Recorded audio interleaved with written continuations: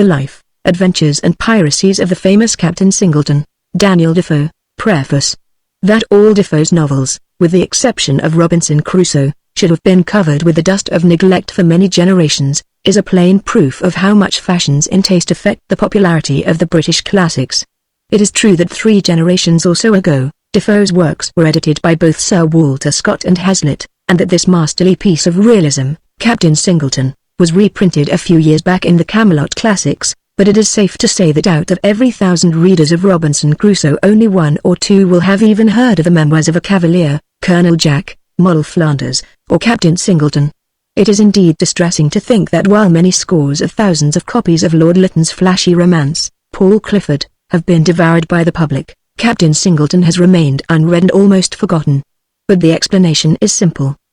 Defoe's plain and homely realism soon grew to be thought vulgar by people who themselves aspired to be refined and genteel. The rapid spread of popular education, in the middle of last century, was responsible for a great many aberrations of taste, and the works of the 2 most English of Englishmen, Defoe and Hogarth, were judged to be hardly fitting for polite society, as we may see from Lamb's essay on Hogarth, and from an early edition of Chambers's Cyclopedia of English Literature, 1843, where we are told, "Nor is it needful to show how elegant and reflective literature, especially, tends to moralize, to soften, and to adorn the soul and life of man." Unfortunately, the taste or circumstances of Defoe led him mostly into low life, and his characters are such as we cannot sympathize with. The whole arcana of roguery and villainy seems to have been open to him. It might be thought that the good taste which led Defoe to write in a style of such pure and unpretending English, instead of the inflated manner of vulgar writers, would have dictated a more careful selection of his subjects, and kept him from wandering so frequently into the low and disgusting purlieus of vice.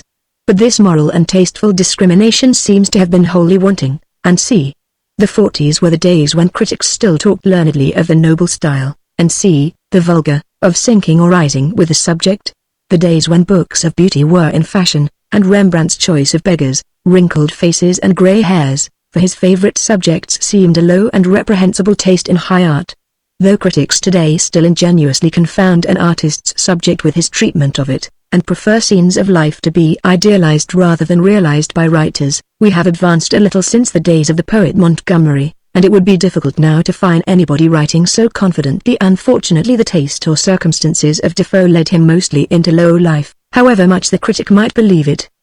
But let us glance at a few passages in Captain Singleton, which may show us why Defoe excels as a realist, and why his descriptions of low life are artistically as perfect as any descriptions of higher life in the works of the English novelists. Take the following description of kidnapping: "The woman pretending to take me up in her arms and kiss me, and play with me, draws the girl a good way from the house, till at last she makes a fine story to the girl, and bids her go back to the maid, and tell her where she was with the child, that a gentlewoman had taken a fancy to the child and was kissing it, but she should not be frightened, or to that purpose, for they were but just there, and so while the girl went, she carried me quite away." Page 2. Now here, in a single sentence, Defoe catches for us the whole soul and character of the situation. It seems very simple, but it sums up marvelously an exact observation and knowledge of the arts of the gypsy child-stealer, of her cunning flattery and brassy boldness, and we can see the simple little girl running back to the house to tell the nurse that a fine lady was kissing the child,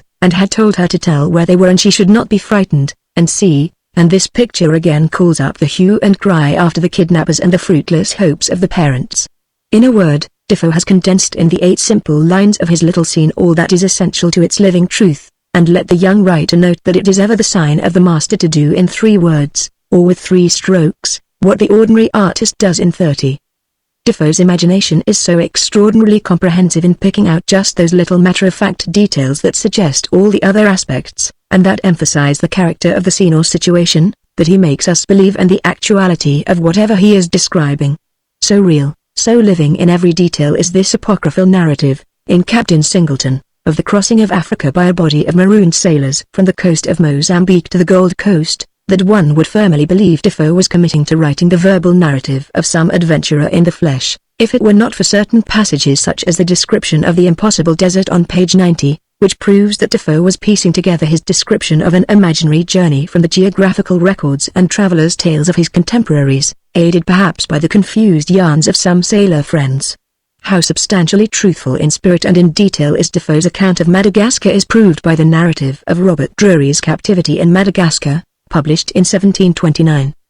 The natives themselves, as described intimately by Drury, who lived amongst them for many years, would produce just such an effect as Defoe describes on rough sailors in their perilous position. The method by which Defoe compels us to accept improbabilities, and lulls our critical sense asleep, is well shown in the following passages: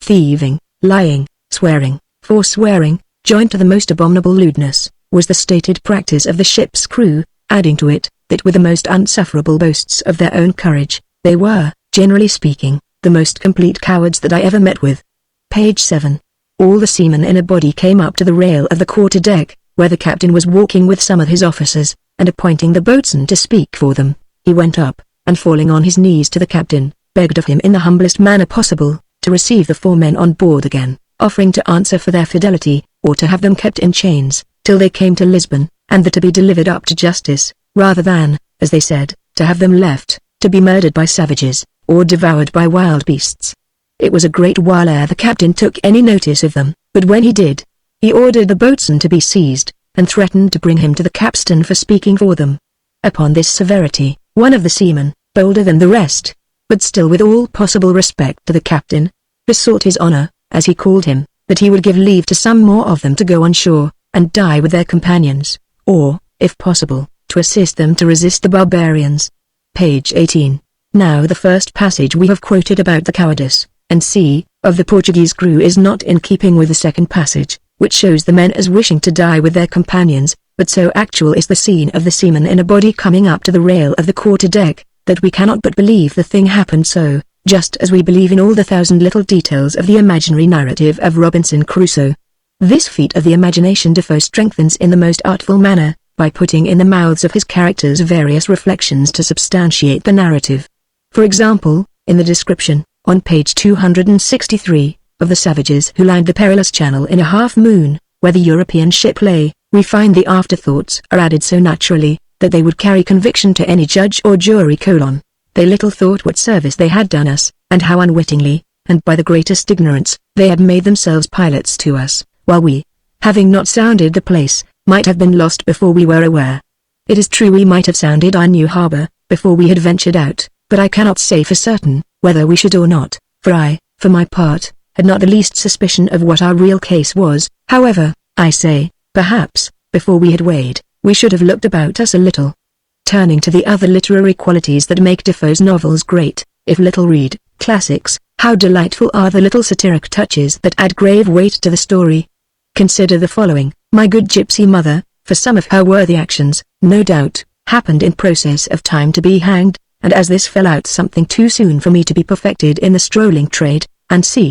p. 3. Every other word here is dryly satiric, and the large free callousness and careless brutality of Defoe's days with regard to the life of criminals is conveyed in half a sentence. And what an amount of shrewd observation is summed up in this one saying: upon these foundations, William said he was satisfied we might trust them, for, says William, I would as soon trust a man whose interest binds him to be just to me, as a man whose principle binds himself. P. 227. Extremely subtle is also this remark: why, says I, did you ever know a pirate repent? At this he started a little and returned, at the gallows I have known one repent, and I hope thou wilt be the second. The character of William the Quaker pirate is a masterpiece of shrewd humor.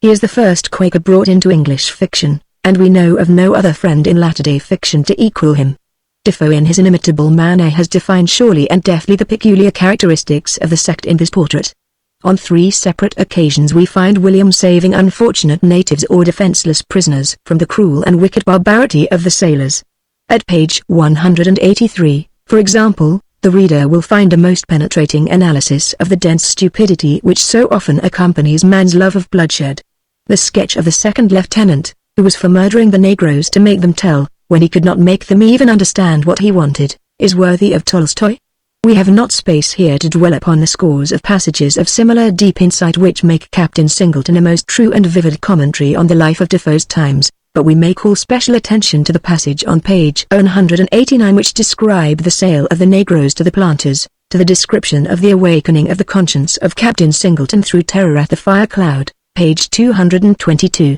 and to the extraordinarily picturesque conversation between William and the captive Dutchman, page 264. Finally, if the reader wishes to taste Defoe's flavor in its perfection, let him examine carefully those passages in the concluding 20 pages of the book, wherein Captain Singleton is shown as awakening to the wickedness of his past life, and the admirable dry reasoning of William by which the Quaker prevents him from committing suicide and persuades him to keep his ill-gotten wealth, with a resolution to do what right with it we are able, and who knows what opportunity Providence may put into our hands. As it is without doubt, our present business is to go to some place of safety, where we may wait his will. How admirable is the passage about William's sister, the widow with 4 children who kept a little shop in the Minories, and that in which the penitent ex-pirates are shown us as hesitating in Venice for 2 years before they durst venture to England for fear of the gallows. Captain Singleton was published in 1720, a year after Robinson Crusoe, when Defoe was 59. 20 years before had seen the true-born Englishman in the shortest way with the dissenters,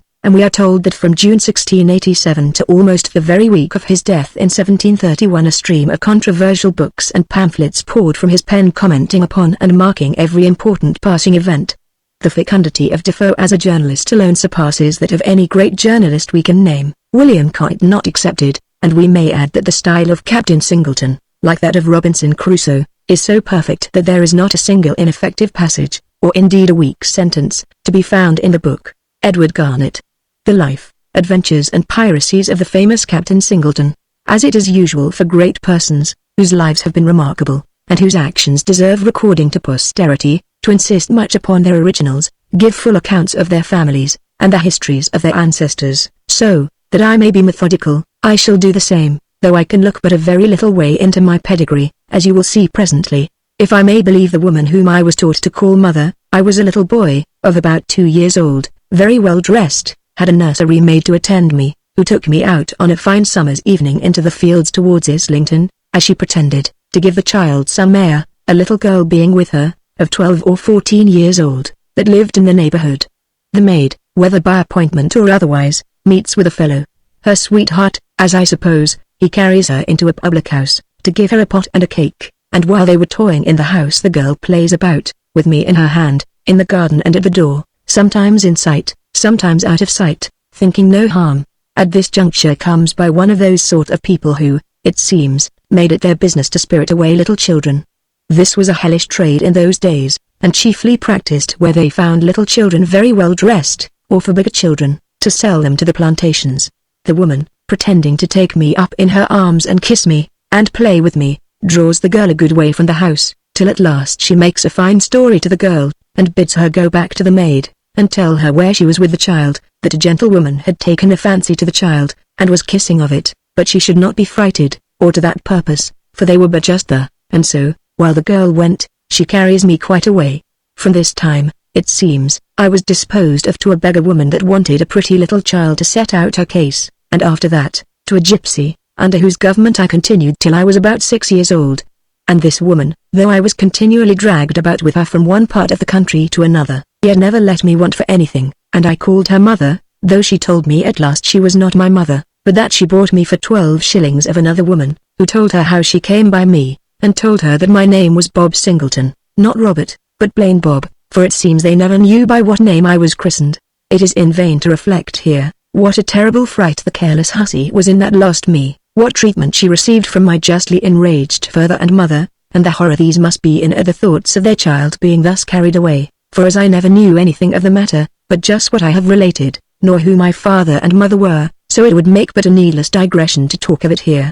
My good gypsy mother, for some of her worthy actions no doubt, happened in process of time to be hanged, and as this fell out something too soon for me to be perfected in the strolling trade, the parish where I was left, which for my life I can't remember, took some care of me, to be sure, for the first thing I can remember of myself afterwards, was, that I went to a parish school, and the minister of the parish used to talk to me to be a good boy, and that, though I was but a poor boy, if I minded my book, and served God, I might make a good man. I believe I was frequently removed from one town to another, perhaps as the parishes disputed my supposed mother's last settlement. Whether I was so shifted by passes, or otherwise, I know not, but the town where I last was kept, whatever its name was, must be not far off from the seaside, for a master of a ship who took a fancy to me, was the first that brought me to a place not far from Southampton, which I afterwards knew to be Bustleton, and there I attended the carpenters, and such people as were employed in building a ship for him, and when it was done, though I was not above 12 years old, he carried me to sea with him on a voyage to Newfoundland. I lived well enough, and pleased my master so well that he called me his own boy, and I would have called him father, but he would not allow it, for he had children of his own. I went 3 or 4 voyages with him, and grew a great sturdy boy, when, coming home again from the banks of Newfoundland, we were taken by an Algerine rover, or man of war, which, if my account stands right, was about the year 1695, for you may be sure I kept no journal. I was not much concerned at the disaster, though I saw my master, after having been wounded by a splinter in the head during the engagement, very barbarously used by the Turks. I say, I was not much concerned, till, upon some unlucky thing I said, which, as I remember, was about abusing my master, they took me and beat me most unmercifully with a flat stick on the soles of my feet, so that I could neither go or stand for several days together. But my good fortune was my friend upon this occasion, for, as they were sailing away with our ship in tow as a prize, steering for the straits, and in sight of the Bay of Cadiz, the Turkish rover was attacked by 2 great Portuguese men of war, and taken and carried into Lisbon. As I was not much concerned at my captivity, not indeed understanding the consequences of it, if it had continued, so I was not suitably sensible of my deliverance, nor, indeed, was it so much a deliverance to me as it would otherwise have been, for my master, who was the only friend I had in the world, died at Lisbon of his wounds, and I being then almost reduced to my primitive state, viz., of starving, had this addition to it, that it was in a foreign country too, where I knew nobody and could not speak a word of their language. However, I fared better here than I had reason to expect, for when all the rest of our men had their liberty to go where they would, I, that knew not whither to go, stayed in the ship for several days, till at length one of the lieutenants seeing me, inquired what that young English dog did there, and why they did not turn him on shore. I heard him, and partly understood what he meant, though not what he said, and began then to be in a terrible fright, for I knew not where to get a bit of bread, when the pilot of the ship, an old seaman, seeing me look very dull, came to me, and speaking broken English to me, told me I must be gone. Whither must I go? Said I. Where you will, said he, home to your own country, if you will. How must I go thither? Said I. Why, have you no friend?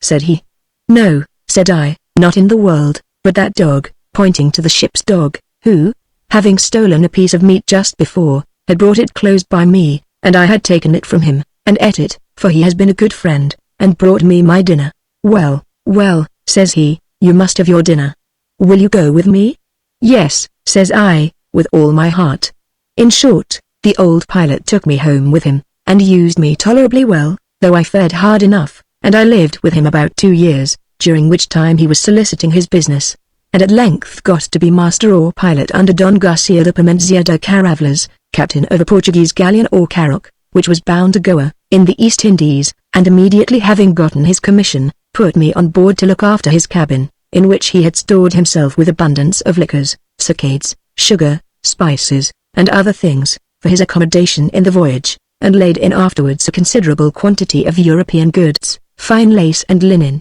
and also baize, woolen cloth, stuffs, and sea, under the pretence of his clothes. I was too young in the trade to keep any journal of this voyage, though my master, who was, for a Portuguese, a pretty good artist, prompted me to it, but my not understanding the language was one hindrance, at least it served me for an excuse. However, after some time, I began to look into his charts and books, and, as I could write a tolerable hand, understood some Latin, and began to have a little smattering of the Portuguese tongue, so I began to get a superficial knowledge of navigation, but not such as was likely to be sufficient to carry me through a life of adventure, as mine was to be. In short, I learned several material things in this voyage among the Portuguese. I learned particularly to be an arrant thief and a bad sailor, and I think I may say they are the best masters for teaching both these of any nation in the world. We made our way for the East Indies, by the coast of Brazil, not that it is in the course of sailing the way thither, but our captain, either on his own account, or by the direction of the merchants,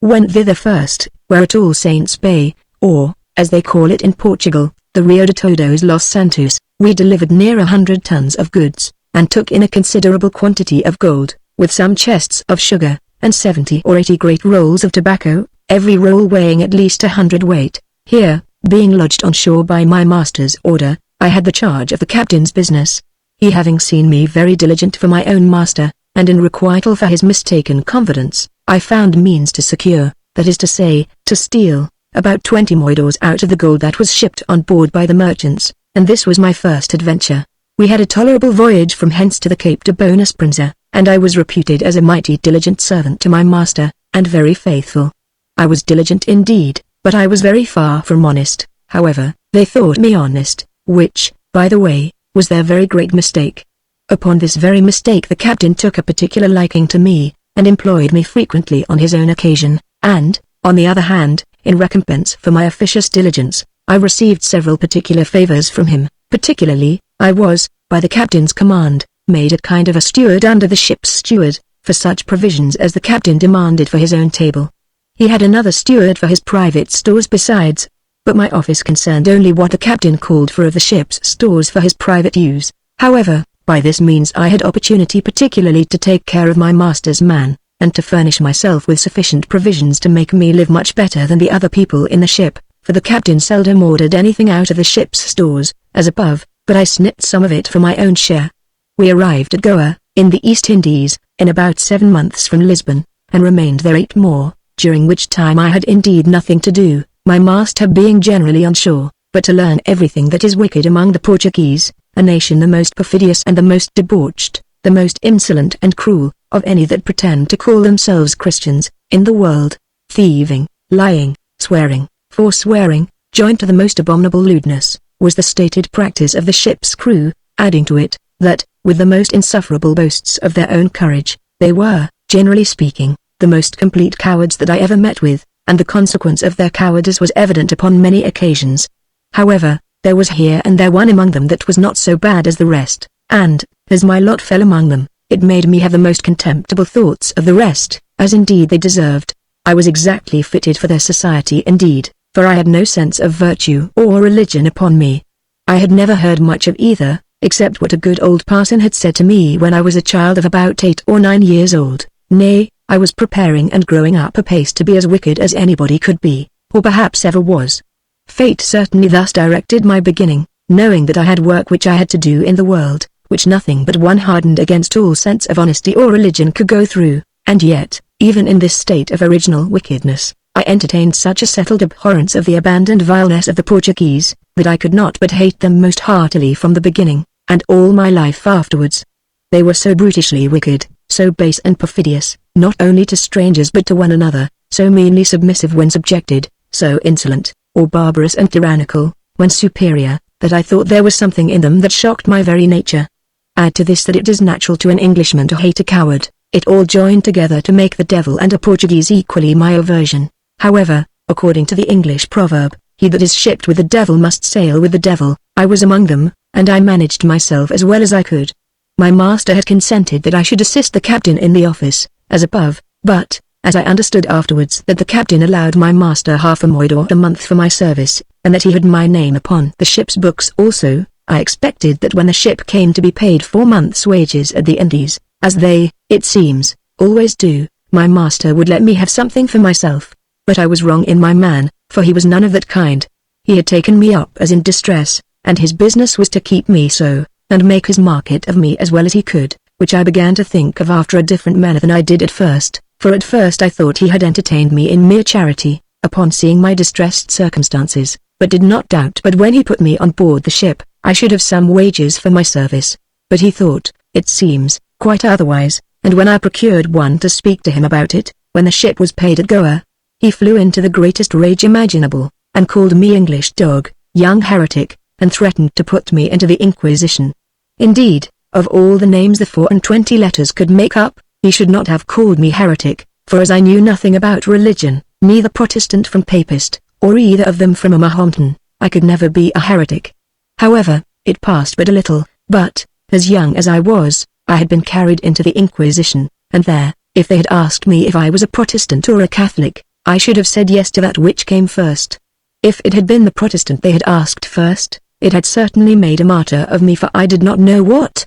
But the very priest they carried with them, or chaplain of the ship, as we called him, saved me, for seeing me a boy entirely ignorant of religion, and ready to do or say anything they bid me. He asked me some questions about it, which he found I answered so very simply, that he took it upon him to tell them he would answer for my being a good Catholic, and he hoped he should be the means of saving my soul, and he pleased himself that it was to be a work of merit to him, so he made me as good a papist as any of them in about a week's time. I then told him my case about my master, how, it is true, he had taken me up in a miserable case on board a man-of-war at Lisbon, and I was indebted to him for bringing me on board this ship, that if I had been left at Lisbon, I might have starved, and the like, and therefore I was willing to serve him, but that I hoped he would give me some little consideration for my service, or let me know how long he expected I should serve him for nothing. It was all one, neither the priest nor anyone else could prevail with him, but that I was not his servant but his slave, that he took me in the Algerine, and that I was a Turk, only pretended to be an English boy to get my liberty, and he would carry me to the Inquisition as a Turk.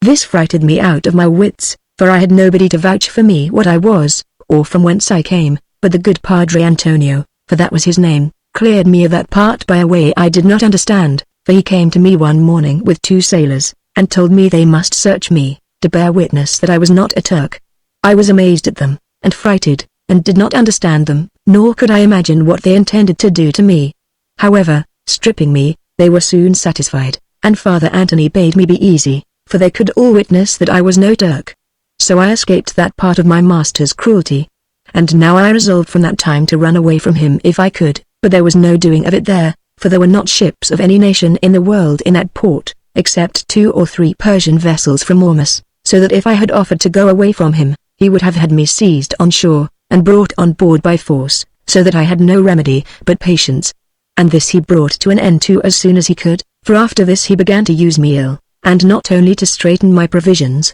but to beat and torture me in a barbarous manner for every trifle, so that, in a word, my life began to be very miserable. The violence of this usage of me, and the impossibility of my escape from his hands, set my head working upon all sorts of mischief, and in particular I resolved, after studying all other ways to deliver myself, and finding all ineffectual, I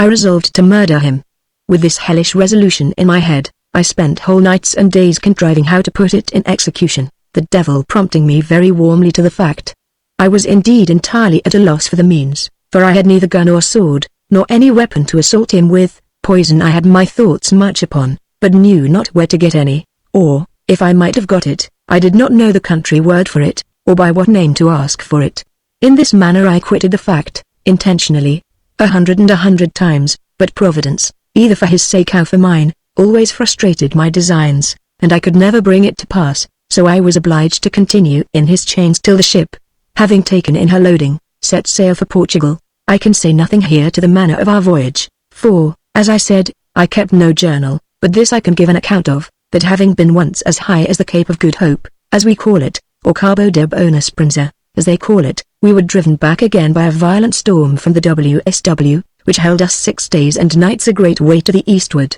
and after that, standing afore the wind for several days more, we at last came to an anchor on the coast of Madagascar. The storm had been so violent that the ship had received a great deal of damage, and it required some time to repair her, so, standing in nearer the shore, the pilot, my master, brought the ship into a very good harbor, where we rid in 26 fathoms water, about half a mile from the shore. While the ship rode here there happened a most desperate mutiny among the men, upon account of some deficiency in their allowance, which came to that height that they threatened the captain to set him on shore, and go back with the ship to Goa. I wished they would with all my heart, for I was full of mischief in my head, and ready enough to do any. So, though I was but a boy, as they called me, yet I prompted the mischief all I could, and embarked in it so openly, that I escaped very little being hanged in the first and the most early part of my life, for the captain had some notice that there was a design laid by some of the company to murder him, and having, partly by money and promises, and partly by threatening and torture, brought 2 fellows to confess the particulars, and the names of the persons concerned, they were presently apprehended, till, one accusing another, no less than 16 men were seized and put into irons, whereof I was one. The captain, who was made desperate by his danger, resolving to clear the ship of his enemies, tried us all, and we were all condemned to die. The manner of his process I was too young to take notice of, but the purser and one of the gunners were hanged immediately, and I expected it with the rest. I do not remember any great concern I was under about it, only that I cried very much, for I knew little then of this world, and nothing at all the next. However, The captain contented himself with executing these 2, and some of the rest, upon their humble submission and promise of future good behavior, were pardoned, but 5 were ordered to be set on shore on the island and left there, of which I was one. My master used all his interest with the captain to have me excused, but could not obtain it, for somebody having told him that I was one of them who was singled out to have killed him, when my master desired I might not be set on shore. The captain told him I should stay on board if he desired it, but then I should be hanged, so he might choose for me which he thought best. The captain, it seems, was particularly provoked at my being concerned in the treachery, because of his having been so kind to me, and of his having singled me out to serve him, as I have said above, and this, perhaps, obliged him to give my master such a rough choice, either to set me on shore or to have me hanged on board. And had my master, indeed, known what goodwill I had for him, he would not have been long in choosing for me, for I had certainly determined to do him a mischief the first opportunity I had for it. This was, therefore, a good providence for me to keep me from dipping my hands in blood, and it made me more tender afterwards in matters of blood than I believe I should otherwise have been. But as to my being one of them that was to kill the captain, that I was wrong then, for I was not the person, but it was really one of them that were pardoned, he having the good luck not to have that part discovered. I was now to enter upon a part of independent life, a thing I was indeed very ill prepared to manage, for I was perfectly loose and dissolute in my behavior, bold and wicked while I was under government, and now perfectly unfit to be trusted with liberty,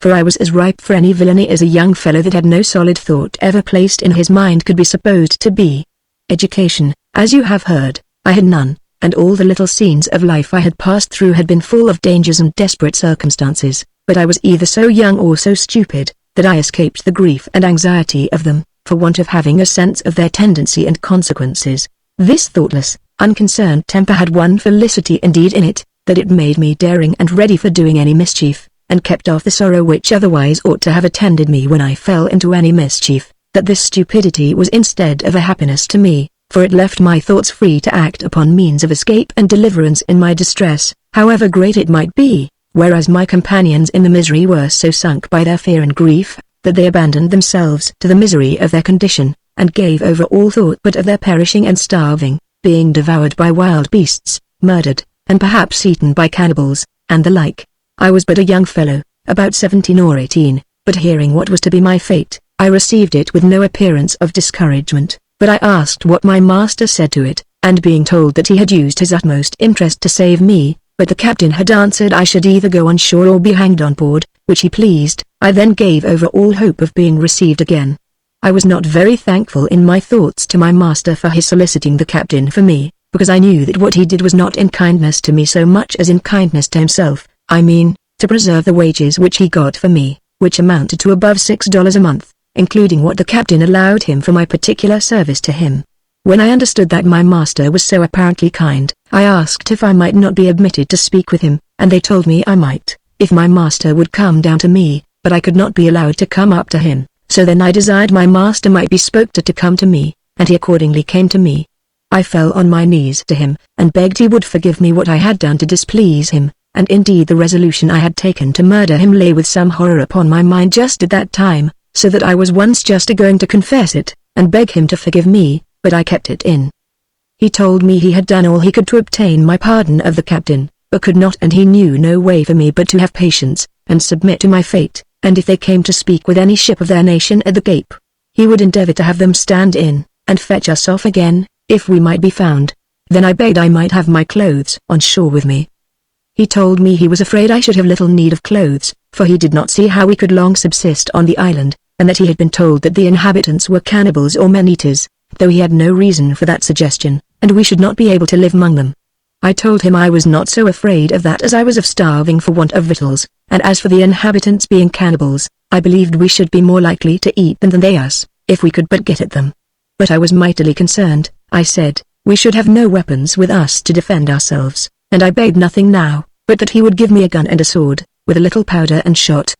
He smiled, and said they would signify nothing to us, for it was impossible for us to pretend to preserve our lives among such a populous and desperate nation as the people of this island were. I told him that, however, it would do us this good, for we should not be devoured or destroyed immediately, so I begged hard for the gun. At last he told me he did not know whether the captain would give him leave to give me a gun, and if not, he durst not do it. but he promised to use his interest to obtain it for me, which he did, and the next day he sent me a gun, with some ammunition, but told me the captain would not suffer the ammunition to be given us till we were set all on shore, until he was just going to set sail. He also sent me the few clothes I had in the ship, which indeed were not many. 2 days after this, we were all carried on shore together, the rest of my fellow criminals hearing I had a gun, and some powder and shot, solicited for liberty to carry the like with them, which was also granted them, and thus we were set on shore to shift for ourselves. At our first coming into the island we were terrified exceedingly with the sight of the barbarous people,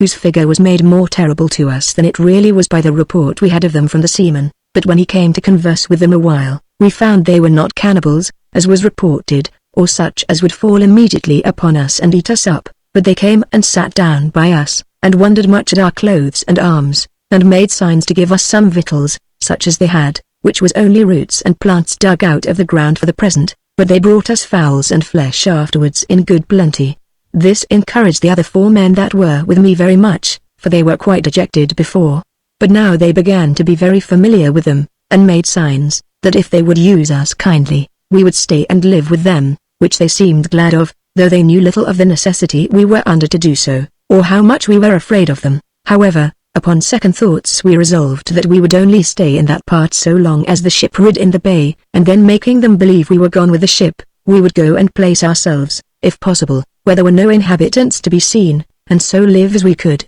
or perhaps watch for a ship that might be driven upon the coast as we were. The ship continued a fortnight in the roads, repairing some damage which had been done her in the late storm, and taking in wood and water, and during this time, the boat coming often on shore, the men brought us several refreshments, and the natives believing we only belonged to the ship, were civil enough. We lived in a kind of a tent on the shore, or rather a hut, which we made with the boughs of trees, and sometimes in the night retired to a wood a little out of their way, to let them think we were gone on board the ship. However, we found them barbarous, treacherous, and villainous enough in their nature, only civil from fear, and therefore concluded we should soon fall into their hands when the ship was gone. The sense of this wrought upon my fellow sufferers even to distraction, and one of them, being a carpenter, in his mad fit, swam off to the ship in the night, though she lay then a league to sea, and made such pitiful moan to be taken in, that the captain was prevailed with at last to take him in, though they let him lie swimming 3 hours in the water before he consented to it. Upon this, and his humble submission, the captain received him, and, in a word, the importunity of this man, who for some time petitioned to be taken in, though they hanged him as soon as they had him, was such as could not be resisted, for, after he had swam so long about the ship, he was not able to reach the shore again, and the captain saw evidently that the man must be taken on board or suffered to drown, and the whole ship's company offering to be bound for him for his good behavior, the captain at last yielded, and he was taken up, but almost dead with his being so long in the water. When this man was got in, he never left importuning the captain, and all the rest of the officers, in behalf of us that were behind, but to the very last day the captain was inexorable, when, at the time their preparations were making to sail, and orders given to hoist the boats into the ship, all the seamen in a body came up to the rail of the quarter-deck, where the captain was walking with some of his officers, and appointing the boatswain to speak for them, he went up, and falling on his knees to the captain, begged of him, in the humblest manner possible, to receive the 4 men on board again, offering to answer for their fidelity, or to have them kept in chains till they came to Lisbon, and to be delivered up to justice, rather than, as they said, to have them left to be murdered by savages, or devoured by wild beasts. It was a great while ere the captain took any notice of them, but when he did, he ordered the boatswain to be seized, and threatened to bring him to the capstan for speaking for them. Upon this severity, one of the seamen, bolder than the rest, but still with all possible respect to the captain, besought his honor, as he called him, that he would give leave to some more of them to go on shore, and die with their companions, or, if possible, to assist them to resist the barbarians. The captain, rather provoked than cowed with this, came to the barricade of the quarter-deck, and speaking very prudently to the men, for had he spoken roughly, 2/3 of them would have left the ship, if not all of them. He told them, it was for their safety as well as his own that he had been obliged to that severity, that mutiny on board a ship was the same thing as treason in a king's palace, and he could not answer it to his owners and employers to trust the ship and goods committed to his charge with men who had entertained thoughts of the worst and blackest nature, that he wished heartily that it had been anywhere else that they had been set on shore, where they might have been in less hazard from the savages, that, if he had designed they should be destroyed, he could as well have executed them on board as the other 2, that he wished it had been in some other part of the world, where he might have delivered them up to the civil justice, or might have left them among Christians, but it was better their lives were put in hazard than his life, and the safety of the ship, and that though he did not know that he had deserved so ill of any of them as that they should leave the ship rather than do their duty, yet if any of them were resolved to do so unless he would consent to take a gang of traitors on board, who, as he had proved before them all, had conspired to murder him, he would not hinder them, nor for the present would he resent their importunity, but, if there was nobody left in the ship but himself, he would never consent to take them on board. This discourse was delivered so well, was in itself so reasonable, was managed with so much temper, yet so boldly concluded with a negative, that the greatest part of the men were satisfied for the present. However, as it put the men into juntos and cabals, they were not composed for some hours. The wind also slackening towards night, the captain ordered not to wait till next morning. The same night 23 of the men, among whom was the gunner's mate, the surgeon's assistant, and 2 carpenters, applying to the chief mate told him, that as the captain had given them leave to go on shore to their comrades, they begged that he would speak to the captain not to take it till that they were desirous to go and die with their companions, and that they thought they could do no less in such an extremity than go to them, because, if there was any way to save their lives, it was by adding to their numbers, and making them strong enough to assist one another in defending themselves against the savages, till perhaps they might one time or other find means to make their escape, and get to their own country again. The mate told them, in so many words, that he durst not speak to the captain upon any such design, and was very sorry they had no more respect for him than to desire him to go upon such an errand, but, if they were resolved upon such an enterprise, he would advise them to take the long boat in the morning betimes, and go off, seeing the captain had given them leave, and leave a civil letter behind them to the captain, and to desire him to send his men on shore for the boat, which should be delivered very honestly, and he promised to keep their counsel so long. Accordingly, an hour before day, those 23 men, with every man a firelock and a cutlass, with some pistols, 3 halberds or half-pikes, and good store of powder and ball, without any provision but about 100 of bread, but with all their chests and clothes, tools, instruments, books, and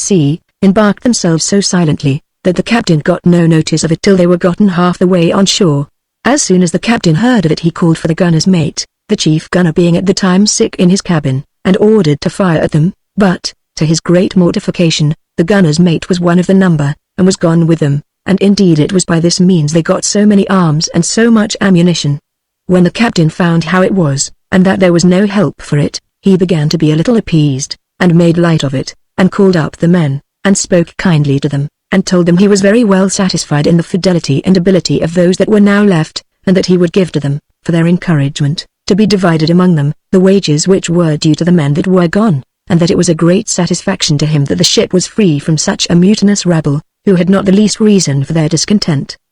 The men seemed very well satisfied, and particularly the promise of the wages of those who were gone went a great way with them. After this, the letter which was left by the men was given to the captain by his boy, with whom, it seems, the men had left it. The letter was much to the same purpose of what they had said to the mate, and which he declined to say for them, only that at the end of their letter they told the captain that, as they had no dishonest design, so they had taken nothing away with them which was not their own, except some arms and ammunition, such as were absolutely necessary to them, as well for their defense against the savages as to kill fowls or beasts for their food, that they might not perish, and as there were considerable sums due to them for wages, they hoped he would allow the arms and ammunition upon their accounts. They told him that, as to the ship's longboat, which they had taken to bring them on shore, they knew it was necessary to him, and they were very willing to restore it to him, and if he pleased to send for it, it should be very honestly delivered to his men, and not the least injury offered to any of those who came for it, nor the least persuasion or invitation made use of to any of them to stay with them, and, at the bottom of the letter, they very humbly besought him that, for their defense, and for the safety of their lives, he would be pleased to send them a barrel of powder and some ammunition, and give them leave to keep the mast and sail of the boat, that if it was possible for them to make themselves a boat of any kind, they might shift off to sea, to save themselves in such part of the world as their fate should direct them to. Upon this the captain, who had won much upon the rest of his men by what he had said to them, and was very easy as to the general peace, for it was very true that the most mutinous of the men were gone, came out to the quarter-deck, and, calling the men together, let them know the substance of the letter, and told the men that, however they had not deserved such civility from him, yet he was not willing to expose them more than they were willing to expose themselves. He was inclined to send them some ammunition, and as they had desired but 1 barrel of powder, he would send them 2 barrels, and shot, or lead and molds to make shot, in proportion, and, to let them see that he was civiller to them than they deserved, he ordered a cask of arrack and a great bag of bread to be sent them for subsistence till they should be able to furnish themselves.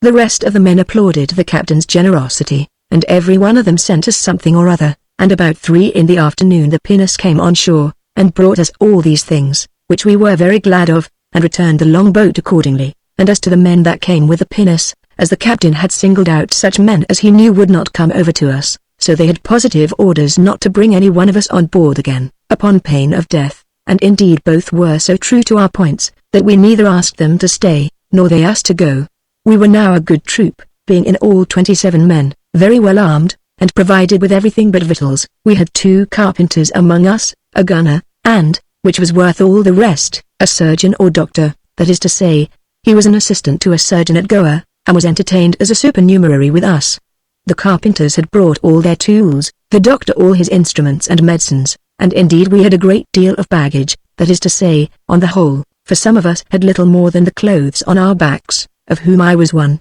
but I had one thing which none of them had, viz., I had the 22 moidores of gold which I had stole at the Brazils, and 2 pieces of 8. The 2 pieces of 8 I showed, and 1 moidore, and none of them ever suspected that I had any more money in the world. Having been known to be only a poor boy taken up in charity, as you have heard, and used like a slave, and in the worst manner of a slave, by my cruel master the pilot, it will be easy to imagine we 4 that were left at first were joyful, nay, even surprised with joy at the coming of the rest, though at first we were frighted, and thought they came to fetch us back to hang us, but they took ways quickly to satisfy us that they were in the same condition with us, only with this additional circumstance, theirs was voluntary, and ours by force. The first piece of news they told us after the short history of their coming away was, that our companion was on board, but how he got thither we could not imagine, for he had given us the slip, and we never imagined he could swim so well as to venture off to the ship, which lay at so great a distance. Nay, we did not so much as know that he could swim at all,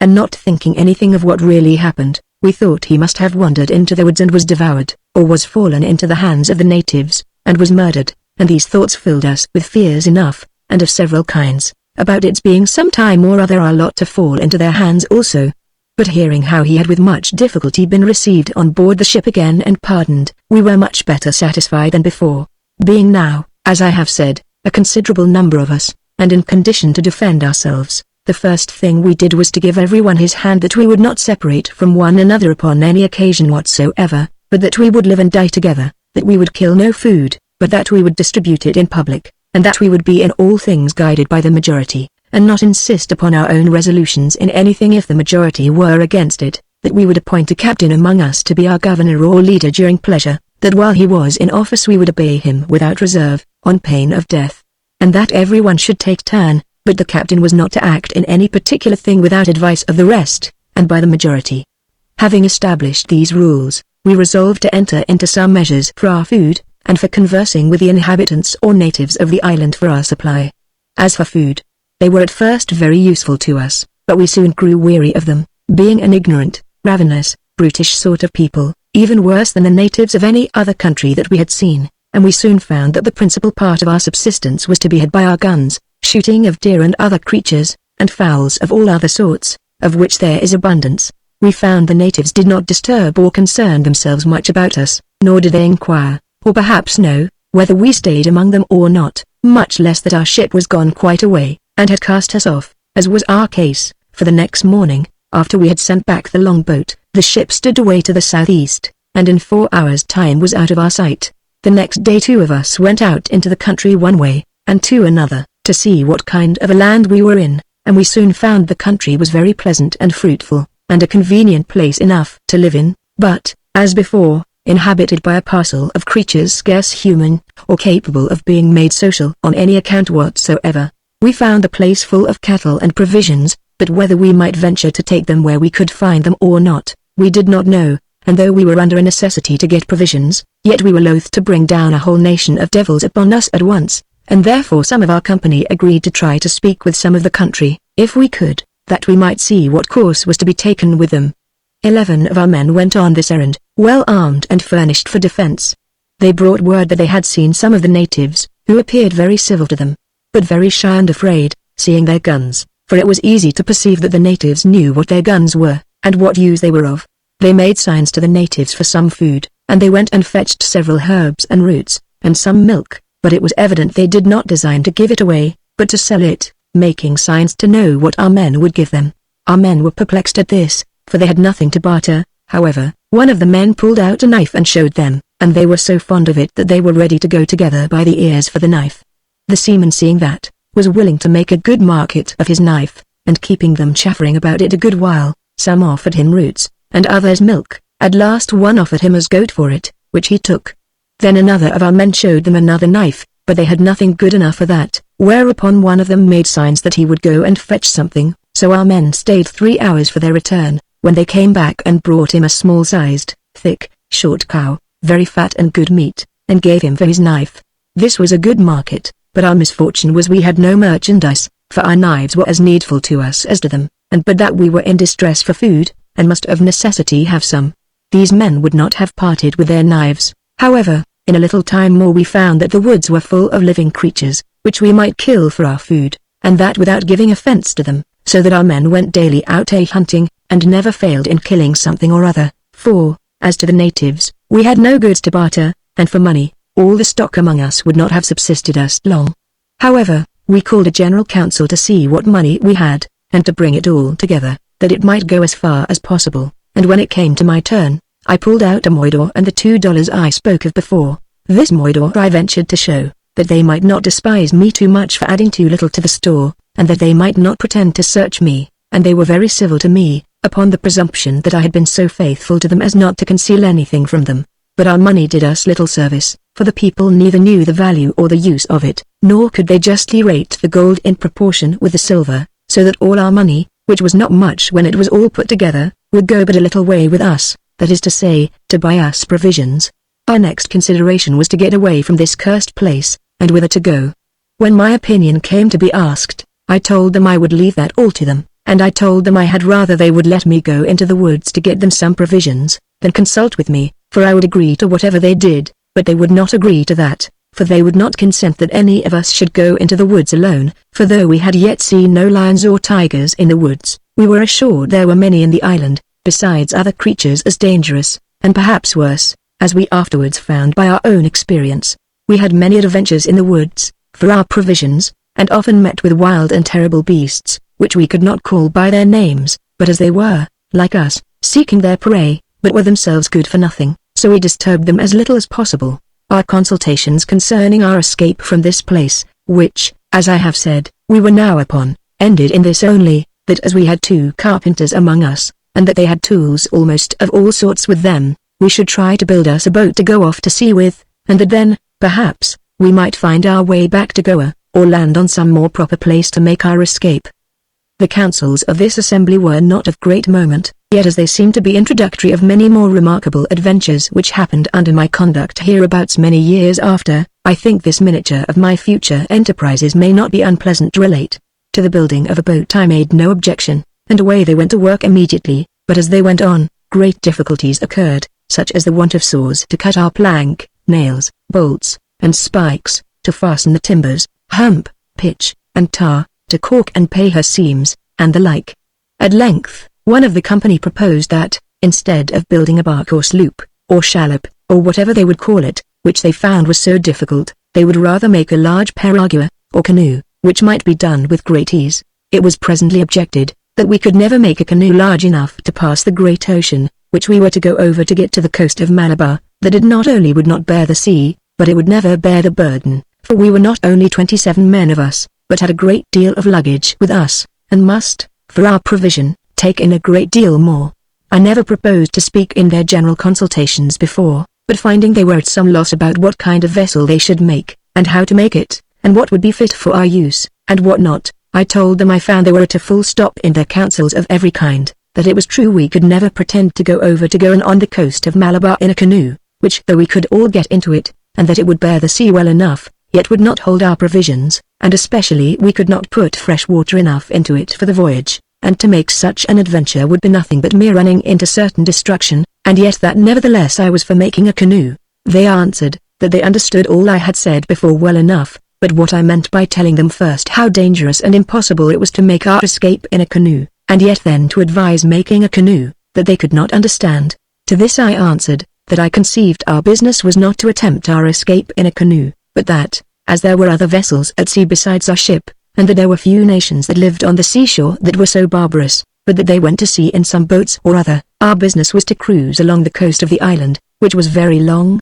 and to seize upon the first we could get that was better than our own, and so from that to another, till perhaps we might at last get a good ship to carry us wherever we pleased to go. Excellent advice, says one of them. Admirable advice, says another. Yes, yes, says the third, which was the gunner. The English dog has given excellent advice, but it is just the way to bring us all to the gallows. The rogue has given us devilish advice, indeed, to go a-thieving, till from a little vessel we came to a great ship, and so we shall turn downright pirates, the end of which is to be hanged. You may call us pirates, says another, if you will, and if we fall into bad hands, we may be used like pirates, but I care not for that. I'll be a pirate, or anything, nay, I'll be hanged for a pirate rather than starve here, therefore I think the advice is very good.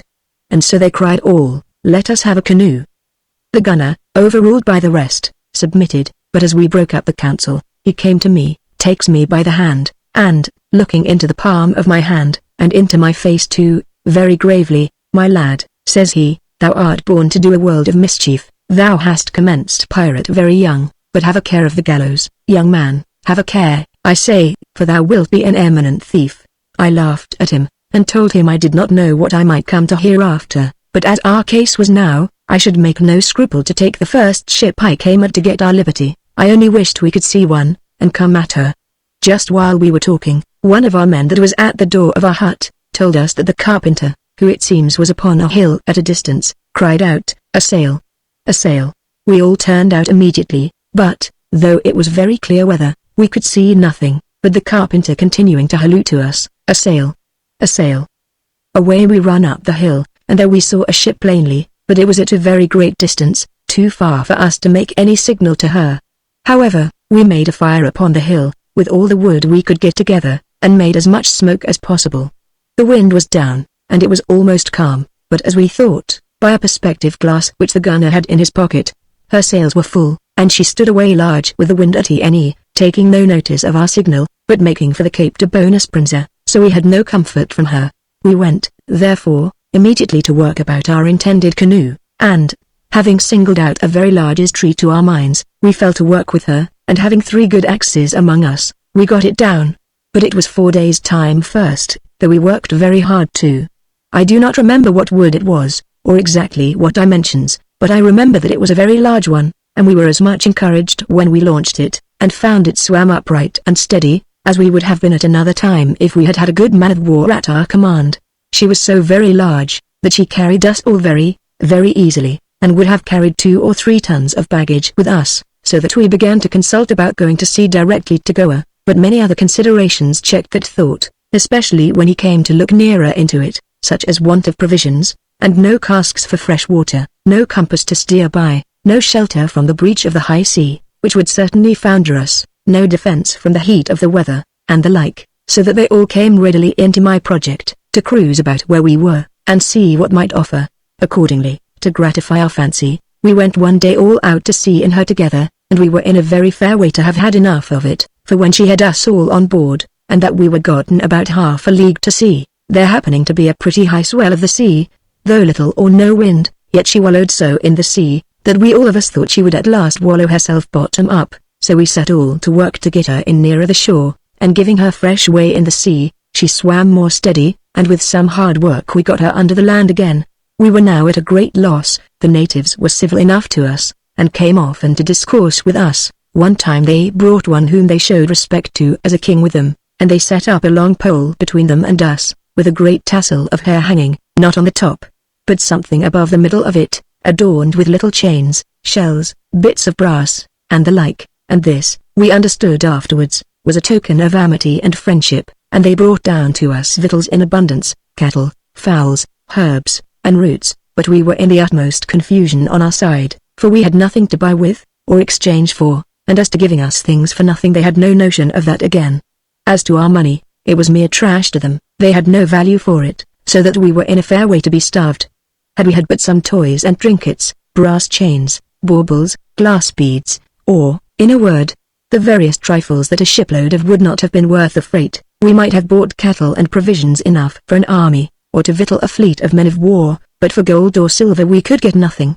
Upon this we were in a strange consternation. I was but a young fellow, but I was for falling upon them with our firearms, and taking all the cattle from them, and send them to the devil to stop their hunger, rather than be starved ourselves. But I did not consider that this might have brought 10,000 of them down upon us the next day. And though we might have killed a vast number of them, and perhaps have frighted the rest, yet their own desperation, and our small number, would have animated them so that, one time or other, they would have destroyed us all. In the middle of our consultation, one of our men who had been a kind of a cutler, or worker in iron, started up and asked the carpenter if, among all his tools, he could not help him to a file. "Yes," says the carpenter, "I can, but it is a small one." "The smaller the better," says the other. Upon this he goes to work, and first by heating a piece of an old broken chisel in the fire, and then with the help of his file, he made himself several kinds of tools for his work. Then he takes 3 or 4 pieces of 8, and beats them out with a hammer upon a stone, till they were very broad and thin. Then he cuts them out into the shape of birds and beasts.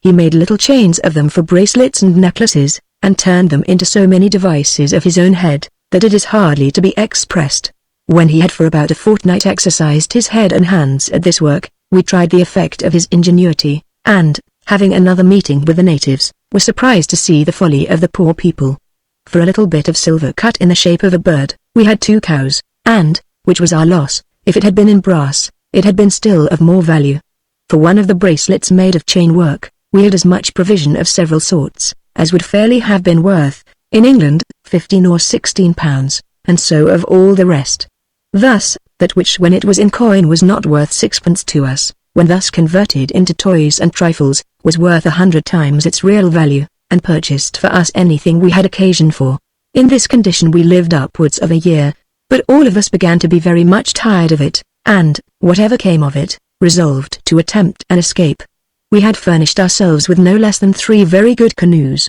and as the monsoons, or trade winds, generally affect that country, blowing in most parts of this island 6 months of a year one way, and the other 6 months another way, we concluded we might be able to bear the sea well enough. But always, when he came to look into it, the want of fresh water was the thing that put us off from such an adventure, for it is a prodigious length, and what no man on earth could be able to perform without water to drink. Being thus prevailed upon by our own reason to set the thoughts of that voyage aside, we had then but 2 things before us. One was, to put to sea the other way, viz., west, and go away for the Cape of Good Hope, where, first or last, we should meet with some of our own country ships, or else to put for the mainland of Africa, and either travel by land, or sail along the coast towards the Red Sea, where we should, first or last, find a ship of some nation or other, that would take us up, or perhaps we might take them up, which, by the by, was the thing that always ran in my head. It was our ingenious cutler, whom ever after we called Silversmith, that proposed this, but the gunner told him, that he had been in the Red Sea in a Malabar sloop, and he knew this, that if we went into the Red Sea, we should either be killed by the wild Arabs, or taken and made slaves of by the Turks, and therefore he was not for going that way. Upon this I took occasion to put in my vote again. "Why," said I, "do we talk of being killed by the Arabs, or made slaves of by the Turks? Are we not able to board almost any vessel we shall meet with in those seas, and, instead of their taking us, we to take them?" "Well done, pirate," said the gunner, he that had looked in my hand, and told me I should come to the gallows. "I'll say that for him," says he always looks the same way. But I think, of my conscience, it is our only way now. "Don't tell me," says I, "of being a pirate. We must be pirates, or anything, to get fairly out of this cursed place." In a word, they concluded all, by my advice, that our business was to cruise for anything we could see. "Why then," said I to them, "our first business is to see if the people upon this island have no navigation, and what boats they use, and, if they have any better or bigger than ours, let us take one of them." First, indeed, all our aim was to get, if possible, a boat with a deck and a sail, for then we might have saved our provisions, which otherwise we could not. We had, to our great good fortune, one sailor among us, who had been assistant to the cook. He told us, that he would find a way how to preserve our beef without cask or pickle, and this he did effectually by curing it in the sun, with the help of saltpetre, of which there was great plenty in the island, so that, before we found any method for our escape, we had dried the flesh of 6 or 7 cows and bullocks, and 10 or 12 goats, and it relished so well, that we never gave ourselves the trouble to boil it when we ate it, but either broiled it or ate it dry. But our main difficulty about fresh water still remained, for we had no vessel to put any into, much less to keep any for our going to sea. But our first voyage being only to coast the island, we resolved to venture, whatever the hazard or consequence of it might be, and in order to preserve as much fresh water as we could, our carpenter made a well athwart the middle of one of our canoes, which he separated from the other parts of the canoe, so as to make it tight to hold the water and covered so as we might step upon it, and this was so large that it held near a hogshead of water very well. I cannot better describe this well than by the same kind which the small fishing boats in England have to preserve their fish alive in, only that this, instead of having holes to let the salt water in, was made sound every way to keep it out, and it was the first invention, I believe, of its kind for such an use, but necessity is a spur to ingenuity and the mother of invention. It wanted but a little consultation to resolve now upon our voyage.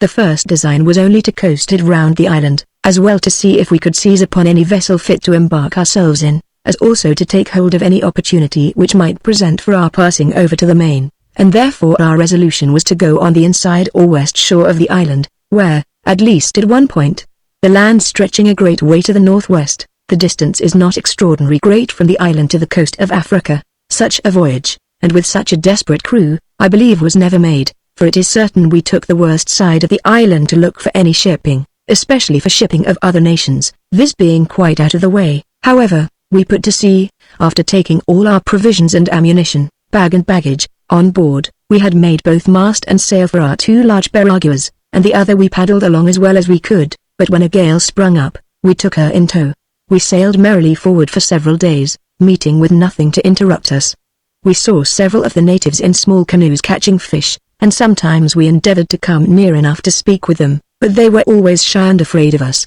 making in for the shore as soon as we attempted it, till one of our company remembered the signal of friendship which the natives made us from the south part of the island, viz., of setting up a long pole, and put us in mind that perhaps it was the same thing to them as a flag of truce to us. So we resolved to try it, and accordingly the next time we saw any of their fishing boats at sea we put up a pole in our canoe that had no sail, and rowed towards them. As soon as they saw the pole they stayed for us, and as we came nearer paddled towards us. When they came to us they showed themselves very much pleased, and gave us some large fish, of which we did not know the names, but they were very good. It was our misfortune still that we had nothing to give them in return, but our artist, of whom I spoke before, gave them 2 little thin plates of silver. Betten, as I said before, out of a piece of 8, they were cut in a diamond square, longer one way than the other, and a hole punched at one of the longest corners. This they were so fond of that they made us stay till they had cast their lines and nets again, and gave us as many fish as we cared to have.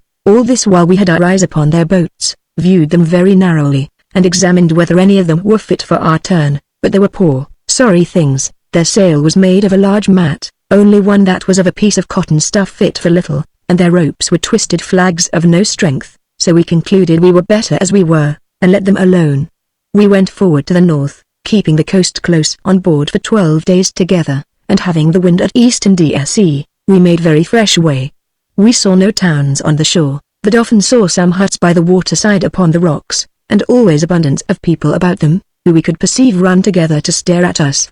It was as odd a voyage as ever man went. We were a little fleet of 3 ships, and an army of between 20 and 30 as dangerous fellows as ever they had amongst them, and had they known what we were, they would have compounded to give us everything we desired to be rid of us. On the other hand, we were as miserable as nature could well make us to be, for we were upon a voyage and no voyage. We were bound somewhere and nowhere, for though we knew what we intended to do, we did really not know what we were doing. We went forward and forward by a northerly course, and as we advanced the heat increased, which began to be intolerable to us, who were on the water, without any covering from heat or wet. Besides, we were now in the month of October, or thereabouts, in a southern latitude, and as we went every day nearer the sun came also every day nearer to us, till at last we found ourselves in the latitude of 20 degrees, and having passed the tropic about 5 or 6 days before that, in a few days more the sun would be in the zenith, just over our heads. Upon these considerations we resolved to seek for a good place to go on shore again, and pitch our tents, till the heat of the weather abated. We had by this time measured half the length of the island, and were come to that part where the shore tending away to the northwest, promised fair to make our passage over to the mainland of Africa much shorter than we expected. But, notwithstanding that, we had good reason to believe it was about 120 leagues. So, the heats considered, we resolved to take harbour. Besides, our provisions were exhausted, and we had not many days' store left. Accordingly, putting in for the shore early in the morning, as we usually did once in 3 or 4 days for fresh water, we sat down and considered whether we would go on or take up our standing there, but upon several considerations, too long to repeat here, we did not like the place,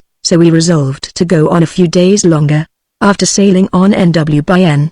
with a fresh gale at SE, about 6 days, we found, at a great distance, a large promontory or cape of land, pushing out a long way into the sea, and as we were exceeding fond of seeing what was beyond the cape, we resolved to double it before we took into harbour, so we kept on our way, the gale continuing, and yet it was 4 days more before we reached the cape. But it is not possible to express the discouragement and melancholy that seized us all when we came thither, for when we made the headland of the cape, we were surprised to see the shore fall away on the other side as much as it had advanced on this side, and a great deal more, and that, in short, if we would venture over to the shore of Africa, it must be from hence, for that if we went further, the breadth of the sea still increased, and to what breadth it might increase we knew not. While we mused upon this discovery, we were surprised with very bad weather, and especially violent rains, with thunder and lightning, most unusually terrible to us. In this pickle we ran for the shore, and getting under the lee of the cape, ran our frigates into a little creek, where we saw the land overgrown with trees, and made all the haste possible to get on shore, being exceeding wet, and fatigued with the heat, the thunder, lightning, and rain. Here we thought our case was very deplorable indeed, and therefore our artist, of whom I have spoken so often, set up a great cross of wood on the hill which was within a mile of the headland, with these words, but in the Portuguese language: point desperation. Jesus have mercy. We set to work immediately to build us some huts, and to get our clothes dried, and though I was young and had no skill in such things, yet I shall never forget the little city we built, for it was no less, and we fortified it accordingly, and the idea is so fresh in my thought, that I cannot but give a short description of it. Our camp was on the south side of a little creek on the sea, and under the shelter of a steep hill, which lay, though on the other side of the creek, yet within a quarter of a mile of us, NW, and very happily intercepted the heat of the sun all the after part of the day. The spot we pitched on had a little fresh-water brook, or a stream running into the creek by us, and we saw cattle feeding in the plains and low ground east and to the south of us a great way. Here we set up 12 little huts like soldiers' tents, but made of the boughs of trees stuck in the ground, and bound together on the top with withies, and such other things as we could get. The creek was our defence on the north, a little brook on the west, and the south and east sides were fortified with a bank, which entirely covered our huts, and being drawn oblique from the northwest to the southeast, made our city a triangle. Behind the bank or line our huts stood, having 3 other huts behind them at a good distance. In one of these, which was a little one, and stood further off, we put our gunpowder, and nothing else, for fear of danger. In the other, which was bigger, we dressed our victuals, and put all our necessaries, and in the third, which was biggest of all, we ate our dinners, called our councils, and sat and diverted ourselves with such conversation as we had one with another, which was but indifferent truly at that time. Our correspondence with the natives was absolutely necessary, and our artist the cutler having made abundance of those little diamond-cut squares of silver, with these we made shift to traffic with the black people for what we wanted, for indeed they were pleased wonderfully with them, and thus we got plenty or provisions. At first, and in particular, we got about 50 head of black cattle and goats, and our cook's mate took care to cure them and dry them, salt and preserve them for our grand supply, nor was this hard to do, the salt and saltry being very good, and the sun excessively hot, and here we lived about 4 months. The southern solstice was over, and the sun gone back towards the equinoctial, when he considered of our next adventure, which was to go over the Sea of Zanzibar, as the Portuguese call it, and to land, if possible, upon the continent of Africa. We talked with many of the natives about it, such as we could make ourselves intelligible to, but all that we could learn from them was, that there was a great land of lions beyond the sea, but that it was a great way off. We knew as well as they that it was a long way, but our people differed mightily about it. Some said it was 150 leagues, others not above 100. One of our men, that had a map of the world, showed us by his scale that it was not above 80 leagues. Some said there were islands all the way to touch at, some that there were no islands at all. For my own part, I knew nothing of this matter one way or another, but heard it all without concern, whether it was near or far off. However, this we learned from an old man who was blind and led about by a boy, that if we stayed till the end of August, we should be sure of the wind to be fair and the sea smooth all the voyage. This was some encouragement, but staying again was very unwelcome news to us, because then the sun would be returning again to the south, which was what our men were very unwilling to. At last we called a council of our whole body. Their debates were too tedious to take notice of, only to note, that when it came to Captain Bob, for so they called me ever since I had taken state upon me before one of their great princes, truly I was on no side. It was not one farthing matter to me, I told them, whether we went or stayed. I had no home, and all the world was alike to me, so I left it entirely to them to determine. In a word, they saw plainly there was nothing to be done where we were without shipping, that if our business indeed was only to eat and drink, we could not find a better place in the world, but if our business was to get away, and get home into our country, we could not find a worse. I confess I liked the country wonderfully, and even then had strange notions of coming again to live there, and I used to say to them very often that if I had but a ship of 20 guns, and a sloop, and both well manned, I would not desire a better place in the world to make myself as rich as a king. But to return to the consultations they were in about going. Upon the whole, it was resolved to venture over for the Main, and venture we did, madly enough, indeed, for it was the wrong time of the year to undertake such a voyage in that country, for, as the winds hang easterly all the months from September to March, so they generally hang westerly all the rest of the year, and blew right in our teeth, so that, as soon as we had, with a kind of a land breeze, stretched over about 15 or 20 leagues, and, as I may say, just enough to lose ourselves, we found the wind set in a steady fresh gale or breeze from the sea, at west, WSW, or SW by W, and never further from the west, so that, in a word, we could make nothing of it. On the other hand, the vessel, such as we had, would not lie close upon a wind. If so, we might have stretched away N&W, and have met with a great many islands in our way, as we found afterwards, but we could make nothing of it, though we tried, and by the trying had almost undone us all, for, stretching away to the north, as near the wind as we could, we had forgotten the shape and position of the island of Madagascar itself, how that we came off at the head of a promontory or point of land, that lies about the middle of the island, and that stretches out west a great way into the sea, and that now, being run a matter of 40 leagues to the north, the shore of the island fell off again above 200 miles to the east, so that we were by this time in the wide ocean, between the island and the main, and almost 100 leagues from both. Indeed, as the winds blew fresh at west, as before, we had a smooth sea, and we found it pretty good going before it, and so, taking our smallest canoe in tow, we stood in for the shore with all the sail we could make. This was a terrible adventure, for, if the least gust of wind had come, we had been all lost, our canoes being deep and in no condition to make way in a high sea. This voyage, however, held us 11 days in all, and at length, having spent most of our provisions, and every drop of water we had, we spied land, to our great joy, though at the distance of 10 or 11 leagues, and as,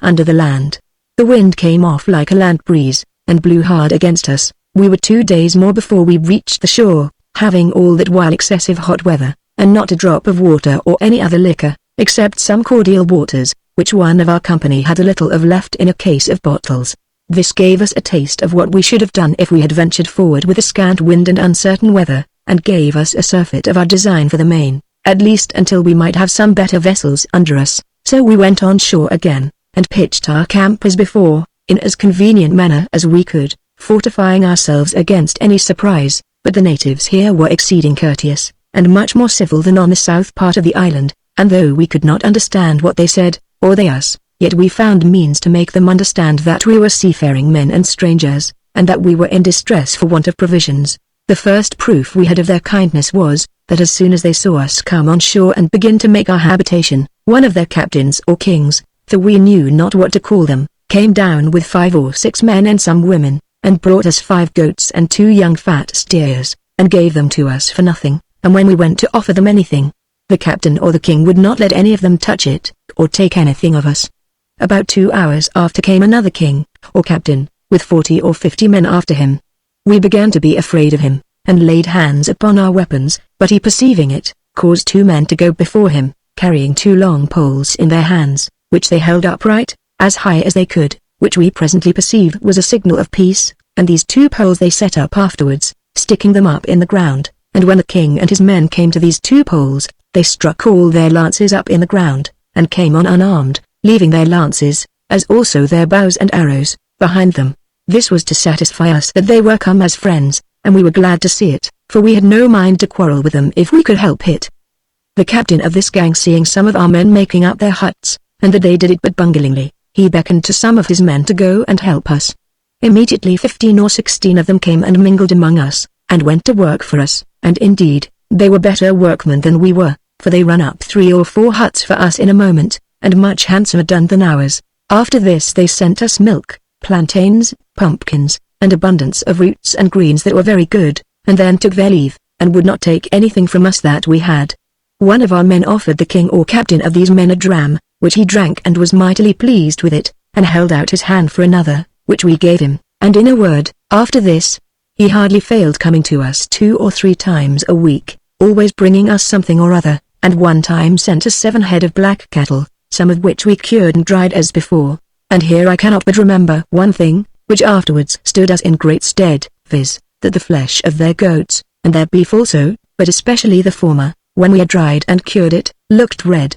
and ate hard and firm, as dried beef in Holland. They were so pleased with it, and it was such a dainty to them, that at any time after they would trade with us for it, not knowing, or so much as imagining what it was, so that for 10 or 12 pounds weight of smoked dried beef, they would give us a whole bullock, or cow, or anything else we could desire. Here we observed 2 things that were very material to us, even essentially so. First, we found they had a great deal of earthenware here, which they made use of many ways as we did. Particularly they had long, deep earthen pots, which they used to sink into the ground, to keep the water which they drank cool and pleasant, and the other was, that they had larger canoes than their neighbors had. By this we were prompted to inquire if they had no larger vessels than those we saw there, or if any other of the inhabitants had not such.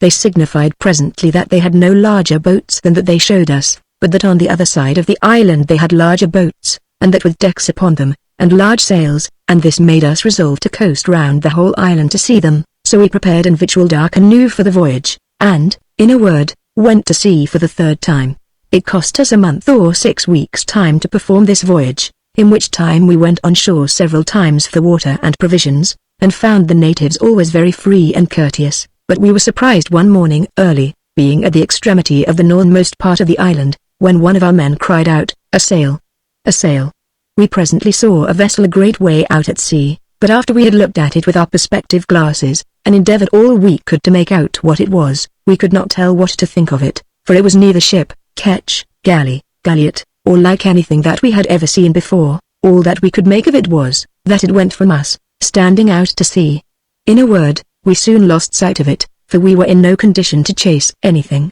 and we never saw it again. But, by all that we could perceive of it, from what we saw of such things afterwards, it was some Arabian vessel, which had been trading to the coast of Mozambique, or Zanzibar, the same place where we afterwards went. As you shall hear, I kept no journal of this voyage, nor indeed did I all this while understand anything of navigation, more than the common business of a foremast man, so I can say nothing to the latitudes or distances of any places we were at, how long we were going, or how far we sailed in a day, but this I remember, that being now come round the island, we sailed up the eastern shore due south, as we had done down the western shore due north before. Nor do I remember that the natives differed much from one another, either in stature or complexion, or in their manners, their habits, their weapons, or indeed in anything, and yet we could not perceive that they had any intelligence one with another, but they were extremely kind and civil to us on this side, as well as on the other. We continued our voyage south for many weeks, though with several intervals of going on shore to get provisions and water.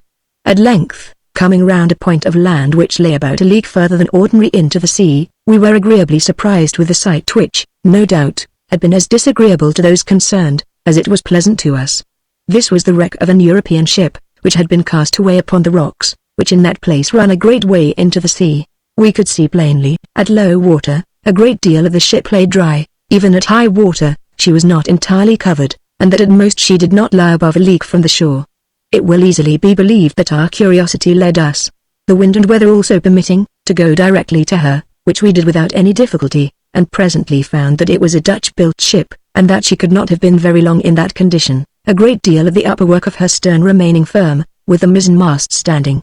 Her stern seemed to be jammed in between two ridges of the rock, and so remained fast, all the forepart of the ship having been beaten to pieces. We could see nothing to be gotten out of the wreck that was worth our while. But we resolved to go on shore, and stay some time thereabouts, to see if perhaps we might get any light into the story of her, and we were not without hopes that we might hear something more particular about her men, and perhaps find some of them on shore there, in the same condition that we were in, and so might increase our company. It was a very pleasant sight to us when, coming on shore, we saw all the marks and tokens of a ship carpenter's yard, as a launch block and cradles, scaffolds and planks, and pieces of planks, the remains of the building a ship or vessel, and, in a word, a great many things that fairly invited us to go about the same work, and we soon came to understand that the men belonging to the ship that was lost had saved themselves on shore, perhaps in their boat, and had built themselves a bark or sloop, and so were gone to sea again, and, inquiring of the natives which way they went,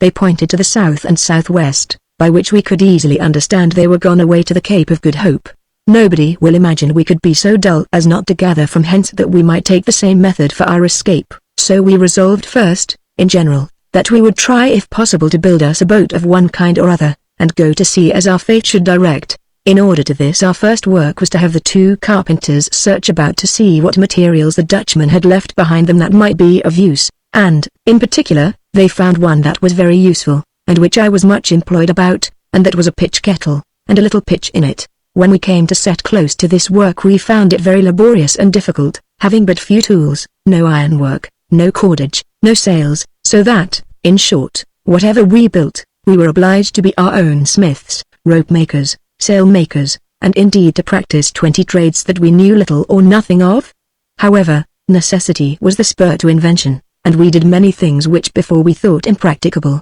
that is to say, in our circumstances. After our two carpenters had resolved upon the dimensions of what they would build, they set us all to work, to go off in our boats and split up the wreck of the old ship, and to bring away everything we could, and particularly that, if possible, we should bring away the mizzen-mast, which was left standing, which with much difficulty we effected, after above 20 days' labor of 14 of our men. At the same time we got out a great deal of ironwork, as bolts, spikes, nails, and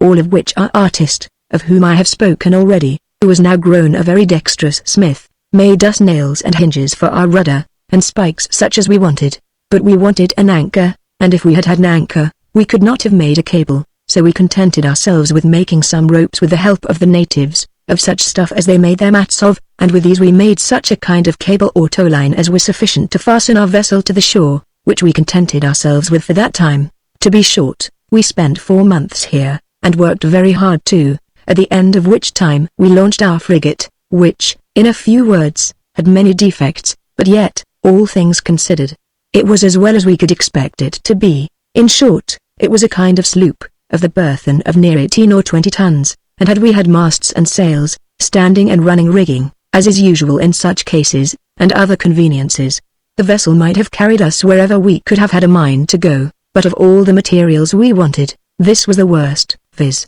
that we had no tar or pitch to pay the seams and secure the bottom, and though we did what we could, with tallow and oil, to make a mixture to supply that part, yet we could not bring it to answer our end fully, and when we launched her into the water, she was so leaky, and took in the water so fast, that we thought all our labor had been lost, for we had much ado to make her swim, and as for pumps, we had none, nor had we any means to make one. But at length one of the natives, a black negro man, showed us a tree, the wood of which being put into the fire, sends forth a liquid that is as glutinous and almost as strong as tar, and of which, by boiling, we made a sort of stuff which served us for pitch, and this answered our end effectually, for we perfectly made our vessel sound and tight, so that we wanted no pitch or tar at all. This secret has stood me in stead upon many occasions since that time in the same place. Our vessel being thus finished, out of the mizzen-mast of the ship we made a very good mast to her, and fitted our sails to it as well as we could. Then we made a rudder and tiller, and, in a word, everything that our present necessity called upon us for, and having victualled her,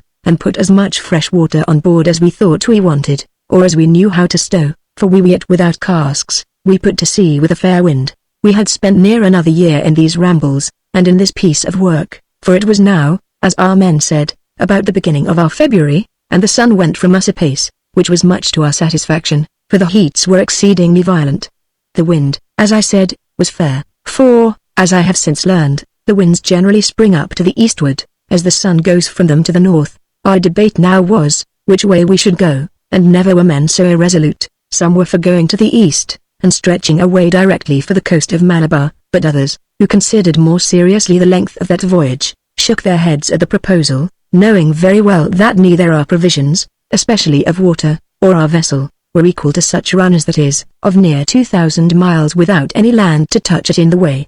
These men, too, had all along had a great mind to a voyage for the mainland of Africa, where they said we should have a fair cast for our lives, and might be sure to make ourselves rich, which way soever we went, if we were but able to make our way through, whether by sea or by land. Besides, as the case stood with us, we had not much choice for our way, for, if we had resolved for the east, we were at the wrong season of the year, and must have stayed till April or May before we had gone to sea. At length, as we had the wind at SE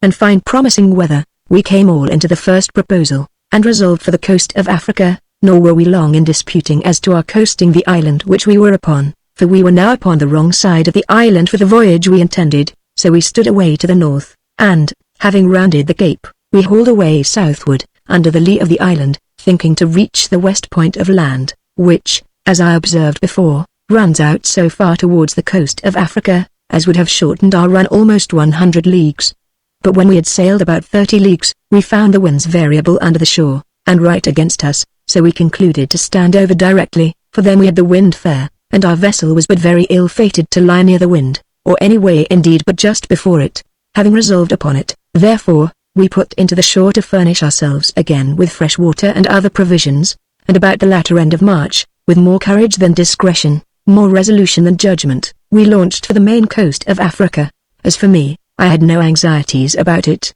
so that we had but a view of reaching some land or other. I cared not what or where it was to be, having at this time no views of what was before me, nor much thought of what might or might not befall me, but with as little consideration as any one can be supposed to have at my age, I consented to everything that was proposed, however hazardous the thing itself, however improbable the success. The voyage, as it was undertaken with a great deal of ignorance and desperation, so really it was not carried on with much resolution or judgment, for we knew no more of the course we were to steer than this, that it was anywhere about the west, within 2 or 3 points N. or S, and as we had no compass with us but a little brass pocket compass, which one of our men had more by accident than otherwise, so we could not be very exact in our course. However, as it pleased God that the wind continued fair at SE and by E, we found that NW by W, which was right afore it, was as good a course for us as any we could go, and thus we went on.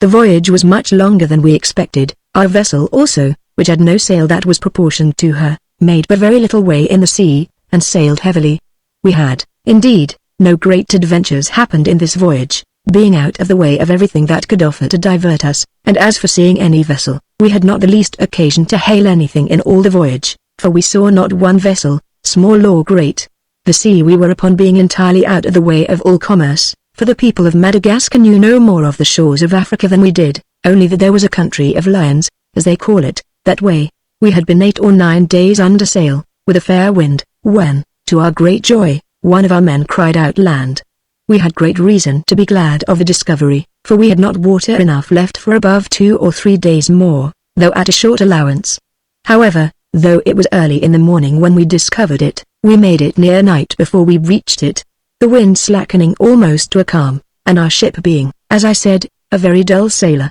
We were sadly balked upon our coming to the land, when we found that, instead of the mainland of Africa, it was only a little island, with no inhabitants upon it, at least none that we could find, nor any cattle, except a few goats, of which we killed 3 only. However, they served us for fresh meat, and we found very good water, and it was 15 days more before we reached the main, which, however, at last we arrived at, and which was most essential to us, as we came to it just as all our provisions were spent. Indeed, we may say they were spent first, for we had but a pint of water a day to each man for the last 2 days. But, to our great joy, we saw the land, though at a great distance, the evening before, and by a pleasant gale in the night were by morning within 2 leagues of the shore. We never scrupled going ashore at the first place we came at, though, had we had patience, we might have found a very fine river a little farther north. However, we kept our frigate on float by the help of 2 great poles, which we fastened into the ground to moor her, like poles,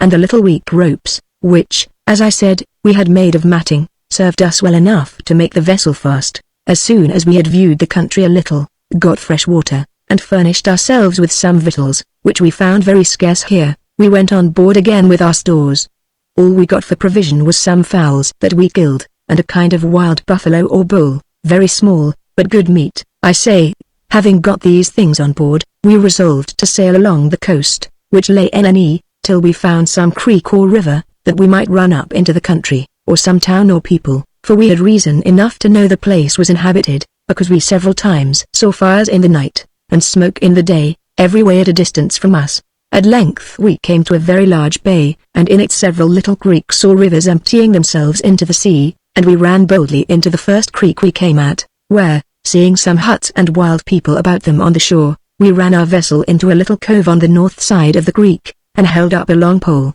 with a white bit of cloth on it, for a signal of peace to them. We found they understood us presently, for they came flocking to us, men, women, and children, most of them, of both sexes, stark naked. At first they stood wondering and staring at us, as if we had been monsters, and as if they had been frighted, but we found they inclined to be familiar with us afterwards.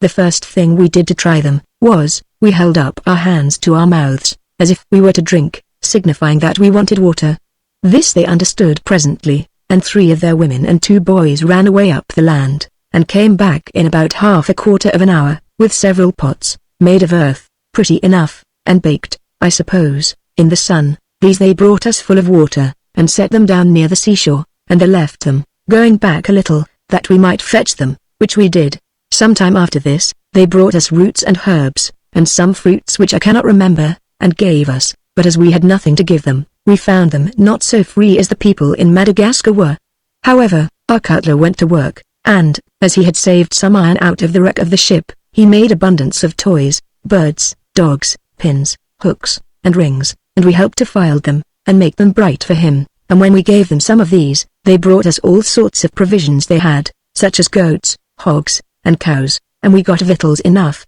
We were now landed upon the continent of Africa, the most desolate, desert, and inhospitable country in the world, even Greenland and Nova Zembla itself not excepted, with this difference only, that even the worst part of it we found inhabited, though, taking the nature and quality of some of the inhabitants, it might have been much better to us if there had been none. And, to add to the exclamation I am making on the nature of the place, it was here that we took one of the rashest, and wildest, and most desperate resolutions that ever was taken by man, or any number of men, in the world. This was, to travel overland through the heart of the country, from the coast of Mozambique, on the East Ocean, to the coast of Angola or Guinea, on the Western or Atlantic Ocean, a continent of land of at least 1,800 miles, in which journey we had excessive heats to support, unpassable deserts to go over, no carriages, camels, or beasts of any kind to carry our baggage, innumerable numbers of wild and ravenous beasts to encounter with, such as lions, leopards, tigers, lizards, and elephants. We had the equinoctial line to pass under, and, consequently, were in the very center of the torrid zone. We had nations of savages to encounter with, barbarous and brutish to the last degree, hunger and thirst to struggle with, and, in one word, terrors enough to have daunted the stoutest hearts that ever were placed in cases of flesh and blood. Yet, fearless of all these, we resolved to adventure, and accordingly made such preparations for our journey as the place we were in would allow us, and such as our little experience of the country seemed to dictate to us. It had been some time already that we had been used to tread barefooted upon the rocks, the gravel, the grass, and the sand on the shore, but as we found the worst thing for our feet was the walking or traveling on the dry burning sands, within the country, so we provided ourselves with a sort of shoes, made of the skins of wild beasts, with the hair inward, and being dried in the sun, the outsides were thick and hard, and would last a great while. In short, as I called them, so I think the term very proper still,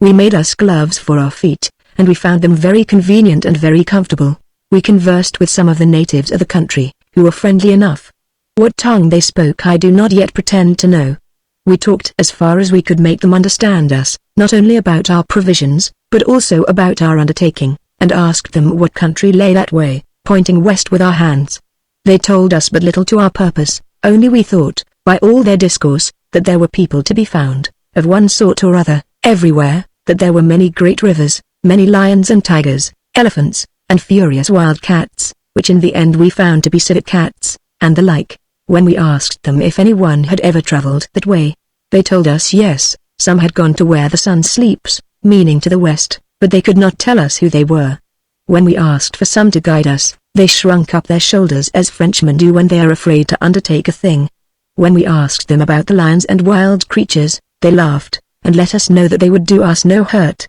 and directed us to a good way indeed to deal with them, and that was to make some fire, which would always fright them away, and so indeed we found it. Upon these encouragements we resolved upon our journey, and many considerations put us upon it, which, had the thing itself been practicable, we were not so much to blame for as it might otherwise be supposed. I will name some of them, not to make the account too tedious. First, we were perfectly destitute of means to work about our own deliverance any other way. We were on shore in a place perfectly remote from all European navigation, so that we could never think of being relieved, and fetched off by any of our own countrymen in that part of the world. Secondly, if we had adventured to have sailed on along the coast of Mozambique, and the desolate shores of Africa to the north, till we came to the Red Sea, all we could hope for there was to be taken by the Arabs, and be sold for slaves to the Turks, which to all of us was little better than death. We could not build anything of a vessel that would carry us over the great Arabian Sea to India, nor could we reach the Cape de Bona Esperanza, the winds being too variable,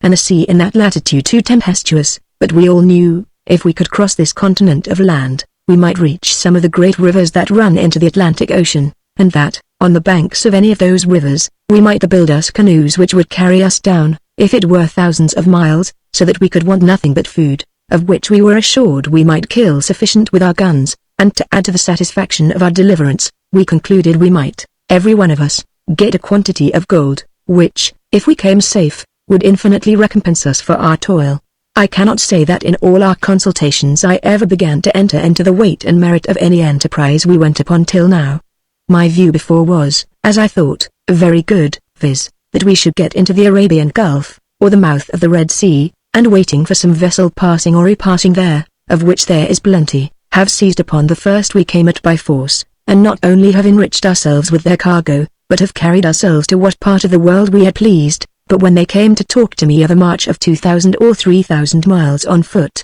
of wandering in deserts among lions and tigers, I confess my blood ran chill, and I used all the arguments I could to persuade them against it. But they were all positive, and I might as well have held my tongue, so I submitted, and told them I would keep to our first law, to be governed by the majority, and we resolved upon our journey.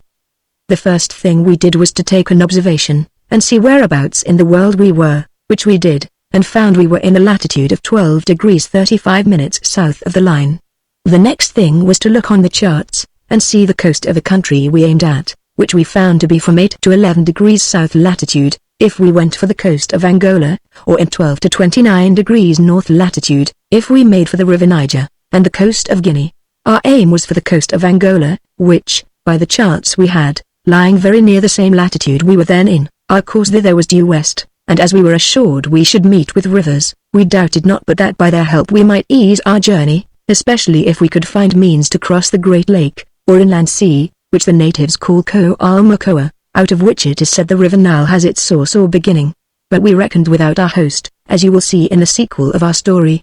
The next thing we had to consider was, how to carry our baggage, which we were first of all determined not to travel without, neither indeed was it possible for us to do so, for even our ammunition, which was absolutely necessary to us, and on which our subsistence, I mean for food, as well as our safety, and particularly our defense against wild beasts and wild men, depended, I say, even our ammunition was a load too heavy for us to carry in a country where the heat was such that we should be load enough for ourselves. We inquired in the country, and found there was no beast of burthen known among them, that is to say, neither horses or mules, or asses, camels, or dromedaries. The only creature they had was a kind of buffalo, or tame bull, such a one as we had killed, and that some of these they had brought so to their hand, that they taught them to go and come with their voices, as they called them to them, or sent them from them, that they made them carry burthens, and particularly that they would swim over rivers and lakes upon them, the creatures swimming very high and strong in the water. But we understood nothing of the management of guiding such a creature, or how to bind a burthen upon them, and this last part of our consultation puzzled us extremely. At last I proposed a method for them, which, after some consideration, they found very convenient, and this was, to quarrel with some of the Negro natives, take 10 or 12 of them prisoners, and binding them as slaves, cause them to travel with us, and make them carry our baggage, which I alleged would be convenient and useful many ways, as well to show us the way, as to converse with other natives for us. This counsel was not accepted at first, but the natives soon gave them reason to approve it, and also gave them an opportunity to put it in practice, for, as our little traffic with the natives was hitherto upon the faith of their first kindness, we found some knavery among them at last, for having bought some cattle of them for our toys, which, as I said, our cutler had contrived, one of our men differing with his chapman. Truly they huffed him in their manner, and, keeping the things he had offered them for the cattle, made their fellows drive away the cattle before his face, and laugh at him. Our man crying out loud of this violence, and calling to some of us who were not far off, the negro he was dealing with threw a lance at him, which came so true, that, if he had not with great agility jumped aside, and held up his hand also to turn the lance as it came, it had struck through his body, and, as it was, it wounded him in the arm, at which the man, enraged, took up his fusee, and shot the negro through the heart. The others that were near him, and all those that were with us at a distance, were so terribly frighted, first, at the flash of fire, secondly, at the noise, and thirdly, at seeing their countrymen killed, that they stood like men stupid and amazed, at first, for some time, but after they were a little recovered from their fright, one of them, at a good distance from us, set up a sudden screaming noise, which, it seems, is the noise they make when they go to fight, and all the rest, understanding what he meant, answered him, and ran together to the place where he was, and we, not knowing what it meant, stood still, looking upon one another like a parcel of fools. But we were presently undeceived, for, in 2 or 3 minutes more, we heard the screaming roaring noise go on from one place to another, through all their little towns, nay, even over the creek to the other side, and, on a sudden, we saw a naked multitude running from all parts to the place where the first man began it, as to a rendezvous, and, in less than an hour, I believe there was near 500 of them gotten together, armed some with bows and arrows, but most with lances, which they throw at a good distance, so nicely that they will strike a bird flying. We had but a very little time for consultation, for the multitude was increasing every moment, and I verily believe, if we had stayed long, they would have been 10,000 together in a little time. We had nothing to do, therefore, but to fly to our ship or bark, where indeed we could have defended ourselves very well, or to advance and try what a volley or two of small shot would do for us. We resolved immediately upon the latter, depending upon it that the fire and terror of our shot would soon put them to flight, so we drew up all in a line, and marched boldly up to them. They stood ready to meet us, depending, I suppose, to destroy us all with their lances, but before we came near enough for them to throw their lances, we halted, and, standing at a good distance from one another, to stretch our line as far as we could, we gave them a salute with our shot, which, besides what we wounded that we knew not of, knocked 16 of them down upon the spot, and 3 more were so lamed, that they fell about 20 or 30 yards from them, as soon as we had fired. They set up the horridest yell, or howling, partly raised by those that were wounded, and partly by those that pitied and condoled the bodies they saw lie dead, that I never heard anything much like it before or since. We stood stock still after we had fired, to load our guns again, and finding they did not stir from the place we fired among them again, we killed about 9 of them at the second fire, but as they did not stand so thick as before, all our men did not fire, 7 of us being ordered to reserve our charge, and to advance as soon as the other had fired, while the rest loaded again, of which I shall speak again presently. As soon as we had fired the second volley, we shouted as loud as we could, and the 7 men advanced upon them, and, coming about 20 yards nearer, fired again, and those that were behind, having loaded again with all expedition, followed, but when they saw us advance, they ran screaming away as if they were bewitched. When we came up to the field of battle, we saw a great number of bodies lying upon the ground, many more than we could suppose were killed or wounded, nay, more than we had bullets in our pieces when we fired, and we could not tell what to make of it. But at length we found how it was, viz., that they were frighted out of all manner of sense. Nay, I do believe several of those that were really dead, were frighted to death, and had no wound about them. Of those that were thus frighted, as I have said, several of them, as they recovered themselves, came and worshipped us, taking us for gods or devils, I know not which, nor did it much matter to us, some kneeling, some throwing themselves flat on the ground, made 1,000 antic gestures, but all with tokens of the most profound submission. It presently came into my head, that we might now, by the law of arms, take as many prisoners as we would, and make them travel with us, and carry our baggage. As soon as I proposed it, our men were all of my mind, and accordingly we secured about 60 lusty young fellows, and let them know they must go with us, which they seemed very willing to do. But the next question we had among ourselves was, how we should do to trust them, for we found the people not like those of Madagascar, but fierce, revengeful, and treacherous, for which reason we were sure that we should have no service from them but that of mere slaves, no subjection that would continue any longer than the fear of us was upon them, nor any labor but by violence. Before I go any farther, I must hint to the reader, that from this time forward I began to enter a little more seriously into the circumstance I was in, and concerned myself more in the conduct of our affairs, for though my comrades were all older men, yet I began to find them void of counsel, or, as I now call it, presence of mind, when they came to the execution of a thing. The first occasion I took to observe this, was in their late engagement with the natives, when, though they had taken a good resolution to attack them and fire upon them, yet, when they had fired the first time, and found that the negroes did not run as they expected, their hearts began to fail, and I am persuaded, if their bark had been near hand, they would every man have run away. Upon this occasion I began to take upon me a little to hearten them up, and to call upon them to load again, and give them another volley, telling them that I would engage, if they would be ruled by me, I'd make the negroes run fast enough. I found this heartened them, and therefore, when they fired a second time, I desired them to reserve some of their shot for an attempt by itself, as I mentioned above. Having fired a second time, I was indeed forced to command, as I may call it. Now, Sanias, said I, let us give them a cheer. So I opened my throat, and shouted 3 times, as our English sailors do on like occasions. And now follow me, said I to the 7 that had not fired, and I'll warrant you we will make work with them. And so it proved indeed, for, as soon as they saw us coming, away they ran, as above. From this day forward they would call me nothing but Sania Capitanio, but I told them I would not be called Sania. Well, then, said the gunner, who spoke good English, you shall be called Captain Bob, and so they gave me my title ever after. Nothing is more certain of the Portuguese than this, take them nationally or personally, if they are animated and heartened up by anybody to go before, and encourage them by example, they will behave well enough. But if they have nothing but their own measures to follow, they sink immediately. These men had certainly fled from a parcel of naked savages, though even by flying they could not have saved their lives, if I had not shouted and hallooed, and rather made sport with the thing than a fight, to keep up their courage. Nor was there less need of it upon several occasions hereafter, and I do confess I have often wondered how a number of men, who, when they came to the extremity, were so ill supported by their own spirits,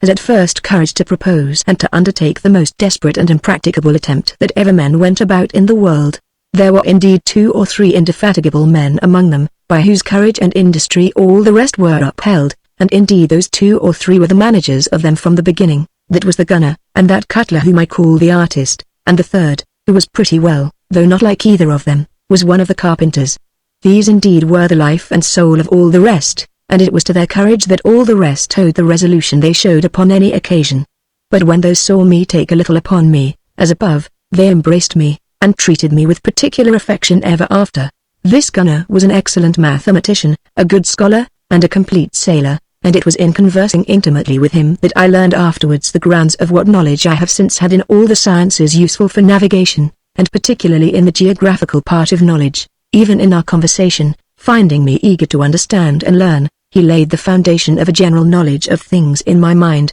gave me just ideas of the form of the earth and of the sea, the situation of countries, the course of rivers, the doctrine of the spheres, the motion of the stars, and, in a word, taught me a kind of system of astronomy, which I afterwards improved. In an especial manner, he filled my head with aspiring thoughts, and with an earnest desire after learning everything that could be taught me, convincing me that nothing could qualify me for great undertakings, but a degree of learning superior to what was usual in the race of seamen. He told me that to be ignorant was to be certain of a mean station in the world, but that knowledge was the first step to preferment. He was always flattering me with my capacity to learn, and though that fed my pride, yet, on the other hand, as I had a secret ambition, which just at that time fed itself in my mind, it prompted in me an insatiable thirst after learning in general, and I resolved, if ever I came back to Europe, and had anything left to purchase it, I would make myself master of all the parts of learning needful to the making of me a complete sailor, but I was not so just to myself afterwards as to do it when I had an opportunity.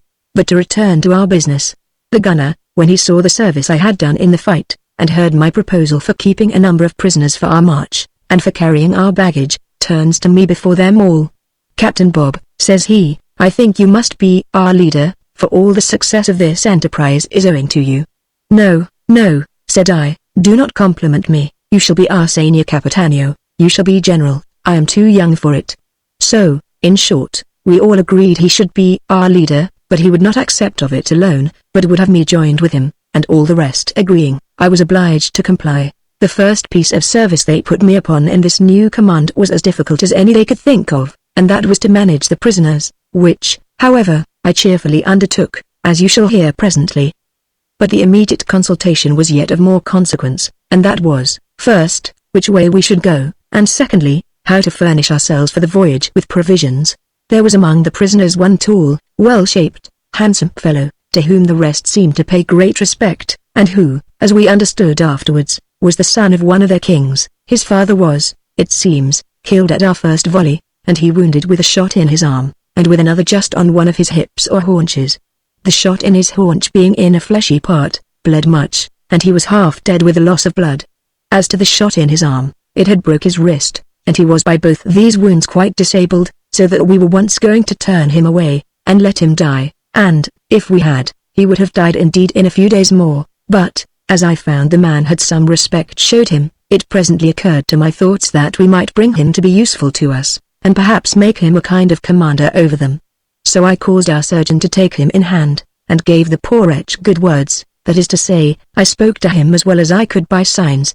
to make him understand that we would make him well again. This created a new awe in their minds of us, believing that, as we could kill at a distance by something invisible to them, for so our shot was, to be sure, so we could make them well again too. Upon this the young prince, for so we called him afterwards, called 6 or 7 of the savages to him, and said something to them, what it was we know not, but immediately all the 7 came to me, and kneeled down to me, holding up their hands, and making signs of entreaty, pointing to the place where one of those lay whom we had killed. It was a long time before I or any of us could understand them, but one of them ran and lifted up a dead man, pointing to his wound, which was in his eyes, for he was shot into the head at one of his eyes. Then another pointed to the surgeon, and at last we found it out, that the meaning was, that he should heal the prince's father too, who was dead, being shot through the head, as above. We presently took the hint, and would not say we could not do it, but let them know. The men that were killed were those that had first fallen upon us, and provoked us,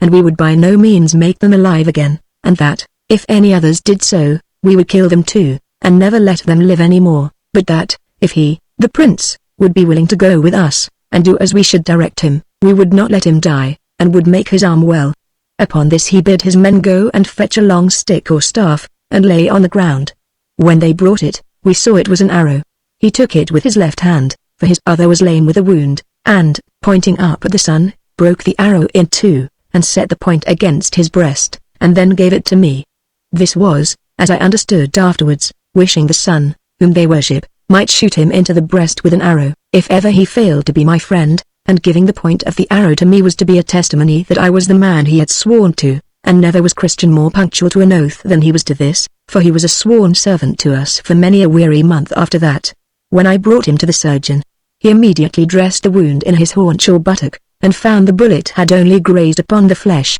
and passed, as it were, by it, but it was not lodged in the part, so that it was soon healed and well again. But, as to his arm, he found one of the bones broken, which are in the forepart from the wrist to the elbow, and this he set, and splintered it up, and bound his arm in a sling, hanging it about his neck, and making signs to him that he should not stir it, which he was so strict an observer of, that he set him down, and never moved one way or other but as the surgeon gave him leave. I took a great deal of pains to acquaint this negro what we intended to do, and what use we intended to make of his men, and particularly to teach him the meaning of what we said, especially to teach him some words, such as yes and no, and what they meant, and to inure him to our way of talking, and he was very willing and apartment to learn anything I taught him. It was easy to let him see that we intended to carry our provision with us from the first day, but he made signs to us to tell us we need not, for we should find provision enough everywhere for 40 days. It was very difficult for us to understand how he expressed 40, for he knew no figures, but some words that they used to one another that they understood it by.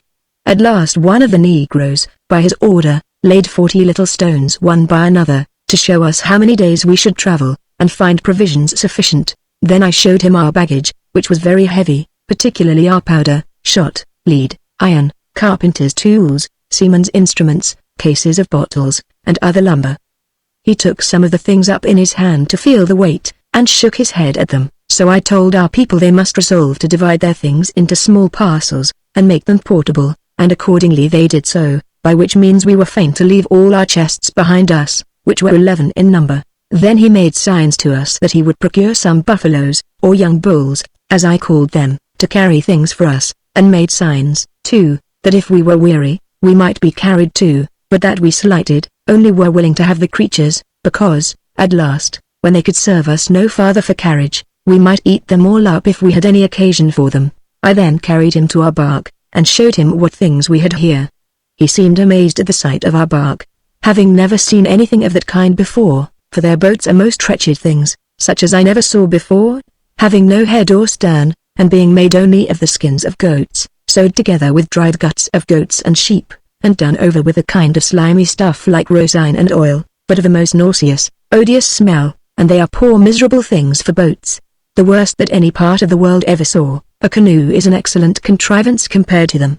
But to return to our boat. We carried our new prince into it, and helped him over the side, because of his lameness. We made signs to him that his men must carry our goods for us, and showed him what we had. He answered, "Si, Seigneur," or, "Yes, sir," for we had taught him that word and the meaning of it, and taking up a bundle, he made signs to us, that when his arm was well he would carry some for us. I made signs again to tell him, that if he would make his men carry them, we would not let him carry anything. We had secured all the prisoners in a narrow place, where we had bound them with mat cords, and set up stakes like a palisado round them, so, when he carried the prince on shore, we went with him to them, and made signs to him to ask them if they were willing to go with us to the country of lions. Accordingly he made a long speech to them, and we could understand by it that he told them, if they were willing, they must say, "Si, Seigneur," telling them what it signified. They immediately answered, "Si, Seigneur," and clapped their hands, looking up to the sun, which, the prince signified to us,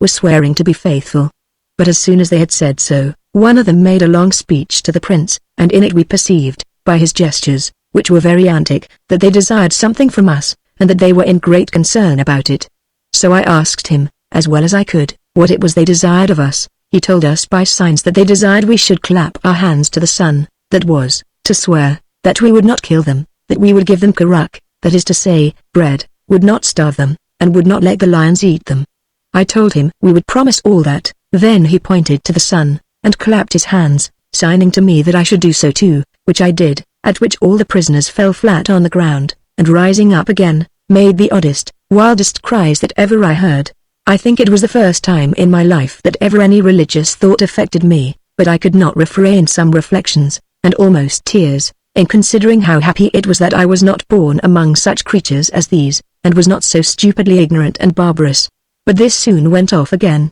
and I was not troubled again with any qualms of that sort for a long time after. When this ceremony was over, our concern was to get some provisions, as well for the present subsistence of our prisoners as ourselves, and making signs to our prince that we were thinking upon that subject, he made signs to me that, if I would let one of the prisoners go to his town, he should bring provisions, and should bring some beasts to carry our baggage. I seemed loath to trust him, and supposing that he would run away, he made great signs of fidelity, and with his own hands tied a rope about his neck, offering me one end of it, intimating that I should hang him if the man did not come again. So I consented, and he gave him abundance of instructions, and sent him away, pointing to the light of the sun, which it seems was to tell him at what time he must be back. The fellow ran as if he was mad, and held it till he was quite out of sight, by which I supposed he had a great way to go.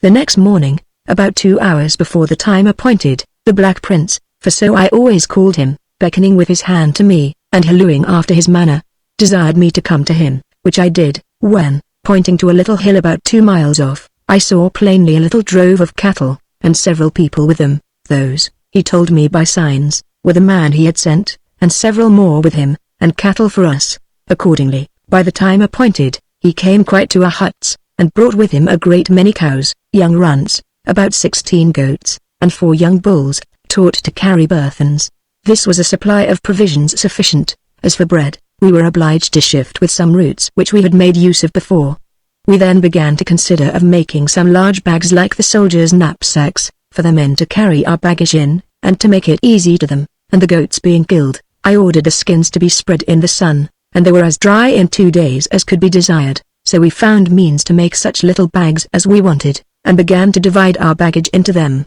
When the Black Prince found what they were for, and how easy they were of carriage when we put them on, he smiled a little, and sent away the man again to fetch skins, and he brought 2 natives more with him, all loaded with skins better cured than ours, and of other kinds, such as we could not tell what names to give them.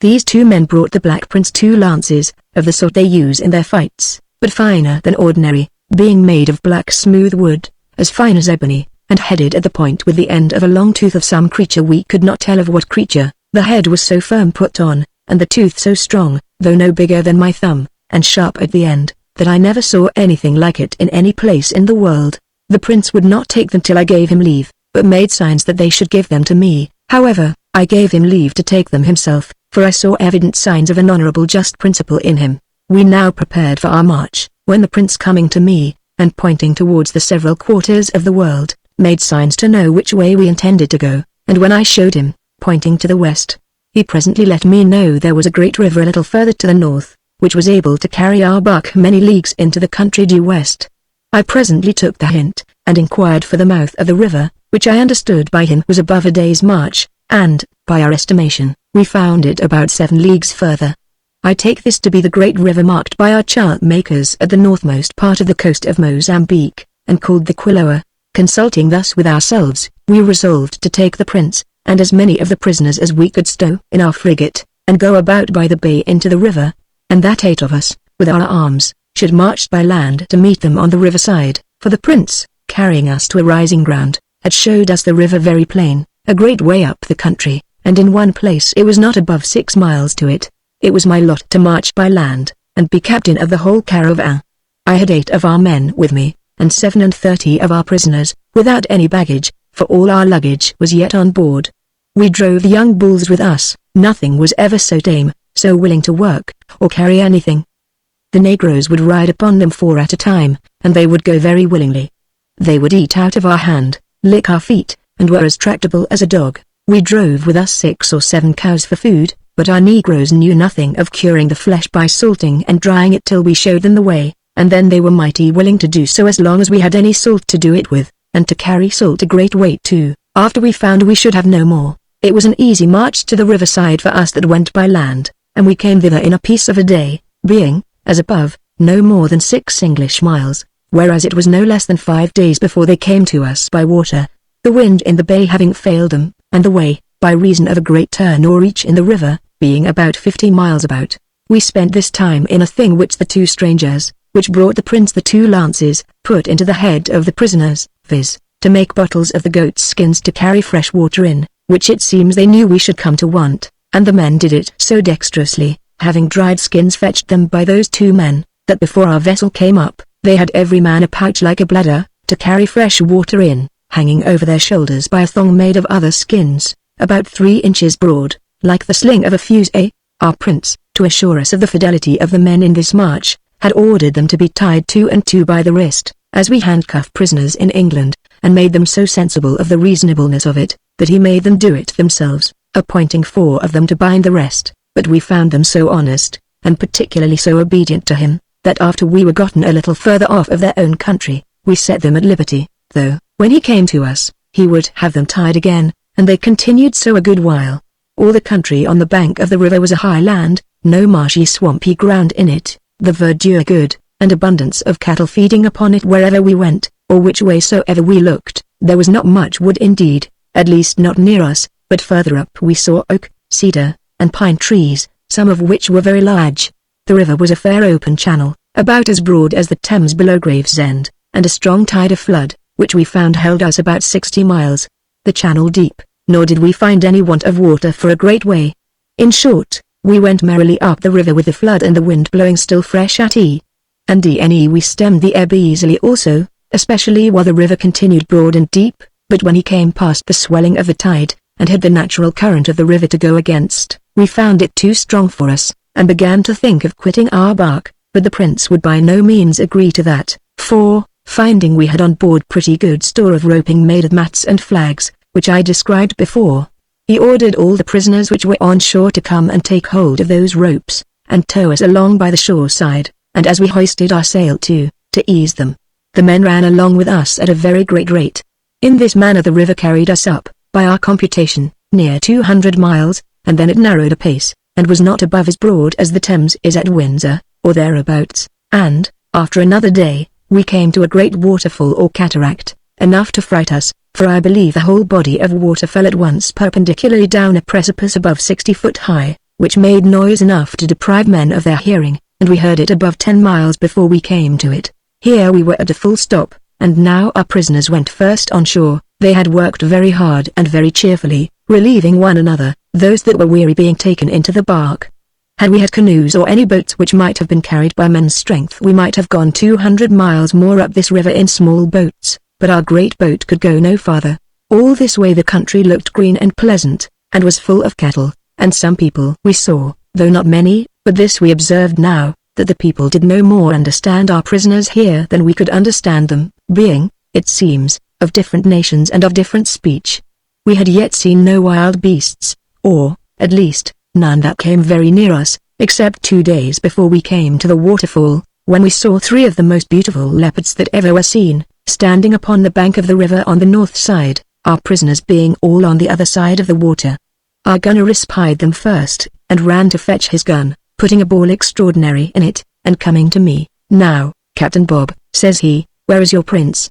So I called him out. "Now," says he, "tell your men not to be afraid, tell them they shall see that thing in his hand speak in fire to one of those beasts, and make it kill itself." The poor negroes looked as if they had been all going to be killed, notwithstanding what their prince said to them, and stood staring to expect the issue, when on a sudden the gunner fired, and as he was a very good marksman, he shot the creature with 2 slugs, just in the head. As soon as the leopard felt herself struck, she reared up on her 2 hind legs, bolt upright, and throwing her forepaws about in the air, fell backward, growling and struggling, and immediately died. The other 2, frighted with the fire and the noise, fled, and were out of sight in an instant. But the 2 frighted leopards were not in half the consternation that our prisoners were. 4 or 5 of them fell down as if they had been shot. Several others fell on their knees, and lifted up their hands to us, whether to worship us, or pray us not to kill them, we did not know, but we made signs to their prince to encourage them, which he did, but it was with much ado that he brought them to their senses.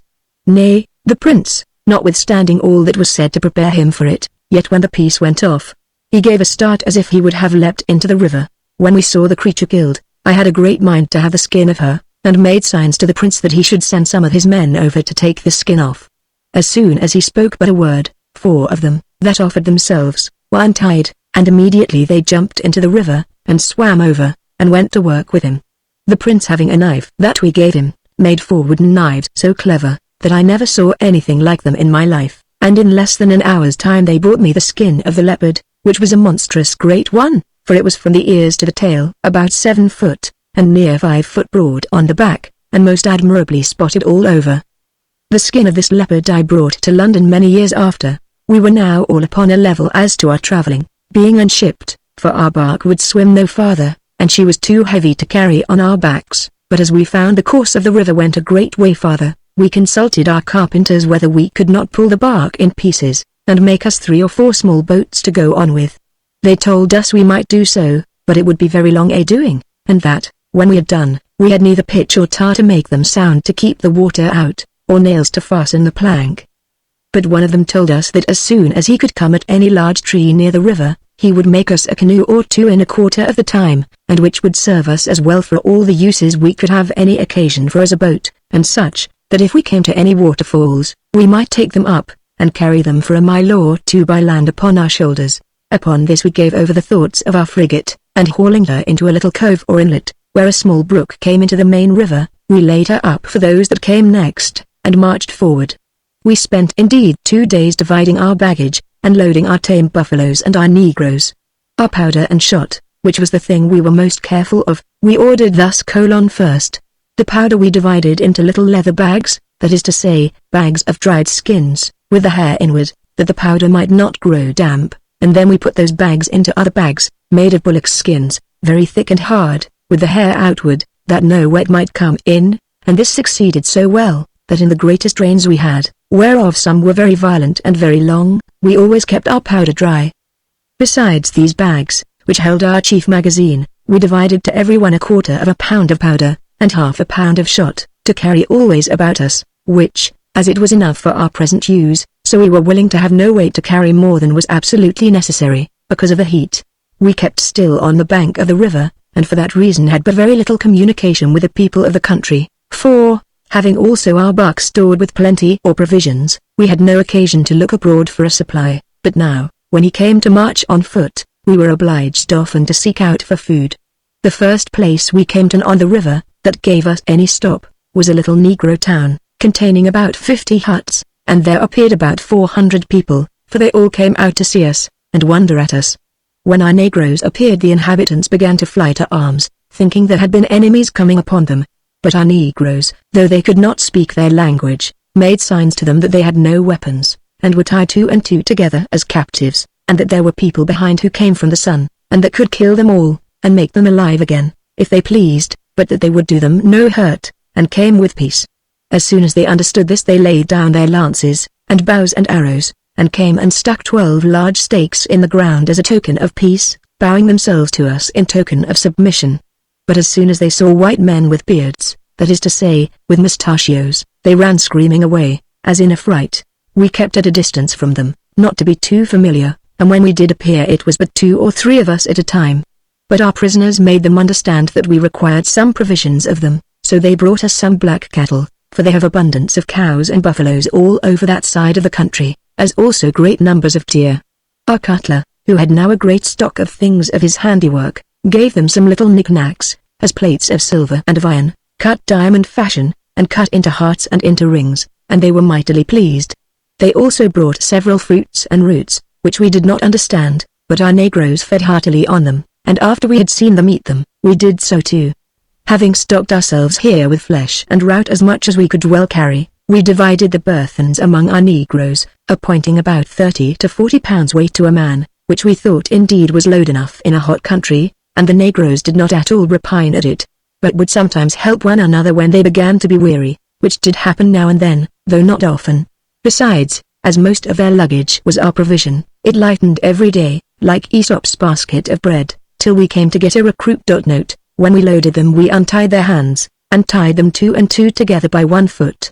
The 3rd day of our march from this place our chief carpenter desired us to halt, and set up some huts, for he had found out some trees that he liked, and resolved to make us some canoes, for, as he told me, he knew we should have marching enough on foot after we left the river, and he was resolved to go no further by land than needs must. We had no sooner given orders for our little camp, and given leave to our Negroes to lay down their loads, but they fell to work to build our huts, and though they were tied as above, yet they did it so nimbly as surprised us. Here we set some of the Negroes quite at liberty, that is to say, without tying them, having the prince's word passed for their fidelity, and some of these were ordered to help the carpenters, which they did very handily, with a little direction, and others were sent to see whether they could get any provisions near hand, but instead of provisions, 3 of them came in with 2 bows and arrows, and 5 lances. They could not easily make us understand how they came by them, only that they had surprised some Negro women, who were in some huts, the men being from home, and they had found the lances and bows in the huts,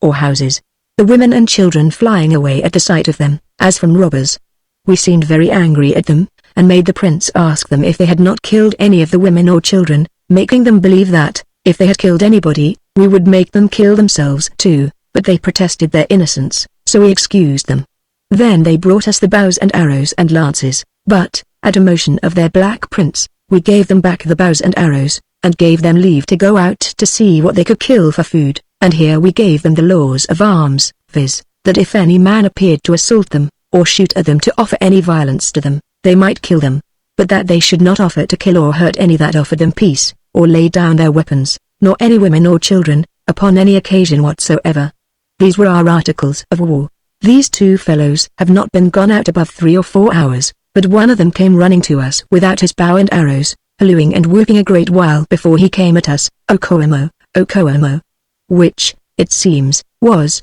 "Help, help." The rest of the Negroes rose up in a hurry, and by twos, as they could, ran forward towards their fellows, to know what the matter was.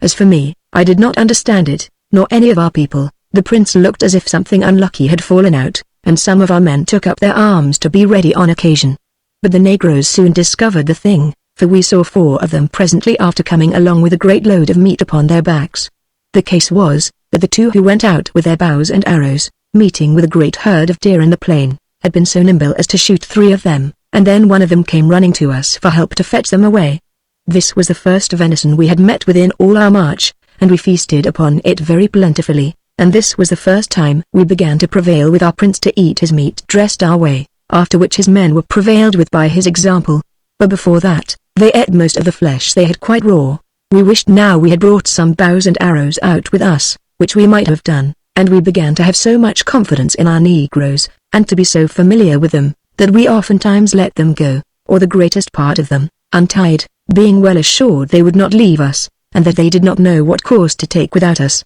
But one thing we resolved not to trust them with, and that was the charging our guns, but they always believed our guns had some heavenly power in them, that it would send forth fire and smoke, and speak with a dreadful noise, and kill at a distance whenever we bid them. In about 8 days we finished 3 canoes, and in them we embarked our white men and our baggage, with our prince, and some of the prisoners. We also found it needful to keep some of ourselves always on shore, not only to manage the negroes, but to defend them from enemies and wild beasts. Abundance of little incidents happened upon this march, which it is impossible to crowd into this account. Particularly, we saw more wild beasts now than we did before, some elephants, and 2 or 3 lions, none of which kinds we had seen any of before, and we found our negroes were more afraid of them a great deal than we were, principally, because they had no bows and arrows, or lances, which were the particular weapons they were bred up to the exercise of. But we cured them of their fears by being always ready with our firearms. However, as we were willing to be sparing of our powder, and the killing of any of the creatures now was no advantage to us, seeing their skins were too heavy for us to carry, and their flesh not good to eat, we resolved therefore to keep some of our pieces uncharged and only primed, and causing them to flash in the pan. The beasts, even the lions themselves, would always start and fly back when they saw it, and immediately march off. We passed abundance of inhabitants upon this upper part of the river, and with this observation, that almost every 10 miles we came to a separate nation, and every separate nation had a different speech, or else their speech had differing dialects, so that they did not understand one another. They all abounded in cattle, especially on the riverside, and the 8th day of this second navigation we met with a little negro town, where they had growing a sort of corn like rice, which ate very sweet, and, as we got some of it of the people, we made very good cakes of bread of it, and, making a fire, baked them on the ground, after the fire was swept away, very well, so that hitherto we had no want of provisions of any kind that we could desire. Our negroes towing our canoes, we travelled at a considerable rate, and by our own account could not go less than 20 or 25 English miles a day, and the river continuing to be much of the same breadth and very deep all the way, till on the 10th day we came to another cataract, for a ridge of high hills crossing the whole channel of the river. The water came tumbling down the rocks from one stage to another in a strange manner, so that it was a continued link of cataracts from one to another, in the manner of a cascade, only that the falls were sometimes a quarter of a mile from one another, and the noise confused and frightful. We thought our voyaging was at a full stop now, but 3 of us, with a couple of our negroes, mounting the hills another way, to view the course of the river, we found a fair channel again after about half a mile's march, and that it was like to hold us a good way further. So we set all hands to work, unloaded our cargo, and hauled our canoes on shore, to see if we could carry them. Upon examination we found that they were very heavy,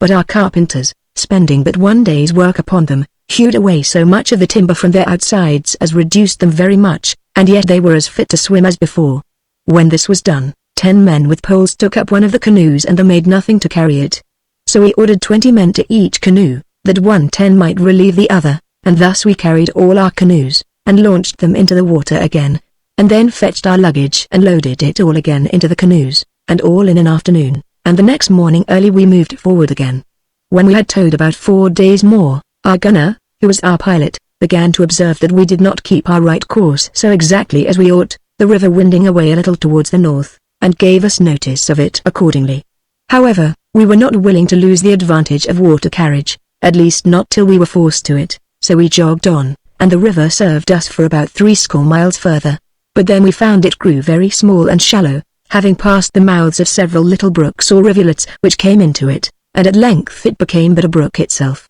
We towed up as far as ever our boats would swim, and we went 2 days the farther, having been about 12 days in this last part of the river by lightening the boats and taking our luggage out, which we made the negroes carry, being willing to ease ourselves as long as we could, but at the end of these 2 days, in short, there was not water enough to swim a London wherry. We now set forward wholly by land, and without any expectation of more water carriage. All our concern for more water was to be sure to have a supply for our drinking, and therefore upon every hill that we came near we clambered up to the highest part to see the country before us, and to make the best judgment we could which way to go to keep the lowest grounds, and as near some stream of water as we could. The country held verdant, well grown with trees, and spread with rivers and brooks, and tolerably well with inhabitants, for about 30 days' march after our leaving the canoes, during which time things went pretty well with us. We did not tie ourselves down when to march and when to halt, but ordered those things as our convenience and the health and ease of our people, as well our servants as ourselves,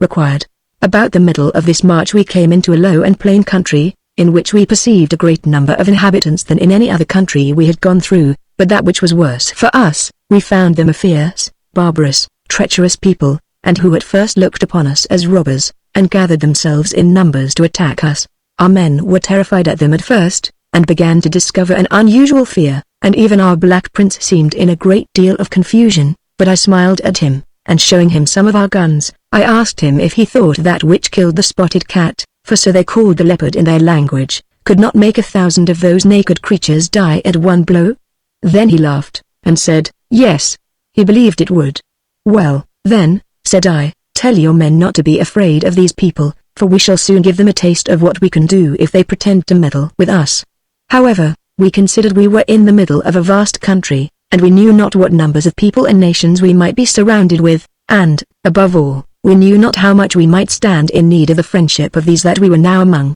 so that we ordered the negroes to try all the methods they could to make them friends. Accordingly the 2 men who had gotten bows and arrows, and 2 more to whom we gave the prince's 2 fine lances, went foremost, with 5 more, having long poles in their hands, and after them 10 of our men advanced toward the negro town that was next to us, and we all stood ready to succor them if there should be occasion. When they came pretty near their houses our negroes hallooed in their screaming way, and called to them as loud as they could. Upon their calling, some of the men came out and answered, and immediately after the whole town, men, women, and children, appeared. Our negroes, with their long poles, went forward a little, and stuck them all in the ground, and left them, which in their country was a signal of peace, but the other did not understand the meaning of that. Then the 2 men with bows laid down their bows and arrows, went forward unarmed, and made signs of peace to them, which at last the other began to understand, so 2 of their men laid down their bows and arrows, and came towards them. Our men made all the signs of friendship to them that they could think of,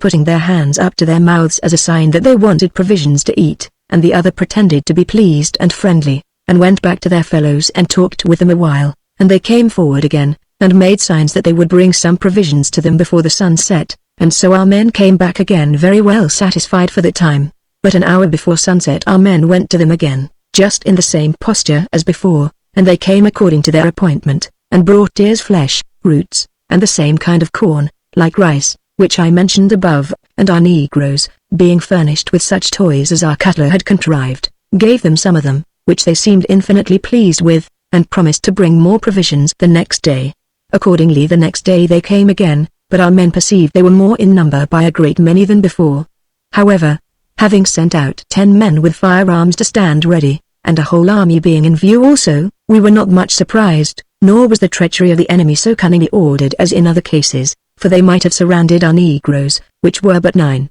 under a show of peace, but when they saw our men advance almost as far as the place where they were the day before, the rogues snatched up their bows and arrows and came running upon our men like so many furies, at which our 10 men called to the negroes to come back to them, which they did with speed enough at the first word, and stood all behind our men.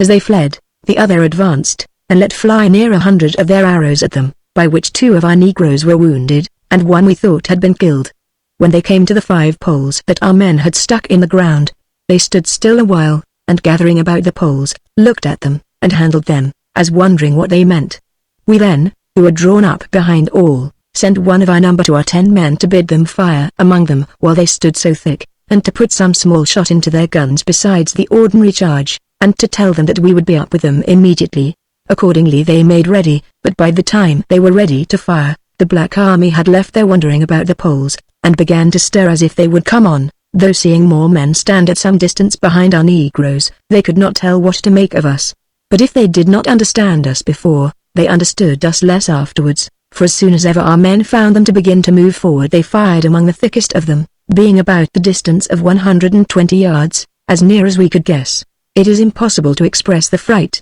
the screaming and yelling of those wretches upon this first volley. We killed 6 of them, and wounded 11 or 12, I mean as we knew of, for, as they stood thick, and the small shot, as we called it, scattered among them, we had reason to believe we wounded more that stood farther off, for our small shot was made of bits of lead and bit of iron, heads of nails, and such things as our diligent artificer, the cutler, helped us to. As to those that were killed and wounded, the other frighted creatures were under the greatest amazement in the world, to think what should hurt them, for they could see nothing but holes made in their bodies they knew not how. Then the fire and noise amazed all their women and children, and frighted them out of their wits, so that they ran staring and howling about like mad creatures. However, all this did not make them fly, which was what we wanted, nor did we find any of them die as it were with fear, as at first, so we resolved upon a second volley, and then to advance as we did before. Whereupon our reserved men advancing, we resolved to fire only 3 men at a time, and move forward like an army firing in platoon. So,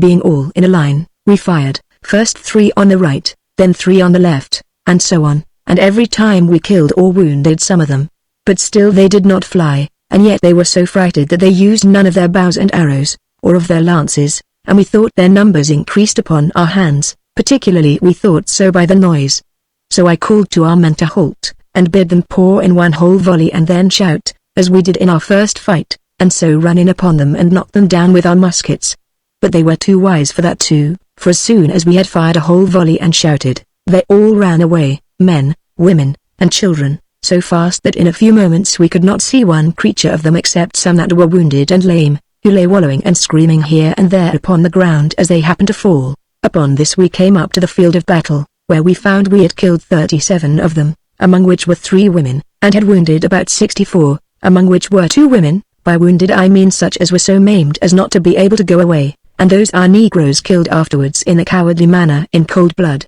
for which we were very angry, and threatened to make them go to them if they did so again. There was no great spoil to be got, for they were all stark naked as they came into the world, men and women together, some of them having feathers stuck in their hair, and others a kind of bracelet about their necks, but nothing else. But our negroes got a booty here, which we were very glad of, and this was the bows and arrows of the vanquished, of which they found more than they knew what to do with, belonging to the killed and wounded men. These we ordered them to pick up, and they were very useful to us afterwards. After the fight, and our negroes had gotten bows and arrows, we sent them out in parties to see what they could get, and they got some provisions, but, which was better than all the rest, they brought us 4 more young bulls, or buffaloes, that had been brought up to labor and to carry burthens. They knew them, it seems, by the burthens they had carried having galled their backs, for they have no saddles to cover them with in that country. Those creatures not only eased our negroes, but gave us an opportunity to carry more provisions, and our negroes loaded them very hard at this place with flesh and roots,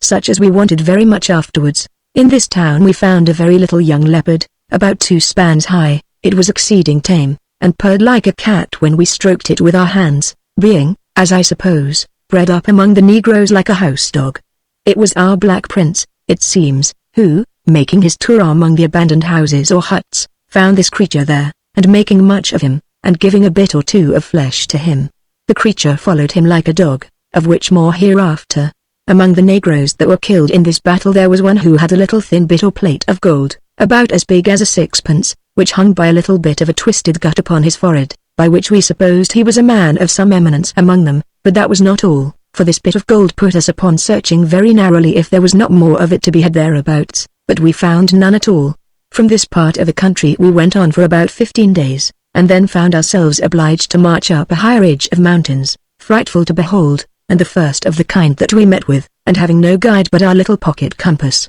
we had no advantage of information as to which was the best or the worst way, but was obliged to choose by what we saw, and shift as well as we could. We met with several nations of wild and naked people in the plain country before we came to those hills, and we found them much more tractable and friendly than those devils we had been forced to fight with, and though we could learn little from these people, yet we understood by the signs they made that there was a vast desert beyond these hills, and, as our negroes called them, much lion, much spotted cat, so they called the leopard, and they signed to us also that we must carry water with us, At the last of these nations we furnished ourselves with as much provisions as we could possibly carry, not knowing what we had to suffer, or what length we had to go, and, to make our way as familiar to us as possible, I proposed that of the last inhabitants we could find we should make some prisoners and carry them with us for guides over the desert, and to assist us in carrying provision, and, perhaps, in getting it too. The advice was too necessary to be slighted, so finding, by our dumb signs to the inhabitants,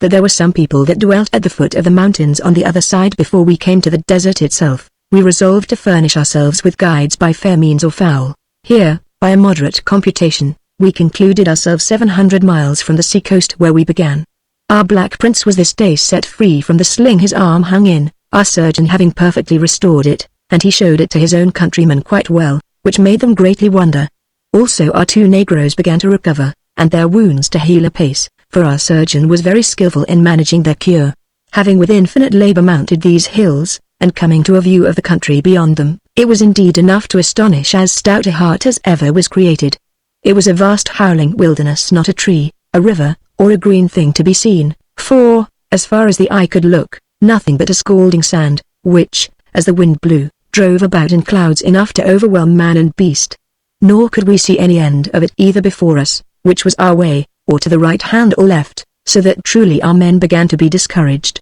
and talk of going back again. Nor could we indeed think of venturing over such a horrid place as that before us, in which we saw nothing but present death. I was as much affected at the sight as any of them, but, for all that, I could not bear the thoughts of going back again. I told them we had marched 700 miles of our way, and it would be worse than death to think of going back again, and that, if they thought the desert was not passable, I thought we should rather change our course, and travel south till we came to the Cape of Good Hope, or north to the country that lay along the Nile, where, perhaps, we might find some way or other over to the West Sea, for sure all Africa was not a desert. Our gunner, who, as I said before, was our guide as to the situation of places, told us that he could not tell what to say to going for the Cape, for it was a monstrous length, being from the place where we now were not less than 1,500 miles, and, by his account, we were now come a third part of the way to the coast of Angola, where we should meet the Western Ocean, and find ways enough for our escape home. On the other hand, he assured us, and showed us a map of it, that, if we went northward, the western shore of Africa went out into the sea above 1,000 miles west, so that we should have so much and more land to travel afterwards, which land might, for aught we knew,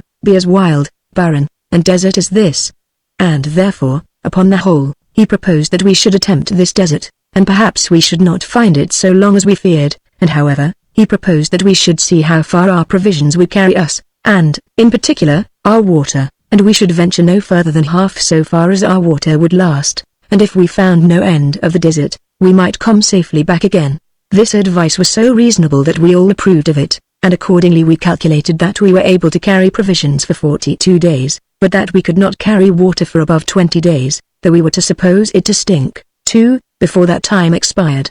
So that we concluded that, if we did not come at some water in 10 days' time, we would return, but if we found a supply of water, we could then travel 21 days, and, if we saw no end of the wilderness in that time, we would return also. With this regulation of our measures, we descended the mountains, and it was the second day before we quite reached the plain, where, however, to make us amends, we found a fine little rivulet of very good water, abundance of deer, a sort of creature like a hare, but not so nimble, but whose flesh we found very agreeable. But we were deceived in our intelligence, for we found no people, so we got no more prisoners to assist us in carrying our baggage. The infinite number of deer and other creatures which we saw here, we found was occasioned by the neighborhood of the waste or desert, from whence they retired hither for food and refreshment. We stored ourselves here with flesh and roots of divers kinds, which our negroes understood better than we, and which served us for bread, and with as much water as, by the allowance of a quart a day to a man for our negroes, and 3 pints a day a man for ourselves, and 3 quarts a day each for our buffaloes, would serve us 20 days, and thus loaded for a long miserable march, we set forwards, being all sound in health and very cheerful, but not alike strong for so great a fatigue, and, which was our grievance, were without a guide. In the very first entrance of the waste we were exceedingly discouraged, for we found the sand so deep, and it scalded our feet so much with the heat, that after we had, as I may call it, waded rather than walked through it about 7 or 8 miles,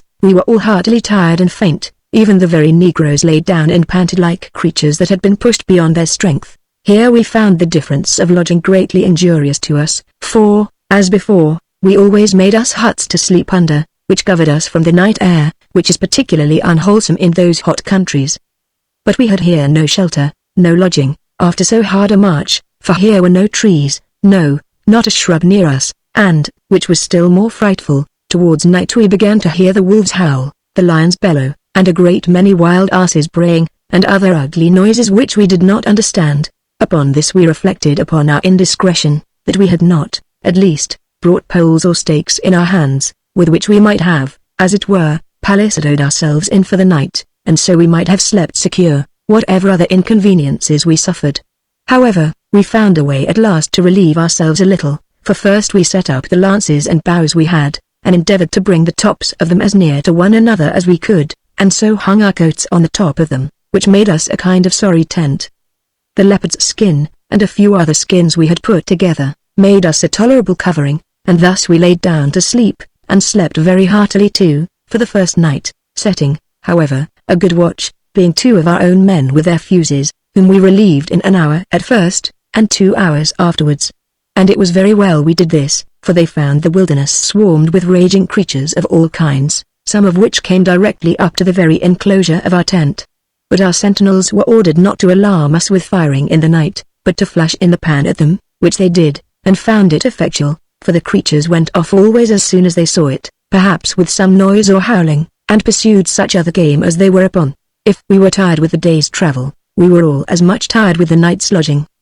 But our Black Prince told us in the morning he would give us some counsel, and indeed it was very good counsel. He told us we should be all killed if we went on this journey, and through this desert, without some covering for us at night, so he advised us to march back again to a little riverside where we lay the night before, and stay there till we could make us houses, as he called them, to carry with us to lodge in every night. As he began a little to understand our speech, and we very well to understand his signs, we easily knew what he meant, and that we should make mats, for we remembered that we saw a great deal of matting or base there, that the natives make mats of, I say, that we should make large mats there for covering our huts or tents to lodge in at night. We all approved this advice, and immediately resolved to go back that one day's journey, resolving, though we carried less provisions, we would carry mats with us to cover us in the night. Some of the nimblest of us got back to the river with more ease than we had travelled it the day before, but, as we were not in haste, the rest made a halt, encamped another night, and came to us the next day.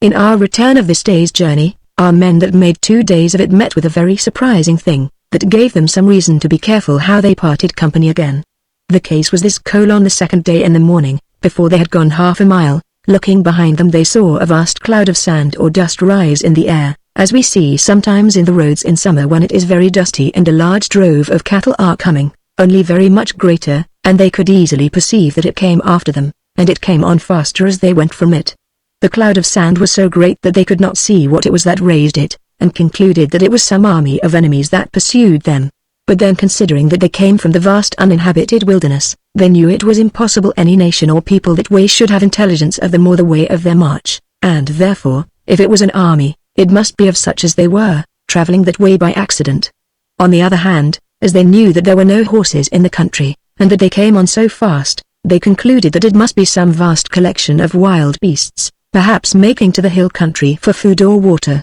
and that they should be all devoured or trampled underfoot by the multitude. Upon this thought, they very prudently observed which way the cloud seemed to point, and they turned a little out of their way to the north, supposing it might pass by them. When they were about a quarter of a mile, they halted to see what it might be. One of the negroes, a nimbler fellow than the rest, went back a little, and came in a few minutes running as fast as the heavy sands would allow, and by signs gave them to know that it was a great herd, or drove, or whatever it might be called, of vast monstrous elephants. As it was a sight our men had never seen, they were desirous to see it, and yet a little uneasy at the danger too, for though an elephant is a heavy unwieldy creature, yet in the deep sand, which is nothing at all to them, they marched at a great rate, and would soon have tired our people, if they had had far to go, and had been pursued by them. Our gunner was with them, and had a great mind to have gone close up to one of the outermost of them, and to have clapped his piece to his ear, and to have fired into him, because he had been told no shot would penetrate them, but they all dissuaded him,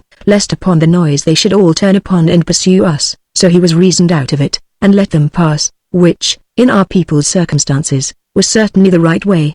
They were between 20 and 30 in number, but prodigious great ones, and though they often showed our men that they saw them, yet they did not turn out of their way, or take any other notice of them than, as we might say, just to look at them. We that were before saw the cloud of dust they raised, but we had thought it had been our own caravan, and so took no notice, but as they bent their course 1 point of the compass, or thereabouts, to the southward of the east, and we went due east, west, they passed by us at some little distance, so that we did not see them, or know anything of them, till evening, when our men came to us and gave us this account of them. However, this was a useful experiment for our future conduct in passing the desert, as you shall hear in its place. We were now upon our work, and our Black Prince was head surveyor, for he was an excellent mat maker himself, and all his men understood it, so that they soon made us near 100 mats, and as every man, I mean of the negroes, carried one, it was no manner of load, and we did not carry an ounce of provisions the less. The greatest burthen was to carry 6 long poles,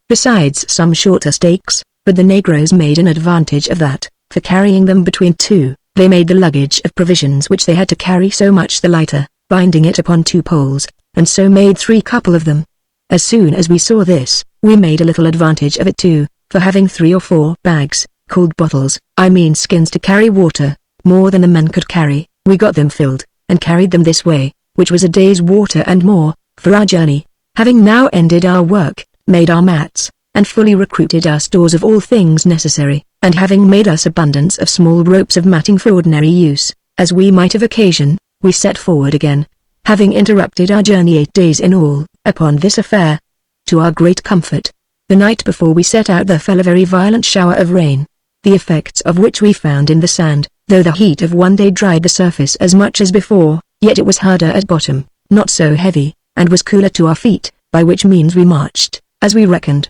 about 14 miles instead of 7, and with much more ease. When he came to encamp, we had all things ready, for we had fitted our tent, and set it up for trial, where we made it, so that, in less than an hour, we had a large tent raised, with an inner and outer apartment, and 2 entrances. In one we lay ourselves, in the other our negroes, having light pleasant mats over us, and others at the same time under us. Also we had a little place without all for our buffaloes, for they deserved our care, being very useful to us, besides carrying forage and water for themselves. Their forage was a root, which our Black Prince directed us to find, not much unlike a parsnip, very moist and nourishing, of which there was plenty wherever we came, this horrid desert excepted. When we came the next morning to decamp, our negroes took down the tent, and pulled up the stakes, and all was in motion in as little time as it was set up. In this posture we marched 8 days, and yet could see no end, no change of our prospect, but all looking as wild and dismal as at the beginning.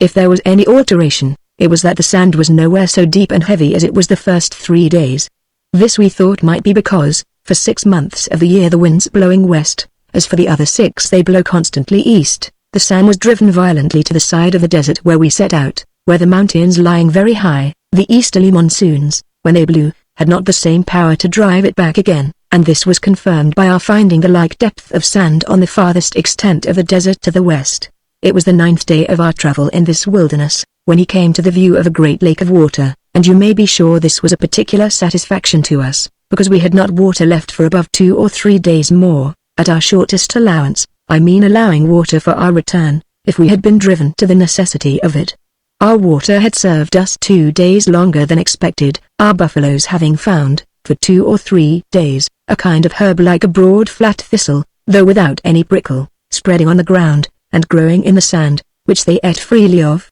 and which supplied them for drink as well as forage. The next day, which was the 10th from our setting out, we came to the edge of this lake, and, very happily for us, we came to it at the south point of it, for to the north we could see no end of it, so we passed by it and travelled 3 days by the side of it, which was a great comfort to us, because it lightened our burthen, there being no need to carry water when we had it in view. And yet, though here was so much water, we found but very little alteration in the desert, no trees, no grass or herbage, except that thistle, as I called it, and 2 or 3 more plants, which we did not understand, of which the desert began to be pretty full. But as we were refreshed with the neighborhood of this lake of water, so we were now gotten among a prodigious number of ravenous inhabitants, the like whereof, it is most certain, the eye of man never saw, for as I firmly believe that never man nor body of men passed this desert since the flood, so I believe there is not the like collection of fierce, ravenous, and devouring creatures in the world, I mean not in any particular place. For a day's journey before we came to this lake, and all the 3 days we were passing by it, and for 6 or 7 days' march after it, the ground was scattered with elephants' teeth in such a number as is incredible, and as some of them have lain there for some hundreds of years, so, seeing the substance of them scarce ever decays, they may lie there, for aught I know, to the end of time. The size of some of them is, it seems, to those to whom I have reported it, as incredible as the number, and I can assure you there were several so heavy as the strongest man among us could not lift. As to number, I question not, but there are enough to load 1,000 sail of the biggest ships in the world, by which I may be understood to mean that the quantity is not to be conceived of, seeing that as they lasted in view for above 80 miles travelling, so they might continue as far to the right hand, and to the left as far, and many times as far, for aught we knew, for it seems the number of elephants hereabouts is prodigiously great. In one place in particular we saw the head of an elephant, with several teeth in it. But one of the biggest that ever I saw, the flesh was consumed, to be sure, many 100 years before, and all the other bones, but 3 of our strongest men could not lift this skull and teeth. The great tooth, I believe, weighed at least 300 weight, and this was particularly remarkable to me, that I observed the whole skull was as good ivory as the teeth, and, I believe, altogether weighed at least 600 weight, and though I do not know but, by the same rule, all the bones of the elephant may be ivory, yet I think there is this just objection against it from the example before me, that then all the other bones of this elephant would have been there as well as the head. I proposed to our gunner, that, seeing we had travelled now 14 days without intermission, and that we had water here for our refreshment, and no want of food yet, nor any fear of it, we should rest our people a little, and see, at the same time, if perhaps we might kill some creatures that were proper for food.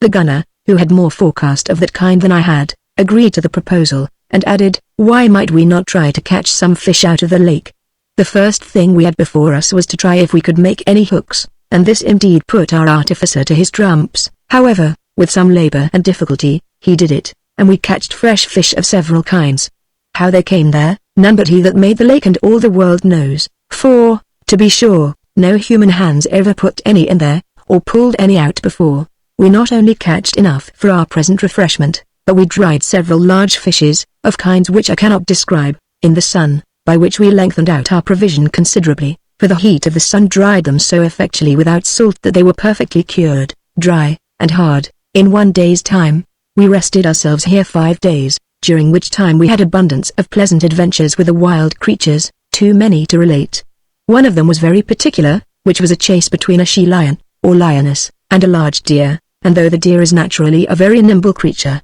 and she flew by us like the wind, having, perhaps, about 300 yards the start of the lion, yet we found the lion, by her strength, and the goodness of her lungs, got ground of her.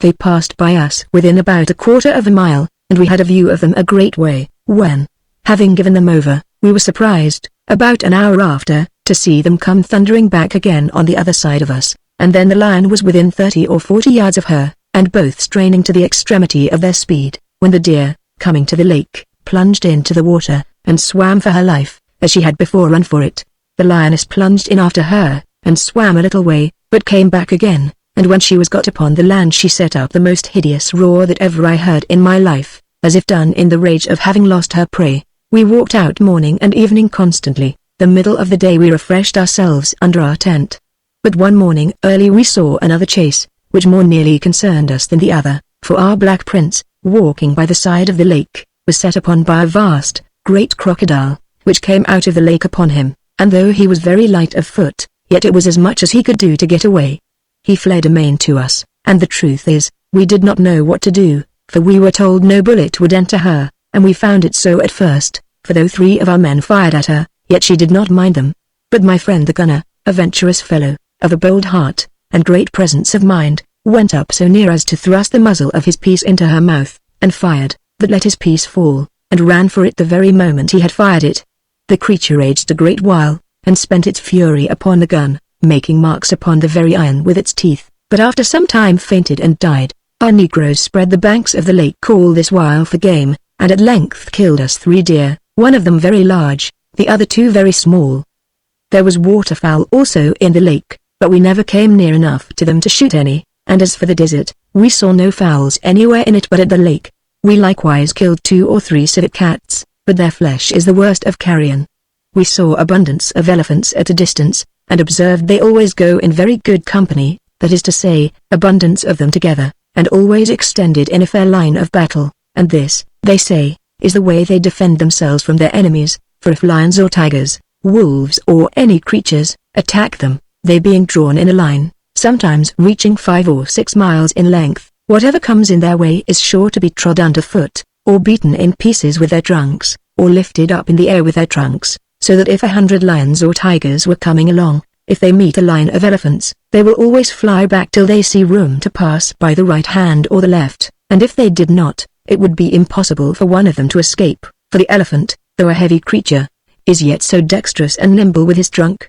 that he will not fail to lift up the heaviest lion, or any other wild creature, and throw him up in the air quite over his back, and then trample him to death with his feet. We saw several lines of battle thus. We saw one so long that indeed there was no end of it to be seen, and I believe there might be 2,000 elephants in row or line. They are not beasts of prey, but live upon the herbage of the field, as an ox does, and it is said, that though they are so great a creature, yet that a smaller quantity of forage supplies one of them than will suffice a horse. The numbers of this kind of creature that are in those parts are inconceivable, as may be gathered from the prodigious quantity of teeth which, as I said, we saw in this vast desert, and indeed we saw 100 of them to one of any other kind. One evening we were very much surprised. We were most of us laid down on our mats to sleep, when our watch came running in among us, being frighted with the sudden roaring of some lions just by them, which, it seems, they had not seen, the night being dark, till they were just upon them. There was, as it proved, an old lion and his whole family,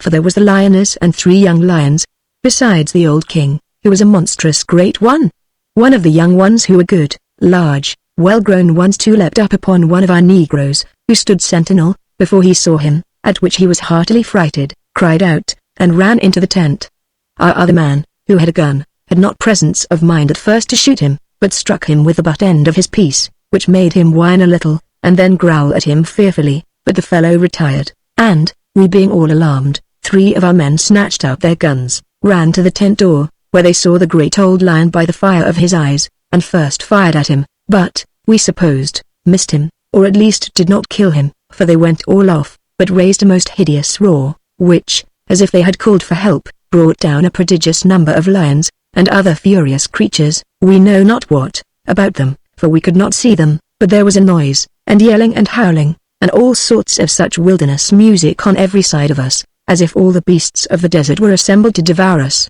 We asked our black prince what we should do with them. "Me go," says he, "and fright them all." So he snatches up 2 or 3 of the worst of our mats, and getting one of our men to strike some fire, he hangs the mat up at the end of the pole, and set it on fire, and it blazed abroad a good while, at which the creatures all moved off, for we heard them roar, and make their bellowing noise at a great distance. "Well," says our gunner, "if that will do, we need not burn our mats, which are our beds to lay under us, and our tilting to cover us. Let me alone," says he. So he comes back into our tent, and falls to making some artificial fireworks and the like, and he gave our sentinels some to be ready at hand upon occasion, and particularly he placed a great piece of wildfire upon the same pole that the mat had been tied to, and set it on fire, and that burnt there so long that all the wild creatures left us for that time. However, we began to be weary of such company, and, to be rid of them, we set forward again 2 days sooner than we intended. We found now, that through the desert did not end, nor could we see any appearance of it, yet that the earth was pretty full of green stuff of one sort or another, so that our cattle had no want, and secondly, that there were several little rivers which ran into the lake, and so long as the country continued low, we found water sufficient, which eased us very much in our carriage, and we went on still 16 days more without yet coming to any appearance of better soil. After this we found the country rise a little, and by that we perceived that the water would fail us, so, for fear of the worst, we filled our bladder bottles with water. We found the country rising gradually thus for 3 days continually, when, on the sudden, we perceived that, though we had mounted up insensibly, yet that we were on the top of a very high ridge of hills, though not such as at first. When he came to look down on the other side of the hills, we saw, to the great joy of all our hearts, that the desert was at an end, that the country was clothed with green, abundance of trees, and a large river, and we made no doubt but that we should find people and cattle also, and here, by our gunner's account, who kept our computations, we had marched about 400 miles over this dismal place of horror, having been 34 days a-doing of it, and consequently were come about 1,100 miles of our journey. We would willingly have descended the hills that night, but it was too late. The next morning we saw everything more plain, and rested ourselves under the shade of some trees, which were now the most refreshing things imaginable to us, who had been scorched above a month without a tree to cover us. We found the country here very pleasant, especially considering that we came from, and we killed some deer here also, which we found very frequent under the cover of the woods. Also we killed a creature like a goat, whose flesh was very good to eat, but it was no goat. We found also a great number of fowls like partridge, but something smaller, and were very tame, so that we lived here very well, but found no people, at least none that would be seen, no, not for several days' journey, and to allay our joy, we were almost every night disturbed with lions and tigers, elephants, indeed, we saw none here. In 3 days' march we came to a river, which we saw from the hills, and which we called the Golden River, and we found it ran northward, which was the first stream we had met with that did so. It ran with a very rapid current, and our gunner, pulling out his map, assured me that this was either the River Nile, or run into the great lake out of which the River Nile was said to take its beginning, and he brought out his charts and maps, which, by his instruction, I began to understand very well, and told me he would convince me of it, and indeed he seemed to make it so plain to me that I was of the same opinion, but I did not enter into the gunner's reason for this inquiry, not in the least, till he went on with it farther, and stated it thus: if this is the River Nile, why should not we build some more canoes, and go down this stream, rather than expose ourselves to any more deserts and scorching sands in quest of the sea, which when we are come to, we shall be as much at a loss how to get home as we were at Madagascar. The argument was good, had there been no objections in the way of a kind which none of us were capable of answering, but, upon the whole, it was an undertaking of such a nature that every one of us thought it impracticable, and that upon several accounts, and our surgeon, who was himself a good scholar and a man of reading, though not acquainted with the business of sailing, opposed it, and some of his reasons, I remember, were such as these: first, the length of the way, which both he and the gunner allowed, by the course of the water, and turnings of the river, would be at least 4,000 miles. Secondly, the innumerable crocodiles in the river, which we should never be able to escape.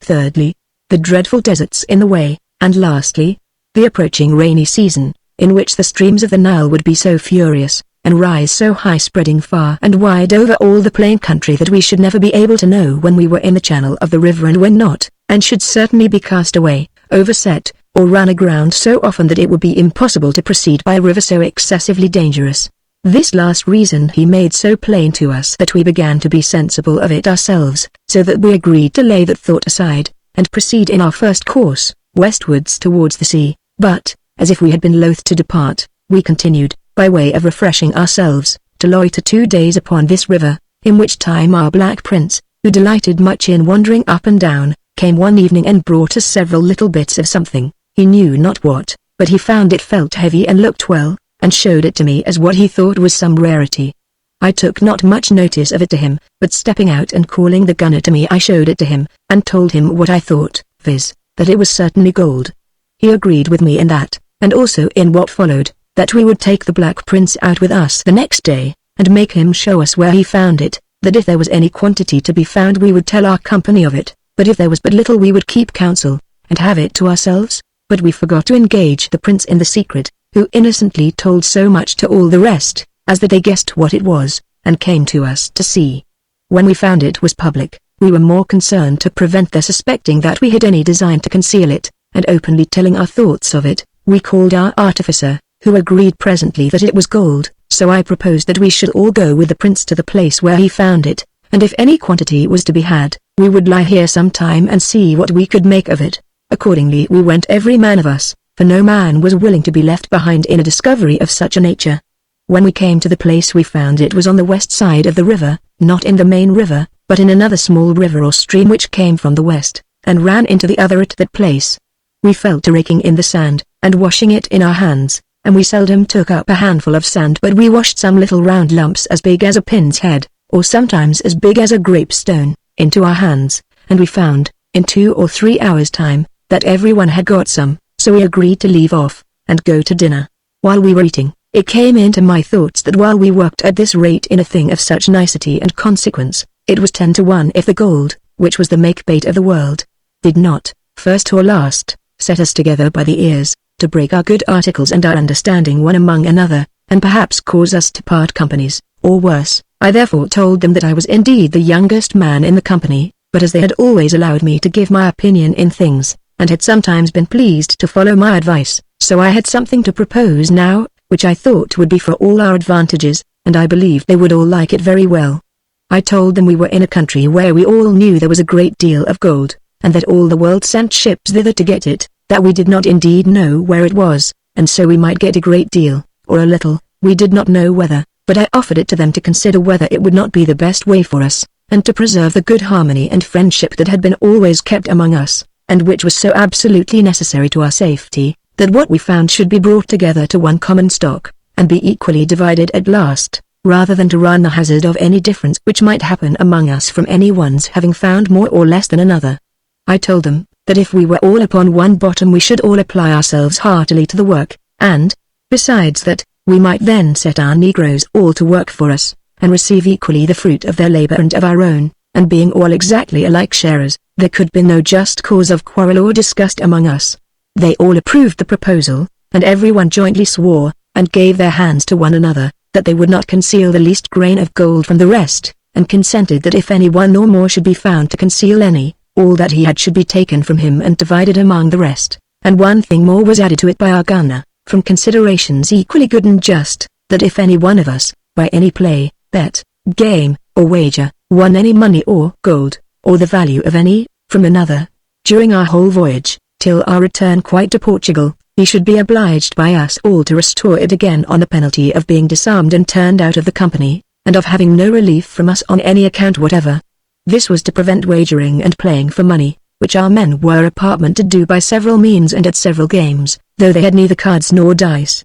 Having made this wholesome agreement, we went cheerfully to work, and showed our negroes how to work for us, and working up the stream on both sides, and in the bottom of the river, we spent about 3 weeks' time dabbling in the water, by which time, as it lay all in our way, we had gone about 6 miles, and not more, and still the higher we went, the more gold we found, till at last, having passed by the side of a hill, we perceived on a sudden that the gold stopped, and that there was not a bit taken up beyond that place. It presently occurred to my mind, that it must then be from the side of that little hill that all the gold we found was worked down. Upon this, we went back to the hill, and fell to work with that. We found the earth loose, and of a yellowish loamy color, and in some places a white hard kind of stone, which, in describing since to some of our artists, they tell me was the spar which is found by ore, and surrounds it in the mine. However, if it had been all gold, we had no instrument to force it out, so we passed that.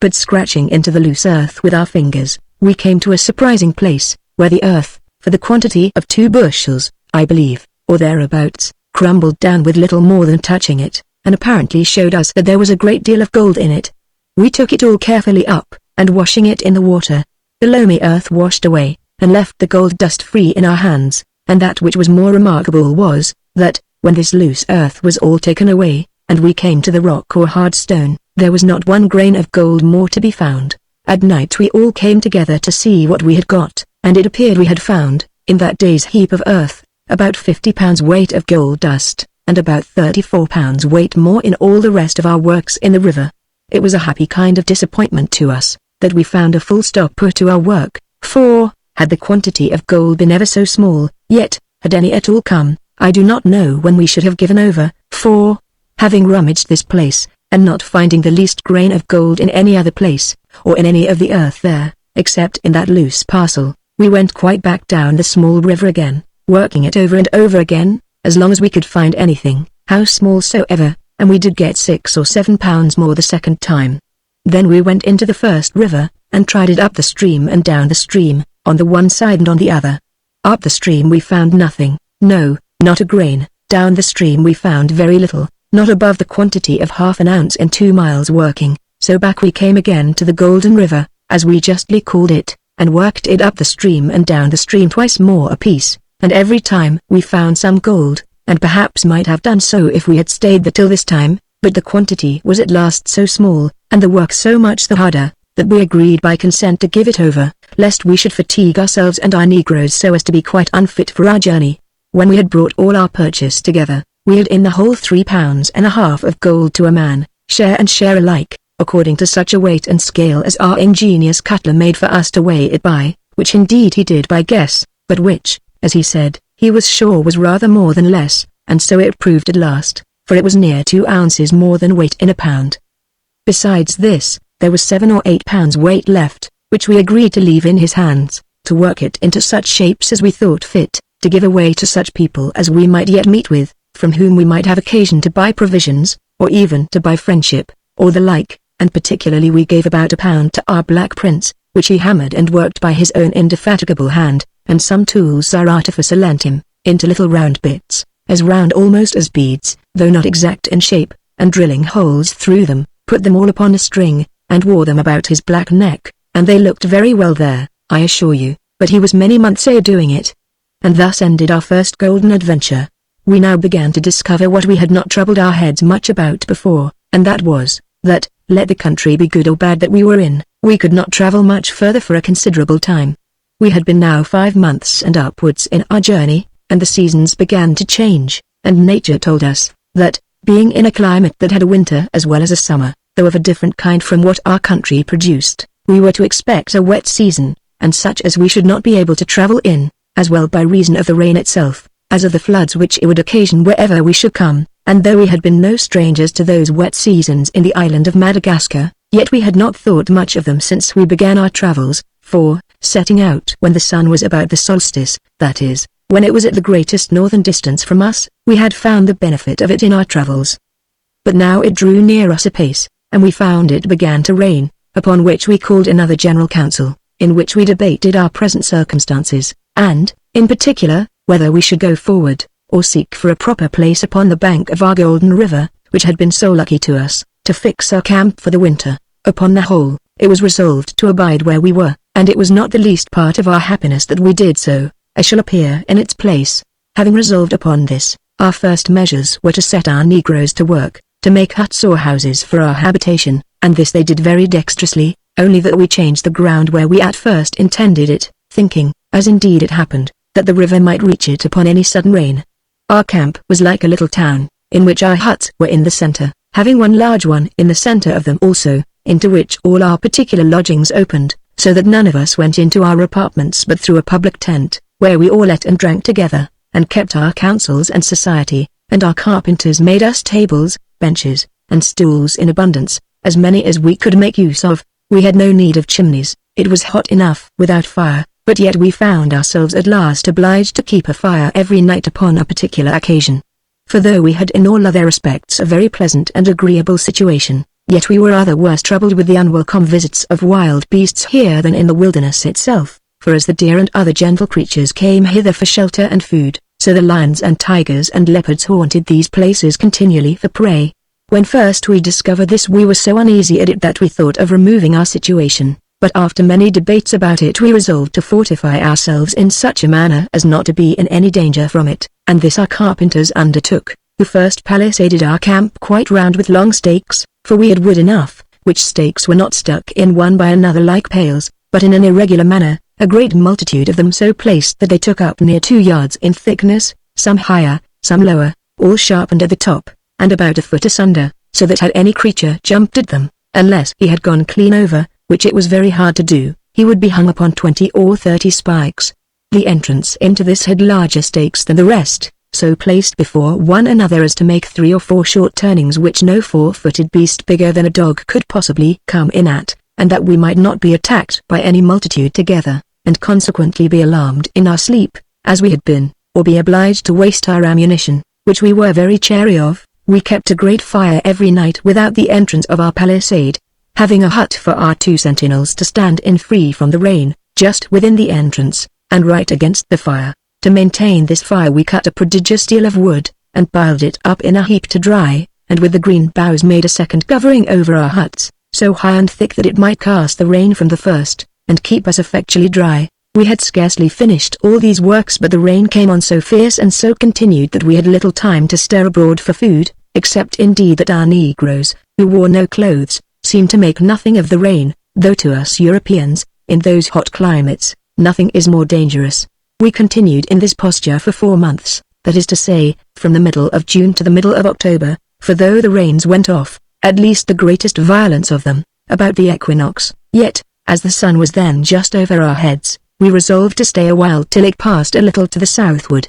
During our encampment here we had several adventures with the ravenous creatures of that country, and had not our fire been always kept burning, I question much whether all our fence, though we strengthened it afterwards with 12 or 14 rows of stakes or more, would have kept us secure. It was always in the night that we had the disturbance of them, and sometimes they came in such multitudes that we thought all the lions and tigers, and leopards and wolves of Africa were come together to attack us. One night, being clear moonshine, one of our men being upon the watch, told us that he verily believed he saw 10,000 wild creatures of one sort or another pass by our little camp, and ever as they saw the fire they sheered off, but were sure to howl or roar, or whatever it was, when they were past. The music of their voices was very far from being pleasant to us, and sometimes would be so very disturbing that we could not sleep for it, and often our sentinels would call us that were awake to come and look at them. It was one windy, tempestuous night, after a rainy day, that we were indeed called up, for such innumerable numbers of devilish creatures came about us that our watch really thought they would attack us.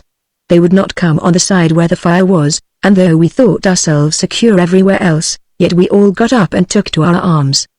The moon was near the full, but the air full of flying clouds, and a strange hurricane of wind to add to the terror of the night, when, looking on the back part of our camp, I thought I saw a creature within our fortification, and so indeed he was, except his haunches, for he had taken a running leap, I suppose, and with all his might had thrown himself clear over our palisades, except one strong pile, which stood higher than the rest, and which had caught hold of him, and by his weight he had hanged himself upon it, the spike of the pile running into his hinder haunch or thigh, on the inside, and by that he hung, growling and biting the wood for rage. I snatched up a lance from one of the negroes that stood just by me, and running to him, struck it 3 or 4 times into him, and dispatched him, being unwilling to shoot, because I had a mind to have a volley fired among the rest, whom I could see standing without, as thick as a drove of bullocks going to a fair. I immediately called our people out, and showed them the object of terror which I had seen, and, without any further consultation,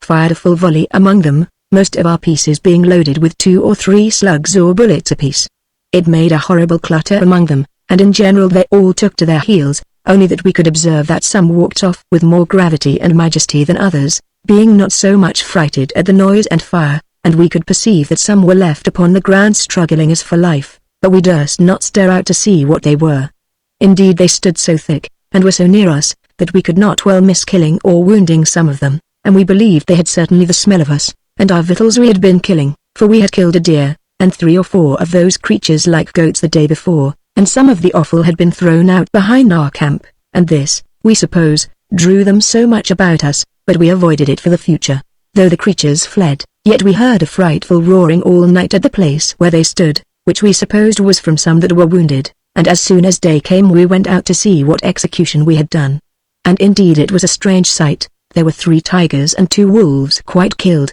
besides the creature I had killed within our palisade, which seemed to be of an ill-gendered kind, between a tiger and a leopard. Besides this there was a noble old lion alive, but with both his 4 legs broke, so that he could not stir away, and he had almost beat himself to death with struggling all night, and we found that this was the wounded soldier that had roared so loud and given us so much disturbance. Our surgeon, looking at him, smiled. "Now," says he, "if I could be sure this lion would be as grateful to me as one of his Majesty's ancestors was to Androcles, the Roman slave, I would certainly set both his legs again and cure him." I had not heard the story of Androcles, so he told it me at large, but as to the surgeon, we told him he had no way to know whether the lion would do so or not, but to cure him first and trust to his honor, but he had no faith, so to dispatch him and put him out of his torment, he shot him in the head and killed him, for which we called him the King Killer ever after. Our negroes found no less than 5 of these ravenous creatures wounded and dropped at a distance from our quarters, whereof, one was a wolf, one a fine spotted young leopard, and the other were creatures that we knew not what to call them.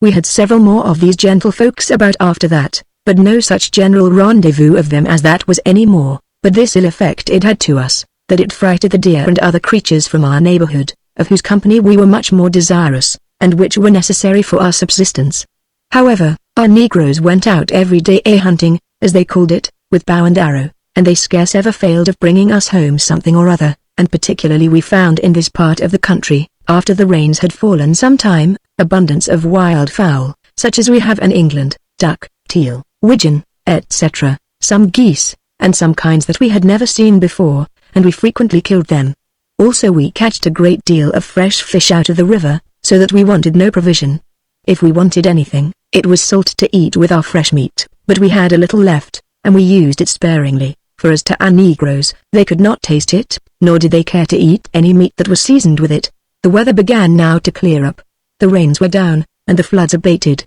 and the sun, which had passed our zenith, was gone to the southward a good way, so we prepared to go on our way.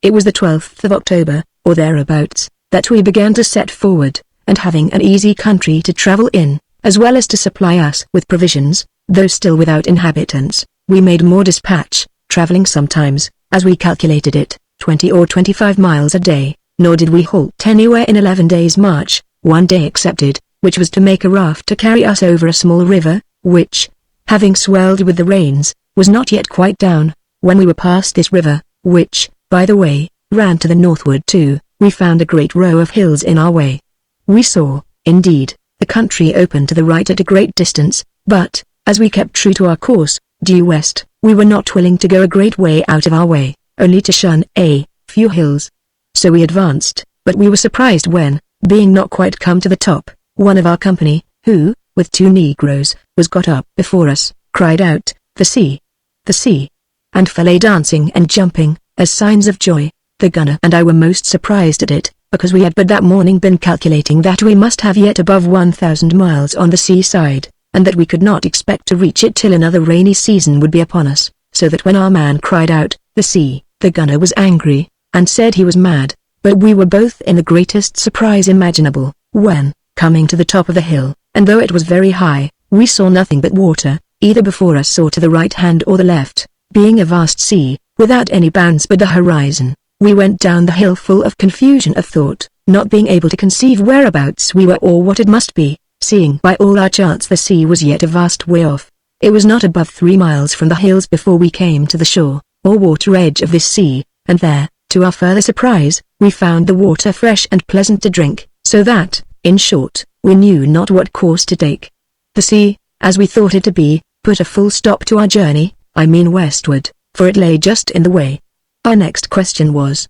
which hand to turn to the right hand or the left, but this was soon resolved, for, as we knew not the extent of it, we considered that our way, if it had been the sea really, must be on the north, and therefore, if we went to the south now, it must be just so much out of our way at last. So, having spent a good part of the day in our surprise at the thing, and consulting what to do, we set forward to the north. We travelled upon the shore of this sea full 23 days before we could come to any resolution about what it was, at the end of which, early one morning, one of our seamen cried out, "Land!" And it was no false alarm, for we saw plainly the tops of some hills at a very great distance, on the further side of the water, due west, but though this satisfied us that it was not the ocean, but an inland sea or lake, yet we saw no land to the northward, that is to say, no end of it, but were obliged to travel 8 days more, and near 100 miles farther, before we came to the end of it, and then we found this lake or sea ended in a very great river which ran N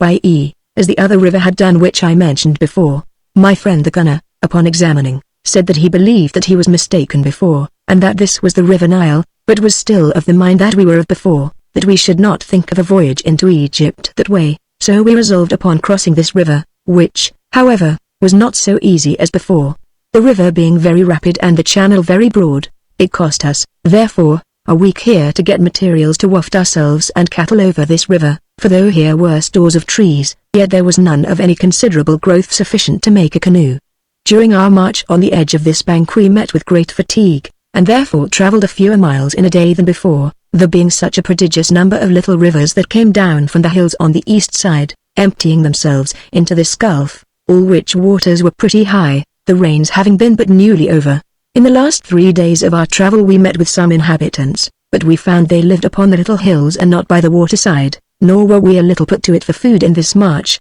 having killed nothing for 4 or 5 days but some fish we caught out of the lake, and that not in such plenty as we found before. But, to make us some amends. We had no disturbance upon all the shores of this lake from any wild beasts. The only inconveniency of that kind was, that we met an ugly, venomous, deformed kind of a snake or serpent in the wet grounds near the lake, that several times pursued us as if it would attack us, and if we struck or threw anything at it, it would raise itself up and hiss so loud that it might be heard a great way. It had a hellish ugly deformed look and voice, and our men would not be persuaded but it was the devil, only that we did not know what business Satan could have there, where there were no people. It was very remarkable that we had now travelled 1,000 miles without meeting with any people in the heart of the whole continent of Africa, where, to be sure, never man set his foot since the sons of Noah spread themselves over the face of the whole earth. Here also our gunner took an observation with his forestaff, to determine our latitude, and he found now, that having marched about 33 days northward, we were in 6 degrees 22 minutes south latitude. After having with great difficulty got over this river, we came into a strange wild country that began a little to affright us, for though the country was not a desert of dry scalding sand as that was we had passed before, yet it was mountainous, barren, and infinitely full of most furious wild beasts, more than any place we had passed yet.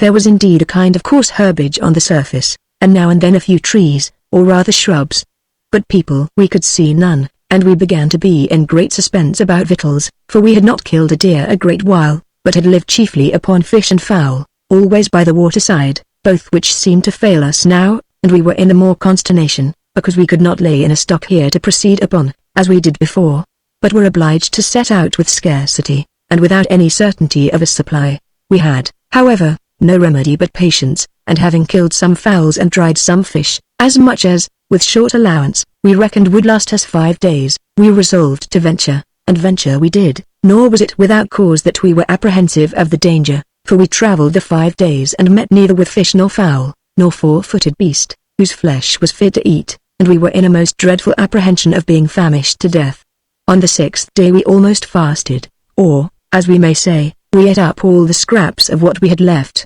and at night lay down supperless upon our mats, with heavy hearts, being obliged the 8th day to kill one of our poor faithful servants, the buffaloes that carried our baggage. The flesh of this creature was very good, and so sparingly did we eat of it that it lasted us all 3 days and a half, and was just spent, and we were on the point of killing another when we saw before us a country that promised better, having high trees and a large river in the middle of it. This encouraged us, and we quickened our march for the riverside, though with empty stomachs, and very faint and weak. But before we came to this river we had the good hap to meet with some young deer, a thing we had long wished for. In a word, having shot 3 of them, we came to a full stop to fill our bellies, and never gave the flesh time to cool before we ate it. Nay, it was much we could stay to kill it and had not eaten it alive, for we were, in short, almost famished. Through all that inhospitable country we saw continually lions, tigers, leopards, civet cats, and abundance of kinds of creatures that we did not understand. We saw no elephants, but every now and then we met with an elephant's tooth lying on the ground, and some of them lying, as it were, half buried by the length of time that they had lain there. When we came to the shore of this river, we found it ran northerly still, as all the rest had done, but with this difference, that as the course of the other rivers were N by E, or NNE, the course of this lay NWN. On the further bank of this river we saw some sign of inhabitants, but met with none for the first day, but the next day we came into an inhabited country, the people all Negroes, and stark naked, without shame, both men and women. We made signs of friendship to them, and found them a very frank, civil, and friendly sort of people. They came to our Negroes without any suspicion, nor did they give us any reason to suspect them of any villainy, as the others had done. We made signs to them that we were hungry, and immediately some naked women ran and fetched us great quantities of roots, and of things like pumpkins, which we made no scruple to eat, and our artificer showed them some of his trinkets that he had made, some of iron, some of silver, but none of gold. They had so much judgment as to choose that of silver before the iron, but when we showed them some gold, we found they did not value it so much as either of the other. For some of these things they brought us more provisions, and 3 living creatures as big as calves, but not of that kind, neither did we ever see any of them before. Their flesh was very good, and after that they brought us 12 more, and some smaller creatures like hares, all which were very welcome to us, who were indeed at a very great loss for provisions. We grew very intimate with these people, and indeed they were the civillest and the most friendly people that we met with at all, and mightily pleased with us, and, which was very particular, They were much easier to be made to understand our meaning than any we had met with before. At last we began to inquire our way, pointing to the west. They made us understand easily that we could not go that way, but they pointed to us that we might go northwest, so that we presently understood that there was another lake in our way, which proved to be true, for in 2 days more we saw it plain, and it held us till we passed the equinoctial line, lying all the way on our left hand, though at a great distance. Traveling thus northward, our gunner seemed very anxious about our proceedings, for he assured us, and made me sensible of it by the maps which he had been teaching me out of, that when he came into the latitude of 6 degrees, or thereabouts, north of the line, the land trended away to the west to such a length that we should not come at the sea under a march of above 1,500 miles farther westward than the country we desired to go to.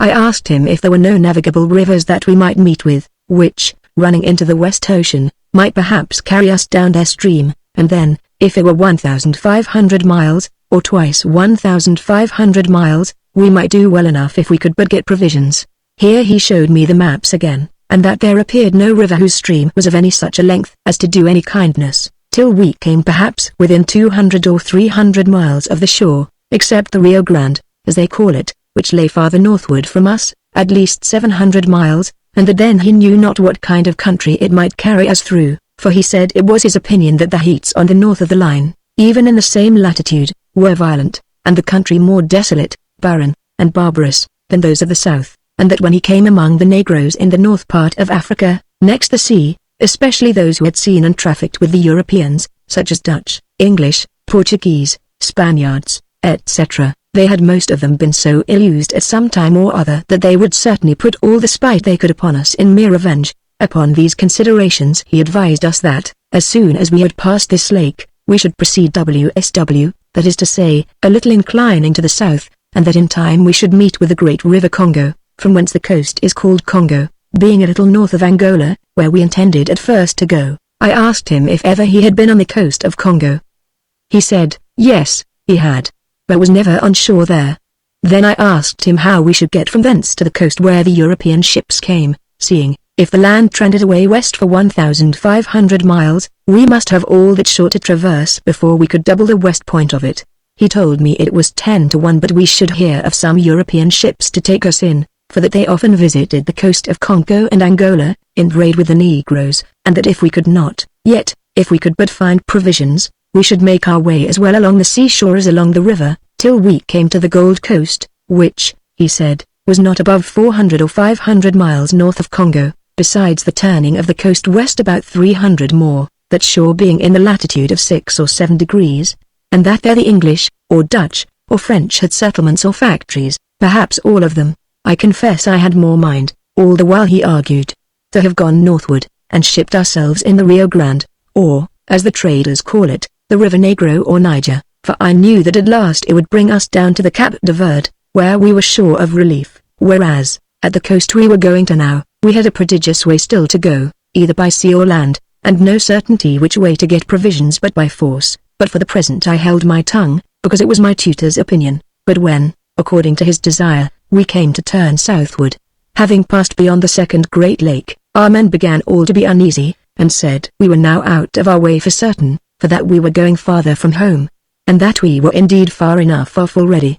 But we had not marched above 12 days more, 8 whereof were taken up in rounding the lake, and 4 more southwest, in order to make for the river Congo. But we were put to another full stop, by entering a country so desolate, so frightful, and so wild, that we knew not what to think or do, for, besides that it appeared as a terrible and boundless desert, having neither woods, trees, rivers, or inhabitants, so even the place where we were was desolate of inhabitants, nor had we any way to gather in a stock of provisions for the passing of this desert, as we did before at our entering the first, unless we had marched back 4 days to the place where we turned the head of the lake. Well, notwithstanding this, we ventured, for, to men that had passed such wild places as we had done, nothing could seem too desperate to undertake. We ventured, I say, and the rather because we saw very high mountains in our way at a great distance, and we imagined, wherever there were mountains there would be springs and rivers, where rivers there would be trees and grass, where trees and grass there would be cattle,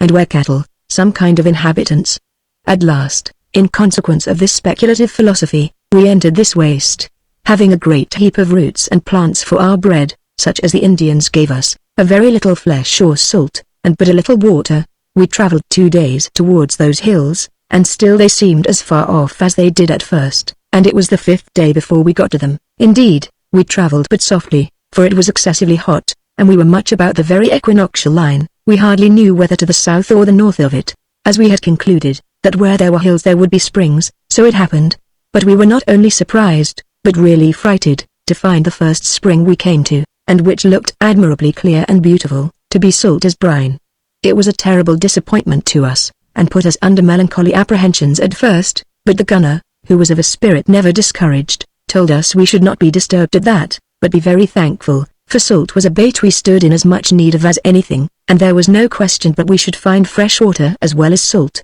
And here our surgeon stepped in to encourage us, and told us that if we did not know he would show us a way how to make that salt water fresh, which indeed made us all more cheerful, though we wondered what he meant. Meantime our men, without bidding, had been seeking about for other springs, and found several, but still they were all salt, from whence we concluded that there was a salt rock or mineral stone in those mountains, and perhaps they might be all of such a substance, but still I wondered by what witchcraft it was that our artist the surgeon would make this salt water turn fresh, and I longed to see the experiment, which was indeed a very odd one, but he went to work with as much assurance as if he had tried it on the very spot before.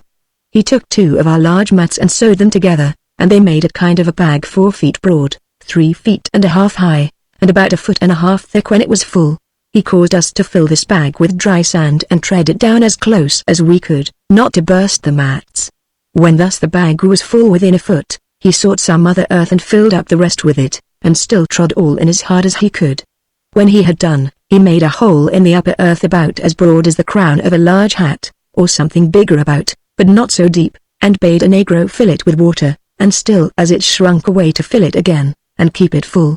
The bag he had placed at first across 2 pieces of wood, about 1 foot from the ground, and under it he ordered some of our skins to be spread that would hold water. In about an hour, and not sooner, the water began to come dropping through the bottom of the bag, and, to our great surprise, was perfectly fresh and sweet, and this continued for several hours, but in the end the water began to be a little brackish. When we told him that, well, then, said he, turn the sand out, and fill it again. Whether he did this by way of experiment from his own fancy, or whether he had seen it done before, I do not remember. The next day we mounted the tops of the hills, where the prospect was indeed astonishing, for as far as the eye could look, south, or west, or northwest, there was nothing to be seen but a vast howling wilderness, with neither tree nor river, nor any green thing. The surface we found, as the part we passed the day before, had a kind of thick moss upon it, of a blackish dead color, but nothing in it that looked like food, either for man or beast. Had we been stored with provisions to have entered for 10 or 20 days upon this wilderness, as we were formerly, and with fresh water, we had hearts good enough to have ventured, though we had been obliged to come back again, for if we went north we did not know but we might meet with the same. But we neither had provisions, neither were we in any place where it was possible to get them. We killed some wild feline creatures at the foot of these hills, but, except 2 things, like to nothing that we ever saw before, we met with nothing that was fit to eat. These were creatures that seemed to be between the kind of a buffalo and a deer, but indeed resembled neither, for they had no horns, and had great legs like a cow, with a fine head, and the neck like a deer. We killed also, at several times, a tiger, 2 young lions, and a wolf, but, God be thanked, we were not so reduced as to eat carrion. Upon this terrible prospect I renewed my motion of turning northward,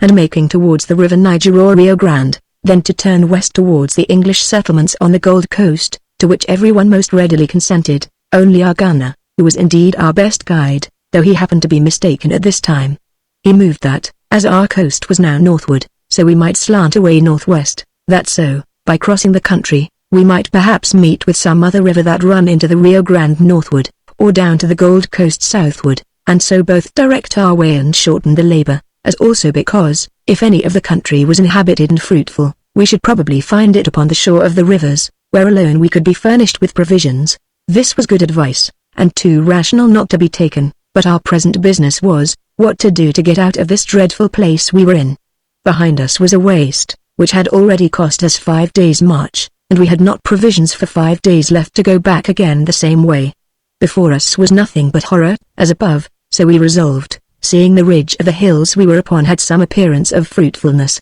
and that they seemed to lead away to the northward a great way, to keep under the foot of them on the east side, to go on as far as we could, and in the meantime to look diligently out for food. Accordingly we moved on the next morning, for we had no time to lose, and, to our great comfort, we came in our first morning's march to very good springs of fresh water, and lest we should have a scarcity again, we filled all our bladder bottles and carried it with us. I should also have observed that our surgeon, who made the salt water fresh, took the opportunity of those salt springs, and made us the quantity of 3 or 4 pecks of very good salt. In our third march we found an unexpected supply of food, the hills being full of hares. They were of a kind something different from ours in England, larger and not as swift of foot, but very good meat. We shot several of them, and the little tame leopard, which I told you we took at the negro town that we plundered, hunted them like a dog, and killed us several every day, but she would eat nothing of them unless we gave it her, which, indeed, in our circumstance, was very obliging. We salted them a little and dried them in the sun hole, and carried a strange parcel along with us. I think it was almost 300, for we did not know when we might find any more, either of these or any other food. We continued our course under these hills very comfortably for 8 or 9 days, when we found, to our great satisfaction, the country beyond us began to look with something of a better countenance. As for the west side of the hills, we never examined it till this day, when 3 of our company, the rest halted for refreshment, mounted the hills again to satisfy their curiosity, but found it all the same, nor could they see any end of it, no, not to the north. The way we were going, so the 10th day, finding the hills made a turn, and led as it were into the vast desert, we left them and continued our course north, the country being very tolerably full of woods, some waste, but not tediously long, till we came, by our gunner's observation, into the latitude of 8 degrees 5 minutes, which we were 19 days more in performing. All this way we found no inhabitants, but abundance of wild ravenous creatures, with which we became so well acquainted now that really we did not much mind them. We saw lions and tigers and leopards every night and morning in abundance, but as they seldom came near us, we let them go about their business. If they offered to come near us, we made false fire with any gun that was uncharged, and they would walk off as soon as they saw the flash. We made pretty good shift for food all this way, for sometimes we killed hares, sometimes some fowls, but for my life I cannot give names to any of them, except a kind of partridge, and another that was like our turtle. Now and then we began to meet with elephants again in great numbers. Those creatures delighted chiefly in the woody part of the country. This long-continued march fatigued us very much, and 2 of our men fell sick, indeed, so very sick that we thought they would have died, and one of our negroes died suddenly. Our surgeon said it was an apoplexy, but he wondered at it, he said, for he could never complain of his high feeding.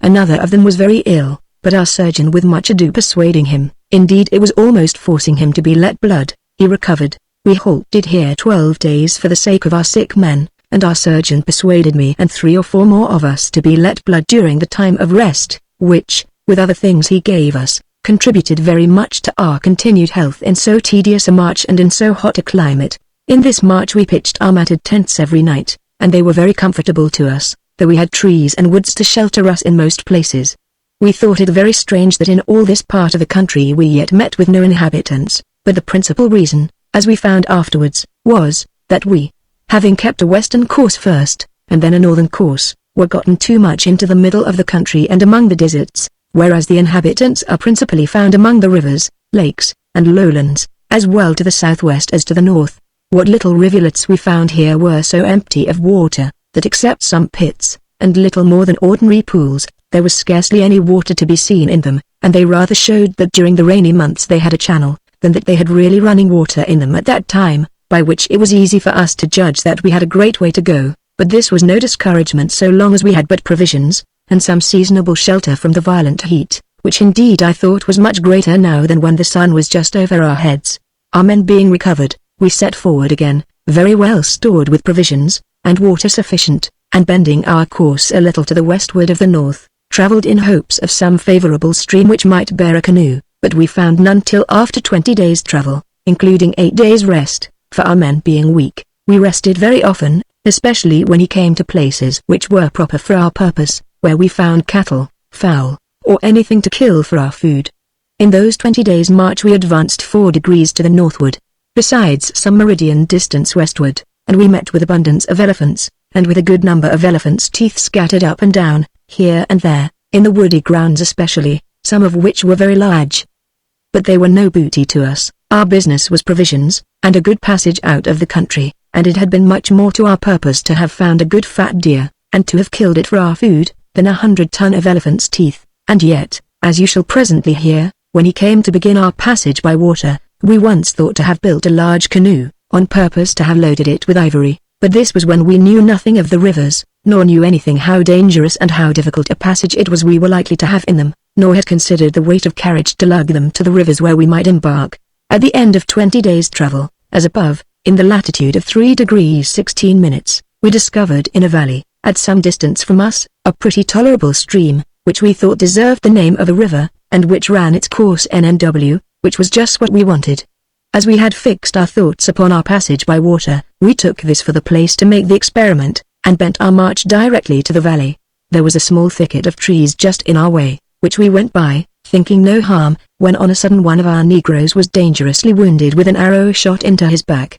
slanting between his shoulders. This put us to a full stop, and 3 of our men, with 2 negroes, spreading the wood, for it was but a small one, found a negro with a bow, but no arrow, who would have escaped, but our men that discovered him shot him in revenge of the mischief he had done, so we lost the opportunity of taking him prisoner, which, if we had done, and sent him home with good usage, it might have brought others to us in a friendly manner. Going a little farther, we came to 5 negro huts or houses, built after a different manner from any we had seen yet, and at the door of one of them lay 7 elephants' teeth, piled up against the wall or side of the hut, as if they had been provided against a market. Here were no men, but 7 or 8 women, and near 20 children. We offered them no incivility of any kind, but gave them every one a bit of silver beaten out thin, as I observed before, and cut diamond fashion, or in the shape of a bird, at which the women were overjoyed, and brought out to us several sorts of food, which we did not understand, being cakes of a meal made of roots, which they bake in the sun,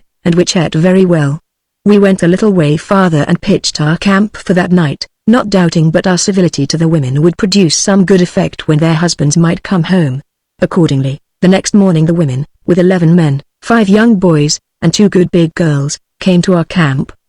Before they came quite to us, the women called aloud, and made an odd screaming noise to bring us out, and accordingly we came out, when 2 of the women, showing us what we had given them, and pointing to the company behind, made such signs as we could easily understand signified friendship. When the men advanced, having bows and arrows, they laid them down on the ground, scraped and threw sand over their heads, and turned round 3 times with their hands laid up upon the tops of their heads. This, it seems, was a solemn vow of friendship. Upon this we beckoned them with our hands to come nearer, then they sent the boys and girls to us first, which, it seems, was to bring us small cakes of bread and some green herbs to eat, which we received, and took the boys up and kissed them, and the little girls too. Then the men came up close to us, and sat them down on the ground, making signs that we should sit down by them, which we did. They said much to one another, but we could not understand them, nor could we find any way to make them understand us, much less whither we were going, or what we wanted, only that we easily made them understand we wanted victuals, whereupon one of the men, casting his eyes about him towards a rising ground that was about half a mile off, started up as if he was frighted, flew to the place where they had laid down their bows and arrows, snatched up a bow and 2 arrows, and ran like a racehorse to the place. When he came there, he let fly both his arrows, and comes back again to us with the same speed. We, seeing he came with the bow, but without the arrows, were the more inquisitive, but the fellow, saying nothing to us, beckons to one of our negroes to come to him, and we bid him go, so he led him back to the place, where lay a kind of deer, shot with 2 arrows, but not quite dead, and between them they brought it down to us. This was for a gift to us, and was very welcome, I assure you, for our stock was low. These people were all stark naked. The next day there came about 100 men to us, and women making the same awkward signals of friendship, and dancing, and showing themselves very well pleased, and anything they had they gave us. How the man in the wood came to be so butcherly and rude as to shoot at our men,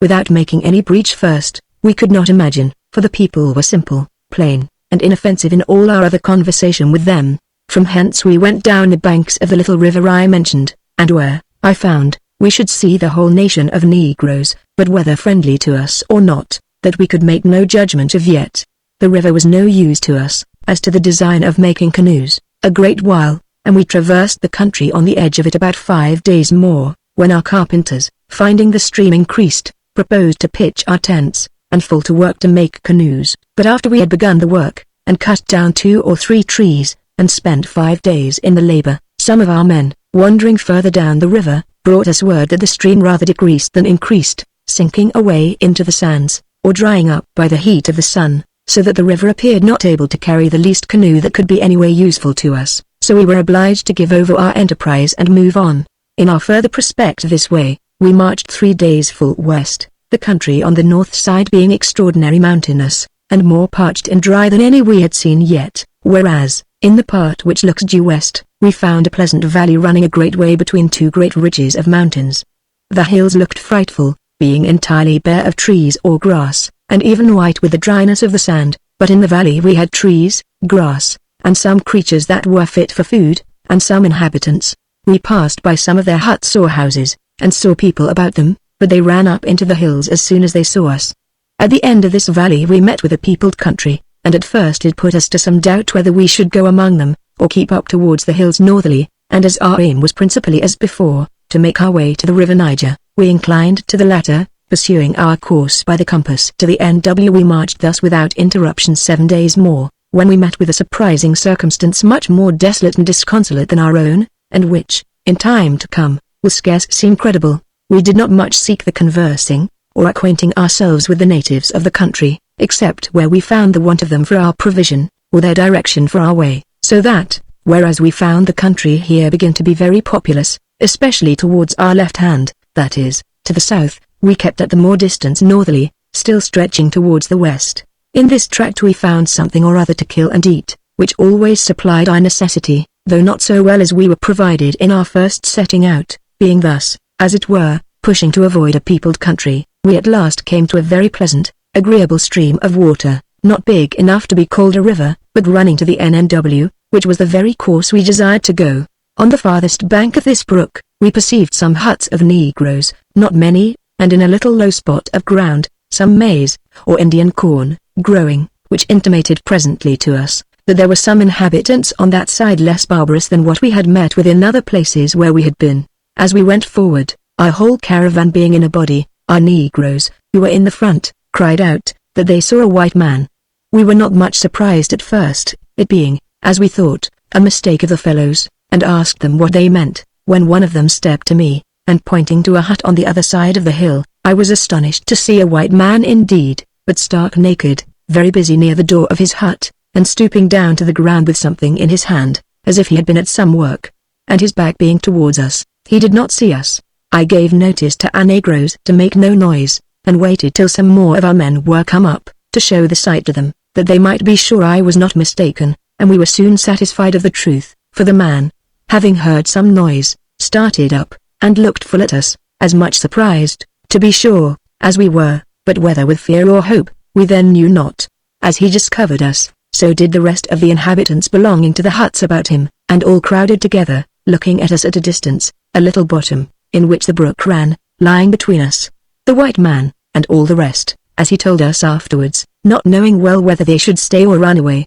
However, it presently came into my thoughts, that if there were white men among them, it would be much easier to make them understand what we meant as to peace or war, than we found it with others. So tying a piece of white rag to the end of a stick, we sent 2 negroes with it to the bank of the water, carrying the pole up as high as they could. It was presently understood, and 2 of the men and the white man came to the shore on the other side. However, as the white man spoke no Portuguese, they could understand nothing of one another but by signs, but our men made the white man understand that they had white men with them too, at which they said the white man laughed. However, to be short, our men came back, and told us they were all good friends, and in about an hour 4 of our men, 2 negroes, and the Black Prince, went to the riverside, where the white man came to them. They had not been half a quarter of an hour, but a negro came running to me, and told me the white man was Ingolese, as he called him, upon which I ran back, eagerly enough, you may be sure, with him, and found, as he said, that he was an Englishman,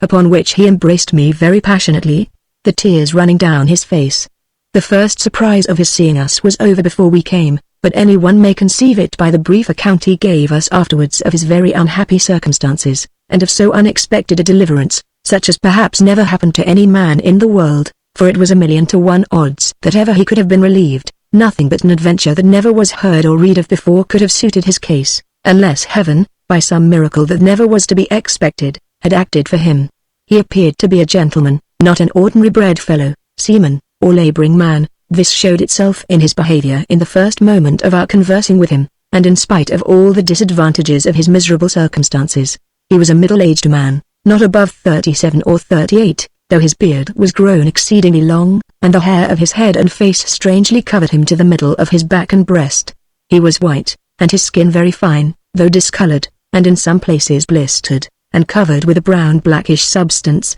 scurfy, scaly, and hard, which was the effect of the scorching heat of the sun. He was stark naked, and had been so, as he told us, upwards of 2 years. He was so exceedingly transported at our meeting with him, that he could scarce enter into any discourse at all with us that day, and when he could get away from us for a little, we saw him walking alone, and showing all the most extravagant tokens of an ungovernable joy, and even afterwards he was never without tears in his eyes for several days, upon the least word spoken by us of his circumstances, or by him of his deliverance. We found his behaviour the most courteous and endearing I ever saw in any man whatever, and most evident tokens of a mannerly, well-bred person appeared in all things he did or said, and our people were exceedingly taken with him. He was a scholar and a mathematician. He could not speak Portuguese indeed, but he spoke Latin to our surgeon, French to another of our men, and Italian to a third. He had no leisure in his thoughts to ask us whence we came, whither we were going, or who we were, but would have it always as an answer to himself,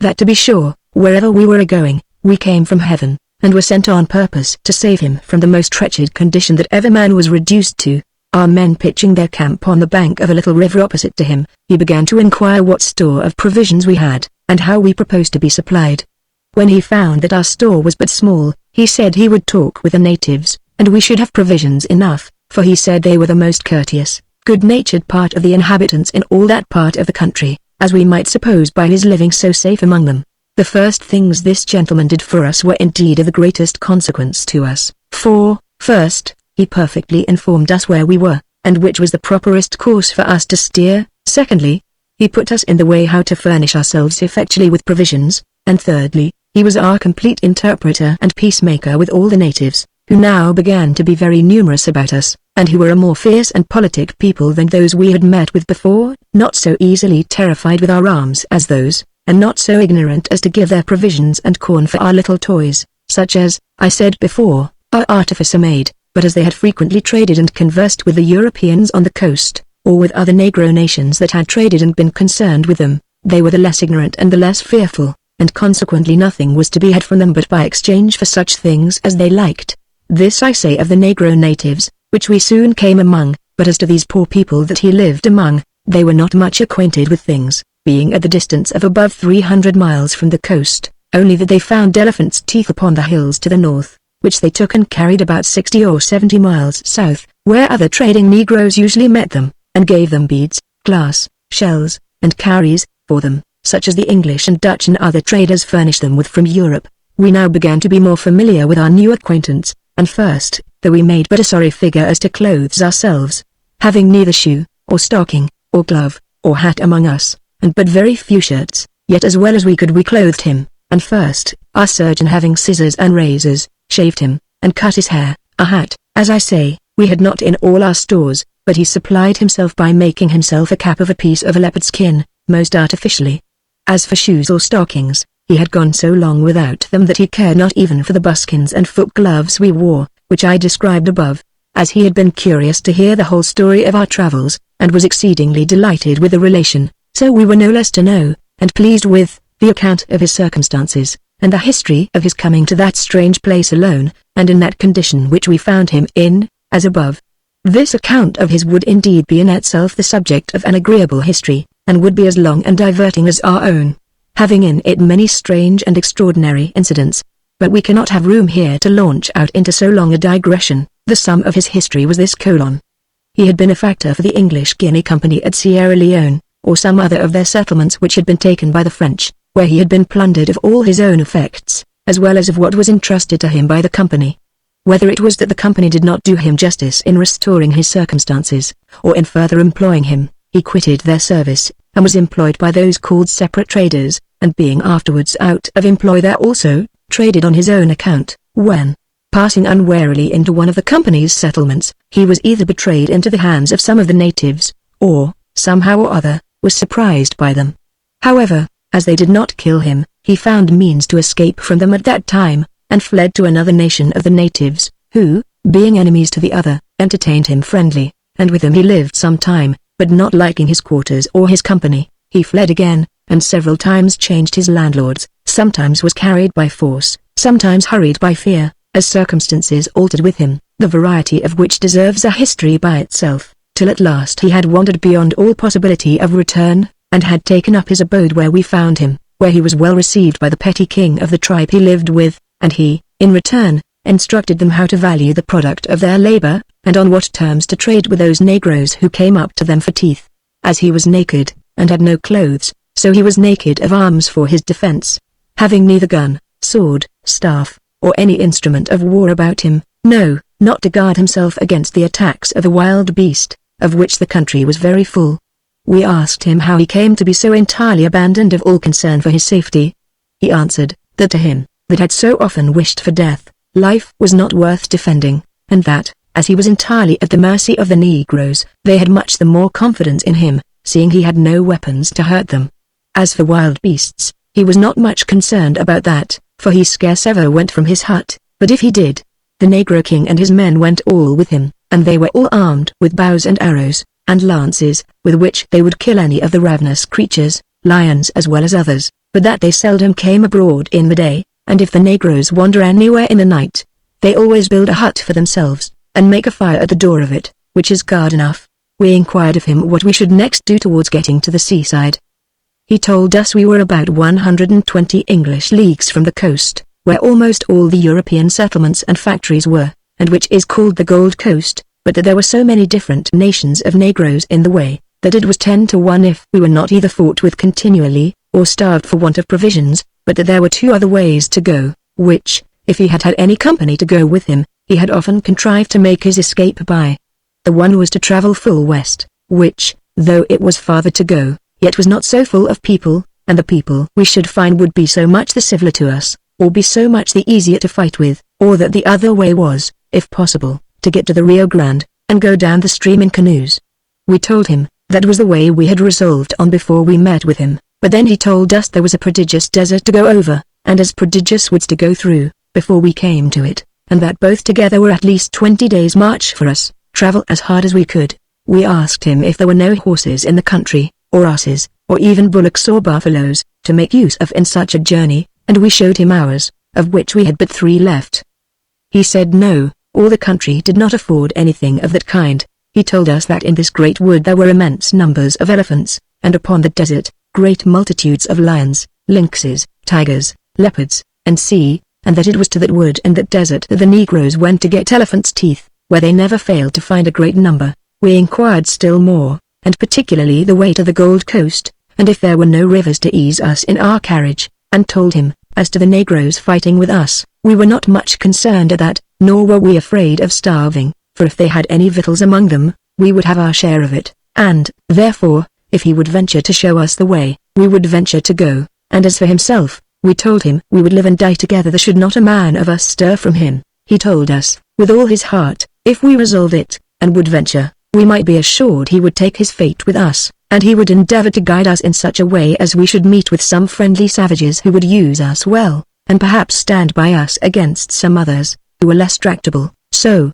in a word, we all resolved to go full south for the Gold Coast. The next morning he came to us again, and being all met in council, as we may call it, he began to talk very seriously with us, that since we were now come, after a long journey, to a view of the end of our troubles, and had been so obliging to him as to offer to carry him with us, he had been all that night revolving in his mind what he and we all might do to make ourselves some amends for all our sorrows, and first, he said, he was to let me know that we were just then in one of the richest parts of the world, though it was really otherwise but a desolate, disconsolate wilderness, for, says he, there is not a river but runs gold, and not a desert but without ploughing bears a crop of ivory. What mines of gold, what immense stores of gold, those mountains may contain, from whence these rivers come, or the shores which these waters run by, we know not, but may imagine that they must be inconceivably rich, seeing so much is washed down the stream by the water washing the sides of the land. that the quantity suffices all the traders which the European world send thither.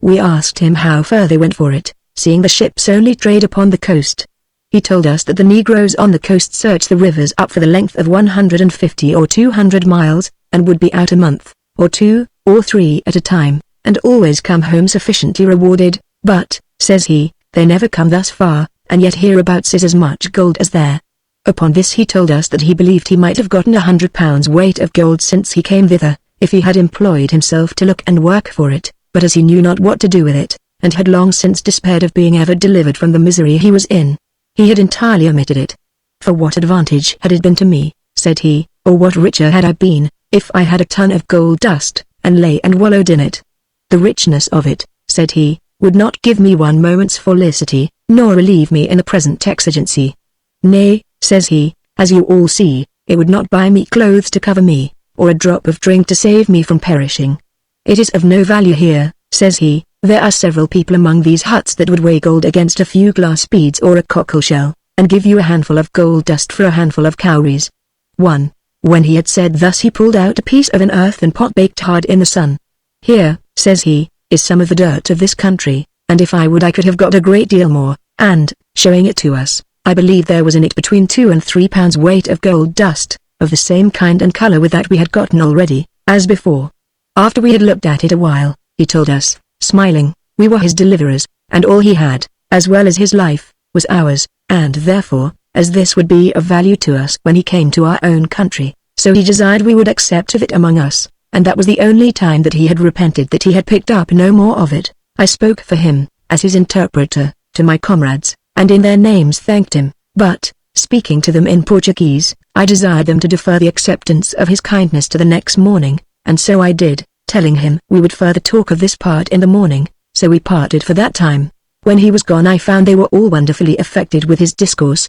and with the generosity of his temper, as well as the magnificence of his present, which in another place had been extraordinary. Upon the whole, not to detain you with circumstances, we agreed that, seeing he was now one of our number, and that as we were a relief to him in carrying him out of the dismal condition he was in, so he was equally a relief to us, in being our guide through the rest of the country, our interpreter with the natives, and our director how to manage with the savages, and how to enrich ourselves with the wealth of the country, that, therefore, we would put his gold among our common stock, and everyone should give him as much as would make his up just as much as any single share of our own, and for the future we would take our lot together, taking his solemn engagement to us, as we had before one to another, that we would not conceal the least grain of gold we found one from another. In the next conference we acquainted him with the adventures of the Golden River, and how we had shared what we got there, so that every man had a larger stock than he for his share, that, therefore, instead of taking any from him, we had resolved every one to add a little to him. He appeared very glad that we had met with such good success, but would not take a grain from us, till at last, pressing him very hard, he told us, that then he would take it thus that, when he came to get any more, he would have so much out of the first as should make him even, and then we would go on as equal adventurers, and thus we agreed. He then told us he thought it would not be an unprofitable adventure if, before we set forward, and after we had got a stock of provisions, we should make a journey north to the edge of the desert he had told us of, from whence our Negroes might bring everyone a large elephant's tooth, and that he would get some more to assist, and that, after a certain length of carriage, they might be conveyed by canoes to the coast, where they would yield a very great profit. I objected against this on account of our other design we had of getting gold dust, and that our Negroes, who we knew would be faithful to us, would get much more by searching the rivers for gold for us than by lugging a great tooth of 150 pounds weight 100 miles or more, which would be an insufferable labor to them after so hard a journey, and would certainly kill them.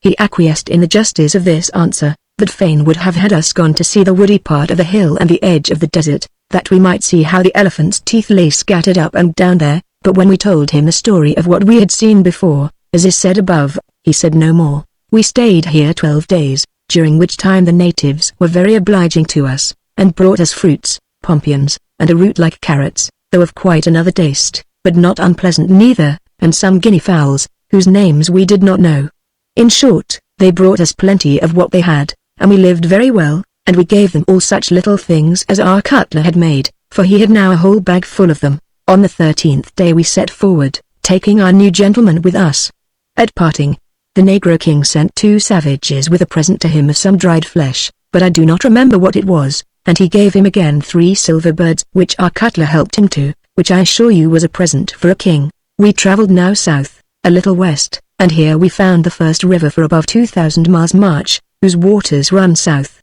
all the rest running north or west. We followed this river, which was no bigger than a good large brook in England, till it began to increase its water. Every now and then we found our Englishman went down as it were privately to the water, which was to try the land. At length, after a day's march upon this river, he came running up to us with his hands full of sand, and saying, "Look here." Upon looking we found that a good deal of gold lay spangled among the sand of the river. "Now," says he, "I think we may begin to work." So he divided our negroes into couples and set them to work, to search and wash the sand and ooze in the bottom of the water where it was not deep. In the first day and a quarter our men altogether had gathered 1 pound and 2 ounces of gold or thereabouts, and as we found the quantity increased the further we went, we followed it about 3 days, till another small rivulet joined the first, and then searching up the stream, we found gold there too, so we pitched our camp in the angle where the rivers joined, and we diverted ourselves, as I may call it, in washing the gold out of the sand of the river, and in getting provisions. Here we stayed 13 days more, in which time we had many pleasant adventures with the savages, too long to mention here, and some of them too homely to tell of, for some of our men had made something free with their women, which, had not our new guide made peace for us with one of their men at the price of 7 fine bits of silver, which our artificer had cut out into the shapes of lions, and fishes, and birds, and had punched holes to hang them up by, an inestimable treasure, we must have gone to war with them and all their people. All the while we were busy washing gold dust out of the rivers, and our negroes alike, our ingenious cutler was hammering and cutting, and he was grown so dexterous by use that he formed all manner of images. He cut out elephants, tigers, civet cats, ostriches, eagles, cranes, fowls, fishes, and indeed whatever he pleased, in thin plates of hammered gold, for his silver and iron were almost all gone. At one of the towns of these savage nations we were very friendly received by their king, and as he was very much taken with our workmen's toys, he sold him an elephant cut out of a gold plate as thin as a sixpence at an extravagant rate. He was so much taken with it that he would not be quiet till he had given him almost a handful of gold dust, as they call it. I suppose it might weigh 3/4 of a pound. The piece of gold that the elephant was made of might be about the weight of a pistole, rather less than more. Our artist was so honest, though the labor and art were all his own, that he brought all the gold and put it into our common stock, but we had, indeed, no manner of reason in the least to be covetous, for, as our new guide told us, we that were strong enough to defend ourselves, and had time enough to stay, for we were none of us in haste, might in time get together what quantity of gold we pleased, even to 100 pounds weight each man if we thought fit, and therefore he told us, though he had as much reason to be sick of the country as any of us, yet if we thought to turn our march a little to the southeast, and pitch upon a place proper for our headquarters, we might find provisions plenty enough, and extend ourselves over the country among the rivers for 2 or 3 years to the right and left, and we should soon find the advantage of it. The proposal, however good as to the profitable part of it, suited none of us, for we were all more desirous to get home than to be rich, being tired of the excessive fatigue of above a year's continual wandering among deserts and wild beasts. However, the tongue of our new acquaintance had a kind of charm in it, and used such arguments, and had so much the power of persuasion, that there was no resisting him. He told us it was preposterous not to take the fruit of all our labors now we were come to the harvest, that we might see the hazard the Europeans run with ships and men, and at great expense, to fetch a little gold, and that we, that were in the center of it, to go away empty-handed was unaccountable, that we were strong enough to fight our way through whole nations, and might make our journey afterward to what part of the coast we pleased, and we should never forgive ourselves when we came to our own country to see we had 500 pistoles in gold, and might as easily have had 5,000 or 10,000, or what we pleased, that he was no more covetous than we, but seeing it was in all our powers to retrieve our misfortunes at once, and to make ourselves easy for all our lives,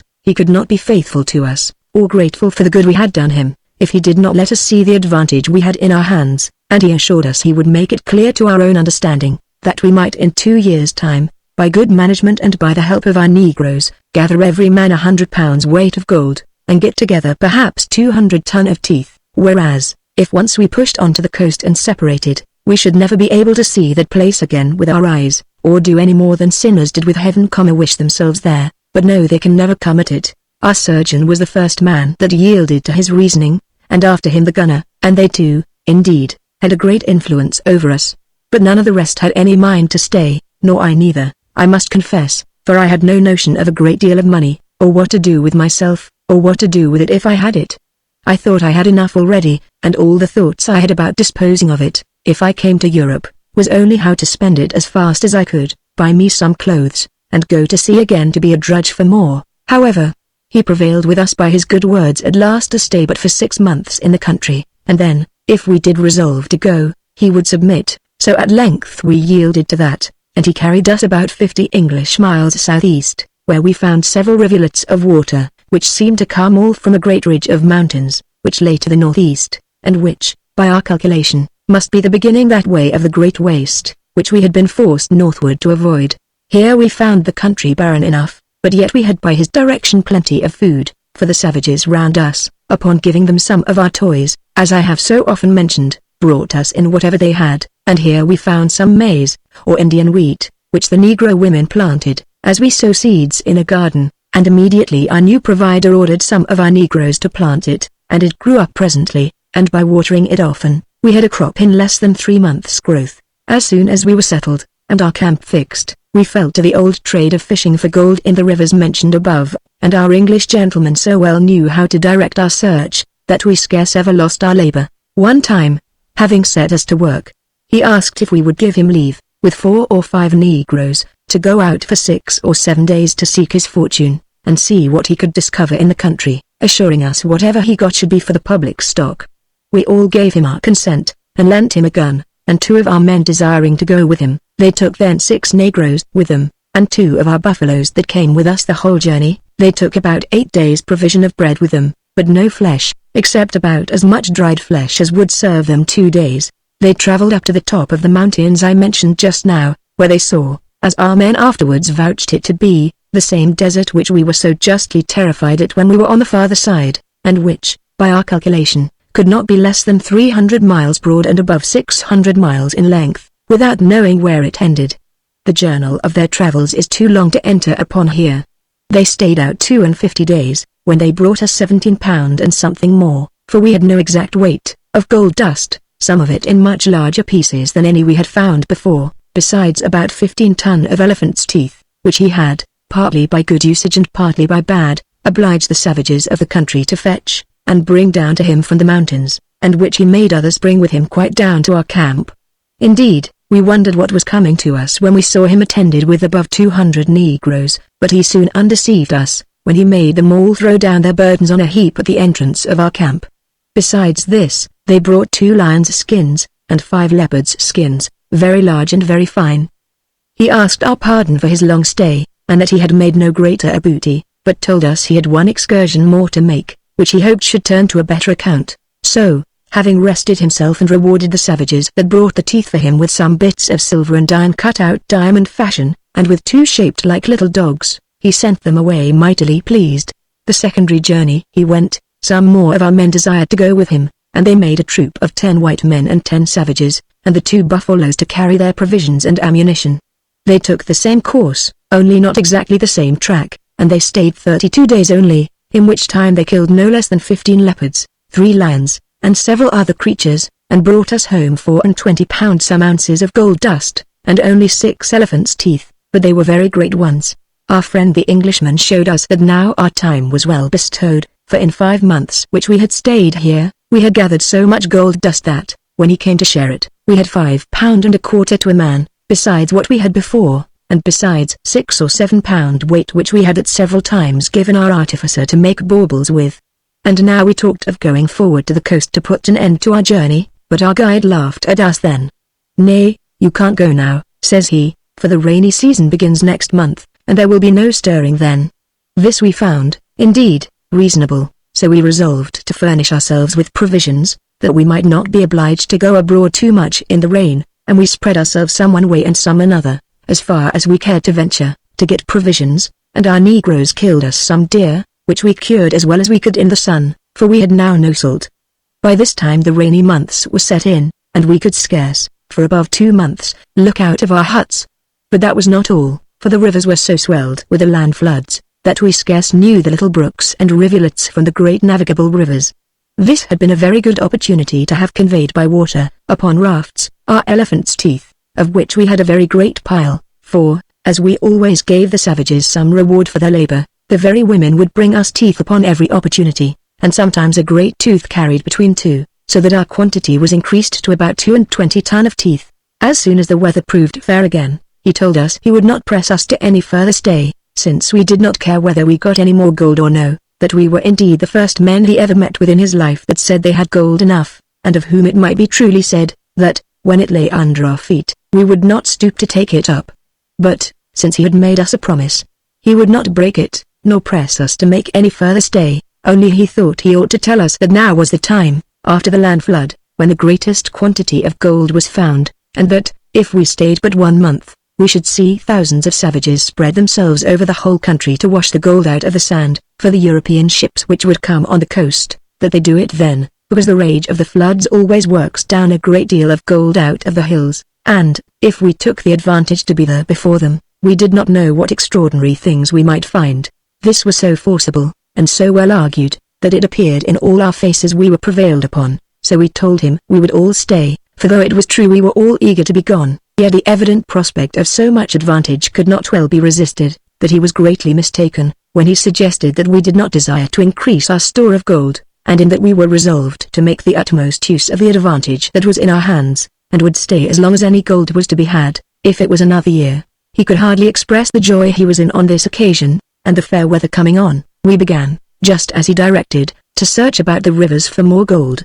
At first we had but little encouragement, and began to be doubtful, but it was very plain that the reason was, the water was not fully fallen, or the rivers reduced to their usual channel, but in a few days we were fully requited, and found much more gold than at first, and in bigger lumps, and one of our men washed out of the sand a piece of gold as big as a small nut, which weighed, by our estimation, for we had no small weights, almost 1.5 ounces. This success made us extremely diligent, and in little more than a month we had altogether gotten near 60 pound weight of gold. But after this, as he told us, we found abundance of the savages, men, women, and children, hunting every river and brook, and even the dry land of the hills for gold, so that we could do nothing like then, compared to what we had done before. But our artificer found a way to make other people find us in gold without our own labor, for, when these people began to appear, he had a considerable quantity of his toys, birds, beasts, and sea, such as before, ready for them, and the English gentleman being the interpreter, he brought the savages to admire them,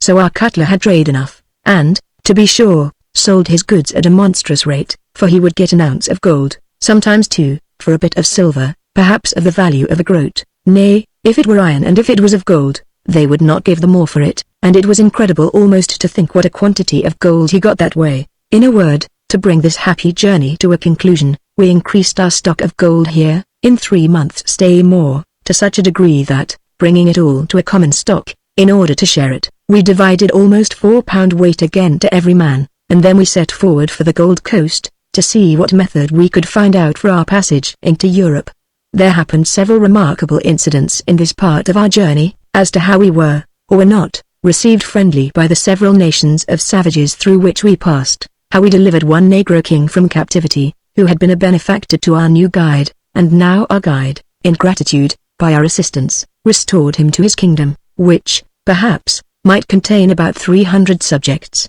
how he entertained us, and how he made his subjects go with our Englishmen, and fetch all our elephants' teeth which we had been obliged to leave behind us, and to carry them for us to the river, the name of which I forgot, where we made rafts, and in 11 days more came down to one of the Dutch settlements on the Gold Coast, where we arrived in perfect health, and to our great satisfaction. As for our cargo of teeth, we sold it to the Dutch factory, and received clothes and other necessaries for ourselves, and such of our negroes as we thought fit to keep with us, and it is to be observed, that we had 4 pound of gunpowder left when we ended our journey.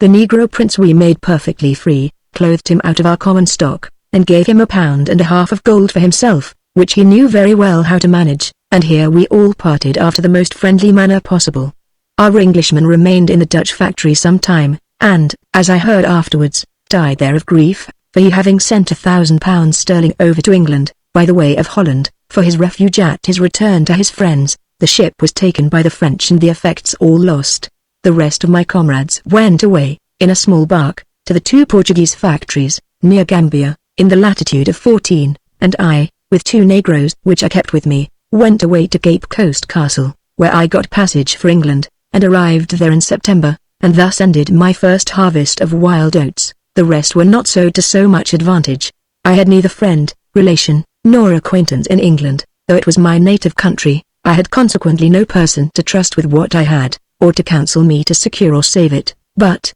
falling into ill company, and trusting the keeper of a public house in Rotherhithe with a great part of my money, and hastily squandering away the rest, all that great sum, which I got with so much pains and hazard, was gone in little more than 2 years' time, and, as I even rage in my own thoughts to reflect upon the manner how it was wasted, so I need record no more. The rest merits to be concealed with blushes, for that it was spent in all kinds of folly and wickedness. So this scene of my life may be said to have begun in theft, and ended in luxury, a sad setting out, and a worse coming home. About the year, I began to see the bottom of my stock, and that it was time to think of further adventures, for my spoilers, as I call them, began to let me know, that as my money declined, their respect would ebb with it, and that I had nothing to expect of them further than as I might command it by the force of my money, which, in short, would not go an inch the further for all that had been spent in their favor before. This shocked me very much, and I conceived a just abhorrence of their ingratitude, but it wore off, nor had I met with any regret at the wasting so glorious a sum of money as I brought to England with me. I next shipped myself, in an evil hour to be sure, on a voyage to Cadiz, in a ship called there, and in the course of our voyage, being on the coast of Spain, was obliged to put into the groin, by a strong southwest wind. Here I fell into company with some masters of mischief, and, among them, one, forwarder than the rest, began an intimate confidence with me, so that we called one another brothers, and communicated all our circumstances to one another. His name was Harris. This fellow came to me one morning, asking me if I would go on shore, and I agreed, so we got the captain's leave for the boat, and went together. When we were together, he asked me if I had a mind for an adventure that might make amends for all past misfortunes. I told him, yes, with all my heart, for I did not care where I went, having nothing to lose, and no one to leave behind me. He then asked me if I would swear to be secret, and that, if I did not agree to what he proposed, I would nevertheless never betray him. I readily bound myself to that, upon the most solemn imprecations and curses that the devil and both of us could invent. He told me, then, there was a brave fellow in the other ship, pointing to another English ship which rode in the harbour, who, in concert with some of the men, had resolved to mutiny the next morning, and run away with the ship, and that, if we could get strength enough among our ship's company, we might do the same. I liked the proposal very well, and he got 8 of us to join with him, and he told us, that as soon as his friend had begun the work, and was master of the ship, we should be ready to do the like. This was his plot, and I, without the least hesitation, either at the villainy of the fact or the difficulty of performing it, came immediately into the wicked conspiracy, and so it went on among us. But we could not bring our part to perfection. Accordingly, on the day appointed, his correspondent in the other ship, whose name was Wilmot, began the work, and, having seized the captain's mate and other officers, secured the ship, and gave the signal to us. We were but 11 in our ship, who were in the conspiracy, nor could we get any more that we could trust, so that, leaving the ship, we all took the boat, and went off to join the other. Having thus left the ship I was in, we were entertained with a great deal of joy by Captain Wilmot and his new gang, and, being well prepared for all manner of roguery, bold, desperate, I mean myself, without the least checks of conscience for what I was entered upon, or for anything I might do, much less with any apprehension of what might be the consequence of it, I say, having thus embarked with this crew,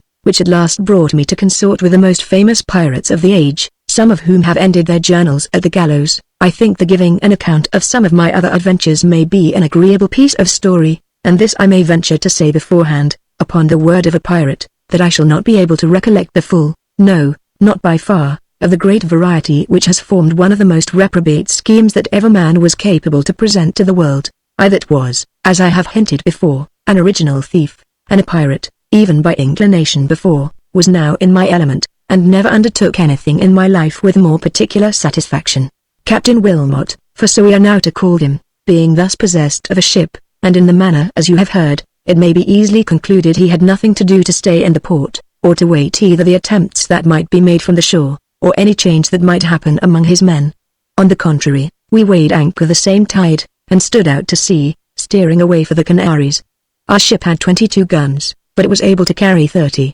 and besides, as she was fitted out for a merchant ship only. She was not furnished either with ammunition or small arms sufficient for our design, or for the occasion we might have in case of a fight. So we put into Cadiz, that is to say, we came to an anchor in the bay, and the captain, and one whom we called young Captain Kidd, who was the gunner, landed, and some of the men who could best be trusted, among whom was my comrade Harris, who was made second mate, and myself, who was made a lieutenant. Some bales of English goods were proposed to be carried on shore with us for sale, but my comrade, who was a complete fellow at his business, proposed a better way for it, and having been in the town before, told us, in short, that he would buy what powder and bullet, small arms, or anything else we wanted, on his own word, to be paid for when they came on board, in such English goods as we had there. This was much the best way, and accordingly he and the captain went on shore by themselves, and having made such a bargain as they found for their turn, came away again in 2 hours' time,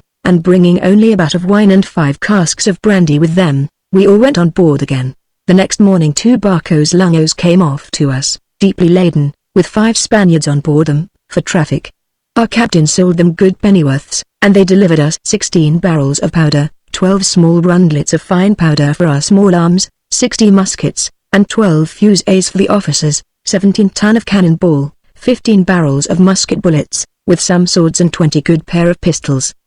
Besides this, they brought 13 butts of wine, for we, that were now all become gentlemen, scorned to drink the ship's beer, also 16 puncheons of brandy, with 12 barrels of raisins and 20 chests of lemons, all which we paid for in English goods, and, over and above, the captain received 600 pieces of 8 in money. They would have come again, but we would stay no longer. From hence we sailed to the Canaries, and from thence onward to the West Indies, where we committed some depredation upon the Spaniards for provisions, and took some prizes, but none of any great value, while I remained with them, which was not long at that time, for, having taken a Spanish sloop on the coast of Carthagena, my friend made a motion to me, that we should desire Captain Wilmot to put us into the sloop, with a proportion of arms and ammunition, and let us try what we could do, she being much fitter for our business than the great ship, and a better sailor. This he consented to, and we appointed our rendezvous at Tobago, making an agreement, that whatever was taken by either of our ships should be shared among the ship's company of both,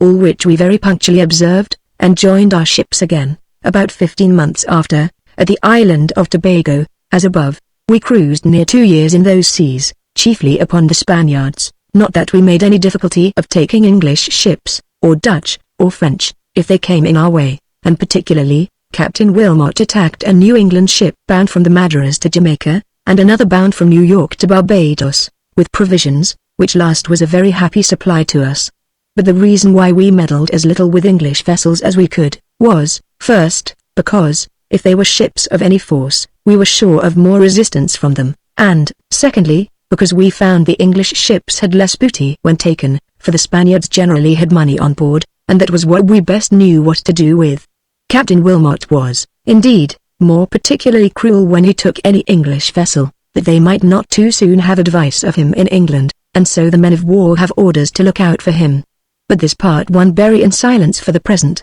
We increased our stock in these 2 years considerably, having taken 60,000 pieces of 8 in one vessel, and 100,000 in another, and being thus first grown rich, we resolved to be strong too, for we had taken a brigantine built at Virginia, an excellent sea-boat, and a good sailor, and able to carry 12 guns, and a large Spanish frigate-built ship, that sailed incomparably well also, and which afterwards, by the help of good carpenters, we fitted up to carry 28 guns. And now we wanted more hands, so we put away for the Bay of Campeche, not doubting we should ship as many men there as we pleased, and so we did. Here we sold the sloop that I was in, and Captain Wilmot keeping his own ship, I took the command of the Spanish frigate as captain, and my comrade Harris as eldest lieutenant, and a bold enterprising fellow he was, as any the world afforded. One culverin was put into the brigantine, so that we were now 3 stout ships, well manned, and victualled for 12 months, for we had taken 2 or 3 sloops from New England and New York,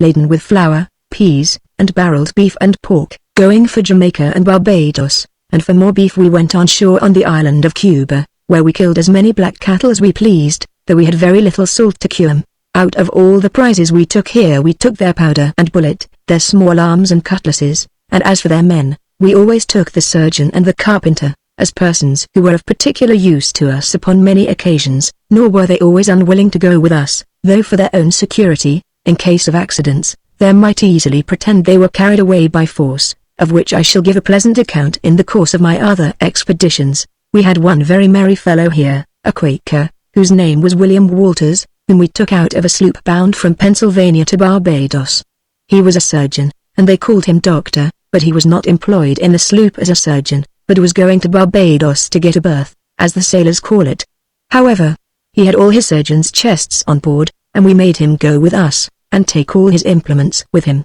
He was a comic fellow indeed, a man of very good solid sense, and an excellent surgeon, but, what was worth all, very good-humoured and pleasant in his conversation, and a bold, stout, brave fellow too, as any we had among us. I found William, as I thought, not very averse to go along with us, and yet resolved to do it so that it might be apparent he was taken away by force, and to this purpose he comes to me. "Friend," says he, "thou sayest I must go with thee, and it is not in my power to resist thee if I would, but I desire thou wilt oblige the master of the sloop which I am on board to certify under his hand, that I was taken away by force and against my will." And this he said with so much satisfaction in his face, that I could not but understand him. Says I, "whether it be against your will or no, I'll make him and all the men give you a certificate of it, or I'll take them all along with us, and keep them till they do." So I drew up a certificate myself, wherein I wrote that he was taken away by main force, as a prisoner, by a pirate ship, that they carried away his chest and instruments first, and then bound his hands behind him and forced him into their boat, and this was signed by the master and all his men. Accordingly I fell a swearing at him, and called to my men to tie his hands behind him, and so we put him into our boat and carried him away. When I had him on board, I called him to me. "Now, friend," says I have brought you away by force, it is true, but I am not of the opinion I have brought you away so much against your will as they imagine. Come, says I, you will be a useful man to us, and you shall have very good usage among us."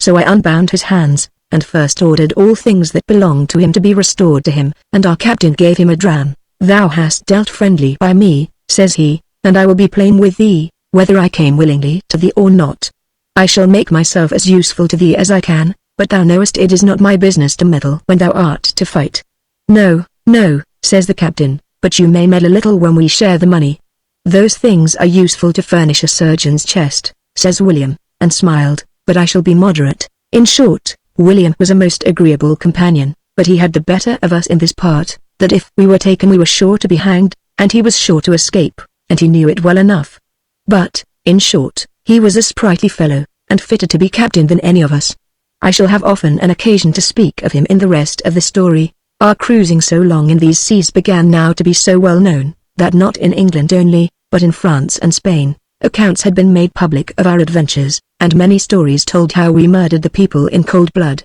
tying them back to back, and throwing them into the sea, one half of which, however, was not true, though more was done than is fit to speak of here. The consequence of this, however, was, that several English men of war were sent to the West Indies, and were particularly instructed to cruise in the Bay of Mexico, and the Gulf of Florida, and among the Bahama Islands, if possible, to attack us. We were not so ignorant of things as not to expect this, after so long a stay in that part of the world, but the first certain account we had of them was at Honduras, when a vessel coming in from Jamaica told us that 2 English men of war were coming directly from Jamaica thither in quest of us. We were indeed as it were embayed, and could not have made the least shift to have got off, if they had come directly to us, but, as it happened, somebody had informed them that we were in the Bay of Campeche, and they went directly thither, by which we were not only free of them, but were so much to the windward of them, that they could not make any attempt upon us, though they had known we were there. We took this advantage, and stood away for Carthagena,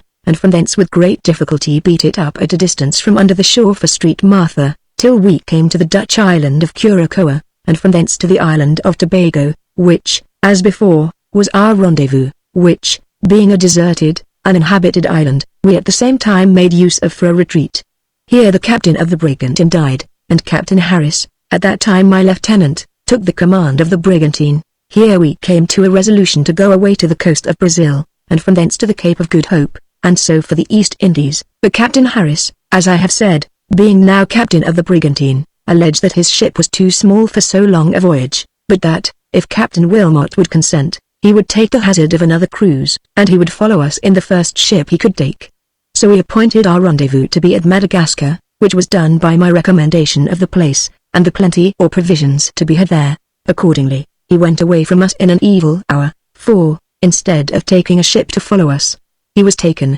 as I heard afterwards, by an English man of war, and being laid in irons, died of mere grief and anger before he came to England. His lieutenant, I have heard, was afterwards executed in England for a pirate, and this was the end of the man who first brought me into this unhappy trade. We parted from Tobago 3 days after, bending our course for the coast of Brazil, but had not been at sea above 24 hours, when we were separated by a terrible storm, which held 3 days, with very little abatement or intermission. In this juncture Captain Wilmot happened, unluckily, to be on board my ship, to his great mortification, for we not only lost sight of his ship, but never saw her more till we came to Madagascar, where she was cast away. In short, after having in this tempest lost our foretopmast, we were forced to put back to the Isle of Tobago for shelter, and to repair our damage, which brought us all very near our destruction. We were no sooner on shore here, and all very busy looking out for a piece of timber for a topmast, but we perceived standing in for the shore an English man of war of 36 guns. It was a great surprise to us indeed, because we were disabled so much, but, to our great good fortune, we lay pretty snug and close among the high rocks, and the man of war did not see us, but stood off again upon his cruise. So we only observed which way she went, and at night, leaving our work, resolved to stand off to sea, steering the contrary way from that which we observed she went, and this, we found, had the desired success, for we saw him no more. We had gotten an old mizzen topmast on board, which made us a jury foretopmast for the present, and so we stood away for the Isle of Trinidad, where, though there were Spaniards on shore, yet we landed some men with our boat, and cut a very good piece of fir to make us a new topmast, which we got fitted up effectually, and also we got some cattle here to eke out our provisions, and calling a council of war among ourselves, we resolved to quit those seas for the present, and steer away for the coast of Brazil. The first thing we attempted here was only getting fresh water, but we learnt that lay the Portuguese fleet to the Bay of All Saints, bound for Lisbon, ready to sail, and only waited for a fair wind. This made us lie by, wishing to see them put to sea, and, accordingly as they were with or without convoy, to attack or avoid them. It sprung up a fresh gale in the evening at SW by W, which, being fair for the Portugal fleet, and the weather pleasant and agreeable, we heard the signal given to none more, and running in under the island of sea, we hauled our mainsail and foresail up in the brails, lowered the topsails upon the cap, and clewed them up, that we might lie as snug as we could, expecting their coming out, and the next morning saw the whole fleet come out accordingly, but not at all to our satisfaction, for they consisted of 26 sail, and most of them ships of force, as well as burthen, both merchantmen and men of war. So, seeing there was no meddling, we lay still where we were also, till the fleet was out of sight, and then stood off and on, in hopes of meeting with further purchase. It was not long before we saw a sail, and immediately gave her chase, but she proved an excellent sailor, and, standing out to sea, we saw plainly she trusted to her heels, that is to say, to her sails. However, as we were a clean ship, we gained upon her, though slowly, and had we had a day before us, we should certainly have come up with her, but it grew dark apace, and in that case we knew we should lose sight of her. Our merry Quaker, perceiving us to crowd still after her in the dark, wherein we could not see which way she went, came very dryly to me. "Friend Singleton," says he, "dost thee know what we are a-doing?" Says I, "Yes, why, we are chasing yon ship, are we not?" "And how dost thou know that?" says he, very gravely still. "Nay, that's true," says I again, "we cannot be sure." "Yes, friend," says he, "I think we may be sure that we are running away from her, not chasing her. I am afraid," adds he, "thou art turned Quaker, and hast resolved not to use the hand of power, or art a coward, and art flying from thy enemy." "What do you mean?" says I think I swore at him. "What do you sneer at now? You have always one dry rub or another to give us." "Nay," says he, "it is plain enough the ship stood off to sea due east, on purpose to lose us, and thou mayst be sure her business does not lie that way, for what should she do at the coast of Africa in this latitude, which should be as far south as Congo or Angola? But as soon as it is dark, that we would lose sight of her, she will tack and stand away west again for the Brazil coast and for the bay, where thou knowest she was going before, and are we not, then, running away from her? I am greatly in hopes, friend," says the dry, jibing creature, "thou wilt turn Quaker, for I see thou art not for fighting." "Very well, William," says I, "then I shall make an excellent pirate." However, William was in the right, and I apprehended what he meant immediately, and Captain Wilmot, who lay very sick in his cabin, overhearing us, understood him as well as I, and called out to me that William was right, and it was our best way to change our course, and stand away for the bay, where it was 10 to 1 but we should snap her in the morning. Accordingly we went about ship, got our larboard tacks on board, set the top-gallant sails, and crowded for the Bay of All Saints, where we came to an anchor early in the morning, just out of gunshot of the forts. We furled our sails with rope yarns, that we might haul home the sheets without going up to loose them, and, lowering our main and fore yards, looked just as if we had lain there a good while. In 2 hours afterwards we saw our game standing in for the bay with all the sail she could make, and she came innocently into our very mouths, for we lay still till we saw her almost within gunshot, when, our foremost gears being stretched fore and aft, we first ran up our yards, and then hauled home the topsail sheets, the rope yarns that furled them giving way of themselves. The sails were set in a few minutes, at the same time slipping our cable. We came upon her before she could get under way upon the other tack. They were so surprised that they made little or no resistance, but struck after the first broadside. We were considering what to do with her, when William came to me. "Hark thee, friend," says he, "thou hast made a fine piece of work of it now, hast thou not, to borrow thy neighbour's ship here just at thy neighbour's door, and never ask him leave? Now, dost thou not think there are some men of war in the port? Thou hast given them the alarm sufficiently, thou wilt have them upon thy back before night, depend upon it. To ask thee wherefore thou didst so." "Truly, William," said I, "for aught I know, that may be true." "What, then, shall we do next?" says he. "Thou hast but 2 things to do, either to go in and take all the rest, or else get thee gone before they come out and take thee, for I see they are hoisting a topmast to yon great ship, in order to put to sea immediately, and they won't be long before they come to talk with thee. And what wilt thou say to them when they ask thee why thou borrowedst their ship without leave?" As William said, so it was. We could see by our glasses they were all in a hurry, manning and fitting some sloops they had there, and a large man of war, and it was plain they would soon be with us. But we were not at a loss what to do. We found the ship we had taken was laden with nothing considerable for our purpose, except some cocoa, some sugar, and 20 barrels of flour. The rest of her cargo was hides, so we took out all we thought fit for our turn, and, among the rest, all her ammunition, great shot, and small arms, and turned her off. We also took a cable and 3 anchors she had, which were for our purpose, and some of her sails. She had enough left just to carry her into port, and that was all. Having done this, we stood on upon the Brazil coast, southward, till we came to the mouth of the river Janeiro. But as we had 2 days the wind blowing hard at SE and SSE, we were obliged to come to an anchor under a little island, and wait for a wind. In this time the Portuguese had, it seems, given notice overland to the governor there, that a pirate was upon the coast, so that, when he came in view of the port, we saw 2 men of war riding just without the bar, whereof one, we found, was getting under sail with all possible speed, having slipped her cable on purpose to speak with us. The other was not so forward, but was preparing to follow. In less than an hour they stood both fair after us, with all the sail they could make. Had not the night come on, William's words had been made good, they would certainly have asked us the question what we did there, for we found the foremost ship gained upon us, especially upon one tack, for we plied away from them to windward, but in the dark losing sight of them, we resolved to change our course and stand away directly for sea, not doubting that we should lose them in the night. Whether the Portuguese commander guessed we would do so or no, I know not, but in the morning, when the daylight appeared, instead of having lost him, we found him in chase of us about a league astern, only, to our great good fortune, we could see but one of the 2. However, this one was a great ship, carried 46 guns, and an admirable sailor, as appeared by her outsailing us, for our ship was an excellent sailor too. As I have said before, when I found this, I easily saw there was no remedy, but we must engage, and as we knew we could expect no quarter from those scoundrels the Portuguese, a nation I had an original aversion to, I let Captain Wilmot know how it was.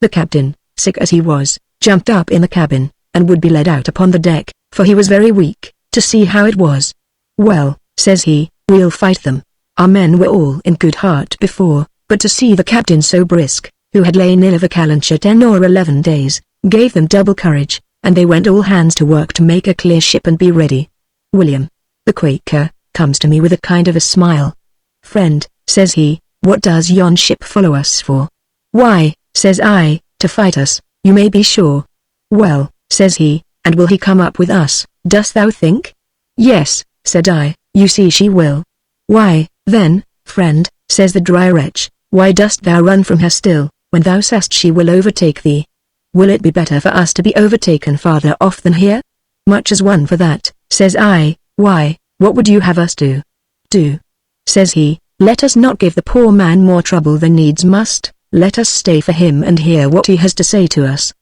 He will talk to us in powder and ball, said I. Very well, then, says he, if that be his country language, we must talk to him in the same, must we not? Or else how shall he understand us? Very well, William, says I, we understand you. And the captain, as ill as he was, called to me, William's right again, says he, as good here as a league farther. So he gives a word of command, haul up the mainsail, we'll shorten sail for him. Accordingly we shortened sail, and as we expected her upon our lee side, we being then upon our starboard tack, brought 18 of our guns to the larboard side, resolving to give him a broadside that should warm him. It was about half an hour before he came up with us, all which time we luffed up, that we might keep the wind of him, by which he was obliged to run up under our lee, as we designed him. When we got him upon our quarter, we edged down, and received the fire of 5 or 6 of his guns. By this time you may be sure all our hands were at their quarters, so we clapped our helm hard a weather, let go the lee braces of the maintopsail, and laid it a back, and so our ship fell athwart the Portuguese ship's hawse. Then we immediately poured in our broadside, raking them fore and aft, and killed them a great many men. The Portuguese, we could see, were in the utmost confusion, and not being aware of our design, their ship having fresh way, ran their bowsprit into the forepart of our main shrouds, as that they could not easily get clear of us, and so we lay locked after that manner. The enemy could not bring above 5 or 6 guns, besides their small arms, to bear upon us, while we played a whole broadside upon him. In the middle of the heat of this fight, as I was very busy upon the quarter deck, the captain calls to me, for he never stirred from us, what the devil is friend William a doing yonder? Says the captain, has he any business upon deck? I stepped forward, and there was friend William, with 2 or 3 stout fellows, lashing the ship's bowsprit fast to our mainmast, for fear they should get away from us, and every now and then he pulled a bottle out of his pocket, and gave the men a dram to encourage them. The shot flew about his ears as thick as may be supposed in such an action, where the Portuguese, to give them their due, fought very briskly, believing at first they were sure of their gain, and trusting to their superiority, but there was William, as composed, and in as perfect tranquillity as to danger, as if he had been over a bowl of punch, only very busy securing the matter, that a ship of 46 guns should not run away from a ship of 8 and 20. This work was too hot to hold long. Our men behaved bravely. Our gunner, a gallant man, shouted below, pouring in his shot at such a rate, that the Portuguese began to slacken their fire. We had dismounted several of their guns by firing in at their forecastle, and raking them, as I said, fore and aft. Presently comes William up to me. Friend, says he, very calmly, what dost thou mean? Why dost thou not visit thy neighbor in the ship, the door being open for thee? I understood him immediately, for our guns had so torn their hull, that we had beat 2 portholes into one, and the bulkhead of their steerage was split to pieces, so that they could not retire to their close quarters, so I gave the word immediately to board them. Our second lieutenant, with about 30 men, entered in an instant over the forecastle, followed by some more with the boatswain, and cutting in pieces about 25 men that they found upon the deck, and then throwing some grenadoes into the steerage. They entered there also, upon which the Portuguese cried quarter presently, and we mastered the ship, contrary indeed to our own expectation, for we would have compounded with them if they would have sheered off, but laying them athwart the hawse at first, and following our fire furiously, without giving them any time to get clear of us and work their ship. By this means, though they had 46 guns, they were not able to fight above 5 or 6, as I said above, for we beat them immediately from their guns in the forecastle, and killed them abundance of men between decks, so that when we entered they had hardly found men enough to fight us hand to hand upon their deck. The surprise of joy to hear the Portuguese cry quarter, and see their ancient struck, was so great to our captain, who, as I have said, was reduced very weak with a high fever, that it gave him new life. Nature conquered the distemper, and the fever abated that very night, so that in 2 or 3 days he was sensibly better, his strength began to come, and he was able to give his orders effectually in everything that was material, and in about 10 days was entirely well and about the ship. In the meantime I took possession of the Portuguese man-of-war, and Captain Wilmot made me, or rather I made myself, captain of her for the present. About 30 of their seamen took service with us, some of which were French, some Genoese, and we set the rest on shore the next day on a little island on the coast of Brazil, except some wounded men, who were not in a condition to be removed, and whom we were bound to keep on board, but we had an occasion afterwards to dispose of them at the Cape, where, at their own request, we set them on shore. Captain Wilmot, as soon as the ship was taken, and the prisoners stowed, was for standing in for the Rio de Janeiro again, not doubting but we should meet with the other man-of-war, who, not having been able to find us, and having lost the company of her comrade, would certainly be returned, and might be surprised by the ship we had taken, if we carried Portuguese colors, and our men were all for it. But our friend William gave us better counsel, for he came to me. "Friend," says he, "I understand the captain is for sailing back to the Rio de Janeiro, in hopes to meet with the other ship that was in chase of thee yesterday. Is it true? Dost thou intend it?" "Why, yes," says I. "William, pray why not?" "Nay," says he, "thou mayst do so if thou wilt." "Well, I know that too, William," said I, "but the captain is a man will be ruled by reason. What have you to say to it?" "Why," says William gravely, "I only ask what is thy business, and the business of all the people thou hast with thee. Is it not to get money?"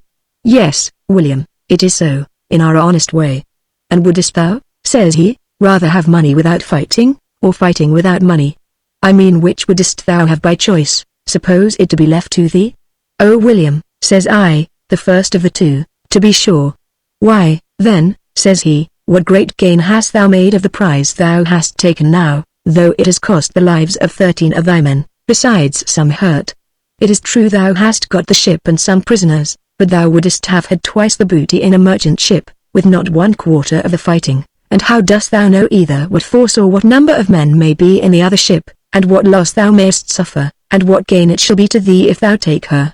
I think, indeed, thou mayst much better let her alone." "Why, William, it is true," said I, "and I'll go tell the captain what your opinion is, and bring you word what he says." Accordingly I went to the captain and told him William's reasons, and the captain was of his mind, that our business was indeed fighting when we could not help it, but that our main affair was money, and that with as few blows as we could. So that adventure was laid aside, and we stood along shore again south for the River de la Plata, expecting some purchase thereabouts. Especially we had our eyes upon some of the Spanish ships from Buenos Aires, which are generally very rich in silver, and one such prize would have done our business. We plied about here, in the latitude of south, for near a month, and nothing offered, and here we began to consult what we should do next, for we had come to no resolution yet. Indeed, my design was always for the Cape de Bona Esperanza, and so to the East Indies. I had heard some flaming stories of Captain Avery, and the fine things he had done in the Indies, which were doubled and doubled,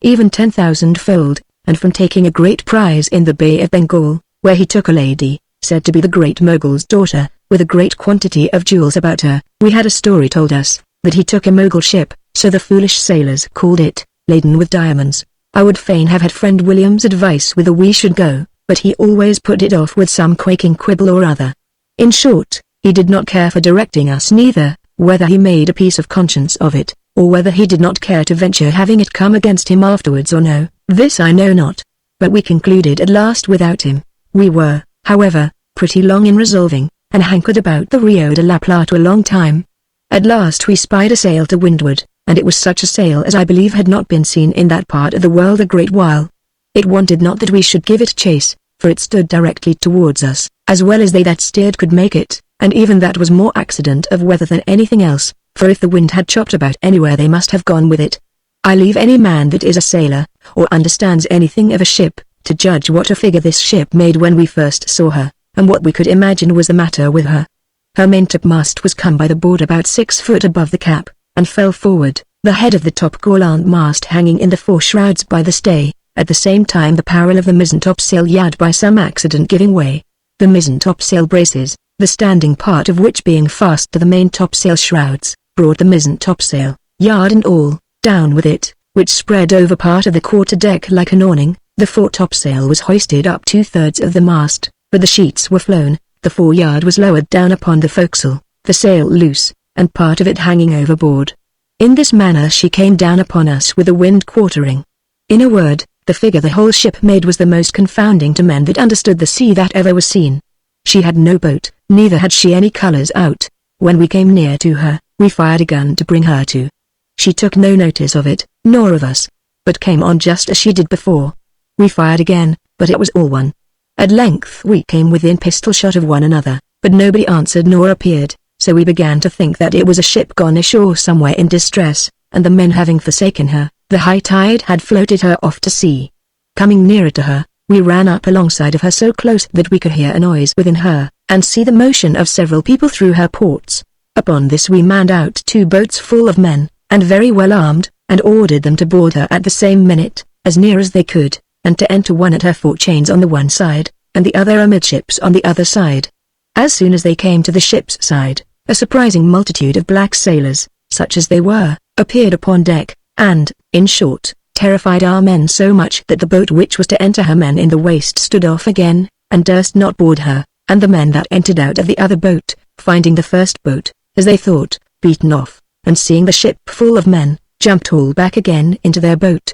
and put off, not knowing what the matter was. Upon this we prepared to pour in a broadside upon her, but our friend William set us to rights again here, for it seems he guessed how it was sooner than we did, and coming up to me, for it was our ship that came up with her, "Friend," says he, "I am of opinion that thou art wrong in this matter, and thy men have been wrong also in their conduct. I'll tell thee how thou shalt take this ship, without making use of those things called guns." "How can that be, William?"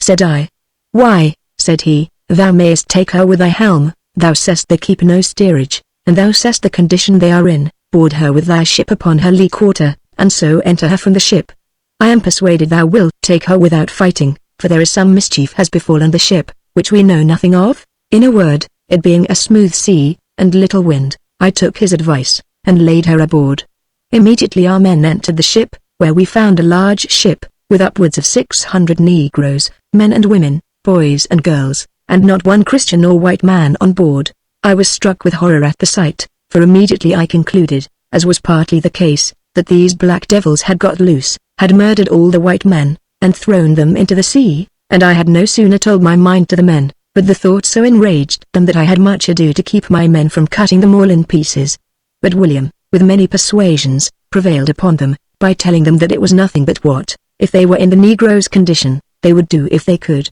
and that the negroes had really the highest injustice done them, to be sold for slaves without their consent, and that the law of nature dictated it to them, that they ought not to kill them, and that it would be wilful murder to do it. This prevailed with them, and cooled their first heat, so they only knocked down 20 or 30 of them, and the rest ran all down between decks to their first places, believing, as we fancied, that we were their first masters come again.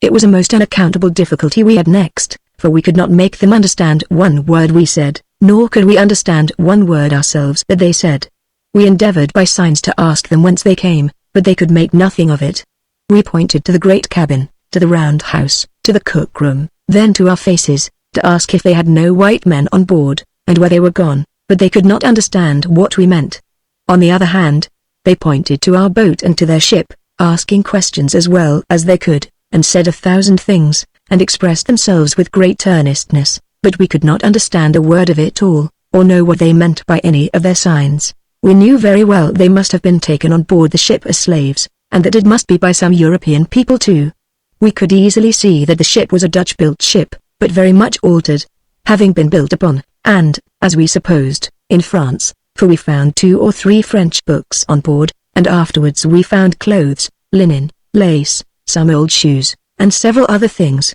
We found among the provisions some barrels of Irish beef, some Newfoundland fish, and several other evidences that there had been Christians on board, but saw no remains of them. We found not a sword, gun, pistol, or weapon of any kind, except some cutlasses, and the negroes had hid them below where they lay. We asked them what was become of all the small arms, pointing to our own and to the places where those belonging to the ship had hung. One of the negroes understood me presently, and beckoned to me to come upon the deck, where, taking my fusee, which I never let go out of my hand for some time after we had mastered the ship, offering to take hold of it, he made the proper motion of throwing it into the sea, by which I understood, as I did afterwards, that they had thrown all the small arms, powder, shot, swords, and into the sea, believing, as I supposed, those things would kill them, though the men were gone. After we understood this, we made no question but that the ship's crew, having been surprised by these desperate rogues, had gone the same way, and had been thrown overboard also. We looked all over the ship to see if we could find any blood, and we thought we did perceive some in several places, but the heat of the sun, melting the pitch and tar upon the decks, made it impossible for us to discern it exactly, except in the round house, where we plainly saw that there had been much blood. We found the scuttle open, by which we supposed that the captain and those that were with him had made their retreat into the great cabin, or those in the cabin had made their escape up into the round house. But that which confirmed us most of all in what had happened was that, upon further inquiry, we found that there were 7 or 8 of the negroes very much wounded, 2 or 3 of them with shot, whereof one had his leg broken and lay in a miserable condition, the flesh being mortified, and, as our friend William said, in 2 days more he would have died. William was a most dexterous surgeon, and he showed it in this cure, for though all the surgeons we had on board both our ships, and we had no less than 5 that called themselves bred surgeons, besides 2 or 3 who were pretenders or assistants, though all these gave their opinions that the negro's leg must be cut off, and that his life could not be saved without it, that the mortification had touched the marrow in the bone, that the tendons were mortified, and that he could never have the use of his leg if it should be cured. William said nothing in general, but that his opinion was otherwise, and that he desired the wound might be searched, and that he would then tell them further. Accordingly he went to work with the leg, and, as he desired that he might have some of the surgeons to assist him, we appointed him 2 of the ablest of them to help, and all them to look on, if they thought fit. William went to work his own way, and some of them pretended to find fault at first. However, he proceeded and searched every part of the leg where he suspected the mortification had touched it. In a word, he cut off a great deal of mortified flesh, in all which the poor fellow felt no pain.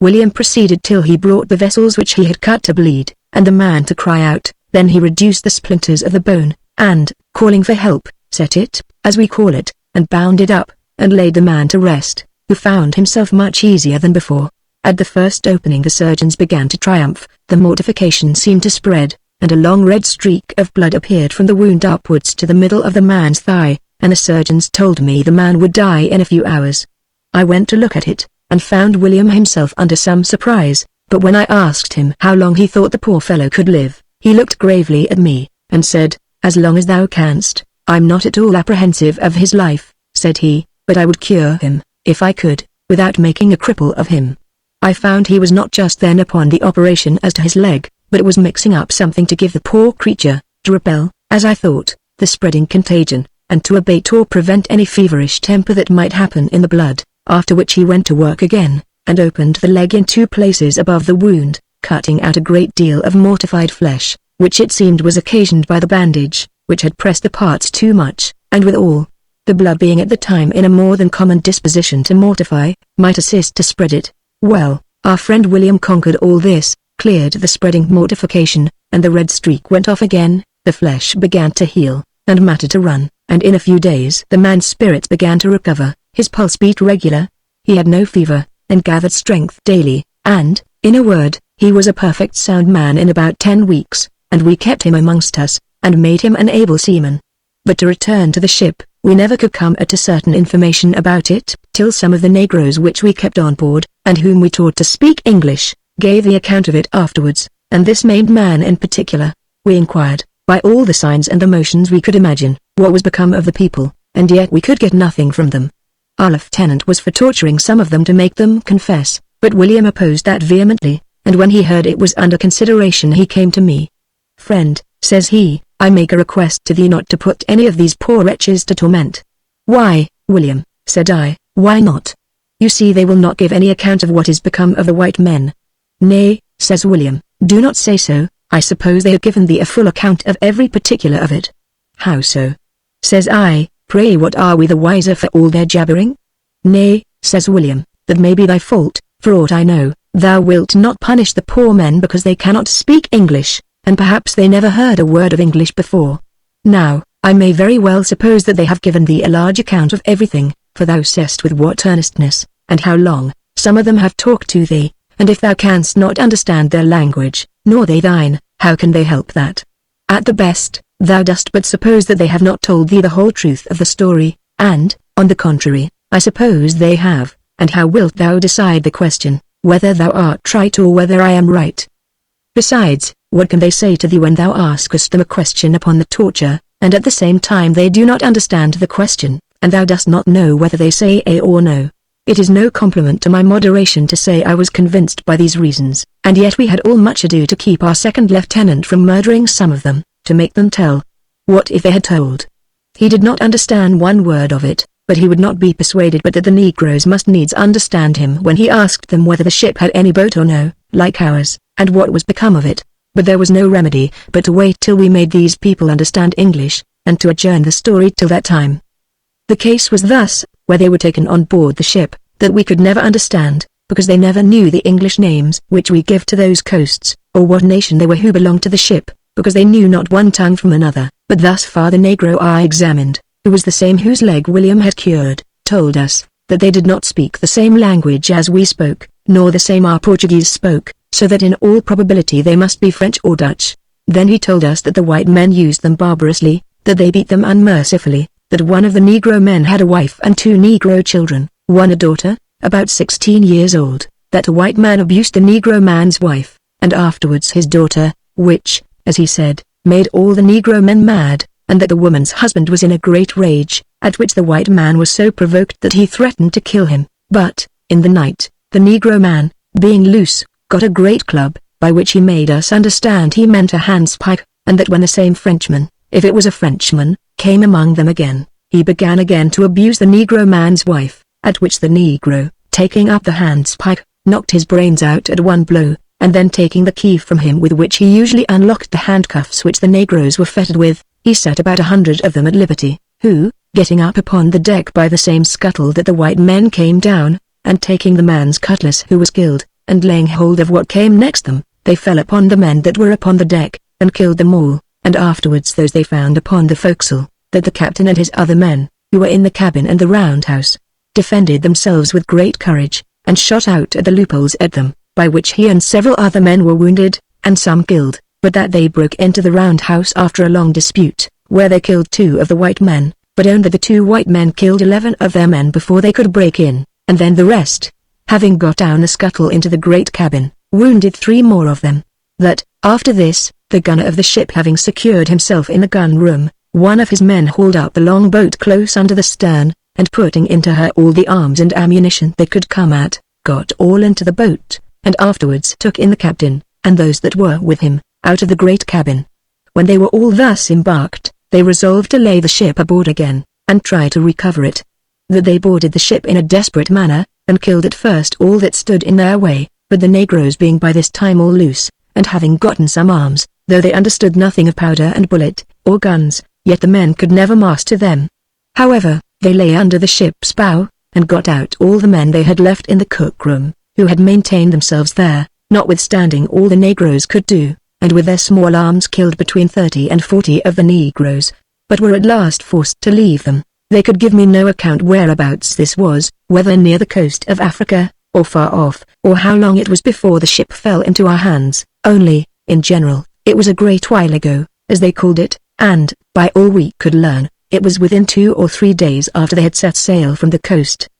They told us that they had killed about 30 of the white men, having knocked them on the head with crows and handspikes, and such things as they could get, and one strong negro killed 3 of them with an iron crow, after he was shot twice through the body, and that he was afterwards shot through the head by the captain himself at the door of the roundhouse, which he had split open with a crow, and this we supposed was the occasion of the great quantity of blood which we saw at the roundhouse door. The same negro told us that they threw all the powder and shot they could find into the sea, and they would have thrown the great guns into the sea if they could have lifted them. Being asked how they came to have their sails in such a condition, his answer was, they no understand, they no know what the sails do. That was, they did not so much as know that it was the sails that made the ship go, or understand what they meant, or what to do with them. When we asked him whither they were going, he said they did not know, but believed they should go home to their own country again. I asked him, in particular, what he thought we were when we first came up with them. He said they were terribly frighted, believing we were the same white men that had gone away in their boats,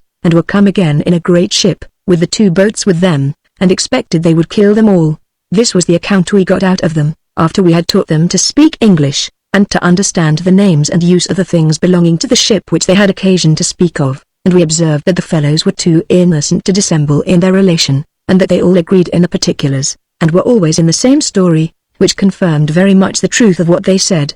Having taken this ship, our next difficulty was, what to do with the Negroes. The Portuguese in the Brazils would have bought them all of us, and been glad of the purchase, if we had not showed ourselves enemies there, and been known for pirates, but, as it was, we durst not go ashore anywhere thereabouts, or treat with any of the planters, because we should raise the whole country upon us, and, if there were any such things as men of war in any of their ports, we should be as sure to be attacked by them, and by all the force they had by land or sea, nor could we think of any better success if we went northward to our own plantations. One while we determined to carry them all away to Buenos Aires, and sell them there to the Spaniards, but they were really too many for them to make use of, and to carry them round to the South Seas, which was the only remedy that was left, was so far that we should be no way able to subsist them for so long a voyage. At last, our old, never-failing friend, William, helped us out again, as he had often done at a dead lift. His proposal was this, that he should go as master of the ship, and about 20 men, such as we could best trust, and attempt to trade privately, upon the coast of Brazil, with the planters, not at the principal ports, because that would not be admitted. We all agreed to this, and appointed to go away ourselves towards the Rio de la Plata, where we had thought of going before, and to wait for him, not there, but at Port St. Pedro, as the Spaniards call it, lying at the mouth of the river which they call Rio Grande, and where the Spaniards had a small fort and a few people. But we believed there was nobody in it. Here we took up our station, cruising off and on, to see if we could meet any ships going to or coming from the Buenos Aires or the Rio de la Plata, but we met with nothing worth notice. However, we employed ourselves in things necessary for our going off to sea, for we filled all our water casks, and got some fish for our present use, to spare as much as possible our ship's stores. William, in the meantime, went away to the north, and made the land about the Cape de St. Thomas, and betwixt that and the Isles de Tiburon he found means to trade with the planters for all his Negroes, as well the women as the men, and at a very good price too, for William, who spoke Portuguese pretty well, told them a fair story enough, that the ship was in scarcity of provisions, that they were driven a great way out of their way, and indeed, as we say, out of their knowledge, and that they must go up to the northward as far as Jamaica, or sell there upon the coast. This was a very plausible tale, and was easily believed, and, if you observe the manner of the Negroes sailing, and what happened in their voyage, was every word of it true. By this method, and being true to one another, William passed for what he was, for a very honest fellow, and by the assistance of one planter, who sent to some of his neighbor planters, and managed the trade among themselves, he got a quick market, for in less than 5 weeks William sold all his Negroes, and at last sold the ship itself, and shipped himself and his 20 men, with 2 Negro boys whom he had left, in a sloop, one of those which the planters used to send on board for the Negroes. With this sloop Captain William, as we then called him, came away, and found us at Port St. Pedro, in the latitude of 32 degrees 30 minutes south. Nothing was more surprising to us than to see a sloop come along the coast, carrying Portuguese colors, and come in directly to us, after we were assured he had discovered both our ships. We fired a gun, upon her nearer approach, to bring her to an anchor, but immediately she fired 5 guns by way of salute, and spread her English ancient. Then we began to guess it was friend William, but wondered what was the meaning of his being in a sloop, whereas we sent him away in a ship of near 300 tons, but he soon let us into the whole history of his management, with which we had a great deal of reason to be very well satisfied. As soon as he had brought the sloop to an anchor, he came aboard of my ship, and there he gave us an account how he began to trade by the help of a Portuguese planter, who lived near the seaside, how he went on shore and went up to the first house he could see, and asked the man of the house to sell him some hogs, pretending at first he only stood in upon the coast to take in fresh water and buy some provisions, and the man not only sold him 7 fat hogs, but invited him in, and gave him, and 5 men he had with him, a very good dinner, and he invited the planter on board his ship, and, in return for his kindness, gave him a Negro girl for his wife. This so obliged the planter that the next morning he sent him on board, in a great luggage boat, a cow and 2 sheep, with a chest of sweetmeats and some sugar, and a great bag of tobacco, and invited Captain William on shore again, that, after this, they grew from one kindness to another, that they began to talk about trading for some Negroes, and William, pretending it was to do him service, consented to sell him 30 Negroes for his private use in his plantation, for which he gave William ready money in gold, at the rate of 35 moidores per head, but the planter was obliged to use great caution in the bringing them on shore, for which purpose he made William weigh and stand out to sea, and put in again, about 50 miles farther north, where at a little creek he took the negroes on shore at another plantation, being a friend of his, whom, it seems, he could trust. This remove brought William into a further intimacy, not only with the first planter, but also with his friends, who desired to have some of the negroes also, so that, from one to another, they bought so many, till one overgrown planter took 100 negroes, which was all William had left, and sharing them with another planter, that other planter chaffered with William for ship and all, giving him in exchange a very clean, large, well-built sloop of near 60 tons, very well furnished, carrying 6 guns, but we made her afterwards carry 12 guns. William had 300 moidores of gold, besides the sloop, in payment for the ship, and with this money he stored the sloop as full as she could hold with provisions, especially bread, some pork, and about 60 hogs alive. Among the rest, William got 80 barrels of good gunpowder, which was very much for our purpose, and all the provisions which were in the French ship he took out also. This was a very agreeable account to us, especially when we saw that William had received in gold coined, or by weight, and some Spanish silver, 60,000 pieces of 8, besides a new sloop, and a vast quantity of provisions. We were very glad of the sloop in particular, and began to consult what we should do, whether we had not best turn off our great Portuguese ship, and stick to our first ship and the sloop, seeing we had scarce men enough for all three, and that the biggest ship was thought too big for our business. However, another dispute, which was now decided, brought the first to a conclusion. The first dispute was, whither we should go. My comrade, as I called him now, that is to say, he that was my captain before we took this Portuguese man of war, was for going to the South Seas, and coasting up the west side of America, where we could not fail of making several good prizes upon the Spaniards, and that then, if occasion required it, we might come home by the South Seas to the East Indies, and so go round the globe, as others had done before us. But my head lay another way. I had been in the East Indies, and had entertained a notion ever since that, if we went thither, we could not fail of making good work of it, and that we might have a safe retreat, and good beef to victual our ship, among my old friends the natives of Zanzibar, on the coast of Mozambique, or the island of St. Lawrence. I say, my thoughts lay this way, and I read so many lectures to them all of the advantages they would certainly make of their strength by the prizes they would take in the Gulf of Mocha, or the Red Sea, and on the coast of Malabar, or the Bay of Bengal, that I amazed them. With these arguments I prevailed on them, and we all resolved to steer away air sea for the Cape of Good Hope, and, in consequence of this resolution, we concluded to keep the sloop, and sail with all three, not doubting, as I assured them, but we should find men there to make up the number wanting, and if not, we might cast any of them off when he pleased. We could do no less than make our friend William captain of the sloop which, with such good management, he had brought us. He told us,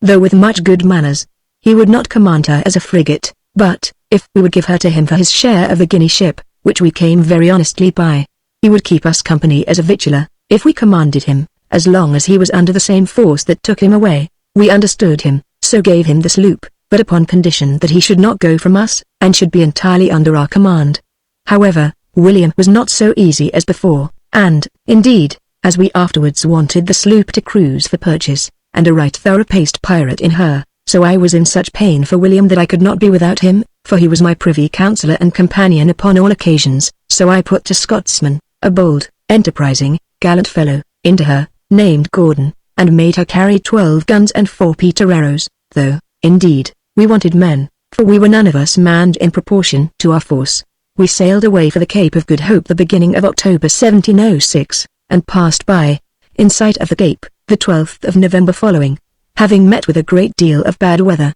We saw several merchant ships in the roads there, as well English as Dutch, whether outward bound or homeward we could not tell, be it what it would. We did not think fit to come to an anchor, not knowing what they might be, or what they might attempt against us, when they knew what we were. However, as we wanted fresh water, we sent the 2 boats belonging to the Portuguese man of war, with all Portuguese seamen or negroes in them, to the watering place, to take in water, and in the meantime we hung out a Portuguese ancient at sea, and lay by all that night. They knew not what we were, but it seems we passed for anything but really what we was. Our boats returning the 3rd time loaden, about 5 o'clock next morning, we thought ourselves sufficiently watered, and stood away to the eastward, but, before our men returned the last time, the wind blowing an easy gale at west, we perceived a boat in the grey of the morning under sail, crowding to come up with us, as if they were afraid we should be gone. We soon found it was an English longboat, and that it was pretty full of men. We could not imagine what the meaning of it should be, but,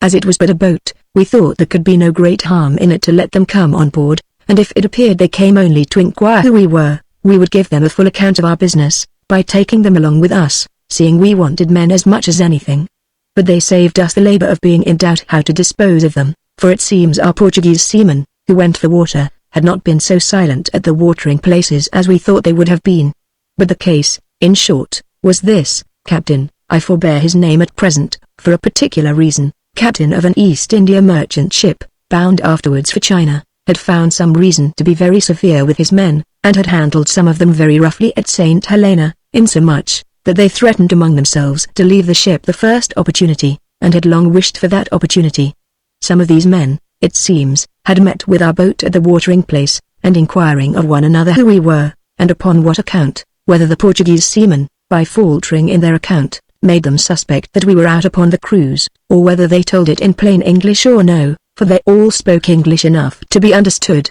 But so it was, that as soon as ever the men carried the news on board, that the ships which lay by to the eastward were English, and that they were going upon the account, which, by the way, was a sea term for a pirate, I say, as soon as ever they heard it, they went to work, and getting all things ready in the night, their chests and clothes, and whatever else they could, they came away before it was day, and came up with us about 7 o'clock. When they came by the ship's side which I commanded, we hailed them in the usual manner, to know what and who they were, and what their business. They answered they were Englishmen, and desired to come on board. We told them they might lay the ship on board, but ordered they should let only one man enter the ship till the captain knew their business, and that he should come without any arms. They said,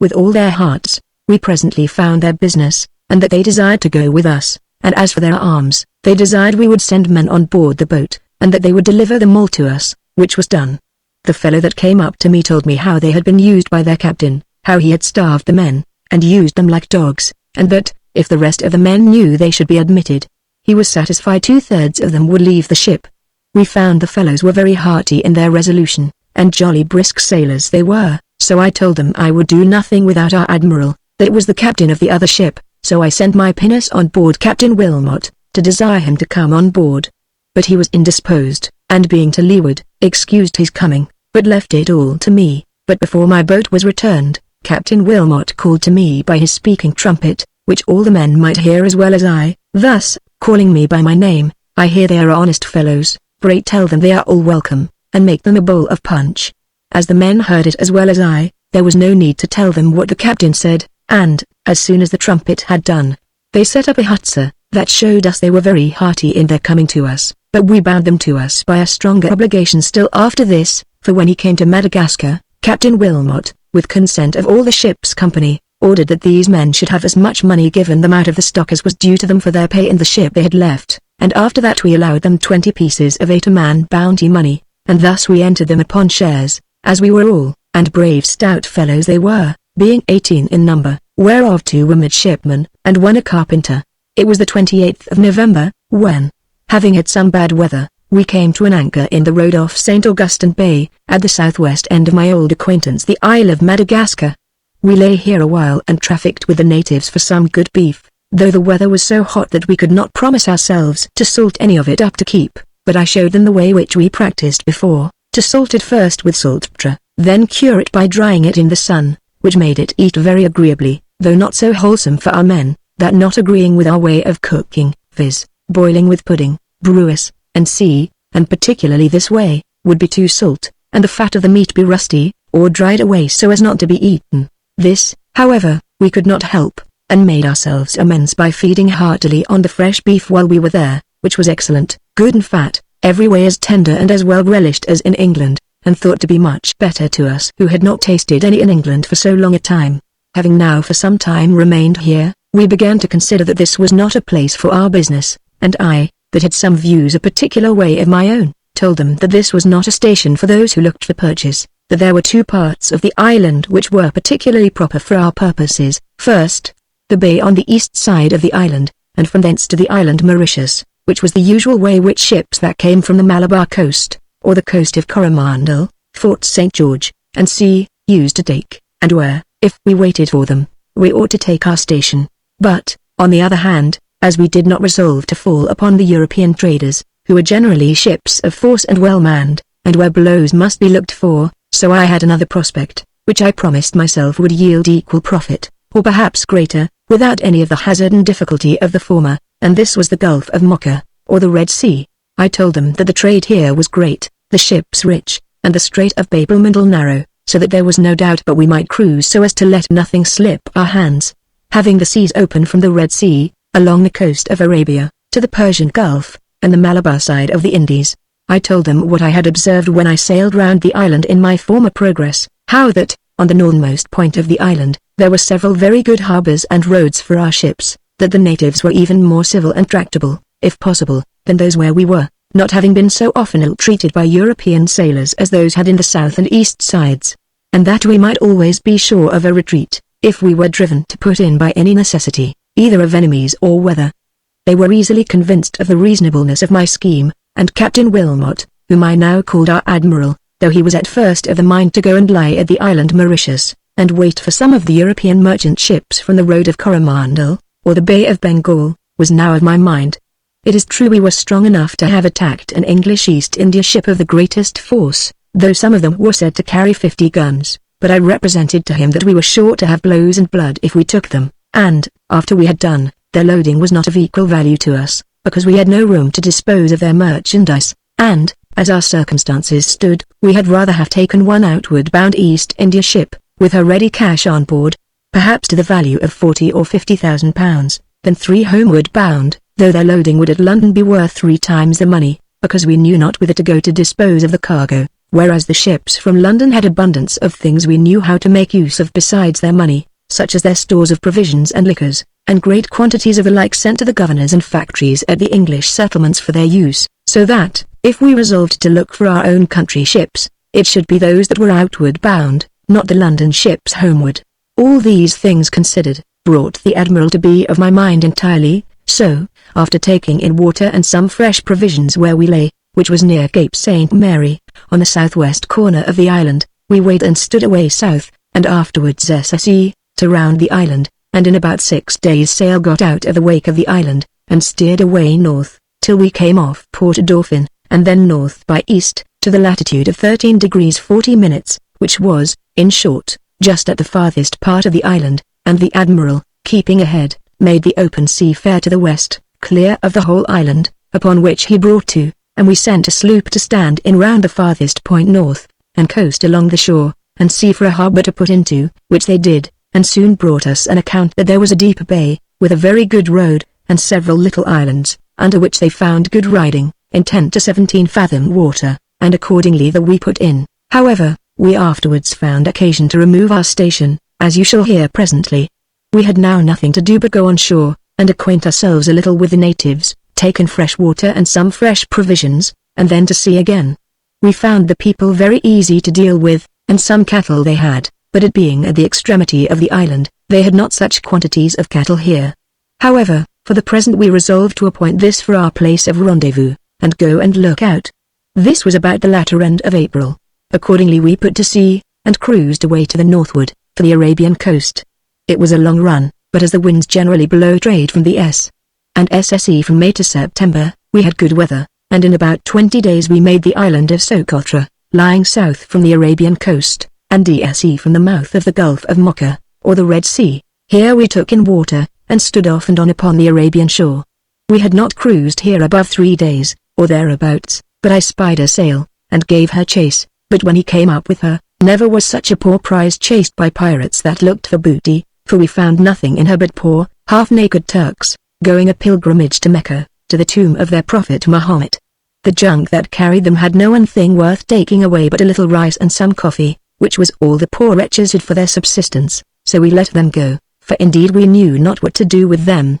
The same evening we chased another junk with 2 masts, and in something better plight to look at than the former. When we came on board we found them upon the same errand, but only that they were people of some better fashion than the other, and here we got some plunder, some Turkish stores, a few diamonds in the eardrops of 5 or 6 persons, some fine Persian carpets, of which they made their saffras to lie upon, and some money, so we let them go also. We continued here 11 days longer, and saw nothing but now and then a fishing boat, but the 12th day of our cruise we spied a ship. Indeed I thought at first it had been an English ship, but it appeared to be an European freighted for a voyage from Goa, on the coast of Malabar, to the Red Sea, and was very rich. We chased her, and took her without any fight, though they had some guns on board too, but not many. We found her manned with Portuguese seamen, but under the direction of 5 merchant Turks, who had hired her on the coast of Malabar of some Portugal merchants, and had laden her with pepper, saltpetre, some spices, and the rest of the loading was chiefly calicoes and wrought silks, some of them very rich.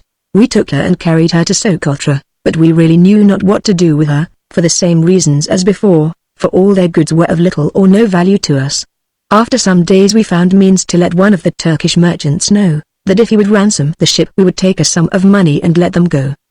He told me that if I would let one of them go on shore for the money they would do it, so we adjusted the value of the cargo at 30,000 ducats. Upon this agreement, we allowed the sloop to carry him on shore, at Defoe, in Arabia, where a rich merchant laid down the money for them, and came off with our sloop, and on payment of the money we very fairly and honestly let them go. Some days after this we took an Arabian junk, going from the Gulf of Persia to Mocha, with a good quantity of pearl on board. We gutted him of the pearl, which it seems was belonging to some merchants at Mocha, and let him go, for there was nothing else worth our taking. We continued cruising up and down here till we began to find our provisions grow low, when Captain Wilmot, our admiral, told us it was time to think of going back to the rendezvous, and the rest of the men said the same, being a little weary of beating about for above 3 months together, and meeting with little or nothing compared to our great expectations. But I was very loath to part with the Red Sea at so cheap a rate, and pressed them to tarry a little longer, which at my instance they did, but 3 days afterwards,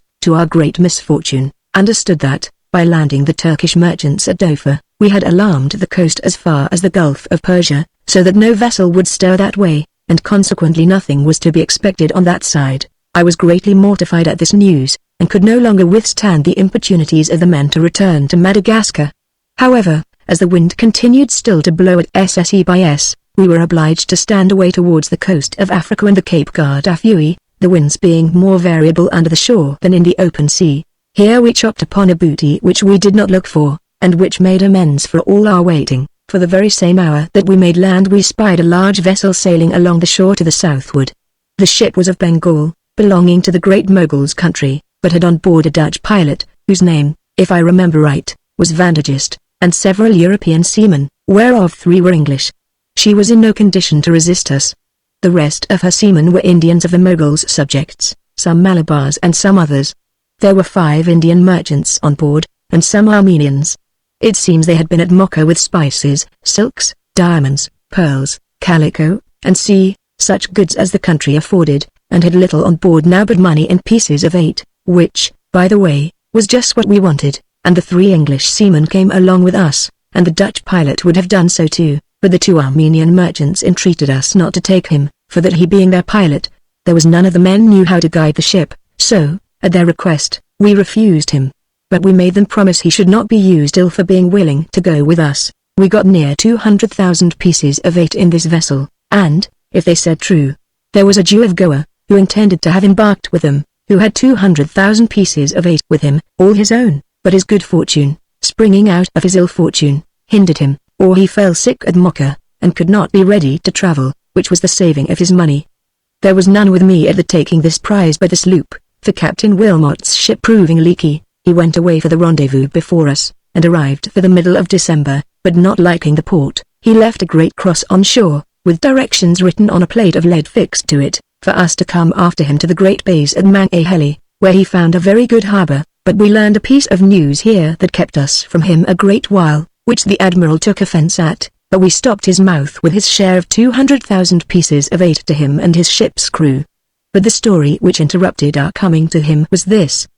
Between Mangahelly and another point, called Cape St. Sebastian, there came on shore in the night an European ship, and whether by stress of weather or want of a pilot I know not, but the ship stranded and could not be got off. We lay in the cove or harbour, where, as I have said, our rendezvous was appointed, and had not yet been on shore, so we had not seen the directions our admiral had left for us. Our friend William, of whom I have said nothing a great while, had a great mind one day to go on shore, and importuned me to let him have a little troop to go with him, for safety, that they might see the country. I was mightily against it for many reasons, but but particularly I told him he knew the natives were but savages, and they were very treacherous, and I desired him that he would not go, and, had he gone on much farther, I believe I should have downright refused him, and commanded him not to go. But, in order to persuade me to let him go, he told me he would give me an account of the reason why he was so importunate. He told me, the last night he had a dream, which was so forcible, and made such an impression upon his mind,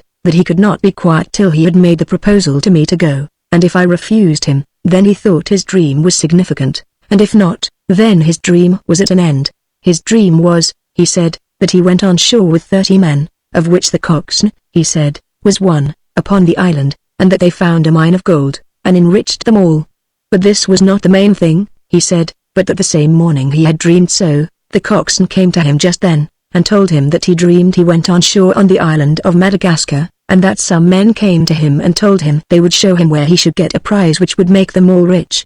These two things put together began to weigh with me a little, though I was never inclined to give any heed to dreams, but William's importunity turned me effectually, for I always put a great deal of stress upon his judgment, so that, in short, I gave them leave to go, but I charged them not to go far off from the sea coast, that, if they were forced down to the seaside upon any occasion, we might perhaps see them, and fetch them off with our boats. They went away early in the morning, 31 men of them in number, very well armed, and very stout fellows. They travelled all the day, and at night made us a signal that all was well, from the top of a hill, which we had agreed on, by making a great fire. Next day they marched down the hill on the other side, inclining towards the seaside, as they had promised, and saw a very pleasant valley before them, with a river in the middle of it, which, a little farther below them, seemed to be big enough to bear small ships. They marched apace towards this river, and were surprised with the noise of a piece going off, which, by the sound, could not be far off. They listened long, but could hear no more, so they went on to the riverside, which was a very fine fresh stream, but widened apace, and they kept on by the banks of it, till, almost at once, it opened or widened into a good large creek or harbour, about 5 miles from the sea. And that which was still more surprising, as they marched forward, they plainly saw in the mouth of the harbour, or creek, the wreck of a ship. The tide was up, as we call it, so that it did not appear very much above the water, but, as they made downwards, they found it grow bigger and bigger, and the tide soon after ebbing out, they found it lay dry upon the sands, and appeared to be the wreck of a considerable vessel, larger than could be expected in that country. After some time, William, taking out his glass to look at it more nearly, was surprised with hearing a musket shot whistle by him, and immediately after that he heard the gun, and saw the smoke from the other side, upon which our men immediately fired 3 muskets, to discover, if possible, what or who they were. Upon the noise of these guns, abundance of men came running down to the shore from among the trees, and our men could easily perceive that they were Europeans, though they knew not of what nation. However, our men hallooed to them as loud as they could, and by they got a long pole, and set it up, and hung a white shirt upon it for a flag of truce. They on the other side saw it, by the help of their glasses, too, and quickly after our men see a boat launch off from the shore, as they thought, but it was from another creek, it seems, and immediately they came rowing over the creek to our men, carrying also a white flag as a token of truce. It is not easy to describe the surprise, or joy and satisfaction, that appeared on both sides, to see not only white men, but Englishmen, in a place so remote. But what then must it be when they came to know one another, and to find that they were not only countrymen but comrades, and that this was the very ship that Captain Wilmot, our admiral, commanded, and whose company we had lost in the storm at Tobago. After making an agreement to rendezvous at Madagascar, they had, it seems, got intelligence of us when they came to the south part of the island, and had been roving as far as the Gulf of Bengal, when they met Captain Avery, with whom they joined, took several rich prizes, and, amongst the rest, one ship with the Great Mogul's daughter, and an immense treasure in money and jewels, and from thence they came about the coast of Coromandel, and afterwards that of Malabar, into the Gulf of Persia, where they also took some prize, and then designed for the south part of Madagascar, but the winds blowing hard at SE and SE by E, they came to the northward of the isle, and being after that separated by a furious tempest from the NW, they were forced into the mouth of that creek, where they lost their ship. And they told us, also, that they heard that Captain Avery himself had lost his ship also not far off. When they had thus acquainted one another with their fortunes, the poor overjoyed men were in haste to go back to communicate their joy to their comrades, and, leaving some of their men with ours, the rest went back, and William was so earnest to see them that he and 2 more went back with them. and there he came to their little camp where they lived. There were about 160 men of them in all. They had got their guns on shore, and some ammunition, but a good deal of their powder was spoiled. However, they had raised a fair platform, and mounted 12 pieces of cannon upon it, which was a sufficient defense to them on that side of the sea, and just at the end of the platform they had made a launch in the little yard, and were all hard at work, building another little ship, as I may call it, to go to sea in. But they put a stop to this work upon the news they had of our being come in. When our men went into their huts, it was surprising, indeed, to see the vast stock of wealth they had got, in gold and silver and jewels, which, however, they told us was a trifle to what Captain Avery had, wherever he was gone. It was 5 days we had waited for our men, and no news of them, and indeed I gave them over for lost, but was surprised, after 5 days waiting, to see a ship's boat come rowing towards us along shore. What to make of it I could not tell, but it was at least better satisfied when our men told me they heard them halloo and saw them wave their caps to us. In a little time they came quite up to us, and I saw friend William stand up in the boat and make signs to us, so they came on board. But when I saw there were but 15 of our 31 men, I asked him what had become of their fellows. "Oh," says William, "they are all very well, and my dream is fully made good, and the coxswains too." This made me very impatient to know how the case stood, so he told us the whole story, which indeed surprised us all.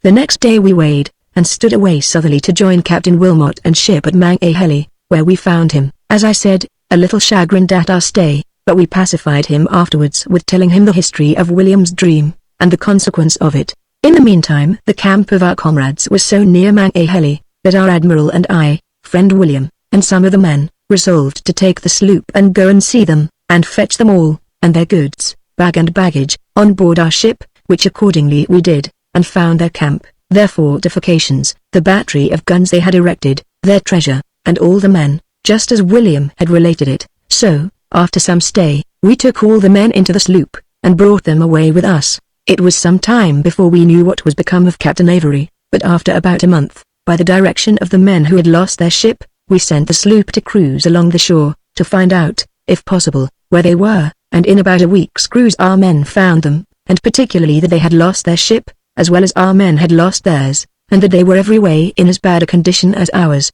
It was about 10 days before the sloop returned, and Captain Avery with them, and this was the whole force that, as I remember, Captain Avery ever had with him, for now we joined all our companies together, and it stood thus: we had 2 ships and a sloop, in which we had 320 men, but much too few to man them as they ought to be, the great Portuguese ship requiring of herself near 400 men to man her completely. As for our lost, but now found comrade, her complement of men was 180, or thereabouts, and Captain Avery had about 300 men with him, whereof he had 10 carpenters with him, most of which were taken aboard the prize they had taken, so that, in a word, all the force Avery had at Madagascar, in the year 1699, or thereabouts, amounted to our 3 ships, for his own was lost, as you have heard, and never had any more than about 1,200 men in all. It was about a month after this that all our crews got together, and as Avery was unshipped, we all agreed to bring our own company into the Portuguese man-of-war and the sloop, and give Captain Avery the Spanish frigate, with all the tackles and furniture, guns and ammunition, for his crew by themselves, for which they, being full of wealth, agreed to give us 40,000 pieces of 8. It was next considered what course we should take. Captain Avery, to give him his due, proposed our building a little city here, establishing ourselves on shore, with a good fortification and works proper to defend ourselves, and that, as we had wealth enough, and could increase it to what degree we pleased, we should content ourselves to retire here, and bid defiance to the world. But I soon convinced him that this place would be no security to us, if we pretended to carry on our cruising trade, for that then all the nations of Europe, and indeed of that part of the world, would be engaged to rout us out. But if we resolved to live there as in retirement, and plant in the country as private men, and give over our trade of pirating, then, indeed, we might plant and settle ourselves where we pleased.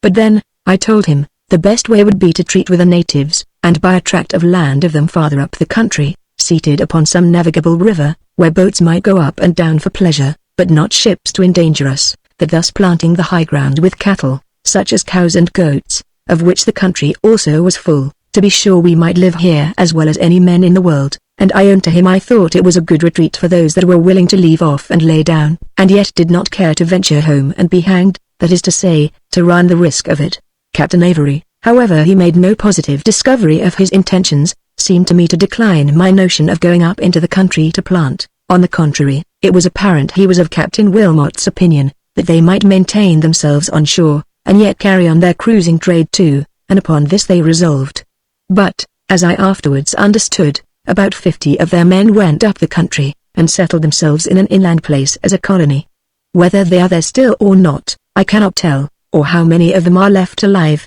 but it is my opinion they are there still, and that they are considerably increased, for, as I hear, they have got some women among them, though not many, for it seems 5 Dutch women and 3 or 4 little girls were taken by them in a Dutch ship, which they afterwards took going to Mocha, and 3 of those women, marrying some of these men, went with them to live in their new plantation. But of this I speak only by hearsay. As we lay here some time, I found our people mightily divided in their notions, some were for going this way, and some that, till at last I began to foresee they would part company, and perhaps we should not have men enough to keep together to man the great ship, so I took Captain Wilmot aside, and began to talk to him about it, but soon perceived that he inclined himself to stay at Madagascar, and having got a vast wealth for his own share, had secret designs of getting home some way or other. I argued the impossibility of it, and the hazard he would run, either of falling into the hands of thieves and murderers in the Red Sea, who would never let such a treasure as his pass their hands, or of his falling into the hands of the English, Dutch, or French, who would certainly hang him for a pirate. I gave him an account of the voyage I had made from this very place to the continent of Africa, and what a journey it was to travel on foot. In short, nothing could persuade him, but he would go into the Red Sea with the sloop, and where the children of Israel passed through the sea dry-shod, and, landing there, would travel to Grand Cairo by land, which is not above 80 miles, and from thence he said he could ship himself, by the way of Alexandria, to any part of the world. I represented the hazard, and indeed the impossibility, of his passing by Mocha and Jeddah without being attacked, if he offered it by force, or plundered, if he went to get leave, and explained the reasons of it so much and so effectually, that, though at last he would not hearken to it himself, none of his men would go with him. They told him they would go anywhere with him to serve him, but that this was running himself and them into certain destruction, without any possibility of avoiding it, or probability of answering his end. The captain took what I said to him quite wrong, and pretended to resent it, and gave me some buccaneer words upon it, but I gave him no return to it but this, that I advised him for his advantage, that if he did not understand it so, it was his fault, not mine, that I did not forbid him to go, nor had I offered to persuade any of the men not to go with him, though it was to their apparent destruction. However, warm heads are not easily cooled. The captain was so eager that he quitted our company, and, with most part of his crew, went over to Captain Avery, and sorted with his people, taking all the treasure with him, which, by the way, was not very fair in him, we having agreed to share all our gains, whether more or less, whether absent or present. Our men muttered a little at it, but I pacified them as well as I could, and told them it was easy for us to get as much, if we minded our hits, and Captain Wilmot had set us a very good example, for, by the same rule, the agreement of any further sharing of profits with them was at an end.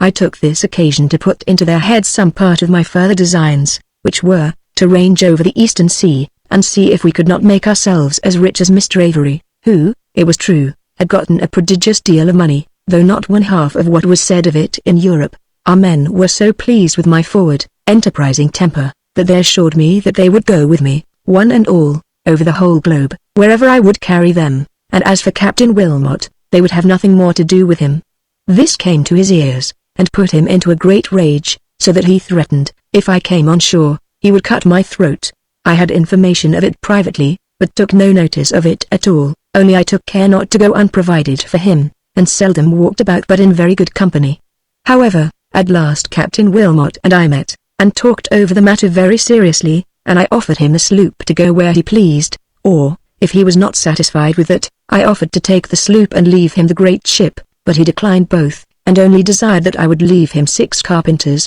which I had in our ship more than I had need of, to help his men to finish the sloop that was begun before we came thither, by the men that lost their ship. This I consented readily to, and lent him several other hands that were useful to them, and in a little time they built a stout brigantine, able to carry 14 guns and 200 men. What measures they took, and how Captain Avery managed afterwards, is too long a story to meddle with here, nor is it any of my business. Having my own story still upon my hands, we lay here, about these several simple disputes, almost 5 months, when, About the latter end of March, I set sail with the great ship, having in her 44 guns and 400 men, and the sloop, carrying 80 men. We did not steer to the Malabar coast, and so to the Gulf of Persia, as was first intended, the east monsoons blowing yet too strong, but we kept more under the African coast, where we had the wind variable till we passed the line, and made the Cape Bassa, in the latitude of 4 degrees 10 minutes, from thence, the monsoons beginning to change to the NE and NNE,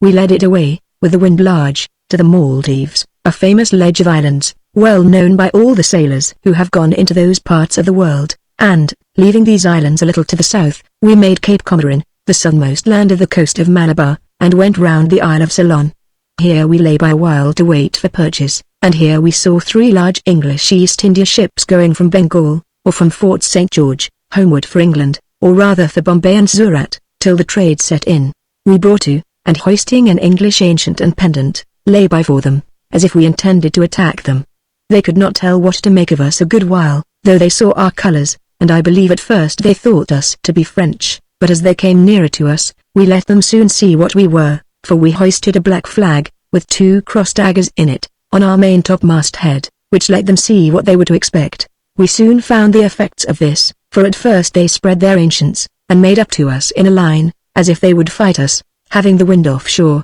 fair enough to have brought them on board us, but when they saw what force we were of, and found we were cruisers of another kind, they stood away from us again, with all the sail they could make. If they had come up, we should have given them an unexpected welcome, but as it was, we had no mind to follow them, so we let them go, for the same reasons which I mentioned before. But though we let them pass, we did not design to let others go at so easy a price. It was but the next morning that we saw a sail standing round Cape Comorin, and steering, as we thought, the same course with us. We knew not at first what to do with her, because she had the shore on her larboard quarter, and if we offered to chase her, she might put into any port or creek, and escape us, but, to prevent this, we sent the sloop to get in between her and the land. As soon as she saw that, she hauled in to keep the land aboard, and when the sloop stood towards her she made right ashore, with all the canvas she could spread. The sloop, however, came up with her and engaged her, and found she was a vessel of 10 guns, Portuguese built, but in the Dutch traders' hands, and manned by Dutchmen, who were bound from the Gulf of Persia to Batavia, to fetch spices and other goods from thence. The sloop's men took her, and had the rummaging of her before we came up. She had in her some European goods, and a good round sum of money, and some pearl, so that, though we did not go to the Gulf for the pearl came to us out of the Gulf, and we had our share of it. This was a rich ship, and the goods were of very considerable value, besides the money and the pearl. We had a long consultation here what we should do with the men, for to give them the ship, and let them pursue their voyage to Java, would be to alarm the Dutch factory there, who are by far the strongest in the Indies, and to make our passage that way impracticable, whereas we resolved to visit that part of the world in our way, but were not willing to pass the great Bay of Bengal, where we hoped for a great deal of purchase, and therefore it behoved us not to be waylaid before we came there, because they knew we must pass by the Straits of Malacca, or those of Sunda, and either way it was very easy to prevent us. While we were consulting this in the great cabin, the men had had the same debate before the mast, and it seems the majority there were for pickling up the poor Dutchmen among the herrings. In a word, they were for throwing them all into the sea. Poor William, the Quaker, was in great concern about this, and comes directly to me to talk about it. "Hark thee," says William, "what wilt thou do with these Dutchmen that thou hast on board? Thou wilt not let them go, I suppose," says he. "Why," says I, "William, would you advise me to let them go?" "No," says William, "I cannot say it is fit for thee to let them go, that is to say, to go on with their voyage to Batavia, because it is not for thy turn that the Dutch at Batavia should have any knowledge of thy being in these seas." "Well, then," says I to him, "I know no remedy but to throw them overboard." "You know, William," says I, "a Dutchman swims like a fish, and all our people here are of the same opinion as well as I." At the same time I resolved it should not be done, but wanted to hear what William would say. He gravely replied, "If all the men in the ship were of that mind, I will never believe that thou wilt be of that mind thyself, for I have heard thee protest against cruelty in all other cases." "Well, William," says I, "that is true, but what then shall we do with them?" "Why," says William, "is there no way but to murder them?" "I am persuaded thou canst not be in earnest." "No, indeed, William," says I, "I'm not in earnest, but they shall not go to Java, no, nor to Ceylon, that is certain." "But," says William, "the men have done thee no injury at all, thou hast taken a great treasure from them, what canst thou pretend to hurt them for?" "Nay, William," says I, "do not talk of that, I have pretence enough, if that be all, my pretence is, to prevent doing me hurt, and that is as necessary a piece of the law of self-preservation as any you can name, but the main thing is, I know not what to do with them, to prevent their prating." While William and I were talking, the poor Dutchmen were openly condemned to die, as it may be called, by the whole ship's company, and so warm were the men upon it, that they grew very clamorous, and when they heard that William was against it, some of them swore they should die, and if William opposed it, he should drown along with them. But, as I was resolved to put an end to their cruel project, so I found it was time to take upon me a little, or the bloody humour might grow too strong,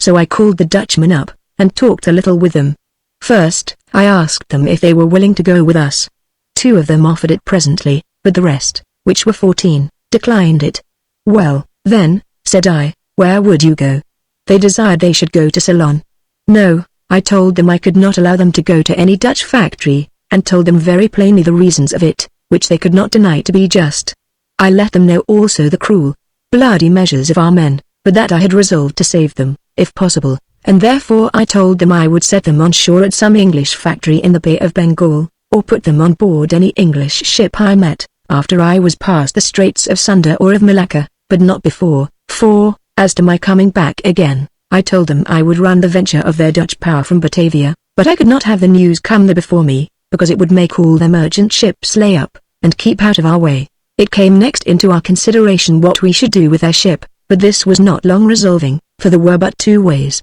either to set her on fire, or to run her on shore, and we chose the last. So we set her foresail with the tack at the cathead, and lashed her helm a little to starboard, to answer her head sail, and so set her a-going, with neither cat or dog in her, and it was not above 2 hours before we saw her run right to shore upon the coast, a little beyond the Cape Comorin, and away we went round about Ceylon, for the coast of Coromandel. We sailed along there, not in sight of the shore only, but so near as to see the ships in the road at Fort St. David, Fort St. George, and at the other factories along that shore, as well as along the coast of Golconda, carrying our English ancient when he came near the Dutch factories, and Dutch colours when we passed by the English factories. We met with little purchase upon this coast, except 2 small vessels of Golconda, bound across the bay with bales of calicoes and muslins and wrought silks, and 15 bales of ramals, from the bottom of the bay, which were going, on whose account we knew not, to Akin, and to other ports on the coast of Malacca. We did not inquire to what place in particular,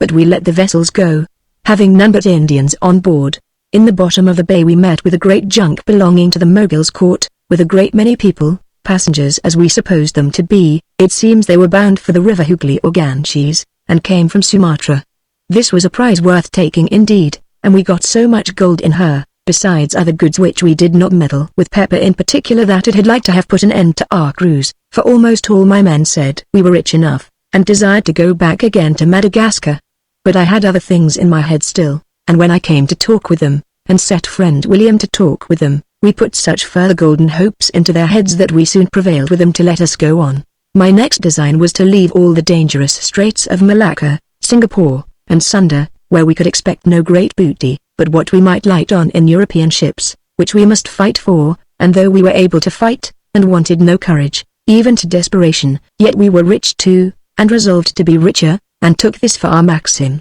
that while we were sure the wealth we sought was to be had without fighting, we had no occasion to put ourselves to the necessity of fighting for that which would come upon easy terms. We left, therefore, the Bay of Bengal, and coming to the coast of Sumatra, we put in at a small port, where there was a town, inhabited only by Malays, and here we took in fresh water, and a large quantity of good pork, pickled up and well salted, notwithstanding the heat of the climate, being in the very middle of the torrid zone, viz., in 3 degrees 15 minutes north latitude. We also took on board both our vessels 40 hogs alive, which served us for fresh provisions, having abundance of food for them, such as the country produced, such as grams, potatoes, and a sort of coarse rice, good for nothing else but to feed the swine. We killed one of these hogs every day, and found them to be excellent meat. We took in also a monstrous quantity of ducks, and cocks and hens, the same kind as we have in England, which we kept for change of provisions, and if I remember right, we had no less than 2,000 of them,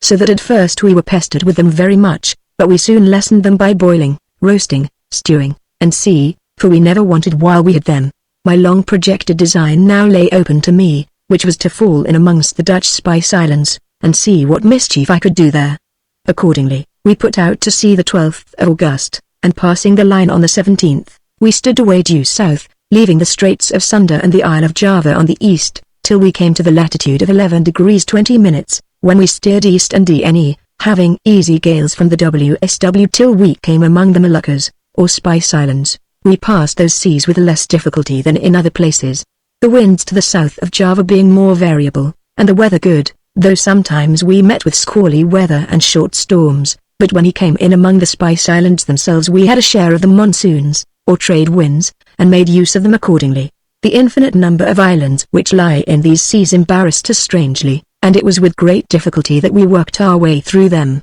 Then we steered for the north side of the Philippines, when we had a double chance for purchase, viz., either to meet with the Spanish ships from Acapulco, on the coast of New Spain, or we were certain not to fail of finding some ships or junks of China, who, if they came from China, would have a great quantity of goods of value on board, as well as money, or if we took them going back, we should find them laden with nutmegs and cloves from Banda and Ternate, or from some of the other islands. We were right in our guesses here to a tittle, and we steered directly through a large outlet, which they call a strait, though it be 15 miles broad, and to an island they call Dama, and from thence NE to Banda. Between these islands we met with a Dutch junk, or vessel, going to Amboina. We took her without much trouble, and I had much ado to prevent our men murdering all the men, as soon as they heard them say they belonged to Amboina. The reasons I suppose anyone will guess. We took out of her about 16 ton of nutmegs, some provisions, and their small arms, for they had no great guns, and let the ship go. From thence we sailed directly to the Banda Island, or islands, where we were sure to get more nutmegs if we thought fit. For my part, I would willingly have got more nutmegs, though I had paid for them. But our people abhorred paying for anything, so we got about 12 ton more at several times, most of them from shore, and only a few in a small boat of the natives, which was going to Gilolo. We would have traded openly, but the Dutch, who have made themselves masters of all those islands, forbade the people dealing with us, or any strangers whatever, and kept them so in awe that they durst not do it, so we could indeed have made nothing of it if we had stayed longer, and therefore resolved to be gone for Ternate, and see if we could make up our loading with cloves. Accordingly we stood away north, but found ourselves so entangled among innumerable islands, and without any pilot that understood the channel and races between them, that we were obliged to give it over, and resolved to go back again to Banda, and see what we could get among the other islands thereabouts. The first adventure we made here had like to have been fatal to us all, for the sloop, being ahead, made the signal to us for seeing a sail, and afterwards another, and a third, by which we understood she saw 3 sail, whereupon we made more sail to come up with her, but on a sudden were gotten among some rocks, falling foul upon them in such a manner as frighted us all very heartily, for having, it seems, but just water enough, as it were to an inch, our rudder struck upon the top of a rock, which gave us a terrible shock, and split a great piece off the rudder, and indeed disabled it so that our ship would not steer at all, at least not so as to be depended upon, and we were glad to hand all our sails, except our foresail and main topsail, and with them we stood away to the east, to see if we could find any creek or harbour where we might lay the ship on shore, and repair our rudder. Besides, we found the ship herself had received some damage, for she had some little leak near her stern post, but a great way under water. By this mischance we lost the advantages, whatever they were, of the 3 sail of ships, which we afterwards came to hear were small Dutch ships from Batavia, going to Banda and Amboina, to load spice, and, no doubt, had a good quantity of money on board. Upon the disaster I have been speaking of you may very well suppose that we came to an anchor as soon as we could, which was upon a small island not far from Banda, where, though the Dutch keep no factory, yet they come at the season to buy nutmegs and mace. We stayed the 13 days, but there being no place where we could lay the ship on shore, we sent the sloop to cruise among the islands, to look out for a place fit for us. In the meantime we got very good water here, some provisions, roots, and fruits, and a good quantity of nutmegs and mace, which we found ways to trade with the natives for, without the knowledge of their masters, the Dutch. At length our sloop returned. Having found another island where there was a very good harbour, we ran in, and came to an anchor. We immediately unbent all our sails, sent them ashore upon the island, and set up 7 or 8 tents with them. Then we unrigged our topmasts, and cut them down, hoisted all our guns out, our provisions and loading, and put them ashore in the tents. With the guns we made 2 small batteries, for fear of a surprise, and kept a lookout upon the hill. When we were all ready, we laid the ship aground upon a hard sand, the upper end of the harbor, and shored her up on each side.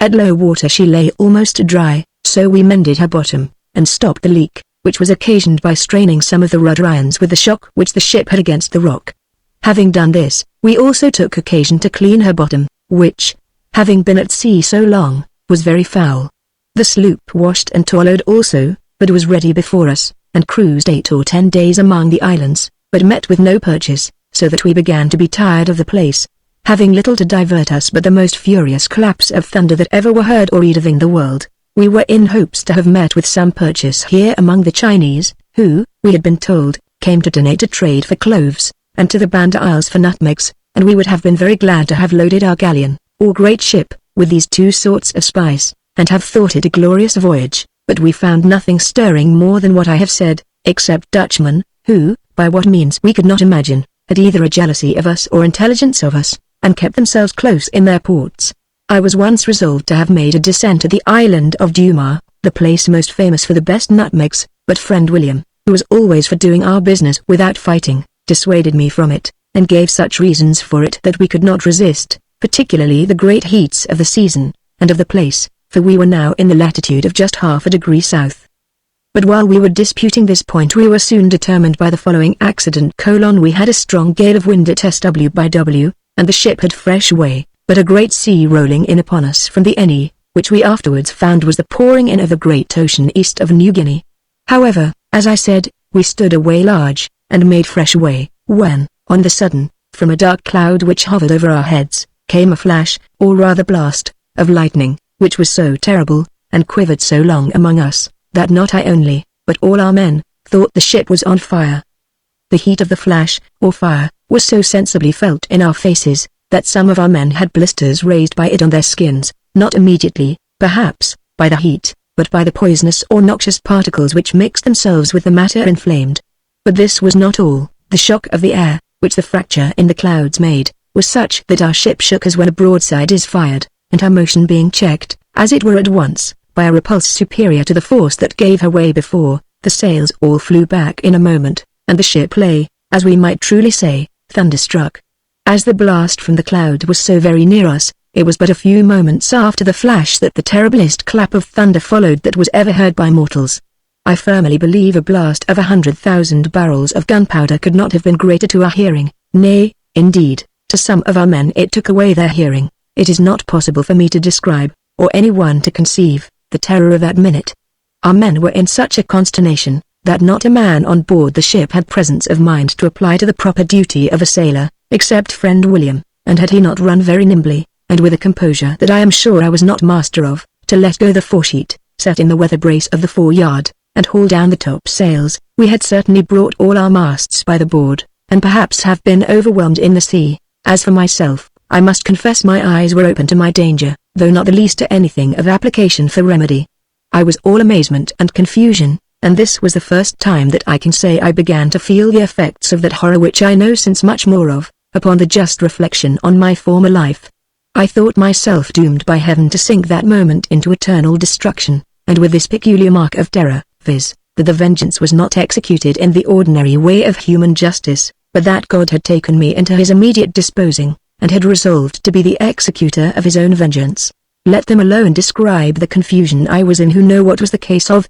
John, Child, of Shadwell, or Francis Spira. It is impossible to describe it. My soul was all amazement and surprise. I thought myself just sinking into eternity, owning the divine justice of my punishment, but not at all feeling any of the moving, softening tokens of a sincere penitent, afflicted at the punishment, but not at the crime, alarmed at the vengeance, but not terrified at the guilt, having the same gust to the crime, though terrified to the last degree at the thought of the punishment, which I concluded I was just now going to receive. But perhaps many that read this will be sensible of the thunder and lightning, that may think nothing of the rest, or rather may make a jest of it all, so I say no more of it at this time, but proceed to the story of the voyage. When the amazement was over, and the men began to come to themselves, they fell a calling for one another, every one for his friend, or for those he had most respect for, and it was a singular satisfaction to find that nobody was hurt. The next thing was to inquire if the ship had received no damage, when the boatswain, stepping forward, found that part of the head was gone, but not so as to endanger the bowsprit, so we hoisted our topsails again, hauled aft the foresheet, braced the yards, and went our course as before. Nor can I deny but that we were all somewhat like the ship, our first astonishment being a little over, and that we found the ship swim again. We were soon the same irreligious, hardened crew that we were before, and I among the rest. As we now steered, our course lay NNE, and we passed thus, with a fair wind, through the strait or channel between the island of Gilolo and the land of Nova Guinea, when we were soon in the open sea or ocean, on the southeast of the Philippines, being the Great Pacific, or South Sea, where it may be said to join itself with the vast Indian Ocean. As we passed into these seas, steering due north, so we soon crossed the line to the north side, and so sailed on towards Mindanao and Manila, the chief of the Philippine Islands. Without meeting with any purchase till we came to the northward of Manila, and then our trade began, for here we took 3 Japanese vessels, though at some distance from Manila. 2 of them had made their market, and were going home with nutmegs, cinnamon, cloves, and besides all sorts of European goods, brought with the Spanish ships from Acapulco. They had together 38 ton of cloves, and 5 or 6 ton of nutmegs, and as much cinnamon. We took the spice, but meddled with very little of the European goods, they being, as we thought, not worth our while, but we were very sorry for it soon after, and therefore grew wiser upon the next occasion.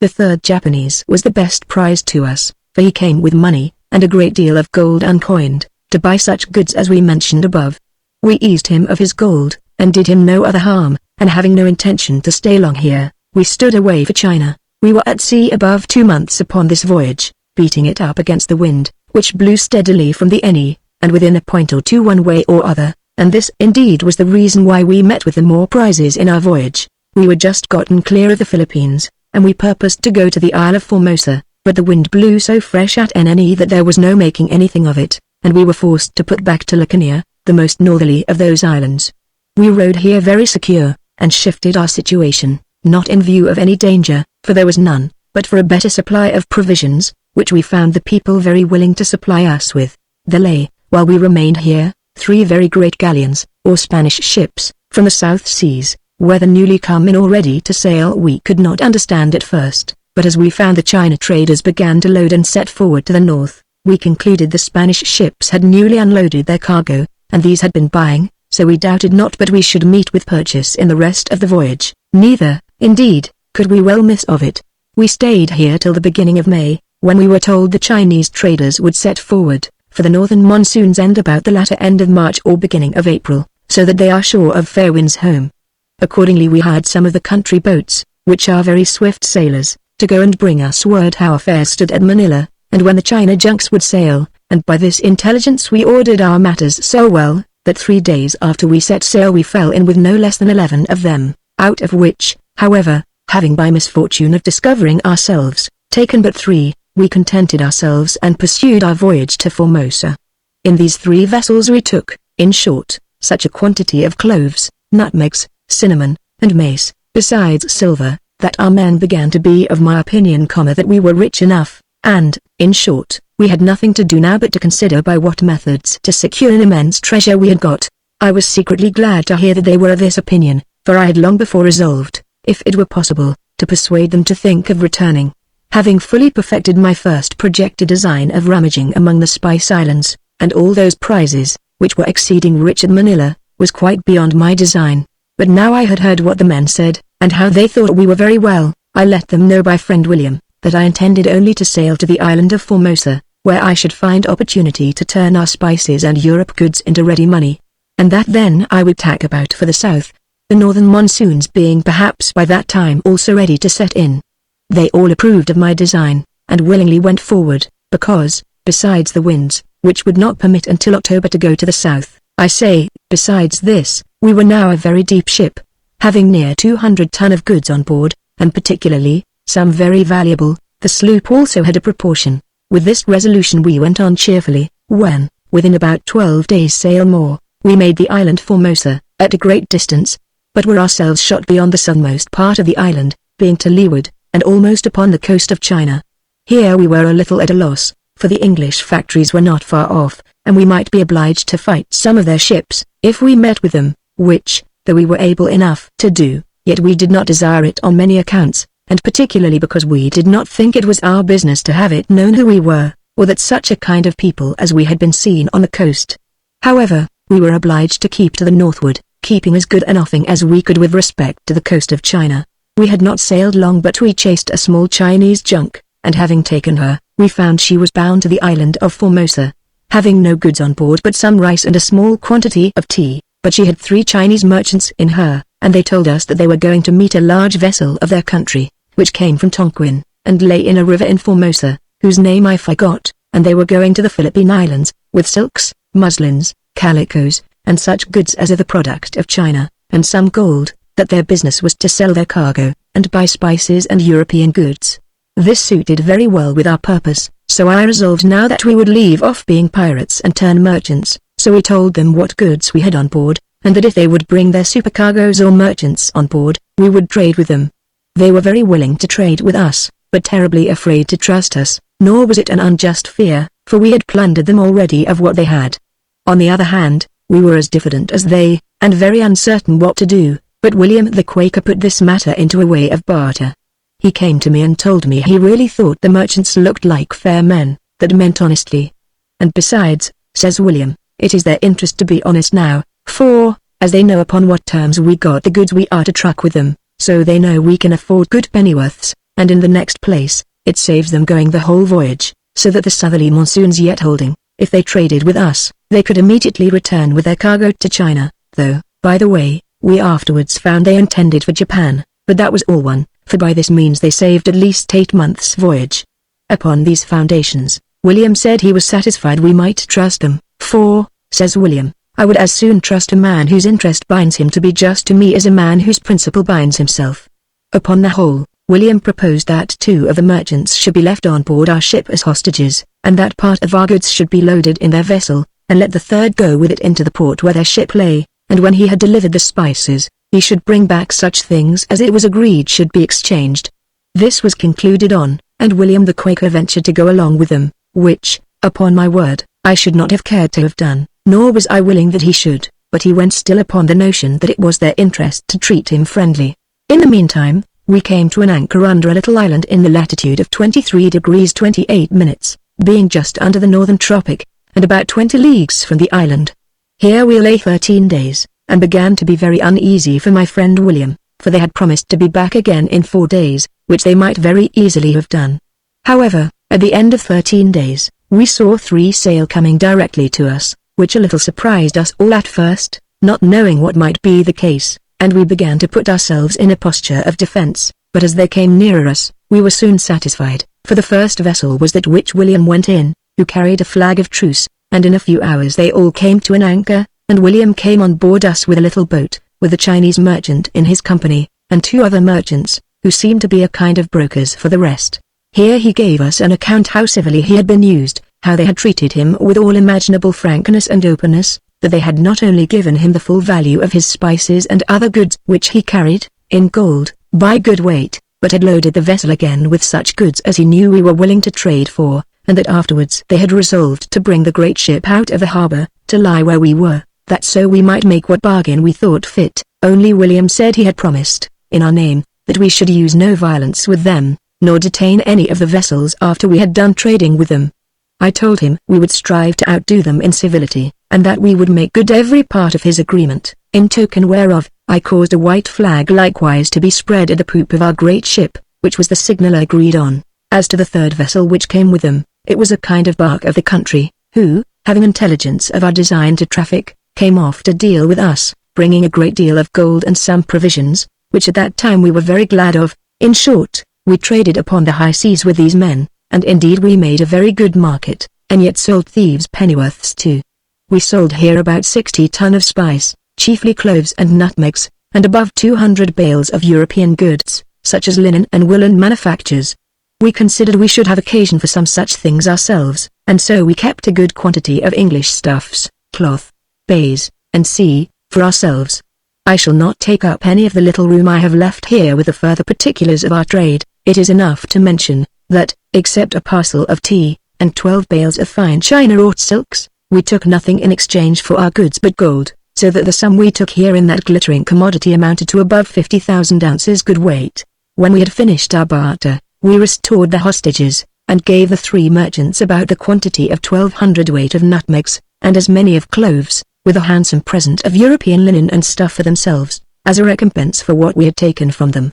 so we sent them away exceedingly well satisfied. Here it was that William gave me an account, that while he was on board the Japanese vessel, he met with a kind of religious, or Japan priest, who spoke some words of English to him, and, being very inquisitive to know how he came to learn any of those words, he told him that there was in his country 13 Englishmen. He called them Englishmen very articulately and distinctly, for he had conversed with them very frequently and freely. He said that they were all that were left of 32 men, who came on shore on the north side of Japan, being driven upon a great rock in a stormy night, where they lost their ship, and the rest of their men were drowned, that he had persuaded the king of his country to send boats off to the rock or island where the ship was lost, to save the rest of the men, and to bring them on shore, which was done, and they were used very kindly, and had houses built for them, and land given them to plant for provision, and that they lived by themselves. He said he went frequently among them, to persuade them to worship their god, an idol, I suppose, of their own making, which, he said, they ungratefully refused, and that therefore the king had once or twice ordered them all to be put to death, but that, as he said, he had prevailed upon the king to spare them, and let them live their own way, as long as they were quiet and peaceable, and did not go about to withdraw others from the worship of the country. I asked William why he did not inquire from whence they came. I did, said William, for how could I but think it strange, said he, to hear him talk of Englishmen on the north side of Japan? Well, said I, what account did he give of it? An account, said William, that will surprise thee, and all the world after thee, that shall hear of it, and which makes me wish thou wouldst go up to Japan and find them out. What do you mean? Said I. Whence could they come? Why, says William. He pulled out a little book, and in it a piece of paper, where it was written, in an Englishman's hand, and in plain English words, thus, and, says William, I read it myself: we came from Greenland, and from the North Pole. This, indeed, was amazing to us all, and more so to those seamen among us who knew anything of the infinite attempts which had been made from Europe, as well by the English as the Dutch, to discover a passage that way into those parts of the world, and as William pressed as earnestly to go on to the north to rescue those poor men, so the ship's company began to incline to it, and, in a word, we all came to this, that we would stand into the shore of Formosa, to find this priest again, and have a further account of it all from him. Accordingly, the sloop went over, but when they came there, the vessels were very unhappily sailed, and this put an end to our inquiry after them, and perhaps may have disappointed mankind of one of the most noble discoveries that ever was made, or will again be made, in the world, for the good of mankind in general. But so much for that. William was so uneasy at losing this opportunity, that he pressed us earnestly to go up to Japan to find out these men. He told us that if it was nothing but to recover 13 honest poor men from a kind of captivity, which they would otherwise never be redeemed from, and where, perhaps, they might, some time or other, be murdered by the barbarous people, in defense of their idolatry, it were very well worth our while, and it would be, in some measure, making amends for the mischiefs we had done in the world. But we, that had no concern upon us for the mischiefs we had done, had much less about any satisfactions to be made for it, so he found that kind of discourse would weigh very little with us. Then he pressed us very earnestly to let him have the sloop to go by himself, and I told him I would not oppose it. But when he came to the sloop none of the men would go with him, for the case was plain, they had all a share in the cargo of the great ship, as well as in the of the sloop, and the richness of the cargo was such that they would not leave it by any means, so poor William, much to his mortification, was obliged to give it over. What became of those 13 men, or whether they are not there still, I can give no account of. We are now at the end of our cruise. What we had taken was indeed so considerable, that it was not only enough to satisfy the most covetous and the most ambitious minds in the world, but it did indeed satisfy us, and our men declared they did not desire any more.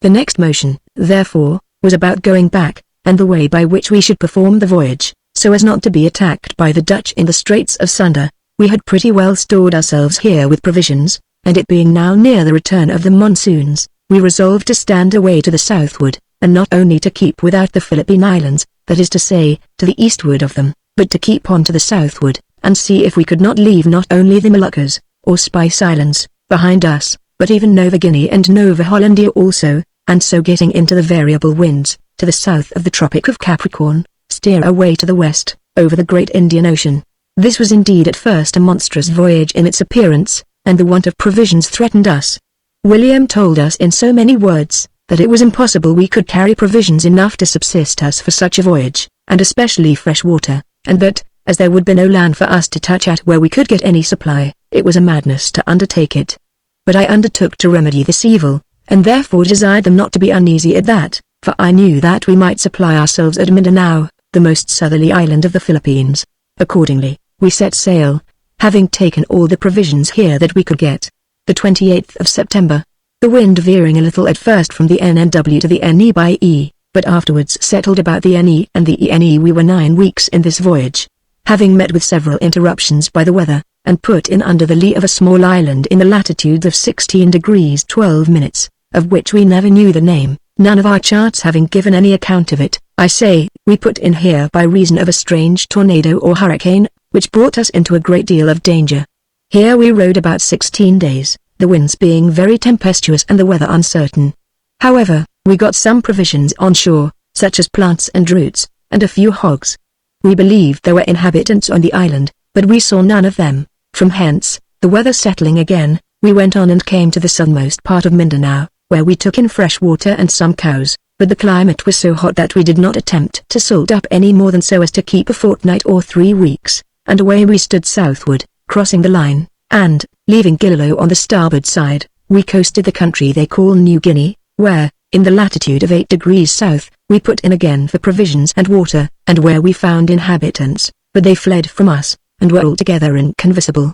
From thence, sailing still southward, we left all behind us that any of our charts and maps took any notice of, and went on till we came to the latitude of 17 degrees, the wind continuing still northeast. Here we made land to the westward, which, when we had kept in sight for 3 days, coasting along the shore for the distance of about 4 leagues, we began to fear we should find no outlet west, and so should be obliged to go back again, and put in among the Moluccas at last. But at length we found the land break off, and go trending away to the West Sea, seeming to be all open to the south and southwest, and a great sea came rolling out of the south, which gave us to understand that there was no land for a great way. In a word, we kept on our course to the south, a little westerly, till we passed the South Tropic, where we found the winds variable, and now we stood away fair west, and held it out for about 20 days, when we discovered land right ahead, and on our larboard bow, we made directly to the shore, being willing to take all advantages now for supplying ourselves with fresh provisions and water, knowing we were now entering on that vast unknown Indian Ocean,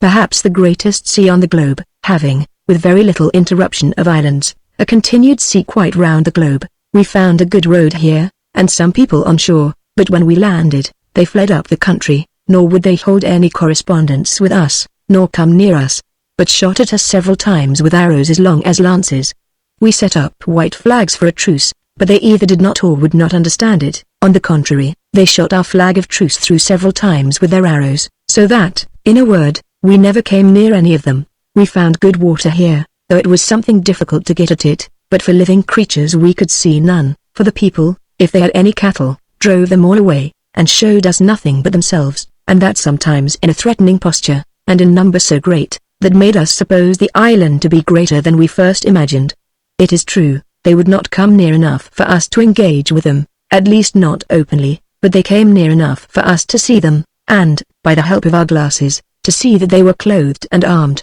but their clothes were only about their lower and middle parts, that they had long lances, half-pikes, in their hands, besides bows and arrows, that they had great high things on their heads, made, as we believed, of feathers, and which looked something like our grenadiers' caps in England. When we saw them so shy that they would not come near us, our men began to range over the island, if it was such, for we never surrounded it, to search for cattle, and for any of the Indian plantations, for fruits or plants, but they soon found, to their cost, that they were to use more caution than that came to, and that they were to discover perfectly every bush and every tree before they ventured abroad in the country, for about 14 of our men going farther than the rest, into a part of the country which seemed to be planted, as they thought, for it did but seem so, only I think it was overgrown with canes, such as we make our cane chairs with. I say, venturing too far, they were suddenly attacked with a shower of arrows from almost every side of them, as they thought, out of the tops of the trees. They had nothing to do but to fly for it, which, however, they could not resolve on, till 5 of them were wounded, nor had they escaped so, if one of them had not been so much wiser or thoughtfuler than the rest, as to consider, that though they could not see the enemy, so as to shoot at them, yet perhaps the noise of their shot might terrify them, and that they should rather fire at a venture. Accordingly, 10 of them faced about, and fired at random anywhere among the canes. The noise and the fire not only terrified the enemy, but, as they believed, their shot had luckily hit some of them, for they found not only that the arrows, which came thick among them before, ceased, but they heard the Indians halloo, after their way, to one another, and make a strange noise, more uncouth and inimitably strange than any they had ever heard, more like the howling and barking of wild creatures in the woods than like the voice of men, only that sometimes they seemed to speak words.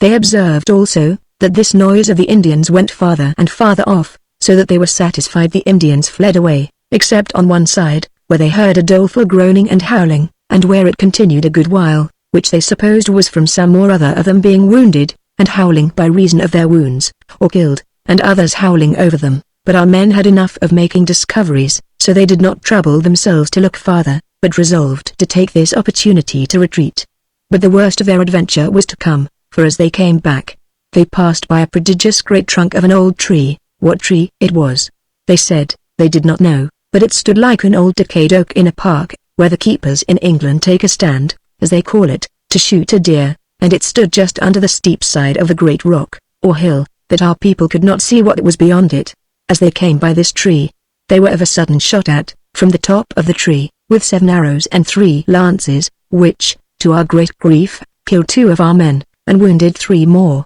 This was the more surprising, because, being without any defense, and so near the trees, they expected more lances and arrows every moment, nor would flying do them any service. The Indians being, as appeared, very good marksmen. In this extremity, they had happily this presence of mind, viz., to run close to the tree, and stand, as it were, under it, so that those above could not come at, or see them, to throw their lances at them. This succeeded, and gave them time to consider what to do. They knew their enemies and murderers were above, they heard them talk, and those above knew those were below, but they below were obliged to keep close for fear of their lances from above. At length, one of our men, looking a little more strictly than the rest, thought he saw the head of one of the Indians just over a dead limb of the tree, which, it seems, the creature sat upon. One man immediately fired, and levelled his piece so true that the shot went through the fellow's head, and down he fell out of the tree immediately, and came upon the ground with such force, with the height of his fall,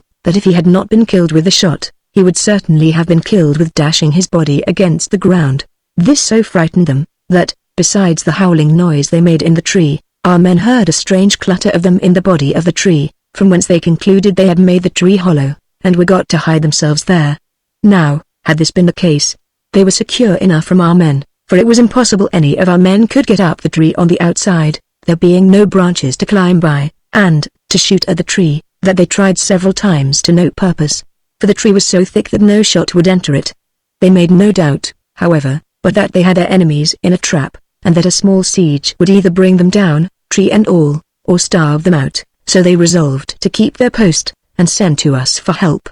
Accordingly, 2 of them came away to us for more hands, and particularly desired that some of our carpenters might come with tools, to help to cut down the tree, or at least to cut down other wood and set fire to it, and that, they concluded, would not fail to bring them out. Accordingly, our men went like a little army, and with mighty preparations for an enterprise, the like of which has scarce been ever heard, to form the siege of a great tree. However, when they came there, they found the task difficult enough, for the old trunk was indeed a very great one, and very tall, being at least 22 feet high, with 7 old limbs standing out every way from the top, but decayed, and very few leaves, if any, left on it. William the Quaker, whose curiosity led him to go among the rest, proposed that they should make a ladder, and get upon the top, and then throw wildfire into the tree, and smoke them out. Others proposed going back, and getting a great gun out of the ship, which would split the tree in pieces with the iron bullets. Others, that they should cut down a great deal of wood, and pile it up round the tree, and set it on fire, and burn the tree, and the Indians in it. These consultations took up our people no less than 2 or 3 days, in all which time they heard nothing of the supposed garrison within this wooden castle, nor any noise within. William's project was first gone about, and a large strong ladder was made, to scale this wooden tower, and in 2 or 3 hours' time it would have been ready to mount, when, on a sudden, they heard the noise of the Indians in the body of the tree again, and a little after, several of them appeared at the top of the tree. and threw some lances down at our men, one of which struck one of our seamen atop of the shoulder, and gave him such a desperate wound, that the surgeons not only had a great deal of difficulty to cure him, but the poor man endured such horrible torture, that we all said they had better have killed him outright. However, he was cured at last, though he never recovered the perfect use of his arm, the lance having cut some of the tendons on the top of the arm, near the shoulder, which, as I supposed, performed the office of motion to the limb before, so that the poor man was a cripple all the days of his life. But to return to the desperate rogues in the tree,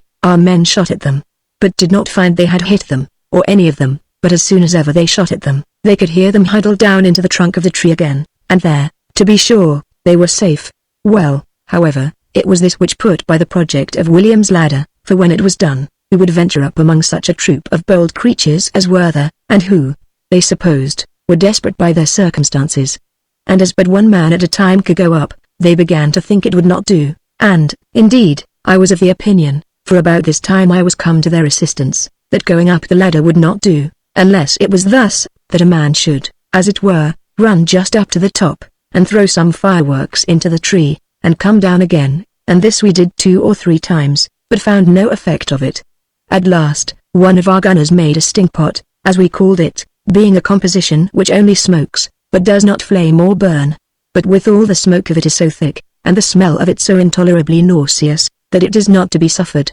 This he threw into the tree himself, and we waited for the effect of it, but heard or saw nothing all that night or the next day, so we concluded the men within were all smothered, when, on a sudden, the next night we heard them upon the top of the tree again shouting and hallooing like madmen. We concluded, as anybody would, that this was to call for help, and we resolved to continue our siege, for we were all enraged to see ourselves so balked by a few wild people, whom we thought we had safe in our clutches, and, indeed, never were there so many concurring circumstances to delude men in any case we had met with. We resolved, however, to try another stinkpot the next night, and our engineer and gunner had got it ready, when, hearing a noise of the enemy on the top of the tree, and in the body of the tree, I was not willing to let the gunner go up the ladder, which, I said, would be but to be certain of being murdered. However, he found a medium for it, and that was to go up a few steps, and, with a long pole in his hand, to throw it in upon the top of the tree, the ladder being standing all this while against the top of the tree.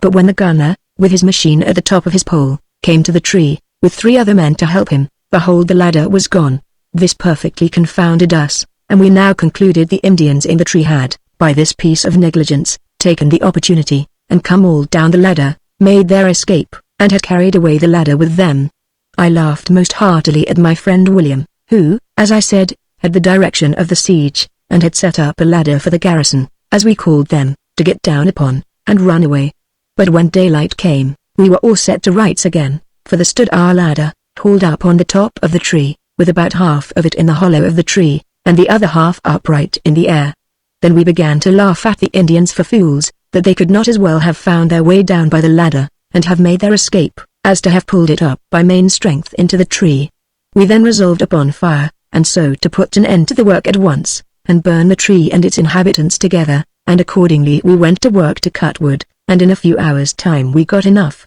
as we thought, together, and, piling it up round the bottom of the tree, we set it on fire, waiting at a distance to see when, the gentlemen's quarters being too hot for them, they would come flying out at the top. But we were quite confounded when, on a sudden, we found the fire all put out by a great quantity of water thrown upon it. We then thought the devil must be in them, to be sure. Says William, this is certainly the cunningest piece of Indian engineering that ever was heard of, and there can be but one thing more to guess at, besides witchcraft and dealing with the devil, which I believe not one word of, says he, and that must be, that this is an artificial tree, or a natural tree artificially made hollow down into the earth, through root and all, and that these creatures have an artificial cavity underneath it, quite into the hill, or a way to go through, and under the hill, to some other place, and where that other place is, we know not, but if it be not our own fault, I'll find the place, and follow them into it, before I am 2 days older. He then called the carpenters, to know of them if they had any large saws that would cut through the body, and they told him they had no saws that were long enough, nor could men work into such a monstrous old stump in a great while, but that they would go to work with it with their axes, and undertake to cut it down in 2 days, and stock up the root of it in 2 more. But William was for another way, which proved much better than all this, for he was for silent work, that, if possible, he might catch some of the fellows in it. So he sets 12 men to it with large augers, to bore great holes into the side of the tree, to go almost through, but not quite through, which holes were bored without noise, and when they were done he filled them all with gunpowder, stopping strong plugs, bolted crossways, into the holes, and then boring a slanting hole, of a less size, down into the greater hole, all of which were filled with powder, and at once blown up. When they took fire, they made such a noise, and tore and split up the tree in so many places, and in such a manner, that we could see plainly such another blast would demolish it, and so it did. Thus at the second time we could, at 2 or 3 places, put our hands in them, and discovered a cheat, namely, that there was a cave or hole dug into the earth, for more through the bottom of the hollow, and that it had communication with another cave farther in, where we heard the voices of several of the wild folks, calling and talking to one another.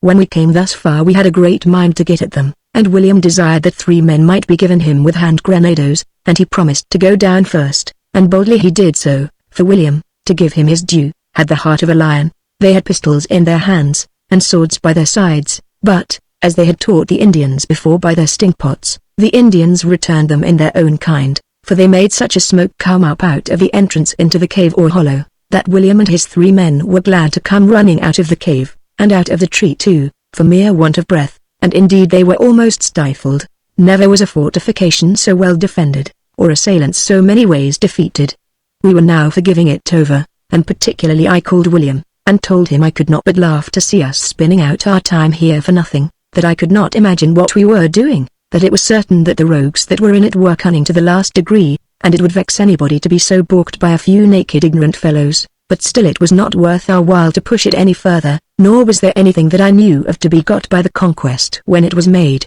so that I thought it high time to give it over. William acknowledged what I said was just, and that there was nothing but our curiosity to be gratified in this attempt, and though, as he said, he was very desirous to have searched into the thing, yet he would not insist upon it, so we resolved to quit it and come away, which we did. However, William said before we went he would have this satisfaction of them, viz., to burn down the tree and stop up the entrance into the cave. And while doing this the gunner told him he would have one satisfaction of the rogues, and this was, that he would make a mine of it, and see which way it had vent. Upon this he fetched 2 barrels of powder out of the ships, and placed them in the inside of the hollow of the cave, as far in as he durst go to carry them, and then filling up the mouth of the cave where the tree stood, and ramming it sufficiently hard, leaving only a pipe or touch hole, he gave fire to it, and stood at a distance to see which way it would operate, when on a sudden he found the force of the powder burst its way out among some bushes on the other side the little hill I mentioned, and that it came roaring out there as out of the mouth of a cannon. Immediately running thither, we saw the effects of the powder. First, we saw that there was the other mouth of the cave, which the powder had so torn and opened, that the loose earth was so fallen in again that nothing of shape could be discerned. But there we saw what was become of the garrison of the Indians, too, who had given us all this trouble, for some of them had no arms, some no legs, some no head, some lay half buried in the rubbish of the mine, that is to say, in the loose earth that fell in, and, in short, there was a miserable havoc made in them all, for we had good reason to believe not one of them that were in the inside could escape, but rather were shot out of the mouth of the cave, like a bullet out of a gun. We had now our full satisfaction of the Indians, but, in short, this was a losing voyage, for we had 2 men killed, 1 quite crippled, and 5 more wounded. We spent 2 barrels of powder, and 11 days' time, and all to get the understanding how to make an Indian mine, or how to keep garrison in a hollow tree, and with this wit, bought at this dear price, we came away, having taken in some fresh water, but got no fresh provisions. We then considered what we should do to get back again to Madagascar. We were much about the latitude of the Cape of Good Hope, but had such a very long run, and were neither sure of meeting with fair winds nor with any land in the way, that we knew not what to think of it. William was our last resort in this case again, and he was very plain with us. "Friend," says he to Captain Wilmot, "what occasion hast thou to run the venture of starving, merely for the pleasure of saying thou hast been where nobody has been before? There are a great many places nearer home, of which thou mayst say the same thing at less expense. I see no occasion thou hast of keeping thus far south any longer than till you are sure you are to the west end of Java and Sumatra, and then thou mayst stand away north towards Ceylon, and the coast of Coromandel and Madras, where thou mayst get both fresh water and fresh provisions, and to that part it is likely we may hold out well enough with the stores we have already." This was wholesome advice, and such as was not to be slighted, so we stood away to the west, keeping between the latitude of 31 and 35, and had very good weather and fair winds for about 10 days' sail, by which time, by our reckoning, we were clear of the isles, and might run away to the north, and if we did not fall in with Ceylon, we should at least go into the great deep Bay of Bengal. But we were out in our reckoning a great deal, for, when we had stood due north for about 15 or 16 degrees, we met with land again on our starboard bow, about 3 leagues distance, so we came to an anchor about half a league from it, and manned out our boats to see what sort of a country it was. We found it a very good one, fresh water easy to come at, but no cattle that we could see, or inhabitants, and we were very shy of searching too far after them, lest we should make such another journey as we did last, so that we let rambling alone, and chose rather to take what we could find, which was only a few wild mangoes, and some plants of several kinds, which we knew not the names of. We made no stay here, but put to sea again, NW/N, but had little wind for a fortnight more, when we made land again, and standing in with the shore, we were surprised to find ourselves on the south shore of Java, and just as we were coming to an anchor we saw a boat, carrying Dutch colors, sailing along shore. We were not solicitous to speak with them, or any other of their nation, but left it indifferent to our people, when they went on shore, to see the Dutchmen or not to see them. Our business was to get provisions, which, indeed, by this time were very short with us. We resolved to go on shore with our boats in the most convenient place we could find, and to look out a proper harbor to bring the ship into, leaving it to our fate whether we should meet with friends or enemies, resolving, however, not to stay any considerable time, at least not long enough to have expresses sent across the island to Batavia, and for ships to come round from thence to attack us. We found, according to our desire, a very good harbor, where we rode in 7-fathom water, well defended from the weather, whatever might happen, and here we got fresh provisions, such as good hogs and some cows, and that we might lay in a little store. We killed 16 cows, and pickled and barreled up the flesh as well as we could be supposed to do in the latitude of 8 degrees from the line. We did all this in about 5 days, and filled our casks with water, and the last boat was coming off with herbs and roots, we being armed, and our foretopsail loose for sailing, when we spied a large ship to the northward, bearing down directly upon us. We knew not what she might be, but concluded the worst, and made all possible haste to get our anchor up, and get under sail, that we might be in a readiness to see what she had to say to us, for we were under no great concern for one ship, but our notion was, that we should be attacked by 3 or 4 together. By the time we had got up our anchor and the boat was stowed, the ship was within a league of us, and, as we thought, bore down to engage us, so we spread our black flag, or ancient, on the poop, and the bloody flag at the topmasthead, and having made a clear ship, we stretched away to the westward, to get the wind of him. They had, it seems, quite mistaken us before, expecting nothing of an enemy or a pirate in those seas, and, not doubting that we had been one of their own ships. They seemed to be in some confusion when they found their mistake, so they immediately hauled upon a wind on the other tack, and stood edging in for the shore, towards the easternmost part of the island. Upon this we tacked, and stood after him with all the sail we could, and in 2 hours came almost within gunshot. Though they crowded all the sail they could lay on, there was no remedy but to engage us, and they soon saw their inequality of force. We fired a gun for them to bring to, so they manned out their boat, and sent to us with a flag of truce. We sent back the boat, but with this answer to the captain, that he had nothing to do but to strike and bring his ship to an anchor under our stern, and come on board us himself, when he should know our demands, but that, however, since he had not yet put us to the trouble of forcing him, which we saw we were able to do, we assured them that the captain should return again in safety, and all his men, and that, supplying us with such things as we should demand, his ship should not be plundered.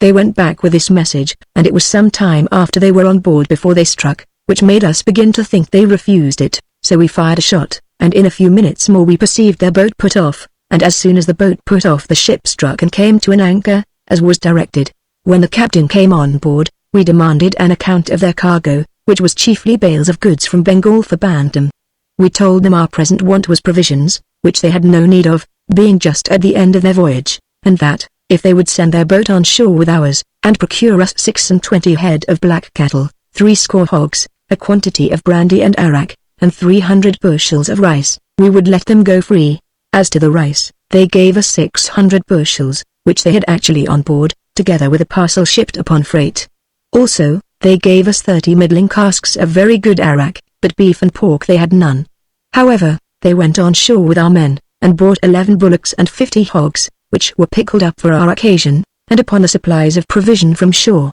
we dismissed them and their ship. We lay here several days before we could furnish ourselves with the provisions agreed for, and some of the men fancied the Dutchmen were contriving our destruction, but they were very honest, and did what they could to furnish the black cattle, but found it impossible to supply so many. So they came and told us ingenuously, that, unless we could stay a while longer, they could get no more oxen or cows than those 11, with which we were obliged to be satisfied, taking the value of them in other things, rather than stay longer there. On our side, we were punctual with them in observing the conditions we had agreed on, nor would we let any of our men so much as go on board them, or suffer any of their men to come on board us, for, had any of our men gone on board, nobody could have answered for their behavior, any more than if they had been on shore in an enemy's country. We were now victualled for our voyage, and, as we mattered not purchase, we went merrily on for the coast of Ceylon, where we intended to touch, to get fresh water again, and more provisions, and we had nothing material offered in this part of the voyage, only that we met with contrary winds, and were above a month in the passage. We put in upon the south coast of the island, desiring to have as little to do with the Dutch as we could, and as the Dutch were lords of the country as to commerce, so they are more so of the sea coast, where they have several forts, and, in particular, have all the cinnamon, which is the trade of that island. We took in fresh water here, and some provisions, but did not much trouble ourselves about laying in any stores, our beef and hogs, which we got at Java, being not yet all gone by a good deal. We had a little skirmish on shore here with some of the people of the island, some of our men having been a little too familiar with the homely ladies of the country, for homely, indeed, they were, to such a degree, that if our men had not had good stomachs that way, they would scarce have touched any of them. I could never fully get it out of our men what they did, they were so true to one another in their wickedness, but I understood in the main, that it was some barbarous thing they had done, and that they had like to have paid dear for it, for the men resented it to the last degree, and gathered in such numbers about them, that, had not 16 more of our men,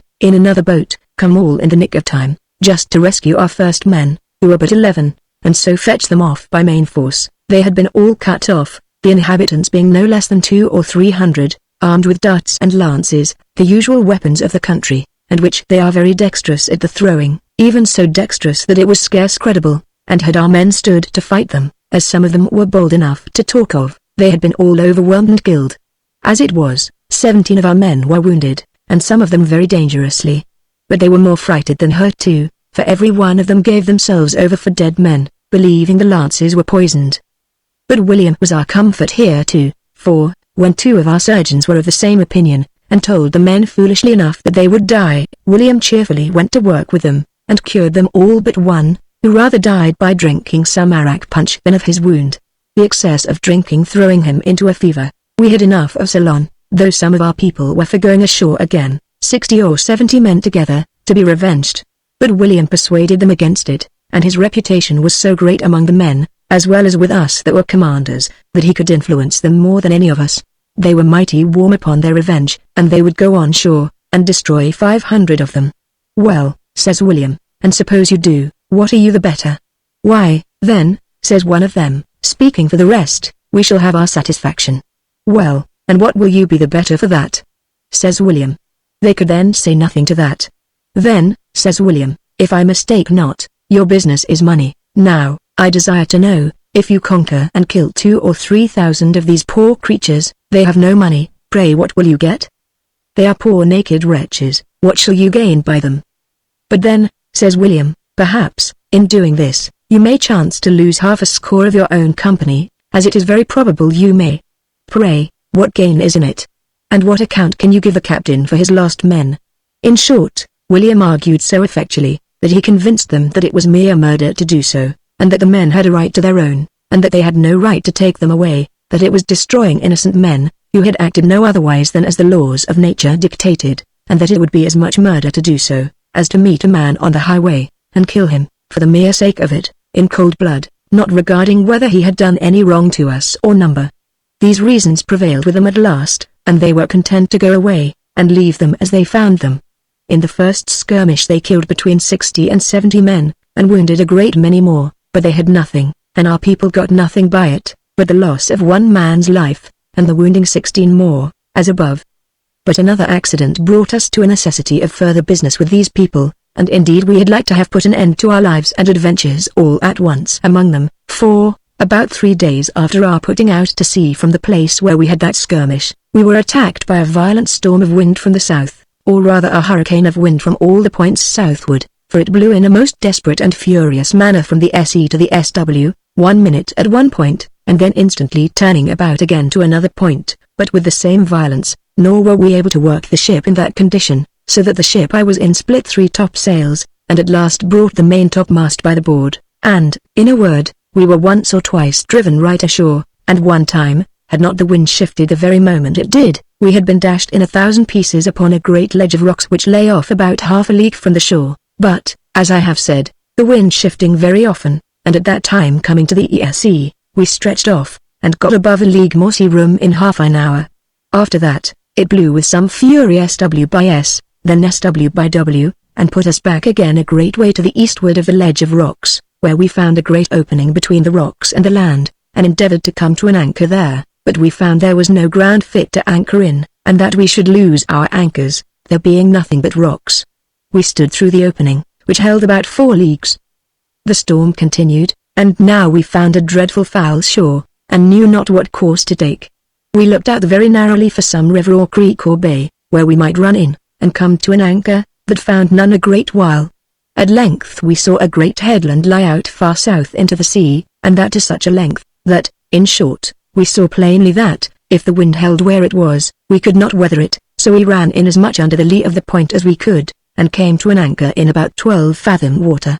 But the wind veering again in the night, and blowing exceedingly hard, our anchors came home, and the ship drove till the rudder struck against the ground, and had the ship gone half her length farther she had been lost, and every one of us with her. But our sheet anchor held its own, and we heaved in some of the cable, to get clear of the ground we had struck upon. It was by this only cable that we rode it out all night, and towards morning we thought the wind abated a little, and it was well for us that it was so, for, in spite of what our sheet anchor did for us, we found the ship fast aground in the morning, to our very great surprise and amazement. When the tide was out, though the water here ebbed away, the ship lay almost dry upon a bank of hard sand, which never, I suppose, had any ship upon it before. The people of the country came down in great numbers to look at us and gaze, not knowing what we were, but gaping at us as at a great sight or wonder at which they were surprised, and knew not what to do. I have reason to believe that upon the sight they immediately sent an account of a ship being there, and of the condition we were in, for the next day there appeared a great man, whether it was their king or no I know not, but he had abundance of men with him, and some with long javelins in their hands as long as half-pikes, and these came all down to the water's edge, and drew up in a very good order, just in our view. They stood near an hour without making any motion, and then there came near 20 of them, with a man before them carrying a white flag. They came forward into the water as high as their waists, the sea not going so high as before, for the wind was abated, and blew off the shore. The man made a long oration to us, as we could see by his gestures, and we sometimes heard his voice, but knew not one word he said. William, who was always useful to us, I believe was here again the saving of all our lives. The case was this: the fellow, or what I might call him, when his speech was done, gave 3 great screams, for I know not what else to say they were, then lowered his white flag 3 times, and then made 3 motions to us with his arm to come to him. I acknowledged that I was for manning out the boat and going to them, but William would by no means allow me. He told me we ought to trust nobody, that, if they were barbarians, and under their own government, we might be sure to be all murdered, and, if they were Christians, we should not fare much better, if they knew who we were, that it was the custom of the Malabars to betray all people that they could get into their hands, and that these were some of the same people, and that, if we had any regard to our own safety, we should not go to them by any means. I opposed him a great while, and told him I thought he used to be always right, but that now I thought he was not, that I was no more for running needless risks than he or anyone else, but I thought all nations in the world, even the most savage people, when they held out a flag of peace, kept the offer of peace made by that signal very sacredly, and I gave him several examples of it in the history of my African travels, which I have here gone through in the beginning of this work, and that I could not think these people worse than some of them. And, besides, I told him our case seemed to be such that we must fall into somebody's hands or other, and that we had better fall into their hands by a friendly treaty than by a forced submission,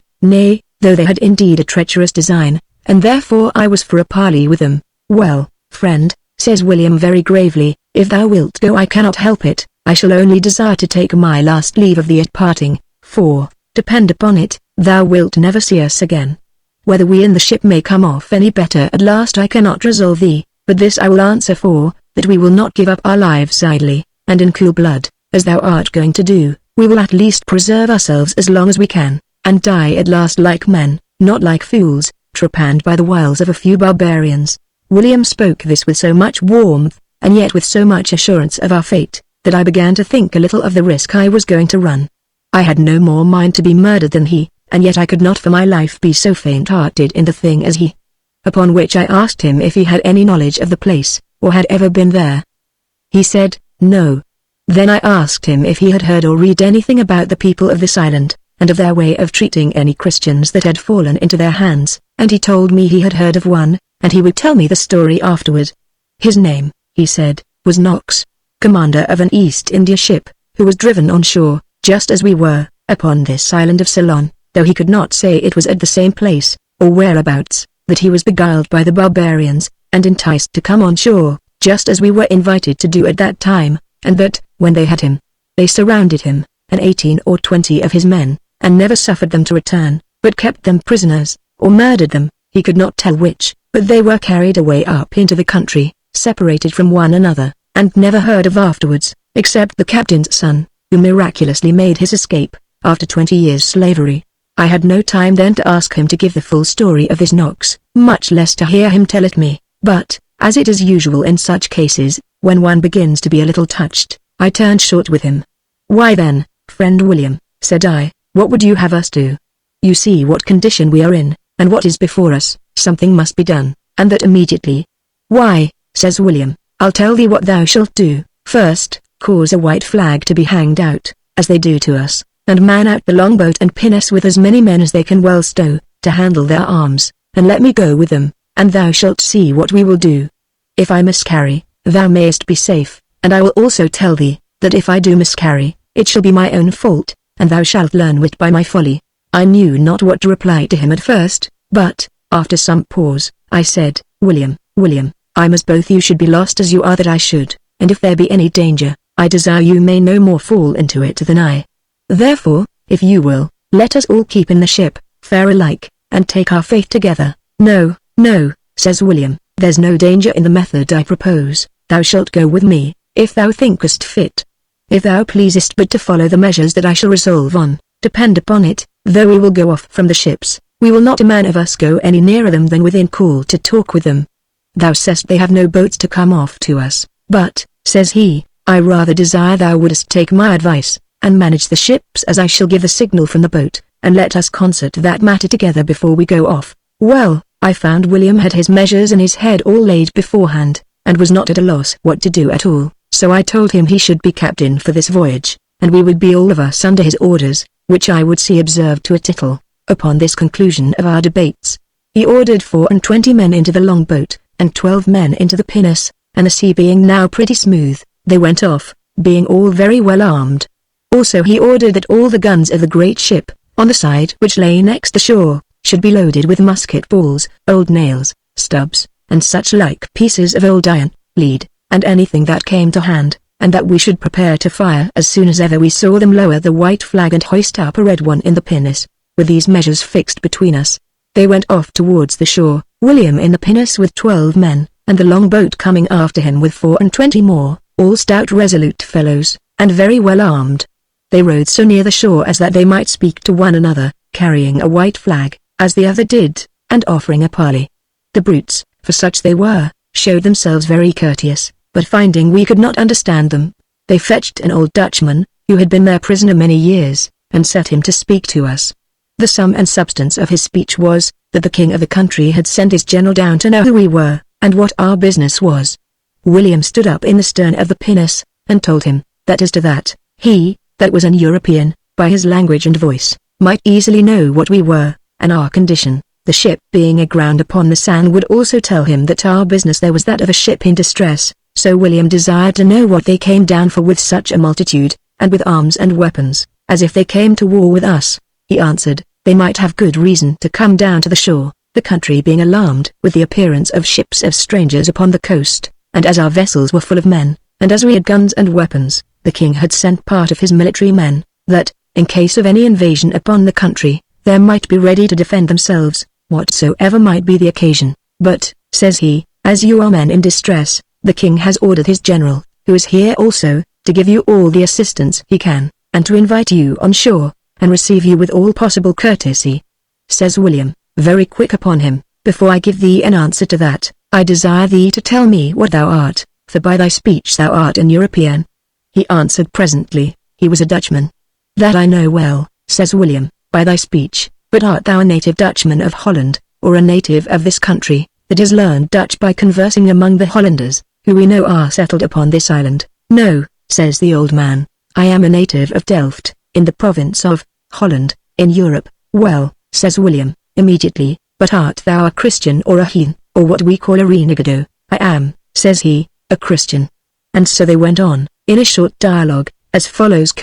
William. Thou art a Dutchman, and a Christian, thou sayest. Pray, art thou a freeman or a servant? Dutchman.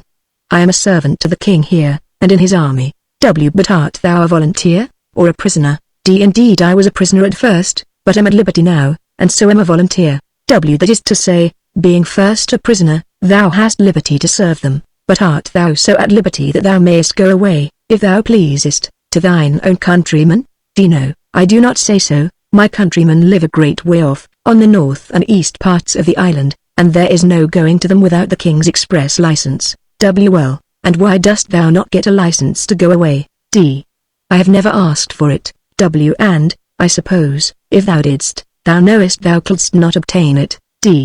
I cannot say much as to that, but why do you ask me all these questions? Why, my reason is good. If thou art a Christian and a prisoner, how canst thou consent to be made an instrument to these barbarians, to betray us into their hands, who are thy countrymen and fellow Christians? Is it not a barbarous thing in thee to do so? How do I go about to betray you? Do I not give you an account how the king invites you to come on shore, and has ordered you to be treated courteously and assisted? As thou art a Christian, though I doubt it much, dost thou believe the king or the general, as thou callest it, means one word of what he says? He promises you by the mouth of his great general. I don't ask thee what he promises, or by whom, but I ask thee this: canst thou say that thou believest he intends to perform it? How can I answer that? How can I tell what he intends? Thou canst tell what thou believest. I cannot say, but he will perform it. I believe he may. Thou art but a double-tongued Christian, I doubt. Come, I'll ask thee another question. Wilt thou say that thou believest it, and that thou wouldst advise me to believe it, and put our lives into their hands upon these promises? I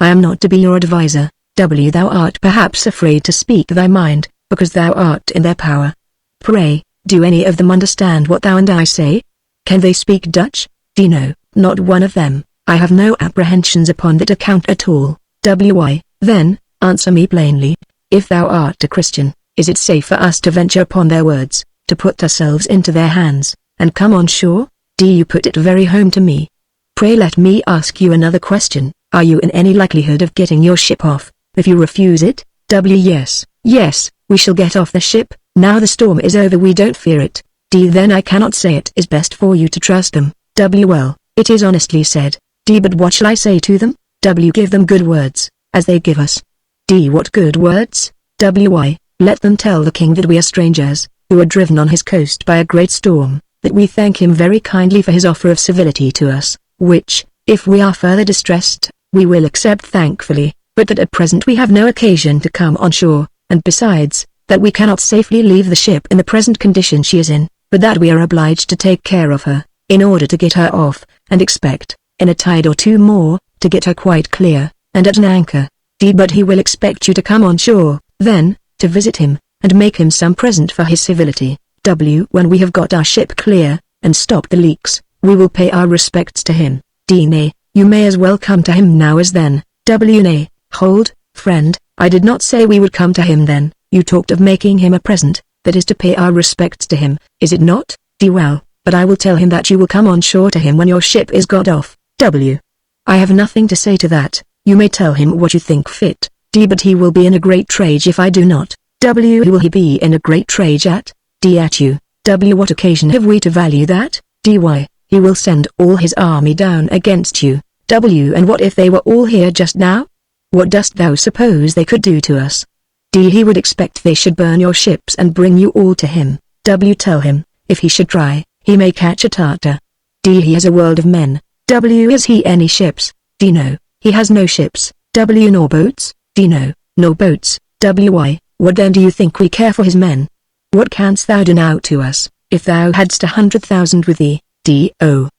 they might set you on fire. W. Set us a firing, thou meanest, that they might indeed, but set us on fire they shall not. They may try, at their peril, and we shall make mad work with your 100,000 men, if they come within reach of our guns, I assure thee. D. But what if the king gives you hostages for your safety? W. Whom can he give but mere slaves and servants like thyself, whose lives he no more values than we an English hound? D. Whom do you demand for hostages? W. Himself and your worship. D. What would you do with him? W. Do with him as he would do with us, cut his head off. D. And what would you do with me? W. Do with thee? We would carry thee home into thine own country, and, though thou deservest the gallows, we would make a man and a Christian of thee again, and not do by thee as thou wouldst have done by us, betray thee to a parcel of merciless, savage pagans, that know no God, nor how to show mercy to man. D. You put a thought in my head that I will speak to you about tomorrow. Thus they went away, and William came on board, and gave us a full account of his parley with the old Dutchman, which was very diverting,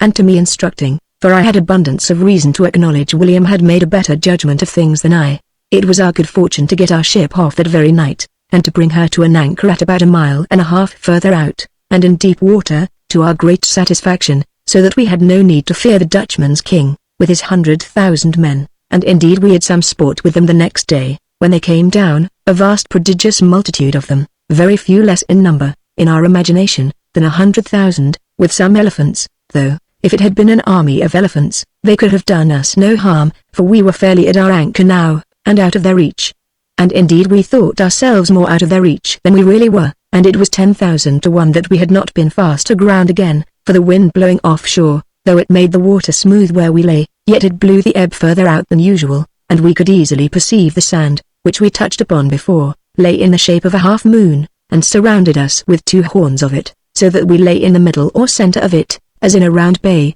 safe just as we were, and in deep water, but present death, as it were, on the right hand and on the left, for the 2 horns or points of the sand reached out beyond where our ship lay near 2 miles. On that part of the sand which lay on our east side, this misguided multitude extended themselves, and being, most of them, not above their knees, or most of them not above ankle deep in the water, they as it were surrounded us on that side, and on the side of the mainland, and a little way on the other side of the sand, standing in a half circle, or rather 3/5 of a circle, for about 6 miles in length. The other horn, or point of the sand, which lay on our west side, being not quite so shallow, they could not extend themselves upon it so far. They little thought what service they had done us, and how unwittingly, and by the greatest ignorance, they had made themselves pilots to us, while we, having not sounded the place, might have been lost before we were aware. It is true we might have sounded our new harbor before we had ventured out, but I cannot say for certain whether we should or not, for I, for my part, had not the least suspicion of what our real case was. However, I say, perhaps, before we had weighed, we should have looked about us a little. I am sure we ought to have done it, for, besides these armies of human furies, we had a very leaky ship, and all our pumps could hardly keep the water from growing upon us, and our carpenters were overboard, working to find out and stop the wounds we had received, healing her first on the one side, and then on the other, and it was very diverting to see how, when our men heeled the ship over to the side next the wild army that stood on the east horn of the sand, they were so amazed, between fright and joy, that it put them into a kind of confusion, calling to one another, hallooing and squeaking, in a manner that it is impossible to describe. While we were doing this, for we were in a great hurry you may be sure, and all hands at work, as well at the stopping our leaks as repairing our rigging and sails, which had received a great deal of damage, and also in rigging a new main-topmast and the like. I say, while we were doing all this, we perceived a body of men, of near 1,000, move from that part of the army of the barbarians that lay at the bottom of the sandy bay, and came all along the water's edge, round the sand, till they stood just on our broadside east, and were within about 1/2 mile of us. Then we saw the Dutchman come forward nearer to us, and all alone, with his white flag and all his motions, just as before. And there he stood. Our men had but just brought the ship to rights again as they came up to our broadside, and we had very happily found out and stopped the worst and most dangerous leak that we had, to our very great satisfaction, so I ordered the boats to be hauled up and manned as they were the day before, and William to go as plenipotentiary. I would have gone myself if I had understood Dutch, but as I did not, it was to no purpose, for I should be able to know nothing of what was said but from him at second hand, which might be done as well afterwards. All the instructions I pretended to give William was, if possible, to get the old Dutchman away, and, if he could, to make him come on board. Well, William went just as before, and when he came within about 60 or 70 yards of the shore, he held up his white flag as the Dutchman did, and turning the boats broadside to the shore, and his men lying upon their oars, the parley or dialogue began again thus: William. Well, friend, what dost thou say to us now, Dutchman? I come of the same mild errand as I did yesterday. What? Dost thou pretend to come of a mild errand with all these people at thy back, and all the foolish weapons of war they bring with them? Prithee, what dost thou mean? The king hastens us to invite the captain and all his men to come on shore, and has ordered all his men to show them all the civility they can. Well, and are all those men come to invite us ashore? They will do you no hurt, if you will come on shore peaceably. Well, and what dost thou think they can do to us, if we will not? I would not have them do you any hurt then, neither, but prithee, friend, do not make thyself fool and knave too. Dost not thou know that we are out of fear of all thy army, and out of danger of all that they can do? What makes thee act so simply as well as so knavishly? Why, you may think yourself safer than you are, you do not know what they may do to you. I can assure you they are able to do a great deal of harm, and perhaps burn your ship. Suppose that were true, as I am sure it is false. You see we have more ships to carry us off, pointing to the sloop.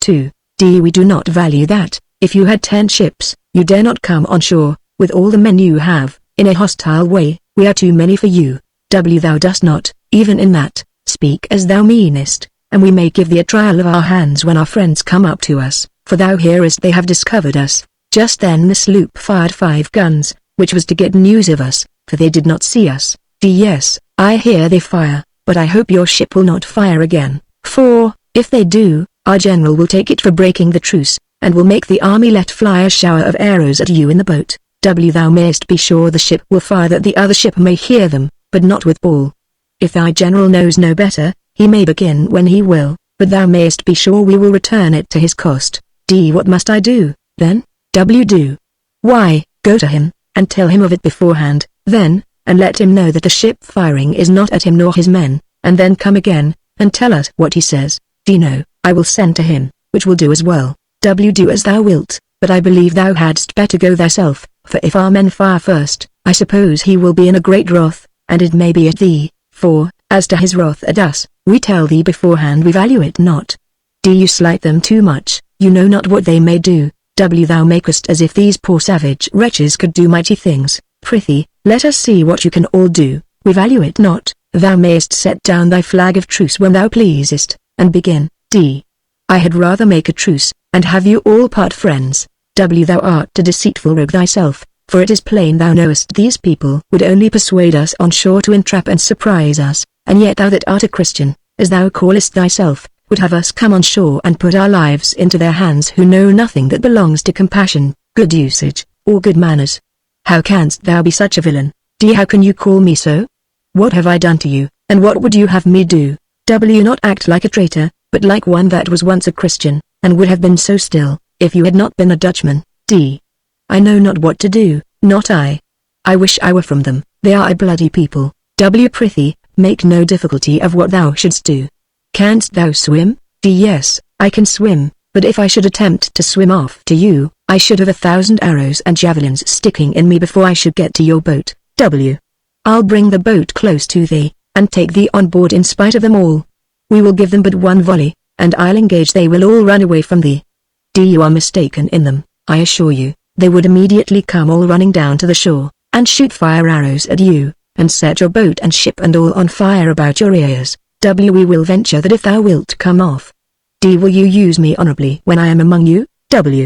I'll give thee my word for it, if thou provest honest. Will you not make me a prisoner? I will be thy surety, body for body, that thou shalt be a free man, and go whither thou wilt, though I own to thee thou dost not deserve it. Just at this time our ship fired 3 guns to answer the sloop and let her know we saw her, who immediately, we perceived, understood it, and stood directly for the place. But it is impossible to express the confusion and filthy vile noise, the hurry and universal disorder, that was among that vast multitude of people upon our firing off 3 guns. They immediately all repaired to their arms, as I may call it, for to say they put themselves into order would be saying nothing. Upon the word of command, then, they advanced all in a body to the seaside, and resolving to give us one volley of their firearms, for such they were, immediately they saluted us with 100,000 of their fire arrows, every one carrying a little bag of cloth dipped in brimstone, or some such thing, which, flying through the air, had nothing to hinder it taking fire as it flew,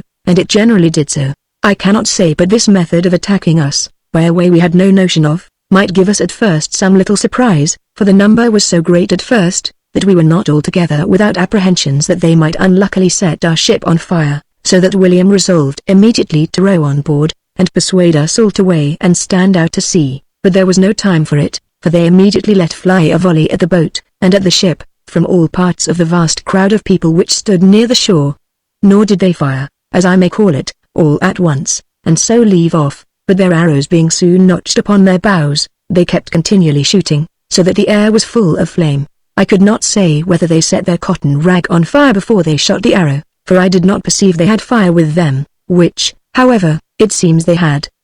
The arrow, besides the fire it carried with it, had a head, or a peg, as we call it, of bone, and some of sharp flint stone, and some few of a metal, too soft in itself for metal, but hard enough to cause it to enter, if it were a plank, so as to stick where it fell. William and his men had notice sufficient to lie close behind their waist-boards, which, for this very purpose, they had made so high that they could easily sink themselves behind them, so as to defend themselves from anything that came point blank, as we call it, or upon a line, but for what might fall perpendicularly out of the air they had no guard, but took the hazard of that. At first they made as if they would row away, but before they went they gave a volley of their firearms, firing at those which stood with the Dutchman, but William ordered them to be sure to take their aim at others, so as to miss him, and they did so. There was no calling to them now, for the noise was so great among them that they could hear nobody, but our men boldly rowed in nearer to them, for they were at first driven a little off, and when they came nearer, they fired a second volley, which put the fellows into great confusion, and we could see from the ship that several of them were killed or wounded. We thought this was a very unequal fight, and therefore we made a signal to our men to row away, that we might have a little of the sport as well as they, but the arrows flew so thick upon them, being so near the shore, that they could not sit to their oars, so they spread a little of their sail, thinking they might sail along the shore, and lie behind their waistboard, but the sail had not been spread 6 minutes till it had 500 fire arrows shot into it and through it, and at length set it fairly on fire, nor were our men quite out of the danger of its setting the boat on fire, and this made them paddle and shove the boat away as well as they could, as they lay, to get further off. By this time they had left us a fair mark at the whole savage army, and as we had sheered the ship as near to them as we could, we fired among the thickest of them 6 or 7 times, 5 guns at a time, with shot, old iron, musket bullets, and we could easily see that we made havoc among them, and killed and wounded abundance of them, and that they were in a great surprise at it, but yet they never offered to stir, and all this while their fire arrows flew as thick as before. At last, on a sudden their arrows stopped, and the old Dutchman came running down to the waterside all alone, with his white flag, as before, waving it as high as he could, and making signals to our boat to come to him again. William did not care at first to go near him, but the man continuing to make signals to him to come. At last William went, and the Dutchman told him that he had been with the general, who was much mollified by the slaughter of his men, and that now he could have anything of him. Anything. Says William, what have we to do with him? Let him go about his business, and carry his men out of gunshot, can't he? Why, says the Dutchman, but he dares not stir, nor see the king's face, unless some of your men come on shore, he will certainly put him to death. Why, then, says William, he is a dead man, for if it were to save his life, and the lives of all the crowd that is with him, he shall never have one of us in his power. But I'll tell thee, said William, how thou shalt cheat him, and gain thy own liberty too, if thou hast any mind to see thy own country again, and art not turned savage, and grown fond of living all thy days among heathens and savages. I would be glad to do it with all my heart, says he, but if I should offer to swim off to you now, though they are so far from me, they shoot so true that they would kill me before I got halfway. But, says William, I'll tell thee how thou shalt come with his consent. Go to him, and tell him I have offered to carry you on board, to try if you could persuade the captain to come on shore, and that I could not hinder him if he was willing to venture. The Dutchman seemed in a rapture at the very first word. "I'll do it," says he. "I am persuaded he will give me leave to come." Away he runs, as if he had a glad message to carry, and tells the general that William had promised, if he would go on board the ship with him, he would persuade the captain to return with him. The general was fool enough to give him orders to go, and charged him not to come back without the captain, which he readily promised, and very honestly might. So they took him in, and brought him on board, and he was as good as his word to them, for he never went back to them any more. And the sloop being come to the mouth of the inlet where we lay, we weighed and set sail. But, as we went out, being pretty near the shore, we fired 3 guns, as it were among them, but without any shot, for it was of no use to us to hurt any more of them. After we had fired, we gave them a cheer, as the seamen call it, that is to say, we hallooed at them, by way of triumph, and so carried off their ambassador. How it fared with their general, we know nothing of that. This passage, when I related it to a friend of mine, after my return from those rambles, agreed so well with his relation of what happened to one Mr. Knox, an English captain, who some time ago was decoyed on shore by these people, that it could not but be very much to my satisfaction to think what mischief we had all escaped, and I think it cannot but be very profitable to record the other story, which is but short, with my own, to show whoever reads this what it was I avoided, and prevent their falling into the like, if they have to do with the perfidious people of Ceylon. The relation is as follows: the island of Ceylon being inhabited for the greatest part by barbarians, which will not allow any trade or commerce with any European nation, and inaccessible by any travellers, it will be convenient to relate the occasion how the author of this story happened to go into this island, and what opportunities he had of being fully acquainted with the people, their laws and customs, that so we may the better depend upon the account, and value it as it deserves, for the rarity as well as the truth of it, and both these the author gives us a brief relation of in this manner.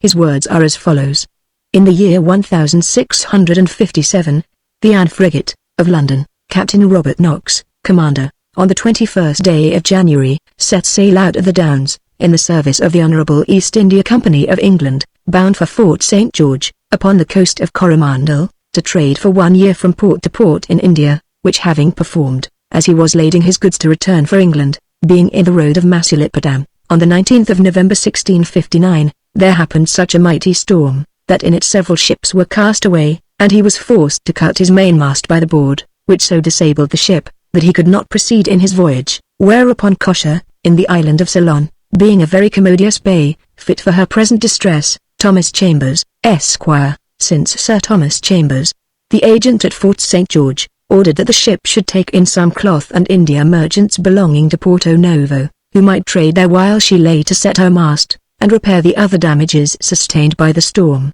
At her first coming thither, after the Indian merchants were set ashore, the captain and his men were very jealous of the people of that place, by reason the English never had any commerce or dealing with them, but after they had been the 20 days, going ashore and returning again at pleasure, without any molestation, they began to lay aside all suspicious thoughts of the people that dwelt thereabouts, who had kindly entertained them for their money.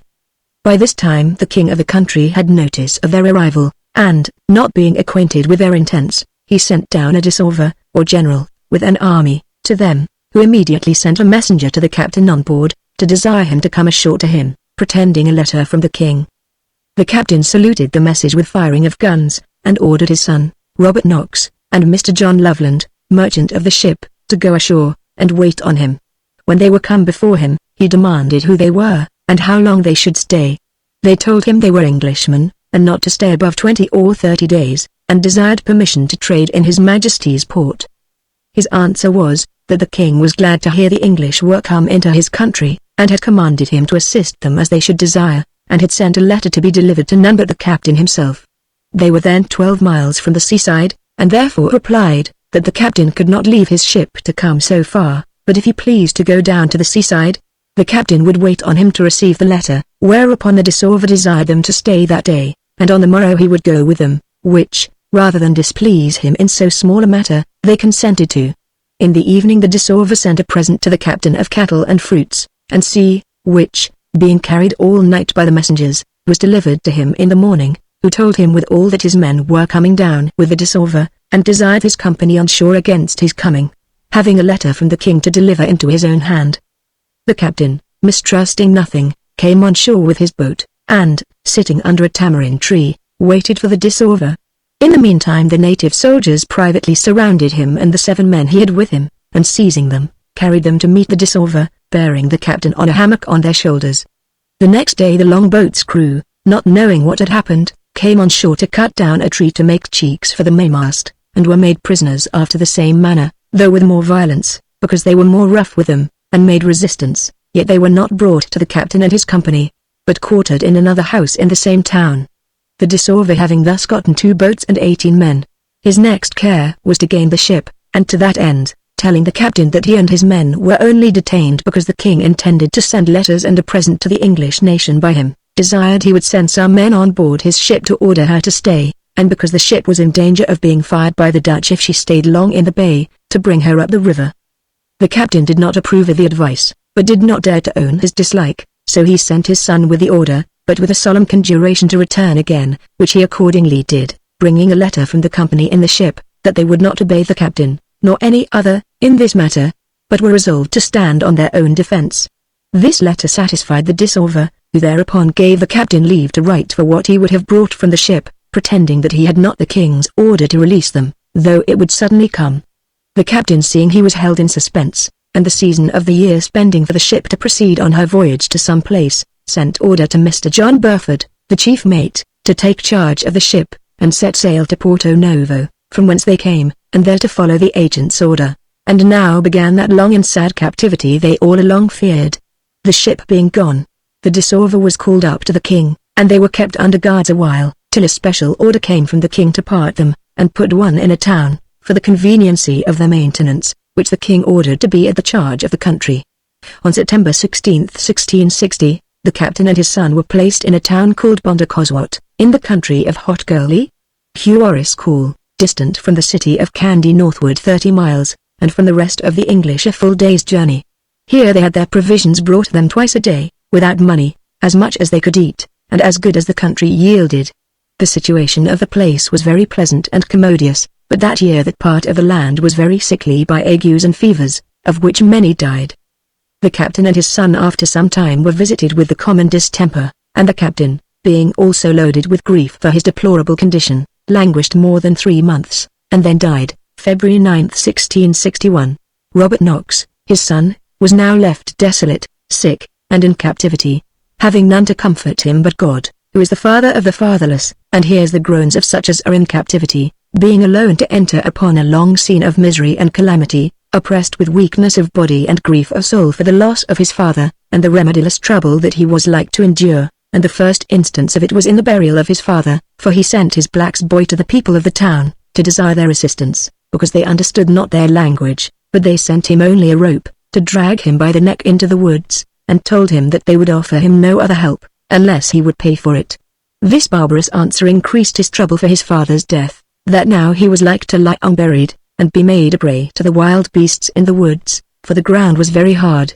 and they had not tools to dig with, and so it was impossible for them to bury him, and having a small matter of money left him, viz., a pagoda and a gold ring, he hired a man, and so buried him in as decent a manner as their condition would permit. His dead father being thus removed out of his sight, but his ague continuing, he was reduced very low, partly by sorrow and partly by his disease. All the comfort he had was to go into the wood and fields with a book, either the Practice of Piety or Mr. Rogers's 7 treatises, which were the only 2 books he had, and meditate and read, and sometimes pray, in which his anguish made him often invert Elijah's petition, that he might die, because his life was a burden to him.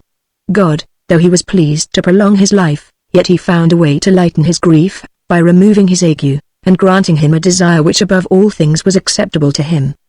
He had read his 2 books over so often that he had both almost by heart, and though they were both pious and good writings, yet he longed for the truth from the original fountain, and thought it his greatest unhappiness that he had not a Bible, and did believe that he should never see one again, but, contrary to his expectation, God brought him one after this manner. As he was fishing one day with his black boy, to catch some fish to relieve his hunger, an old man passed by them, and asked his boy whether his master could read, and when the boy had answered yes, he told him that he had gotten a book from the Portuguese, when they left Colombo, and, if his master pleased, he would sell it him. The boy told his master, who bade him go and see what book it was. The boy, having served the English some time, knew the book, and as soon as he got it into his hand, came running to him, calling out before he came to him, "It is the Bible." The words startled him, and he flung down his angle to meet him, and, finding it was true, was mightily rejoiced to see it, but he was afraid he should not have enough to purchase it, though he was resolved to part with all the money he had, which was but one pagoda, to buy it. But his black boy persuading him to slight it, and leave it to him to buy it, he at length obtained it for a knit cap. This accident he could not but look upon as a great miracle, that God should bestow upon him such an extraordinary blessing, and bring him a Bible in his own native language, in such a remote part of the world, where his name was not known, and where it was never heard of that an Englishman had ever been before. The enjoyment of this mercy was a great comfort to him in captivity, and though he wanted no bodily convenience that the country did afford, for the king, immediately after his father's death, had sent an express order to the people of the towns, that they should be kind to him, and give him good victuals, and after he had been some time in the country, and understood the language, he got him good conveniences, as a house and gardens, and falling to husbandry, God so prospered him, that he had plenty, not only for himself, but to lend others, which being, according to the custom of the country, at 50% a year, much enriched him. He had also goats, which served him for mutton, and hogs and hens. Notwithstanding this, I say, for he lived as fine as any of their noblemen, he could not so far forget his native country as to be contented to dwell in a strange land, where there was to him a famine of God's word and sacraments, the want of which made all other things to be of little value to him. Therefore, as he made it his daily and fervent prayer to God, in his good time, to restore him to both, so, at length, he, with one Stephen Rutland, who had lived with him 2 years before, resolved to make their escape, and, about the year 1673, meditated all secret ways to compass it. They had before taken up a way of peddling about the country, and buying tobacco, pepper, garlic, combs, and all sorts of ironware, and carried them into those parts of the country where they wanted them, and now, to promote their design, as they went with their commodities from place to place, they discoursed with the country people, for they could now speak their language well, concerning the ways and inhabitants, where the isle was thinnest and fullest inhabited, where and how the watches lay from one country to another, and what commodities were proper for them to carry into all parts, pretending that they would furnish themselves with such wares as the respective places wanted. None doubted but what they did was upon the account of trade, because Mr. Knox was so well seated, and could not be supposed to leave such an estate, by travelling northward, because that part of the land was least inhabited, and so, furnishing themselves with such wares as were vendible in those parts, they set forth, and steered their course towards the north part of the islands, knowing very little of the ways, which were generally intricate and perplexed, because they have no public roads, but a multitude of little paths from one town to another, and those often changing, and for white men to inquire about the ways was very dangerous, because the people would presently suspect their design. At this time they travelled from Conjude as far as the country of New Warrack-a-Law, which is the furthermost part of the king's dominions, and about 3 days' journey from their dwelling. They were very thankful to Providence that they had passed all difficulties so far, but yet they durst not go any farther, because they had no wares left to traffic with, and it being the first time they had been absent so long from home, they feared the townsmen would come after them to seek for them, and so they returned home, and went 8 or 10 times into those parts with their wares, till they became well acquainted both with the people and the paths. In these parts Mr. Knox met his black boy, whom he had turned away divers years before. He had now got a wife and children, and was very poor, but being acquainted with these quarters, he not only took directions of him, but agreed with him, for a good reward, to conduct him and his companions to the Dutch. He gladly undertook it, and a time was appointed between them, but Mr. Knox being disabled by a grievous pain, which seized him on his right side, and held him 5 days that he could not travel, this appointment proved in vain, for though he went as soon as he was well, his guide was gone into another country about his business, and they durst not at that time venture to run away without him. These attempts took up 8 or 9 years, various accidents hindering their designs, but most commonly the dry weather, because they feared in the woods they should be starved with thirst, all the country being in such a condition almost 4 or 5 years together for lack of rain. On September 22, 1679, they set forth again, furnished with knives and small axes for their defense, because they could carry them privately and send all sorts of wares to sell as formerly, and all necessary provisions,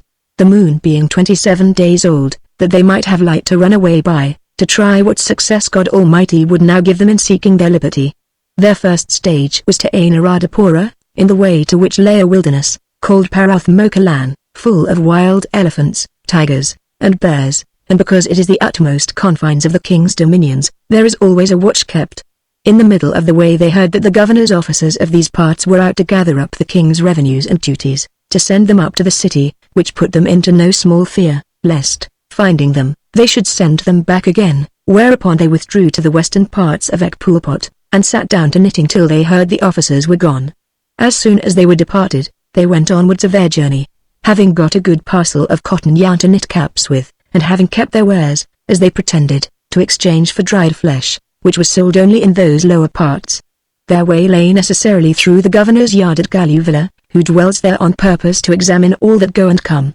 This greatly distressed them, because he would easily suspect they were out of their bounds. Being captives, however, they went resolutely to his house, and meeting him, presented him with a small parcel of tobacco and betel, and, showing him their wares, told him they came to get dried flesh to carry back with them. The governor did not suspect them, but told them he was sorry they came in so dry a time, when no deer were to be catched, but if some rain fell, he would soon supply them. This answer pleased them, and they seemed contented to stay, and accordingly, abiding with him 2 or 3 days, and no rain falling, they presented the governor with 5 or 6 charges of gunpowder, which is a rarity among them, and leaving a bundle at his house, they desired him to shoot them some deer, while they made a step to Anuradhapura. Here also they were put in a great fright by the coming of certain soldiers from the king to the governor, to give him orders to set a secure guard at the watches, that no suspicious persons might pass, which, though it was only intended to prevent the flight of the relations of certain nobles whom the king had clapped up, yet they feared they might wonder to see white men here,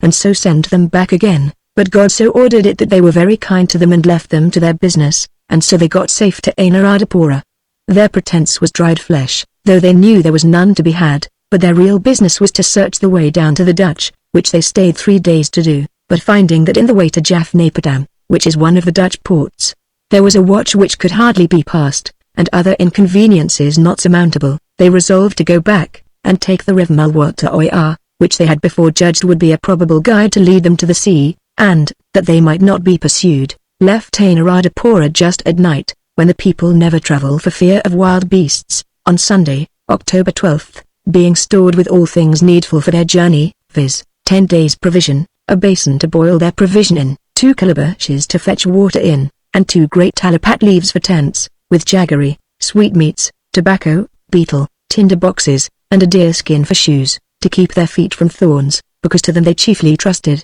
Being come to the river, they struck into the woods, and kept by the side of it, yet not going on the sand, lest their footsteps should be discerned, unless forced, and then going backwards. Being gotten a good way into the wood, it began to rain, wherefore they erected their tents, made a fire, and refreshed themselves against the rising of the moon, which was then 18 days old, and having tied deerskins about their feet, and eased themselves of their wares, they proceeded on their journey. When they had travelled 3 or 4 hours with difficulty, because the moon gave but little light among the thick trees, they found an elephant in their way before them, and because they could not scare him away, they were forced to stay till morning, and so they kindled a fire, and took a pipe of tobacco.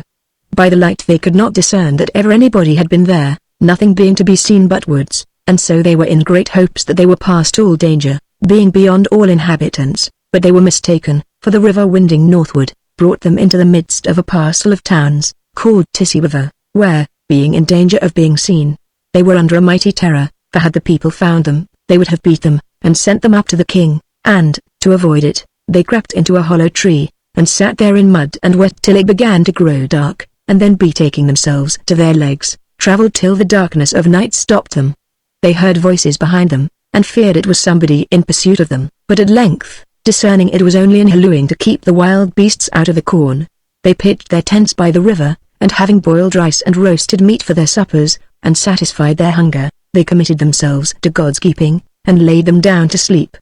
The next morning, to prevent the worst, they got up early and hastened on their journey, and though they were now got out of all danger of the tame Kiangules, they were in great danger of the wild ones, of whom those woods were full, and though they saw their tents, yet they were all gone, since the rains had fallen, from the river into the woods, and so God kept them from that danger, for, had they met the wild men, they had been shot. Thus they travelled from morning till night several days, through bushes and thorns, which made their arms and shoulders, which were naked, all of a gore blood. They often met with bears, hogs, deer, and wild buffaloes, but they all ran away as soon as they saw them. The river was exceedingly full of alligators. In the evening they used to pitch their tents, and make great fires both before and behind them, to affright the wild beasts, and though they heard the voices of all sorts, they saw none. On Thursday, at noon, they crossed the river Coriander, Canadra, which parts the country of the Malabars from the Kings, and on Friday, about 9 or 10 in the morning, came among the inhabitants, of whom they were as much afraid as of the Kiangules before, for, though the Wanyane, or prince of this people, payeth tribute to the Dutch out of fear, yet he is better affected to the king of Kandy, and, if he had took them, would have sent them up to their old master, but not knowing any way to escape, they kept on their journey by the riverside by day, because the woods were not to be travelled by night for thorns and wild beasts, who came down then to the river to drink. In all the Malabar country they met with only 2 Brahmins, who treated them very civilly, and for their money, one of them conducted them till they came into the territories of the Dutch, and out of all danger of the king of Kandy, which did not a little rejoice them, but yet they were in no small trouble how to find the way out of the woods, till a Malabar, for the lucre of a knife, conducted them to a Dutch town, where they found guides to conduct them from town to town, till they came to the fort called Arapo, where they arrived Saturday, October 18, 1679, and the thankfully adored God's wonderful providence, in thus completing their deliverance from a long captivity of 19 years and 6 months. I come now back to my own history, which grows near a conclusion, as to the travels I took in this part of the world. We were now at sea, and we stood away to the north for a while, to try if we could get a market for our spice, for we were very rich in nutmegs, but we all knew what to do with them. We durst not go upon the English coast, or, to speak more properly, among the English factories to trade, not that we were afraid to fight any 2 ships they had,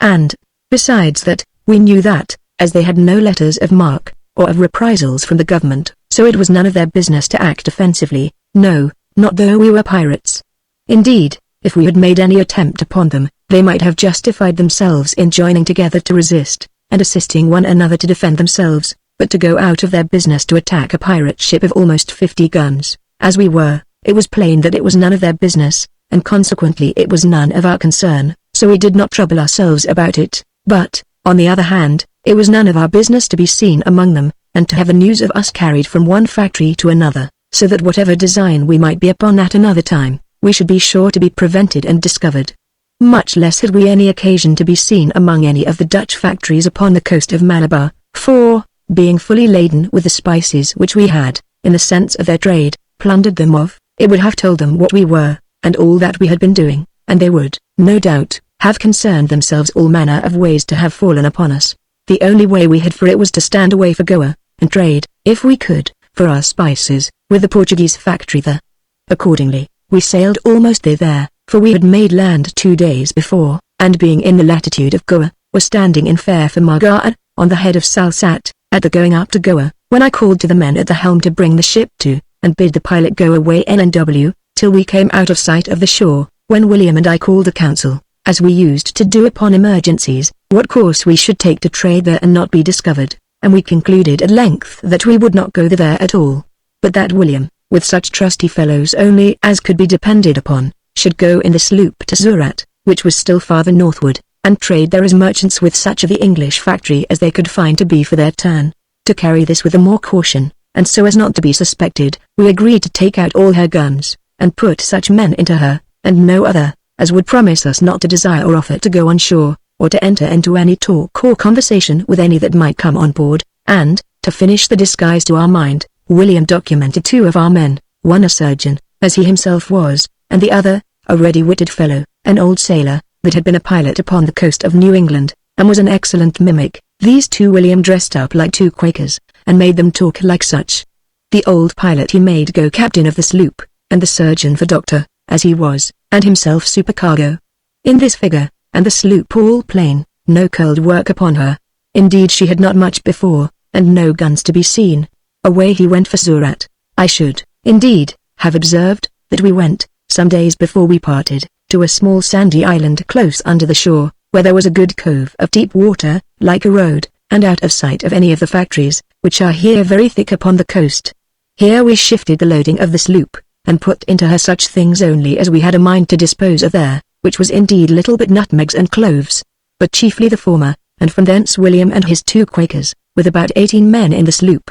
went away to Surat, and came to an anchor at a distance from the factory. William used such caution that he found means to go on shore himself, and the doctor, as he called him, in a boat which came on board them to sell fish, rode with only Indians of the country, which boat he afterwards hired to carry him on board again. It was not long that they were on shore, but that they found means to get acquaintance with some Englishmen, who, though they lived there, and perhaps were the company's servants at first, yet appeared then to be traders for themselves, in whatever coast business especially came in their way, and the doctor was made the first to pick acquaintance, so he recommended his friend, the supercargo, till, by degrees, the merchants were as fond of the bargain as our men were of the merchants, only that the cargo was a little too much for them. However, this did not prove a difficulty long with them, for the next day they brought 2 more merchants, English also, into their bargain, and, as William could perceive by their discourse, they resolved, if they bought them, to carry them to the Gulf of Persia upon their own accounts.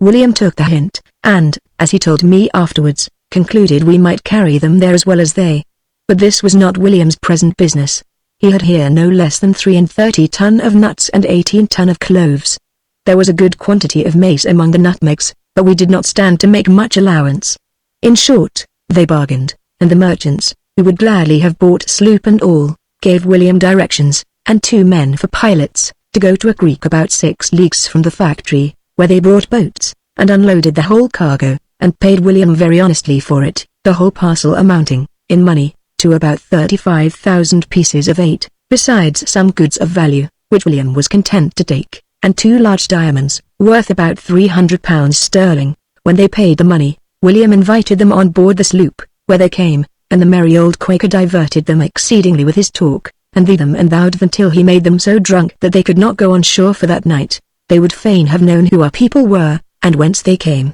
but not a man in the sloop would answer them to any question they asked, but in such a manner as let them think themselves bantered and jested with. However, in discourse, William said they were able men for any cargo we could have brought them, and that they would have bought twice as much spice if we had had it. He ordered the merry captain to tell them that they had another sloop that lay at Margate, and that had a great quantity of spice on board also, and that, if it was not sold when he went back, for that thither he was bound, he would bring her up. The new chaps were so eager, that they would have bargained with the old captain beforehand. Nay, friend, said he, I will not trade with the unsight and unseen, neither do I know whether the master of the sloop may not have sold his loading already to some merchants of Salsat, but if he has not when I come to him, I think to bring him up to thee. The doctor had his employment all this while, as well as William and the old captain, for he went on shore several times a day in the Indian boat, and brought fresh provisions for the sloop, which the men had need enough of. He brought, in particular, 17 large casks of arrack, as big as butts, besides smaller quantities, a quantity of rice, and abundance of fruits, mangoes, pompions, and such things, with fowls and fish. He never came on board but he was deep laden, for, in short, he bought for the ship as well as for themselves, and, particularly, they half-loaded the ship with rice and arrack, with some hogs, and 6 or 7 cows, alive, and thus, being well victualled, and having directions for coming again, they returned to us. William was always the lucky welcome messenger to us, but never more welcome to us than now, for where we had thrust in the ship, we could get nothing, except a few mangoes and roots, being not willing to make any steps into the country, or make ourselves known till we had news of our sloop, and indeed our men's patience was almost tired, for it was 17 days that William spent upon this enterprise, and well bestowed too. When he came back we had another conference upon the subject of trade, namely, whether we should send the best of our spices, and other goods we had in the ship, to Surat, or whether we should go up to the Gulf of Persia ourselves, where it was probable we might sell them as well as the English merchants of Surat. William was for going ourselves, which, by the way, was from the good, frugal, merchant-like temper of the man, who was for the best of everything, but here I overruled William, which I very seldom took upon me to do, but I told him, that, considering our circumstances, it was much better for us to sell all our cargoes here, though we made but half price of them, than to go with them to the Gulf of Persia, where we should run a greater risk, and where people would be much more curious and inquisitive into things than they were here, and where it would not be so easy to manage them, seeing they traded freely and openly there, not by stealth, as those men seemed to do, and, besides, if they suspected anything, it would be much more difficult for us to retreat, except by mere force, than here, where we were upon the high sea as it were, and could be gone whenever we pleased, without any disguise, or, indeed, without the least appearance of being pursued, none knowing where to look for us. My apprehensions prevailed with William, whether my reasons did or no, and he submitted, and we resolved to try another ship's loading to the same merchants.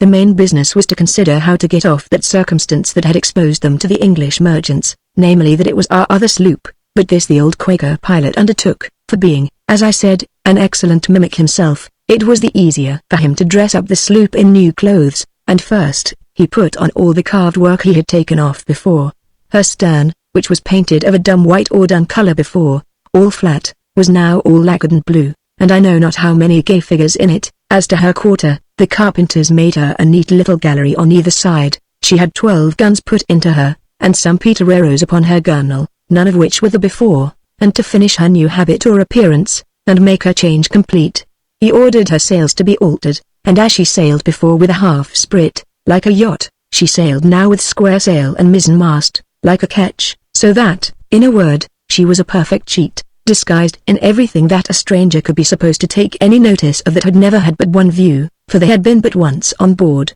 In this mean figure the sloop returned. She had a new man put into her for captain, one we knew how to trust, and the old pilot appearing only as a passenger, the doctor and William acting as the supercargoes, by a formal procuration from one Captain Singleton, and all things ordered in form. We had a complete loading for the sloop, for, besides a very great quantity of nutmegs and cloves, mace, and some cinnamon, she had on board some goods which we took in as we lay about the Philippine Islands, while we waited as looking for purchase. William made no difficulty of selling this cargo also, and in about 20 days returned again, freighted with all necessary provisions for our voyage, and for a long time, and, as I say, we had a great deal of other goods. He brought us back about 33,000 pieces of 8, and some diamonds, which, though William did not pretend to much skill in, yet he made shift to act so as not to be imposed upon. The merchants he had to deal with, too, being very fair men, they had no difficulty at all with these merchants, for the prospect they had of gain made them not at all inquisitive, nor did they make the least discovery of the sloop, and as to the selling them spices which were fetched so far from thence, it seems it was not so much a novelty there as we believed, for the Portuguese had frequently vessels which came from Macao in China, who brought spices, which they bought of the Chinese traders, who again frequently dealt among the Dutch spice islands, and received spices in exchange for such goods as they carried from China. This might be called, indeed, the only trading voyage we had made, and now we were really very rich, and it came now naturally before us to consider whither we should go next. Our proper delivery port, as we ought to have called it, was at Madagascar, in the Bay of Manghele, but William took me by myself into the cabin of the sloop one day, and told me he wanted to talk seriously with me a little, so we shut ourselves in, and William began with me. "Wilt thou give me leave," says William, "to talk plainly with thee upon thy present circumstances, and thy future prospect of living? And wilt thou promise, on thy word, to take nothing ill of me?" "With all my heart," said I. "William, I have always found your advice good, and your designs have not only been well laid, but your counsel has been very lucky to us, and, therefore, say what you will, I promise you I will not take it ill. But that is not all my demand," says William. "If thou dost not like what I am going to propose to thee, thou shalt promise me not to make it public among the men." "I will not, William," says I, upon my word, and swore to him, too, very heartily. "Why, then," says William, "I have but one thing more to article with thee about, and that is, that thou wilt consent that if thou dost not approve of it for thyself, thou wilt yet consent that I shall put so much of it in practice as relates to myself and my new comrade doctor, so that it be nothing to thy detriment and loss, in anything." Says I, "William, but leaving me, I will, but I cannot part with you upon any terms whatever." "Well," says William, "I am not designing to part from thee, unless it is thy own doing. But assure me in all these points, and I will tell my mind freely." So I promised him everything he desired of me in the solemnest manner possible, and so seriously and frankly withal, that William made no scruple to open his mind to me. "Why, then, in the first place," says William, "shall I ask thee if thou dost not think thou and all thy men are rich enough, and have really gotten as much wealth together, by whatsoever way it has been gotten? That is not the question, as we all know what to do with." "Why, truly, William," said I, "thou art pretty right. I think we have had pretty good luck." "Well, then," says William, "I would ask whether, if thou hast gotten enough, thou hast any thought of leaving off this trade, for most people leave off trading when they are satisfied of getting, and are rich enough, for nobody trades for the sake of trading, much less do men rob for the sake of thieving." "Well, William," says I, now I perceive what it is thou art driving at. I warrant you, says I, you begin to hanker after home. Why, truly, says William, thou hast said it, and so I hope thou dost too. It is natural for most men that are abroad to desire to come home again at last, especially when they are grown rich, and when they are, as thou ownest thyself to be, rich enough, and so rich as they know not what to do with more if they had it. Well, William, said I, but now you think you have laid your preliminary at first so home that I should have nothing to say, that is, that when I had got money enough, it would be natural to think of going home. But you have not explained what you mean by home. And the you and I shall differ. Why, man, I am at home, here is my habitation, I never had any other in my lifetime, I was a kind of charity school boy, so that I can have no desire of going anywhere for being rich or poor, for I have nowhere to go. Why, says William, looking a little confused, art not thou an Englishman? Yes, says I think so. You see, I speak English, but I came out of England a child, and never was in it but once since I was a man, and then I was cheated and imposed upon, and used so ill that I care not if I never see it more. Why, hast thou no relations or friends there? Says he, no acquaintance, none that thou hast any kindness or any remains of respect for? Not I, William, said I, no more than I have in the court of the Geat, Mogul, nor any kindness for the country where thou wast born? Says William, not I, any more than for the island of Madagascar, nor so much neither, for that has been a fortunate island to me more than once, as thou knowest, William, said I. William was quite stunned at my discourse, and held his peace, and I said to him, go on, William, what hast thou to say, father? For I hear you have some project in your head. Says I, come, let's have it out. Nay, says William, thou hast put me to silence, and all I had to say is overthrown, all my projects are come to nothing, and gone. Well, but, William, said I, let me hear what they were, for though it is so that what I have to aim at does not look your way, and though I have no relation, no friend, no acquaintance in England, yet I do not say I like this roving, cruising life so well as never to give it over.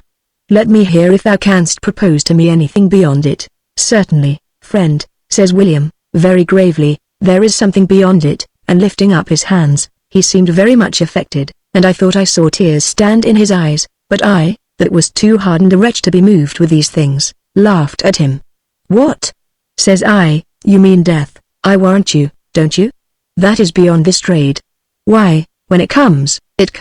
then we are all provided for, eh, says William, that is true, but it would be better that some things were thought on before that came, thought on. Says I, what signifies thinking of it? To think of death is to die, and to be always thinking of it is to be all one's life long a dying. It is time enough to think of it when it comes. You will easily believe I was well qualified for a pirate that could talk thus.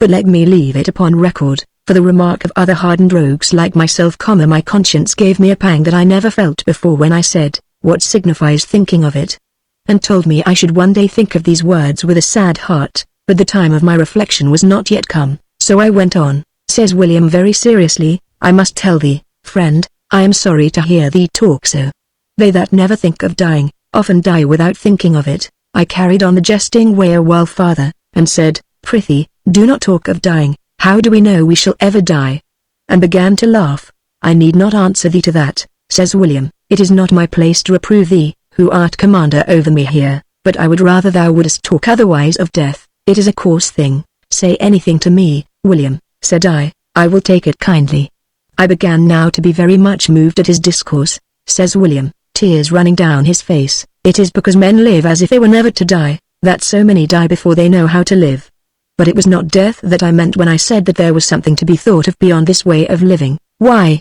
William, said I, what was that? It was repentance, says he. Why, says I, did you ever know a pirate repent? At this he startled a little, and returned, at the gallows I have known one before, and I hope thou wilt be the second. He spoke this very affectionately, with an appearance of concern for me. Well, William, says I thank you, and I am not so senseless of these things, perhaps, as I make myself seem to be.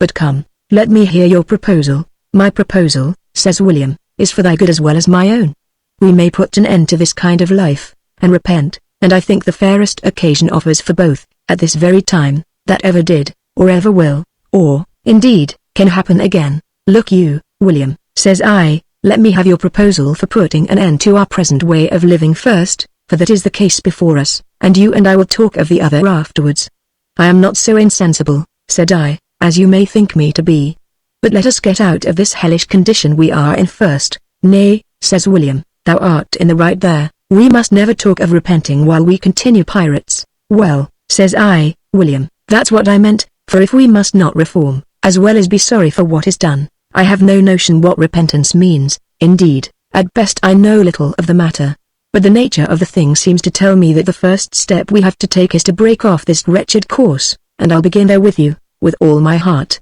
I could see by his countenance that William was thoroughly pleased with the offer, and if he had tears in his eyes before, he had more now, but it was from quite a different passion, for he was so swallowed up with joy he could not speak. "Come, William," says I, "thou showest me plain enough thou hast an honest meaning. Dost thou think it practicable for us to put an end to our unhappy way of living here, and get off?" "Yes," says he, "I think it very practicable for me. Whether it is for thee or no, that will depend upon thyself." "Well," says I give you my word, that as I have commanded you all along, from the time I first took you on board, so you shall command me from this hour, and everything you direct me I'll do. Wilt thou leave it all to me?" "Dost thou say this freely?" "Yes, William," said I, "freely, and I'll perform it faithfully." "Why, then," says William, "my scheme is this. We are now at the mouth of the Gulf of Persia, we have sold so much of our cargo here at Surat, that we have money enough. Send me away for Bassorah with the sloop, laden with the China goods we have on board, which will make another good cargo, and I'll warrant thee I'll find means, among the English and Dutch merchants there, to lodge a quantity of goods and money also as a merchant, so as we will be able to have recourse to it again upon any occasion. And when I come home we will contrive the rest, and, in the meantime, do you bring the ship's crew to take a resolution to go to Madagascar as soon as I return." I told him I thought he need not go so far as Bassorah, but might run into Gombrun, or to Ormuz, and pretend the same business. "No," says he, "I cannot act with the same freedom there, because the company's factories are there, and I may be laid hold of there on pretence of interloping." "Well, but," said I, "you may go to Ormuz, then, for I am loath to part with you so long as to go to the bottom of the Persian Gulf." He returned, that I should leave it to him to do as he should see cause. We had taken a large sum of money at Surat, so that we had near £100,000 in money at our command, but on board the great ship we had still a great deal more. I ordered him publicly to keep the money on board which he had, and to buy up with it a quantity of ammunition, if he could get it, and so to furnish us for new exploits, and, in the meantime, I resolved to get a quantity of gold and some jewels, which I had on board the great ship, and place them so that I might carry them off without notice as soon as he came back, and so, according to William's directions, I left him to go the voyage, and I went on board the great ship, in which we had indeed an immense treasure. We waited no less than 2 months for William's return, and indeed I began to be very uneasy about William, sometimes thinking he had abandoned me, and that he might have used the same artifice to have engaged the other men to comply with him, and so they were gone away together, and it was but 3 days before his return that I was just upon the point of resolving to go away to Madagascar, and give him over, but the old surgeon, who mimicked the Quaker and passed for the master of the sloop at Surat, persuaded me against that, for which good advice and apparent faithfulness in what he had been trusted with, I made him a party to my design, and he proved very honest. At length William came back, to our inexpressible joy, and brought a great many necessary things with him, as, particularly, he brought 60 barrels of powder, some iron shot, and about 30 ton of lead. Also he brought a great deal of provisions, and, in a word, William gave me a public account of his voyage, in the hearing of whoever happened to be upon the quarter-deck, that no suspicions might be found about us. After all was done, William moved that he might go up again, and that I would go with him, named several things which we had on board that he could not sell there, and, particularly, told us he had been obliged to leave several things there, the caravans being not come in, and that he had engaged to come back again with goods. This was what I wanted. The men were eager for his going, and particularly because he told them they might load the sloop back with rice and provisions, but I seemed backward to going, when the old surgeon stood up and persuaded me to go, and with many arguments pressed me to it, as, particularly, if I did not go, there would be no order, and several of the men might drop away, and perhaps betray all the rest, and that they should not think it safe for the sloop to go again if I did not go, and to urge me to it, he offered himself to go with me. Upon these considerations I seemed to be over-persuaded to go, and all the company seemed to be better satisfied when I had consented, and, accordingly, we took all the powder, lead, and iron out of the sloop into the great ship, and all the other things that were for the ship's use, and put in some bales of spices and casks or frails of cloves, in all about 7 ton, and some other goods, among the bales of which I had conveyed all my private treasure, which, I assure you, was of no small value, and away I went. At going off I called a council of all the officers in the ship to consider in what place they should wait for me, and how long, and we appointed the ship to stay 28 days at a little island on the Arabian side of the Gulf, and that, if the sloop did not come in that time, they should sail to another island to the west of that place, and wait the 15 days more, and that then, if the sloop did not come, they should conclude some accident must have happened, and the rendezvous should be at Madagascar. Being thus resolved, we left the ship, which both William and I, and the surgeon, never intended to see any more. We steered directly for the Gulf, and through to Bassorah, or Balsara. This city of Balsara lies at some distance from the place where our sloop lay, and the river not being very safe, and we but ill acquainted with it, having but an ordinary pilot, we went on shore at a village where some merchants live, and which is very populous, for the sake of small vessels riding there. Here we stayed and traded 3 or 4 days, landing all our bales and spices, and indeed the whole cargo that was of any considerable value, which we chose to do rather than go up immediately to Balsara till the project we had laid was put in execution. After we had bought several goods, and were preparing to buy several others, the boat being on shore with 12 men, myself, William, the surgeon, and 1 4th man, whom we had singled out, we contrived to send a Turk just at the dusk of the evening with a letter to the boatswain, and giving the fellow a charge to run with all possible speed, we stood at a small distance to observe the event. The contents of the letter were thus written by the old Dr. : Boatswain Thomas, we are all betrayed. For God's sake make off with the boat, and get on board, or you are all lost. The captain, William the Quaker, and George the Reformade are seized and carried away. I am escaped and hid, but cannot stir out. If I do I am a dead man. As soon as you are on board cut or slip, and make sail for your lives. Adieu. R.S. We stood undiscovered, as above, it being the dusk of the evening, and saw the Turk deliver the letter, and in 3 minutes we saw all the men hurry into the boat and put off, and no sooner were they on board than they took the hint, as we supposed, for the next morning they were out of sight, and we never heard tale or tidings of them since. We were now in a good place, and in very good circumstances, for we passed for merchants of Persia. It is not material to record here what a mass of ill-gotten wealth we had got together. It will be more to the purpose to tell you that I began to be sensible of the crime of getting of it in such a manner as I had done, that I had very little satisfaction in the possession of it, and, as I told William, I had no expectation of keeping it, nor much desire, but, as I said to him one day walking out into the fields near the town of Bassorah, so I depended upon it that it would be the case, which you will hear presently. We were perfectly secured at Bassorah, by having frighted away the rogues, our comrades, and we had nothing to do but to consider how to convert our treasure into things proper to make us look like merchants, as we were now to be, and not like freebooters, as we really had been. We happened very opportunely here upon a Dutchman, who had travelled from Bengal to Agra, the capital city of the Great Mogul, and from thence was come to the coast of Malabar by land, and got shipping, somehow or other, up the Gulf, and we found his design was to go up the great river to Baghdad or Babylon, and so, by the caravan, to Aleppo and Scandroon. As William spoke Dutch, and was of an agreeable, insinuating behaviour, he soon got acquainted with this Dutchman, and discovering our circumstances to one another, we found he had considerable effects with him, and that he had traded long in that country, and was making homeward to his own country, and that he had servants with him, one an Armenian, whom he had taught to speak Dutch, and who had something of his own, but had a mind to travel into Europe, and the other a Dutch sailor, whom he had picked up by his fancy, and reposed a great trust in him, and a very honest fellow he was. This Dutchman was very glad of an acquaintance, because he soon found that we directed our thoughts to Europe also, and as he found we were encumbered with goods only, for we let him know nothing of our money, he readily offered us his assistance to dispose of as many of them as the place we were in would put off, and his advice what to do with the rest. While this was doing, William and I consulted what to do with ourselves and what we had, and first, we resolved we would never talk seriously of our measures but in the open fields, where we were sure nobody could hear. So every evening, when the sun began to decline and the air to be moderate, we walked out, sometimes this way, sometimes that, to consult of our affairs. I should have observed that we had new clothed ourselves here, after the Persian manner, with long vests of silk, a gown or robe of English crimson cloth, very fine and handsome, and had let our beards grow so after the Persian manner that we passed for Persian merchants, in view only, though, by the way, We could not understand or speak one word of the language of Persia,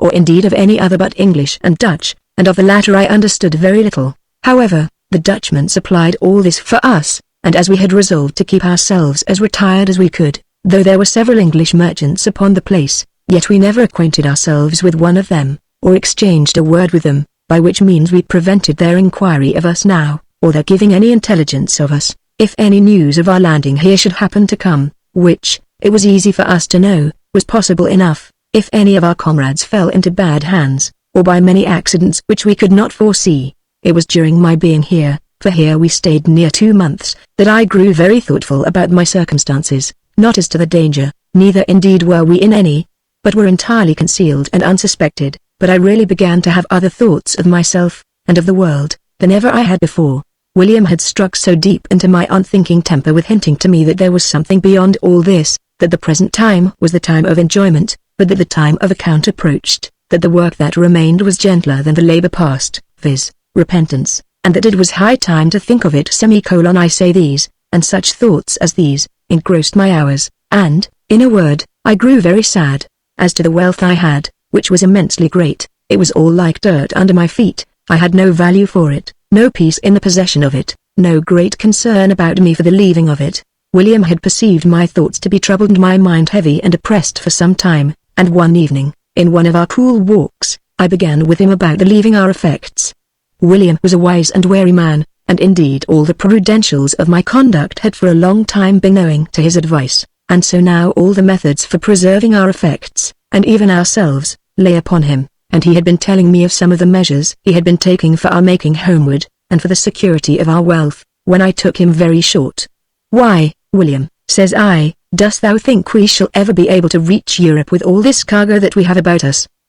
Says William, "without doubt, as well as other merchants with theirs, as long as it is not publicly known what quantity or of what value our cargo consists." "Why, William," says I, smiling, "do you think that if there is a God above, as you have so long been telling me there is, and that we must give an account to him, I say, do you think, if he be a righteous judge, he will let us escape thus with the plunder, as we may call it, of so many innocent people, nay, I might say nations, and not call us to an account for it before we can get to Europe, where we pretend to enjoy it?" William appeared struck and surprised at the question, and made no answer for a great while, and I repeated the question, adding that it was not to be expected. After a little pause, says William, "Thou hast started a very weighty question, and I can make no positive answer to it, but I will state it thus. First, it is true that, if we consider the justice of God, we have no reason to expect any protection, but as the ordinary way of providence are out of the common road of human affairs, so we may hope for mercy still upon our repentance, and we know not how good he may be to us, so we are to act as if we rather depended upon the last, I mean the merciful part, than claim the first, which must produce nothing but judgment and vengeance. But hark ye, William, says I, the nature of repentance, as you have hinted once to me, included reformation, and we can never reform. How, then, can we repent? Why can we never reform? Says William, because, said I, we cannot restore what we have taken away by rapine and spoil. It is true, says William, we never can do that, for we can never come to the knowledge of the owners. But what, then, must be done with our wealth, said I, the effects of plunder and rapine? If we keep it, we continue to be robbers and thieves, and if we quit it we cannot do justice with it, for we cannot restore it to the right owners. Nay, says William, the answer to it is short.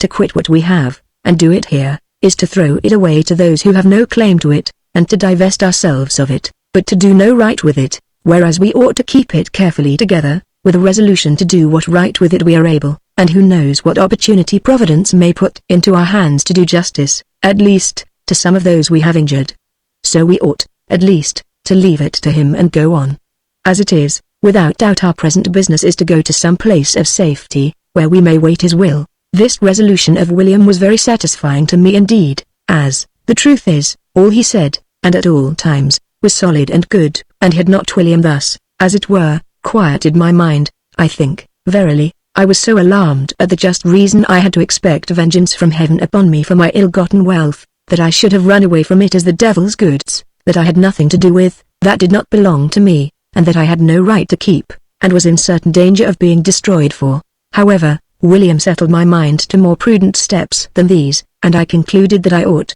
however, to proceed to a place of safety, and leave the event to God Almighty's mercy. But this I must leave upon record, that I had from this time no joy of the wealth I had got. I looked upon it all as stolen, and so indeed the greatest part of it was. I looked upon it as a hoard of other men's goods, which I had robbed the innocent owners of, and which I ought, in a word, to be hanged for here, and damned for hereafter. And now, indeed, I began sincerely to hate myself for a dog, a wretch that had been a thief and a murderer, a wretch that was in a condition which nobody was ever in, for I had robbed. And though I had the wealth by me, yet it was impossible I should ever make any restitution, and upon this account it ran in my head that I could never repent, for that repentance could not be sincere without restitution, and therefore must of necessity be damned. There was no room for me to escape.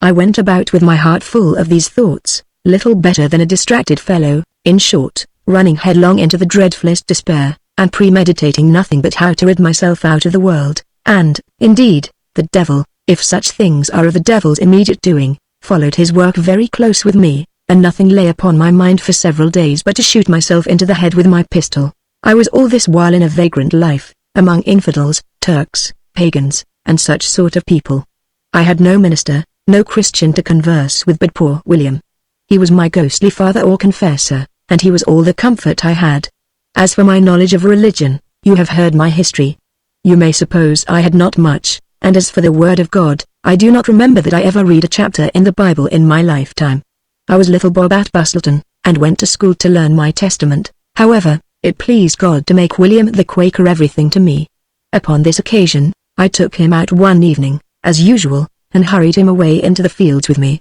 in more haste than ordinary, and there, in short, I told him the perplexity of my mind, and under what terrible temptations of the devil I had been, that I must shoot myself, for I could not support the weight and terror that was upon me. Shoot yourself, says William. Why, what will that do for you? Why, says I, it will put an end to a miserable life. Well, says William, are you satisfied the next will be better? No, no, says I, much worse, to be sure. Why, then, says he, shooting yourself is the devil's motion, no doubt, for it is the devil of the reason, that, because thou art in an ill case, therefore thou must put thyself into a worse. This shocked my reason indeed. Well, but, says I, there is no bearing the miserable condition I am in. Very well, says William, but it seems there is some bearing a worse condition, and so you will shoot yourself, that you may be past remedy? I'm past remedy already, says I. How do you know that? Says he, I am satisfied of it, said I. Well, says he, but you are not sure, so you will shoot yourself to make it certain, for though on this side death you cannot be sure you will be damned at all, yet the moment you step on the other side of time you are sure of it, for when it is done, it is not to be said then that you will be, but that you are damned. Well, but, says William, as if he had been between jest and earnest, pray, what didst thou dream of last night? Why, said I had frightful dreams all night, and, particularly, I dreamed that the devil came for me, and asked me what my name was, and I told him. Then he asked me what trade I was. Trade? Says I am a thief, a rogue, by my calling, I am a pirate and a murderer, and ought to be hanged. Says the devil, so you do, and you are the man I looked for, and therefore come along with me. At which I was most horribly frighted, and cried out so that it waked me, and I have been in horrible agony ever since. Very well, says William, come, give me the pistol thou talkedst of just now. Why, says I, what will you do with it? Do with it, says William. Why, thou needest not shoot thyself, I shall be obliged to do it for thee. Why, thou wilt destroy us all. What do you mean, William? Said I. Mean?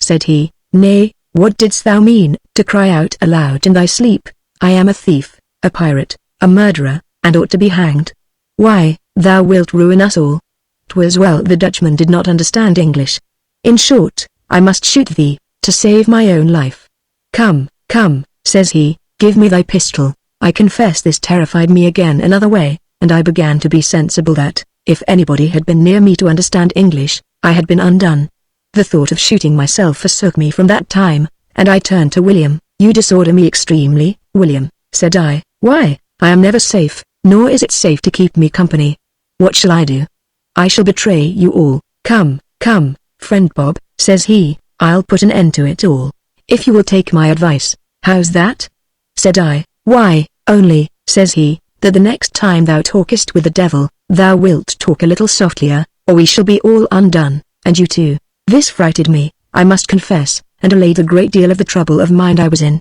But William, after he had done jesting with me, entered upon a very long and serious discourse with me about the nature of my circumstances, and about repentance, that it ought to be attended, indeed, with a deep abhorrence of the crime that I had to charge myself with, but that to despair of God's mercy was no part of repentance, but putting myself into the condition of the devil, indeed, that I must apply myself with a sincere, humble confession of my crime, to ask pardon of God, whom I had offended, and cast myself upon his mercy, resolving to be willing to make restitution, if ever it should please God to put it in my power, even to the utmost of what I had in the world. And this, he told me, was the method which he had resolved upon himself, and in this, he told me, he had found comfort. I had a great deal of satisfaction in William's discourse, and it quieted me very much. But William was very anxious ever after about my talking in my sleep, and took care to lie with me always himself, and to keep me from lodging in any house where so much as a word of English was understood. However,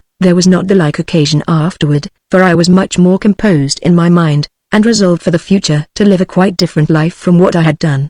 As to the wealth I had, I looked upon it as nothing. I resolved to set it apart to any such opportunity of doing justice as God should put into my hand, and the miraculous opportunity I had afterwards of applying some parts of it to preserve a ruined family, whom I had plundered, may be worth reading, if I have room for it in this account. With these resolutions I began to be restored to some degree of quiet in my mind, and having, after almost 3 months' stay at Bassorah, disposed of some goods, but having a great quantity left, we hired boats according to the Dutchman's direction, and went up to Baghdad, or Babylon, on the river Tigris, or rather Euphrates. We had a very considerable cargo of goods with us, and therefore made a great figure there, and were received with respect. We had, in particular, 42 bales of Indian stuffs of sundry sorts, silks, muslins, and fine chintz. We had 15 bales of very fine China silks, and 70 packs or bales of spices, particularly cloves and nutmegs, with other goods. We were bid money here for our cloves,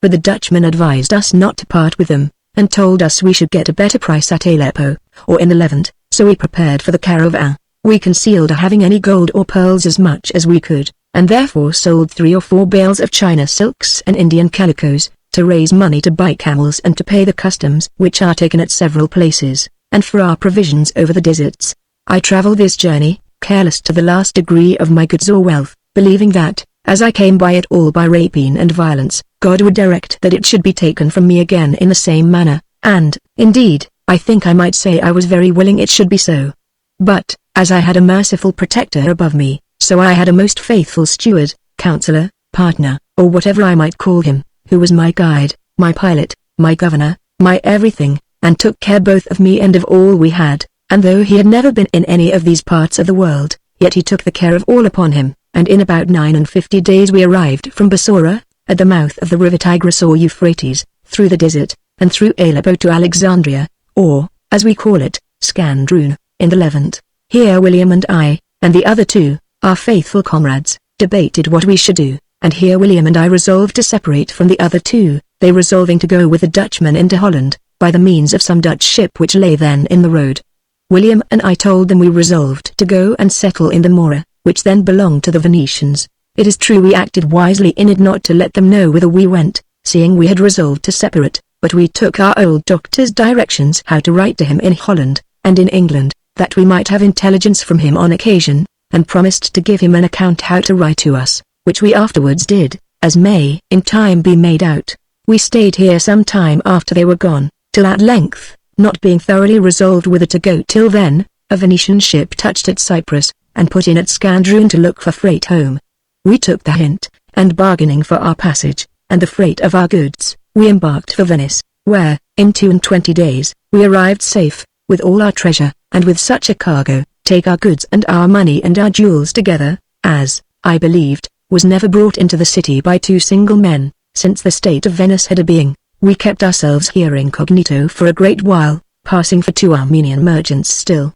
as we had done before, and by this time we had gotten so much of the Persian and Armenian jargon, which they talked at Bassorah and Baghdad, and everywhere that we came in the country, as was sufficient to make us able to talk to one another, so as not to be understood by anybody, though sometimes hardly by ourselves. Here we converted all our effects into money, settled our abode as for a considerable time, and William and I, maintaining an inviolable friendship and fidelity to one another, lived like two brothers. We neither had or sought any separate interest. We conversed seriously and gravely, and upon the subject of our repentance continually. We never changed, that is to say, so as to leave off our Armenian garbs, and we were called, at Venice, the two Grecians. I had been 2 or 3 times going to give a detail of our wealth, but it will appear incredible, and we had the greatest difficulty in the world how to conceal it, being justly apprehensive lest we might be assassinated in that country for our treasure. At length William told me he began to think now that he must never see England any more, and that indeed he did not much concern himself about it. But seeing we had gained so great wealth, and he had some poor relations in England, if I was willing, he would write to know if they were living, and to know what condition they were in, and if he found such of them were alive as he had some thoughts about, he would, with my consent, send them something to better their condition. I consented most willingly, and accordingly William wrote to a sister and an uncle, and in about 5 weeks' time received an answer from them both, directed to himself, under cover of a hard Armenian name that he had given himself, viz., Signore Constantine Alexian of Ispahan, at Venice. It was a very moving letter he received from his sister, who, after the most passionate expressions of joy to hear he was alive, seeing she had long ago had an account that he was murdered by the pirates in the West Indies, entreats him to let her know what circumstances he was in, tells him she was not in any capacity to do anything considerable for him, but that he should be welcome to her with all her heart, that she was left a widow's, with 4 children, but kept a little shop in the Minories, by which she made shift to maintain her family, and that she had sent him £5, lest he should want money, in a strange country, to bring him home. I could see the letter brought tears out of his eyes as he read it, and, indeed, when he showed it to me, and the little bill for £5, upon an English merchant in Venice, it brought tears out of my eyes too. After we had been both affected sufficiently with the tenderness and kindness of this letter, he turns to me, says he, "What shall I do for this poor woman?" I mused a while. At last says I will tell you what you shall do for her. She has sent you £5, and she has 4 children, and herself, that is 5, such a sum, from a poor woman in her circumstances, is as much as £5,000 is to us. You shall send her a bill of exchange for £5,000 English money, and bid her conceal her surprise at it till she hears from you again, but bid her leave off her shop, and go and take a house somewhere in the country, not far off from London, and stay there, in a moderate figure, till she hears from you again. Now, says William, I perceive by it that you have some thoughts of venturing into England. Indeed, William, said I, you mistake me, but it presently occurred to me that you should venture, for what have you done that you may not be seen there? Why should I desire to keep you from your relations, purely to keep me company? William looked very affectionately upon me. Nay, says he, we have embarked together so long, and come together so far, I am resolved I will never part with thee as long as I live. Go where thou wilt, or stay where thou wilt, and as for my sister, said William, I cannot send her such a sum of money, for whose is all this money we have? It is most of it thine. No, William, said I, there is not a penny of it mine but what is yours too, and I won't have anything but an equal share with you, and therefore you shall send it to her, if not, I will send it. Why, says William, it will make the poor woman distracted, she will be so surprised she will go out of her wits. Well, said I, William, you may do it prudently, send her a bill backed of £100, and bid her expect more in a post or 2, and that you will send her enough to live on without keeping shop,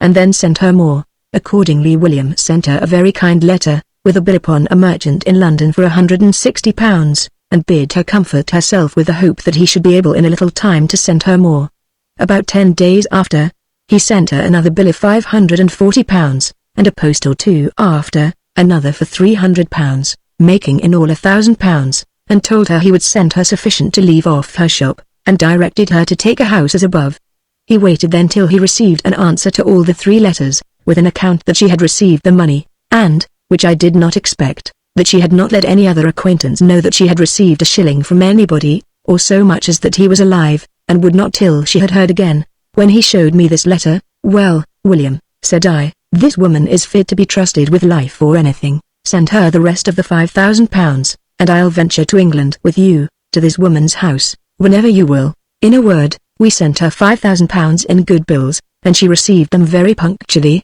and in a little time sent her brother word that she had pretended to her uncle that she was sickly and could not carry on the trade any longer, and that she had taken a large house about 4 miles from London, under pretense of letting lodgings for her livelihood, and, in short, intimated as if she understood that he intended to come over to be incognito, assuring him he should be as retired as he pleased. This was opening the very door for us that we thought had been effectually shut for this life, and, in a word, we resolved to venture, but to keep ourselves entirely concealed, both as to name and every other circumstance, and accordingly William sent his sister word how kindly he took her prudent steps, and that she had guessed right that he desired to be retired, and that he obliged her not to increase her figure, but live private, till she might perhaps see him. He was going to send the letter away. "Come, William," said I, "you shan't send her an empty letter. Tell her you have a friend coming with you that must be as retired as yourself, and I'll send her £5,000 more." So, in short, we made this poor woman's family rich, and yet, when it came to the point, my heart failed me, and I durst not venture, and for William, he would not stir without me, and so we stayed about 2 years after this, considering what we should do. You may think, perhaps, that I was very prodigal of my ill-gotten goods, thus to load a stranger with my bounty, and give a gift like a prince to one that had been able to merit nothing of me, or indeed know me, but my condition ought to be considered in this case. Though I had money to profusion, yet I was perfectly destitute of a friend in the world, to have the least obligation or assistance from, or knew not either where to dispose or trust anything I had while I lived, or whom to give it to if I died. When I had reflected upon the manner of my getting of it, I was sometimes for giving it all to charitable uses, as a debt due to mankind, though I was no Roman Catholic, and not at all of the opinion that it would purchase me any repose to my soul, but I thought, as it was got by a general plunder, and which I could make no satisfaction for, it was due to the community, and I ought to distribute it for the general good. But still I was at a loss how, and where, and by whom to settle this charity, not daring to go home to my own country, lest some of my comrades, strolled home, should see and detect me, and for the very spoil of my money, or the purchase of his own pardon, betray and expose me to an untimely end. Being thus destitute, I say, of a friend, I pitched thus upon William's sister, the kind step of hers to her brother, whom she thought to be in distress, signifying a generous mind and a charitable disposition, and having resolved to make her the object of my first bounty, I did not doubt but I should purchase something of a refuge for myself, and a kind of a centre, to which I should tend in my future actions, for really a man that has a subsistence, and no residence, no place that has a magnetic influence upon his affections, is in one of the most odd, uneasy conditions in the world, nor is it in the power of all his money to make it up to him. It was, as I told you, 2 years and upwards that we remained at Venice and thereabout, in the greatest hesitation imaginable, irresolute and unfixed to the last degree.